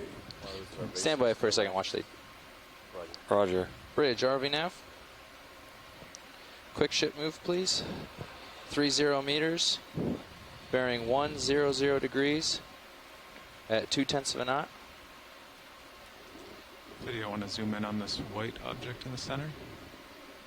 That's correct, thank you. Yeah, it was more the gelatinous. Although this, I think this is just flawed. Okay, you can go wide. The venting. I don't see it anymore. It was gelatinous, translucent. So if you want to see the bottom, back up towards me then. Quite bottom. There's a spire there. Back up on this side of the spire. And then look at Thank the you, spire. Bridge. I'd also like to adjust our bailout to 150 degrees, please. Thank you.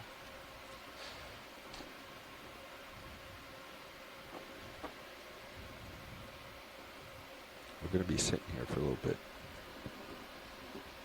Okay. So 22 meters from 700. Okay. Or 22 minutes. And we need to be 50 meters at 5:30. Still with us? That gives us an hour and 10 minus. There is a spreadsheet there in front of you, Nav. What? There's a spreadsheet there in front of you. I just typed it. It's right there.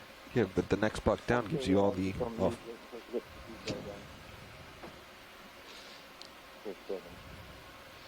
Watch lead nav. Go ahead, Nav. We have approximately 50 minutes left. 5-0. Oh, and we are seeing the C4 again. We have 50 minutes Happy left now, on bottom. co-pilot. Yeah, it seems like we're still in the middle of the valley, right? And we are heading towards the highest peak on this volcanic cone in the crater of the submarine volcano Vailulu'u.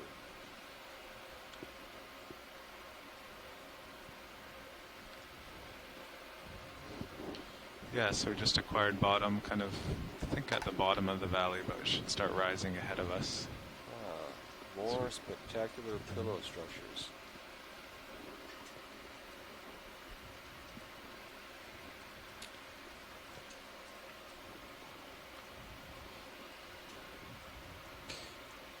All right, guys, that ship move's underway. Right now, we descended to view of the seafloor. We are, call it a valley or a depression between the two. In fact, it's almost halfway done. On top of the cone. The two southern peaks on top of the cone of Vailulu'u. So the point's on your port side. Yeah, I see it there. Video switching out. Southeast peak where we're headed. That's what we hope, but you know we've had a few surprises along the way today, as you know. The bathy tends to disguise some of the downhills, but we're hoping that the bathy does suggest that we should be heading uphill from this point on.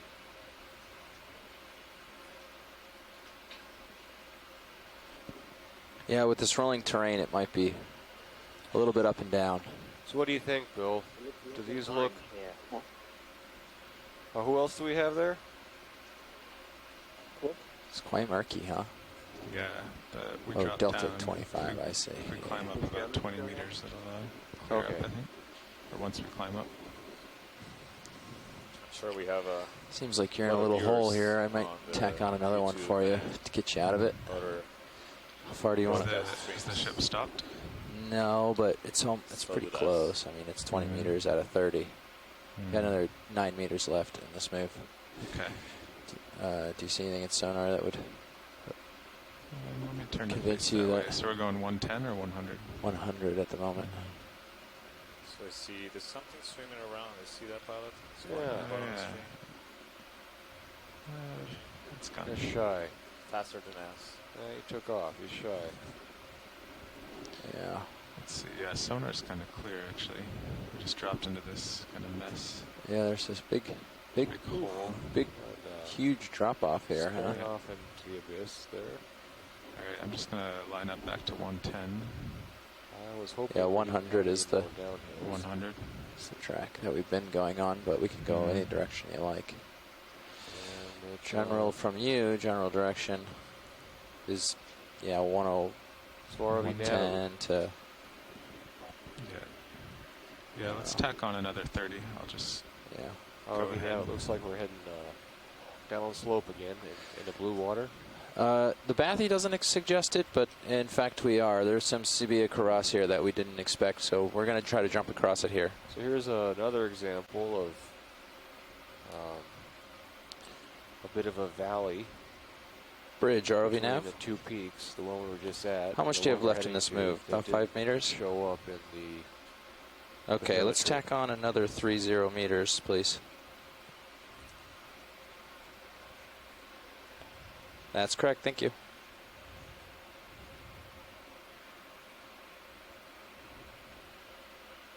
It looks like Sirius does have something 25 meters ahead in sonar now. On the water column, because we encounter a more downsloping terrain. It is difficult to navigate with the ROV close to the bottom. Oh, we're pretty shallow. Let me know if you want me to stop it. It'll stop pretty quick. I'm hoping to see another one of those red disco balls. What did you call that? Those are ctenophores, or commonly known as comb jellies. Ctenophores. Not spelled the way you think. Thank you, Bridge.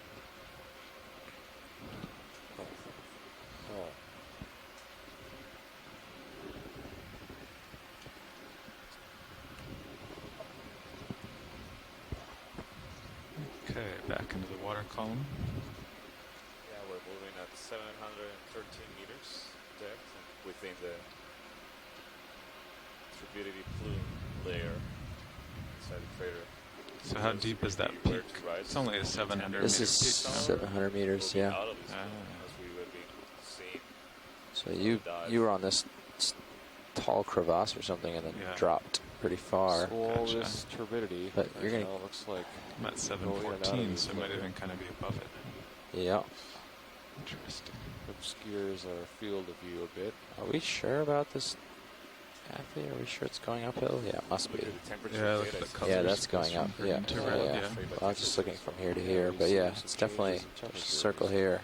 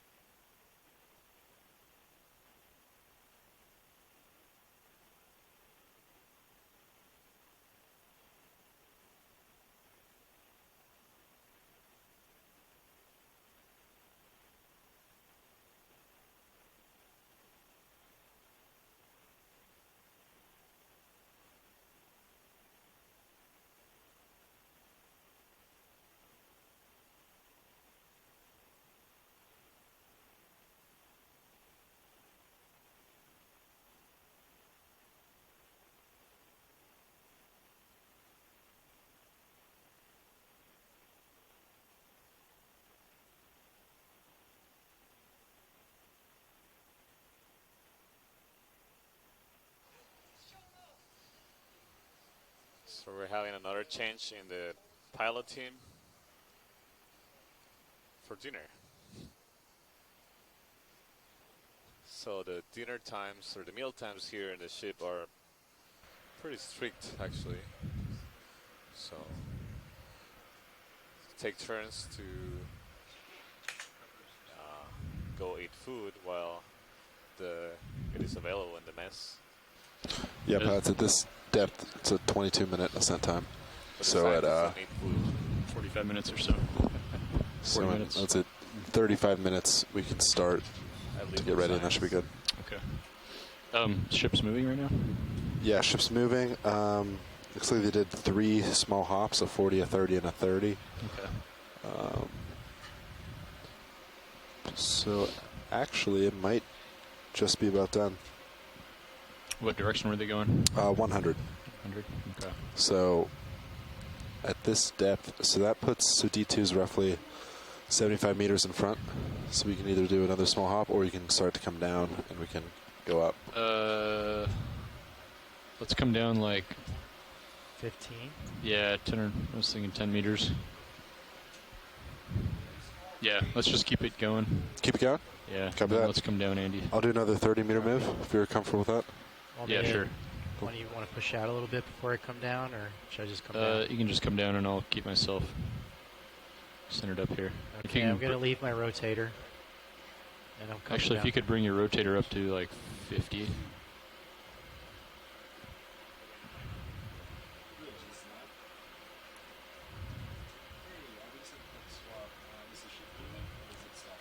Okay.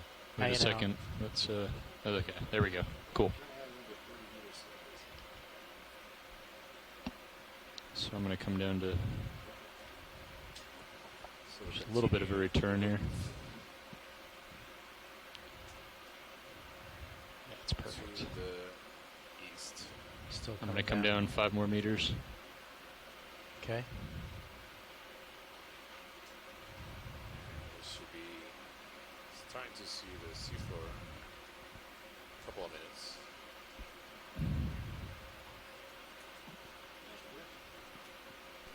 Can we take a zoom on that gelatinous organism, or are you going down? I'm coming down right now, so it's passing us by. Roger.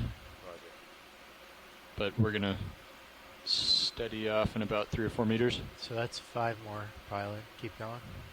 You hold there, and I'll hold here. How's that? Copy.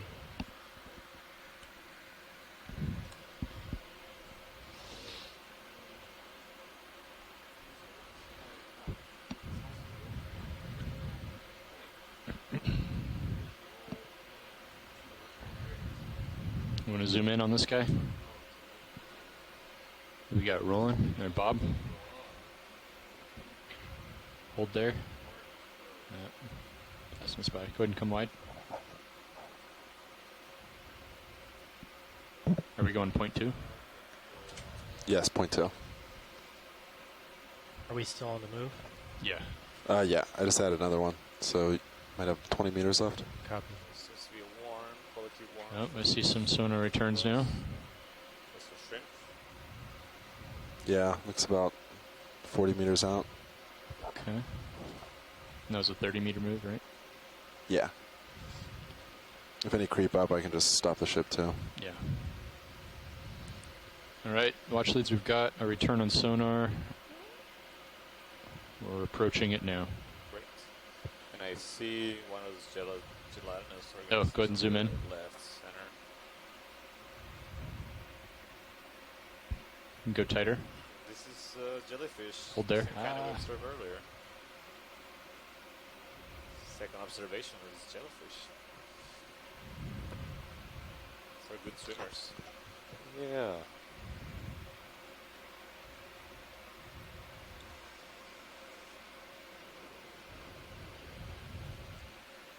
Yeah, these animals are amazing. They're really Okay, zoom out.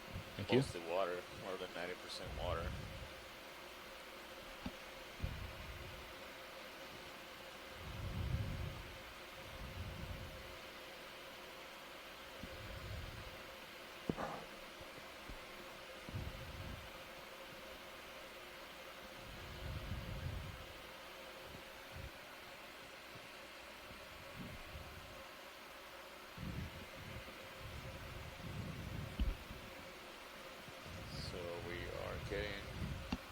using the sonar of the ROV. Approaching the seafloor on this peak.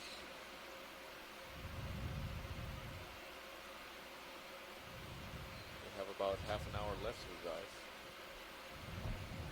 Yeah, I think we're going to be able to make the summit of this other peak.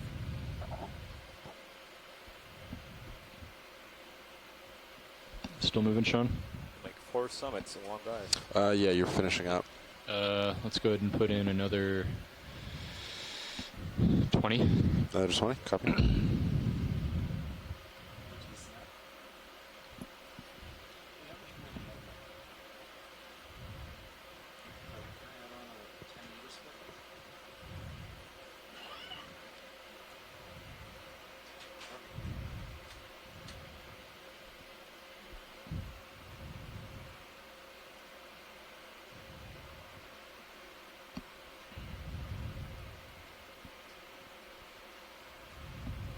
You want to zoom in on that up there? Hold there. That's the one I've been trying to take a look at. Oh, really? For a while. So this is another one of those larvations. So there are tunicates. So sea squirts are also tunicates. A couple of dives ago we saw some carnivorous predator tunicates attached to rocks. This is okay. Zoom out. Actually, that's the whole big thing. Is not the animal. This is just a house of mucus that it secretes to capture food. The actual animal looks like a little tadpole. Is that over there? You want to zoom in? There's another one. Same one? Oh. I think it's a different one. Yeah. Oh, there you go. You see in the center, there's an undulating tail. So that's basically the center is the tadpole. Zoom out. And like, it's not a real tadpole, but it's just the animal looks like a tadpole. So actually, those animals are most closely related to us, vertebrates, than any other invertebrate that we see here. So more closely related. We are mostly closely related to those animals than to crustaceans or to altitude lock in both vehicles. Second mollusks. Altitude lock. And good sonar return. So at some point 25 in meters history, out. the geology history, we shared a common ancestor with those animals. Probably looked a lot different than what we look now or what they look now.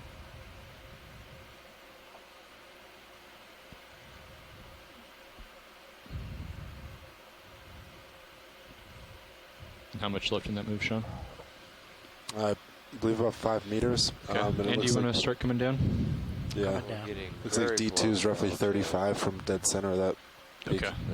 So yeah, you should be pretty close. You can climb from there. We've got half an hour, right, or so, a little less. Yeah. And 35 meters, you said? That sits yes. in the crater of Vailulu'u volcano. Yeah, coming down nice and slow. The bottom anytime now.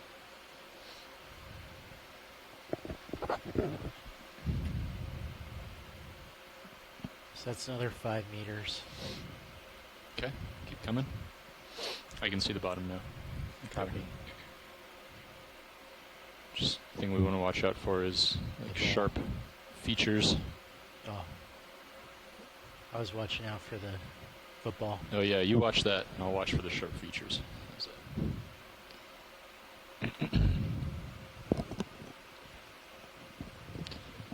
So watch lead, this is the older peak. Seeing seafloor again. Yeah, this is the oldest peak on this cone. So it should be the oldest rocks. But they also provide the potential to see the largest animals attached to them.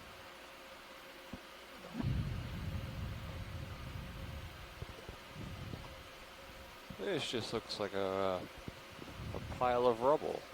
Talus. See something Go zoom in. Two of those tunicates. Larvations. Oh, larvation. Go ahead and zoom in.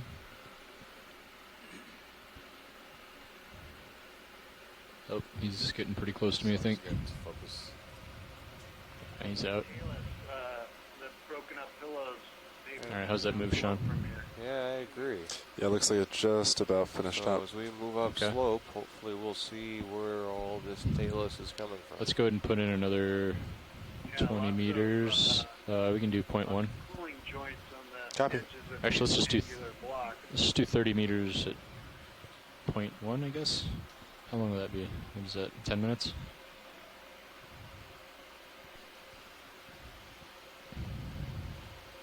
Yeah. You want to zoom in here? 10 minutes, 30 meters. That should put... Go ahead and hold there. Yeah, those are the same kind of anemones we've seen all over this cone. Yeah, let's just go ahead and do it. 30 meters, 0.1. They definitely do well here. And actually, it looks like we'll want to go maybe 090, Sean. Oh, it's hard to tell if... Want me to center up on a pilot? Yeah, sure. This portion of Nafanua has experienced growth in the last 5 years,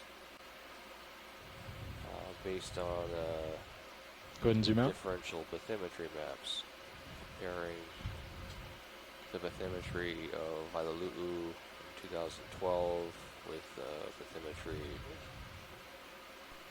Pilots removed another 30 meters. Okay.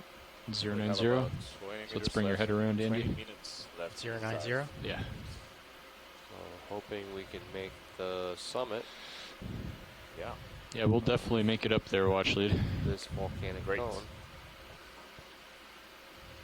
Yeah, watch leads. According to HiPAC, D2 is only 20 meters away from the peak of the summit. Excellent.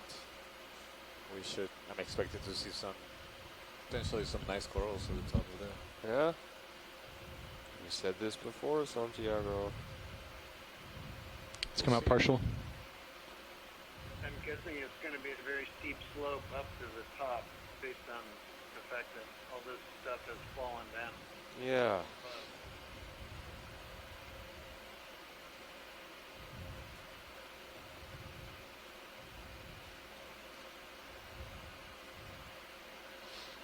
Okay, I'm at 090. Okay, thank you. So there's several of those small anemones attached to the rocks.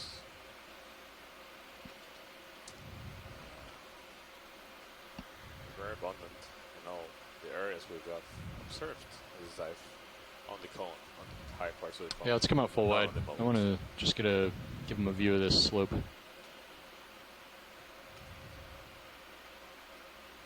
Wow, this is very different terrain, right?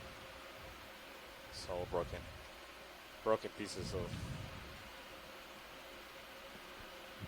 peel lavas. Looking the other way.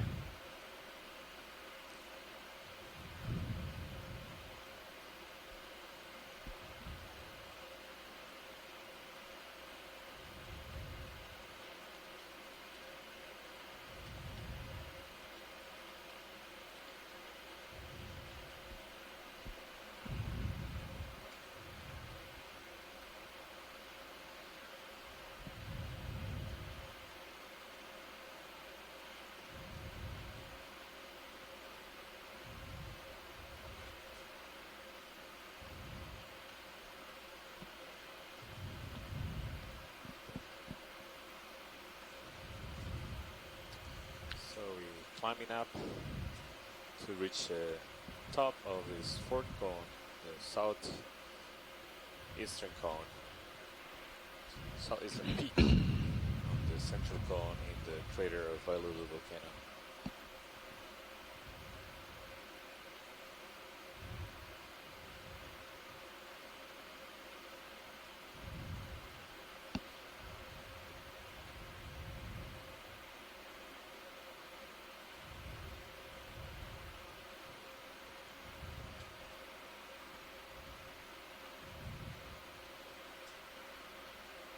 You want to zoom in on this guy in the center? Same one. Yeah, hold there. Oh, a few creatures.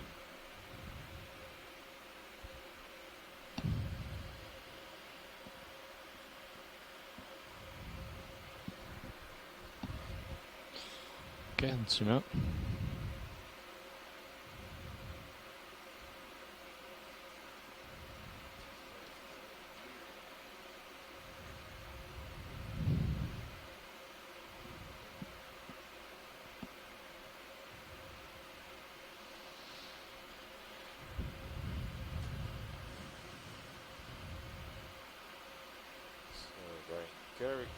Very close to the topmost point of this peak, with a depth of 728 meters. We'll continue to see these large pieces of broken off. Fish. Zoom in. Yeah, there's a fish that looks like the green eye. Yep. Zoom out. We've seen more green eyes than eels today.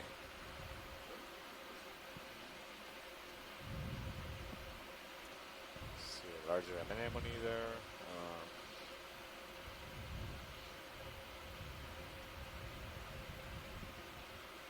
Continue climbing up. 726 meters.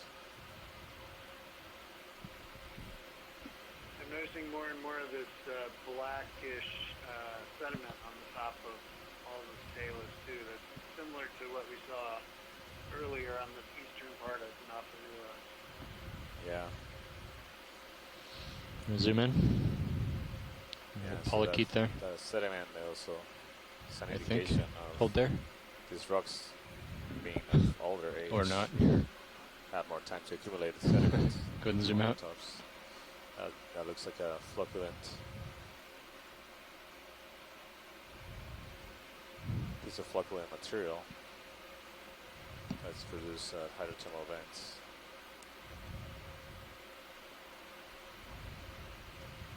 It's a larger sponge to the right. Sponge? Sorry, anemone. Do you want to take a look? No, it's fine. We've seen those. All right. Those are the most common animals on this cone.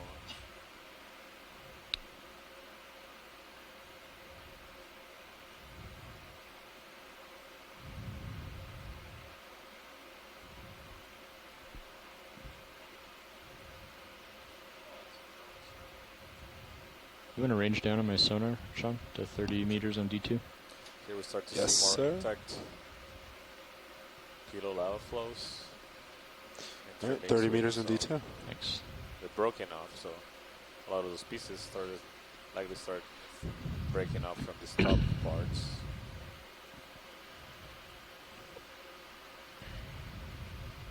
Yeah, definitely.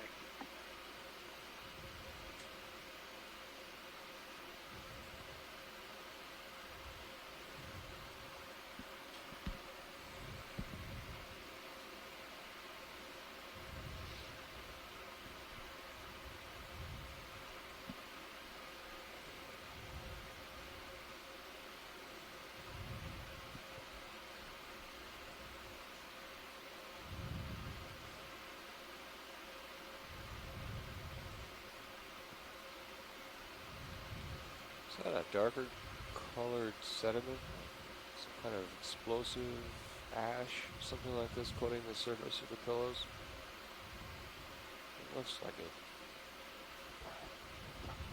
Yeah, that was my guess. Dan was thinking it could be hydrothermal sediment too, but it's awfully thick. So, I suppose it's not necessarily explosive. It could be from avalanching or some other process that would Okay. make a bunch of fine particles.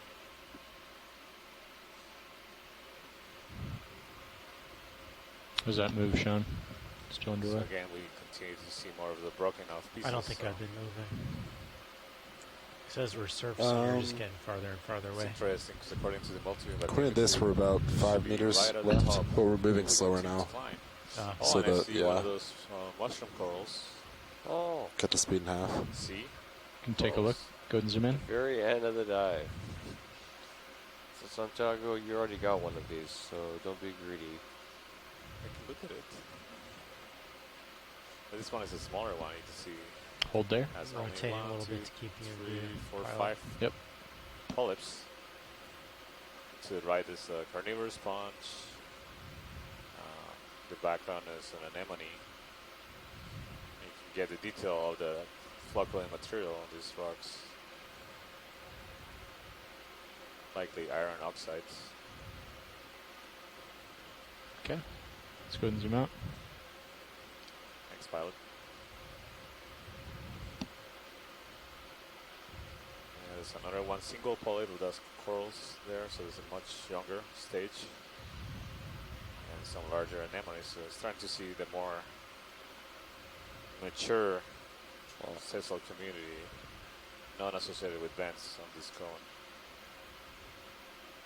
So this is actually really great because it gives an idea of the succession of non-hydrothermal vent animals. You see that likely the anemones are the earlier colonizers of exposed rock. And then we start seeing probably likely the sponges. We saw some tiny ones on the younger parts of the volcano. But here in the older parts, Oh, we get a little there's larger. shimmering. I think there's shimmering fluid in there potentially. Maybe not. You want to zoom in? Pilots think they saw some shimmering water here, but It might just be an artifact of the display. Hold there. Maybe not. Yeah, maybe. Might have just been that high contrast boundary. Okay. Might be just a visual illusion. Okay, go ahead and zoom out. This is the oldest part, so this is likely to be. What was that red thing? Just You want to zoom in? Yeah, that's a shrimp. A shrimp. Hold there. Like midwater or common shrimp. Yes, and watch leads. If you look at high pack, D2 should be right over the peak we were looking for. Right. Let's keep moving. Still zoom out, please. Thank you. Observe terrain that is ascending in the camera. So again, this is a local high that we couldn't resolve very well with the multi-beam bathymetry data. So we started on an older portion of Nafanua, and you saw the mushroom coral. Yeah, there's another one of those right there. And, more diverse communities with larger animals. All right. And Is then the we ship went to move younger complete? lavas that have been erupted in the last 5 years. Yeah, ship move just ended. Yeah, let's. So you might have a little swing, and that's Some it. smaller, the communities were less diverse. No Let's put another one now in we're it. back on the Copy that. 080. older rocks. 080. Yeah. Just want to move 15 or? Let's just do 30 at 0.1. Copy. See where that puts us. Larger. We want to get to the top of this. 080.1.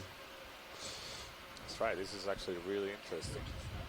Yeah, it's nice to have the age constraints from the multi-beam survey too, so at least a range of each of these could be. And these are some really important basic observations. I mean, that, which are the communities that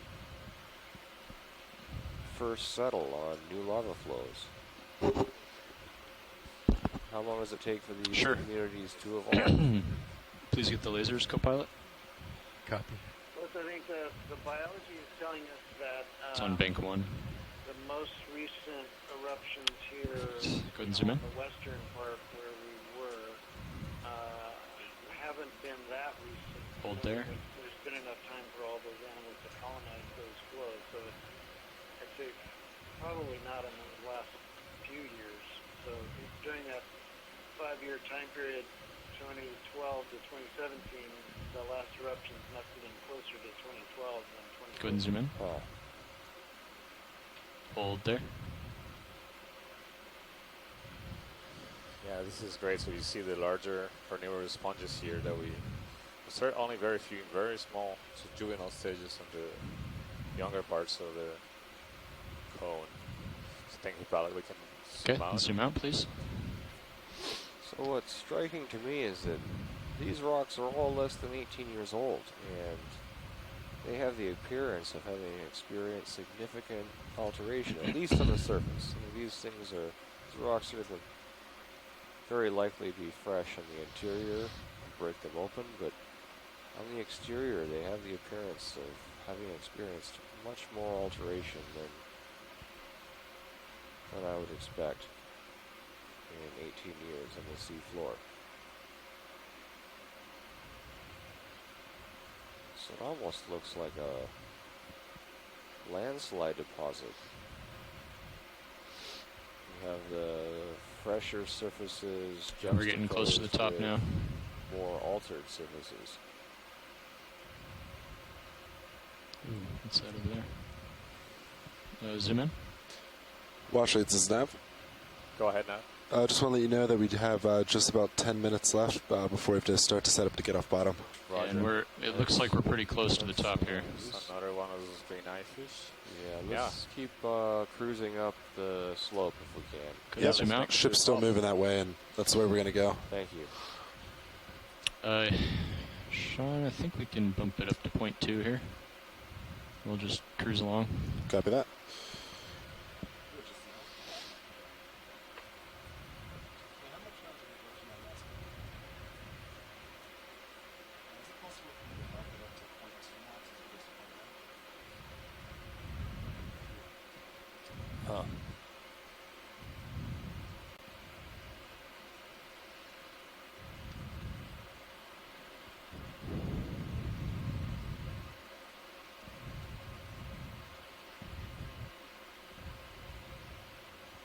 Look at that pillow interior in front of us. There's this nice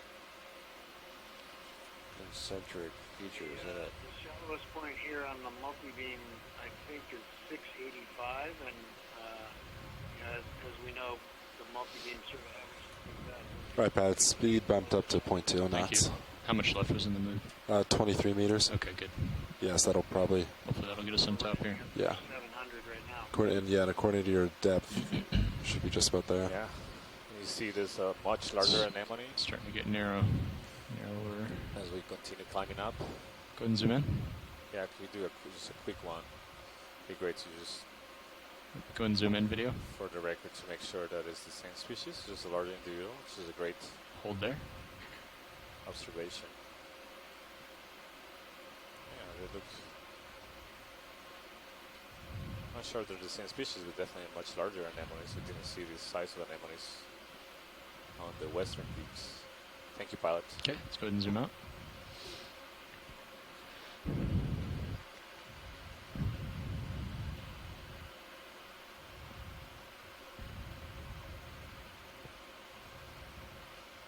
Another one of those large anemones on the left, the top, the large hydroid right there.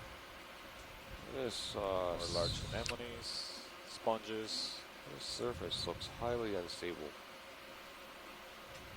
And again, the juxtaposition of these hydroid sponges, orange-brown surfaces, looking with good, the Andy. gray surfaces. Good. Suggest recent disturbance. So we I at think the summit now? we're just about at the top. I can see the manipulator camera that we're. Several more hydroids. This is the summit of Nafanua, the highest point, and we are now at 694 meters water depth. So, also see started getting flattened out and more sediment, so dark sediment cover on the rocks. So that prevents a lot of the sessile organisms to attach. They need more of the more firm. Can you bring your head maybe 10 degrees to starboard, Andy? Copy. Still continue to go upslope.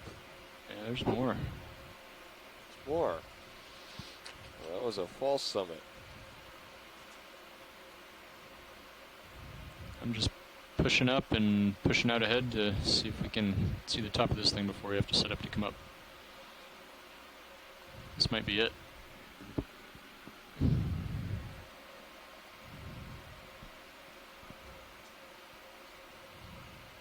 I've still got a little something on sonar, so. No, off to the port, yeah. Okay. Is this it? Is this the summit?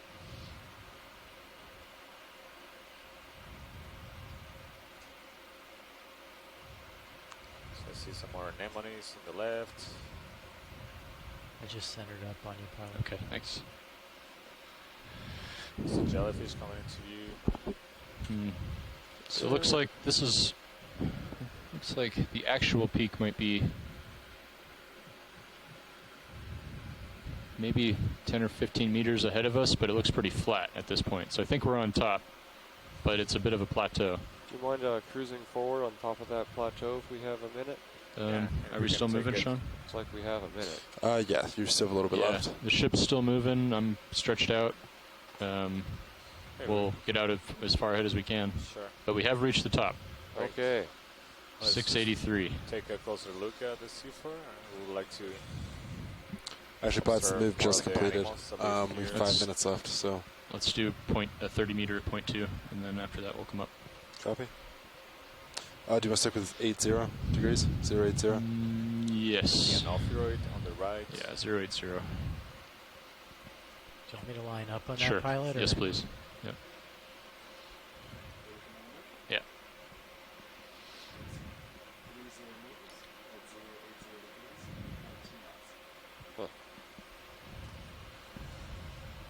So depth of 683 meters.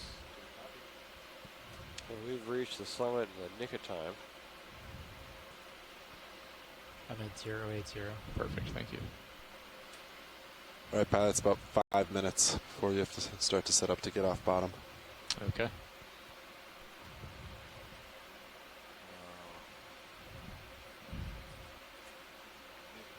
few more anemones. Several of them in the background. There's a hydroid right on the top of this rock in the center. This pillow flow in the center. Some more anemones to the right. I see a hydroid on the highest point visible in front of us. Several more anemones in the back. Left, right, another hydroid. Solitary large hydroid. Not yet. Spectacular pillow basalt structures. This whole day, it's been a real treat.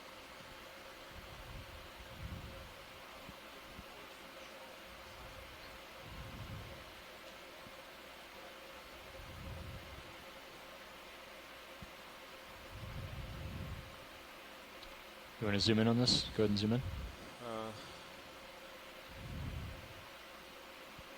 And hold there. Yeah, that's another one of those solitary hydroids, and I believe that's another with a green eye fish. Yeah, that's fine. I think we can zoom out. We'll just, the last few minutes will be great to just go ahead and zoom out. Look around of as many rocks as possible. Just want to get a more better idea of the communities here. So we've only seen one species of coral today. We've only seen one? Yeah, the mushroom coral, that's right. So I would suggest the mushroom coral is an early adopter of a new habitat.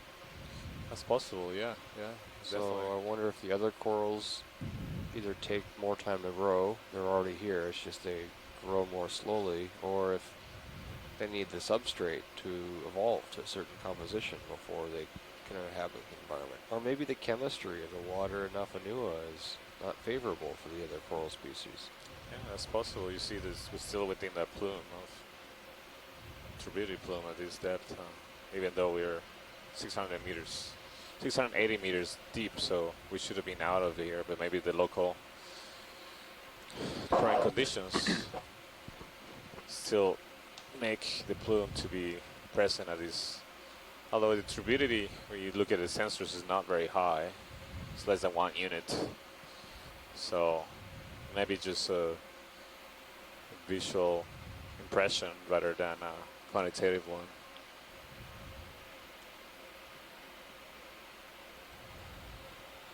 Yeah, so see several more of those anemones. There's a mushroom coral on the bottom. There's another one zoom in a bit. Perching at the top of this hold there. rock. Yeah, there it is. Mushroom coral. This one seems to be larger than the other ones we saw on this ascent. So several more polyps. Is this the fourth one we've seen today? Today, it's probably more than that. Yeah.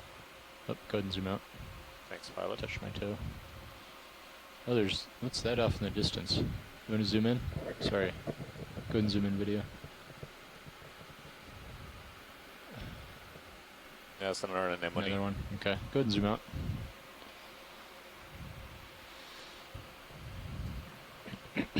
still not at the top. Right, Pat, you have just about 1 minute. See another one of mushroom corals there. Be aware. Well, we are at the top. We're not really seeing any more peaks on the Sirius sonar. Oh, okay, yeah. So it's just kind of a bit of a plateau here. Roger.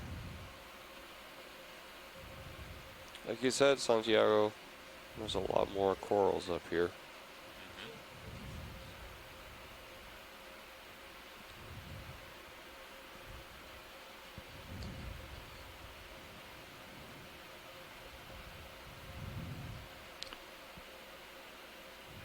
There's a fish there on the right. Do you want to take a look? Or green eye. I think it's the same kind.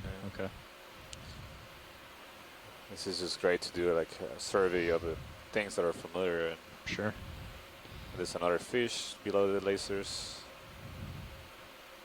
Yeah, we're just about 20 meters from the back side of this plateau, and then it starts to slope down again, it looks like. Great. So we have just a couple of minutes, right?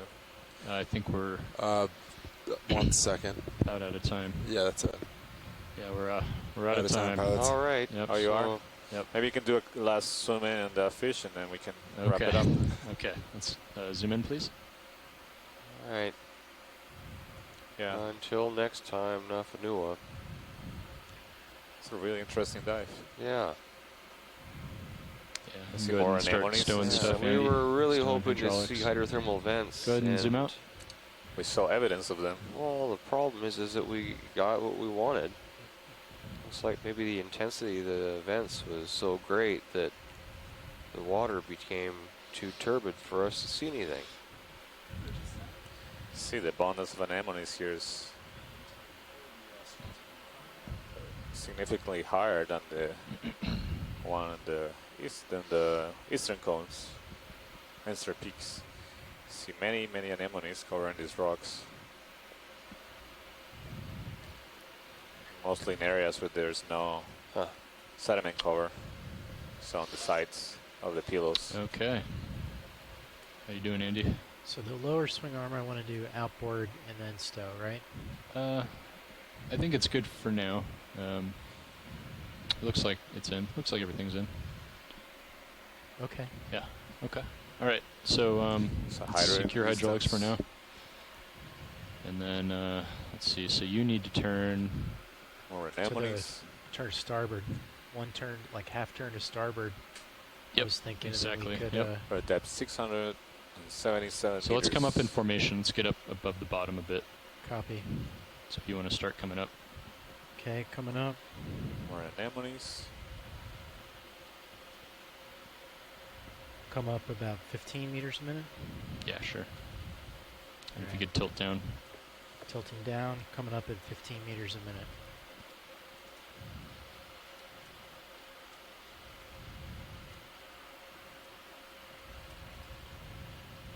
.677, so 23 meters higher than Just indicated by the yeah, go ahead and tilt down to 90. Copy. Just Great keep dive. coming Learned up. a lot. Yeah. Yeah, it's very different from all the ancient Hold there, actually. That's good. Yeah. structures we've been diving on. See the temporal dynamics of the geology and the biology. Yeah. It's a good experiment here that this volcano set up for us. That's right. What would be interesting to do would be to look at other parts of this volcano and look at the communities and I think you can hold there. sample the rocks Copy. under the You can different hold there. communities to get an age, sense for the age of the rocks where you find Definitely. more mature communities to get a better estimate of the time scale for these So biological I'm pretty much lined up with the ship, so you're going to come to starboard. Okay, coming to starboard. Then we could just scoot away. Yep, and then I'll just push out. Leading great dive today. I'm going to sign Yep, off. so just keep coming. Thank you Thanks so for much, Bill. sticking with us to the end, Bill. Yeah. Really appreciate all your input. All right, have a good night. Yeah, it was fun. Yeah. All right, bye. Hi, bye. So just to remind everybody that's on the line or to maybe listening, we're going to have a or a dive planning meeting for tomorrow's dive at Russell Atoll. So we'll be taking a momentary break for 5 minutes. I know it's late for most people around the world. Just give us a chance to stretch. And so if you are interested in participating in this meeting, please join us in 5 minutes as we come off at the bottom of this dive, and we'll discuss the plans for tomorrow's dive. Just line up with the ship. Line up with the ship. Yep.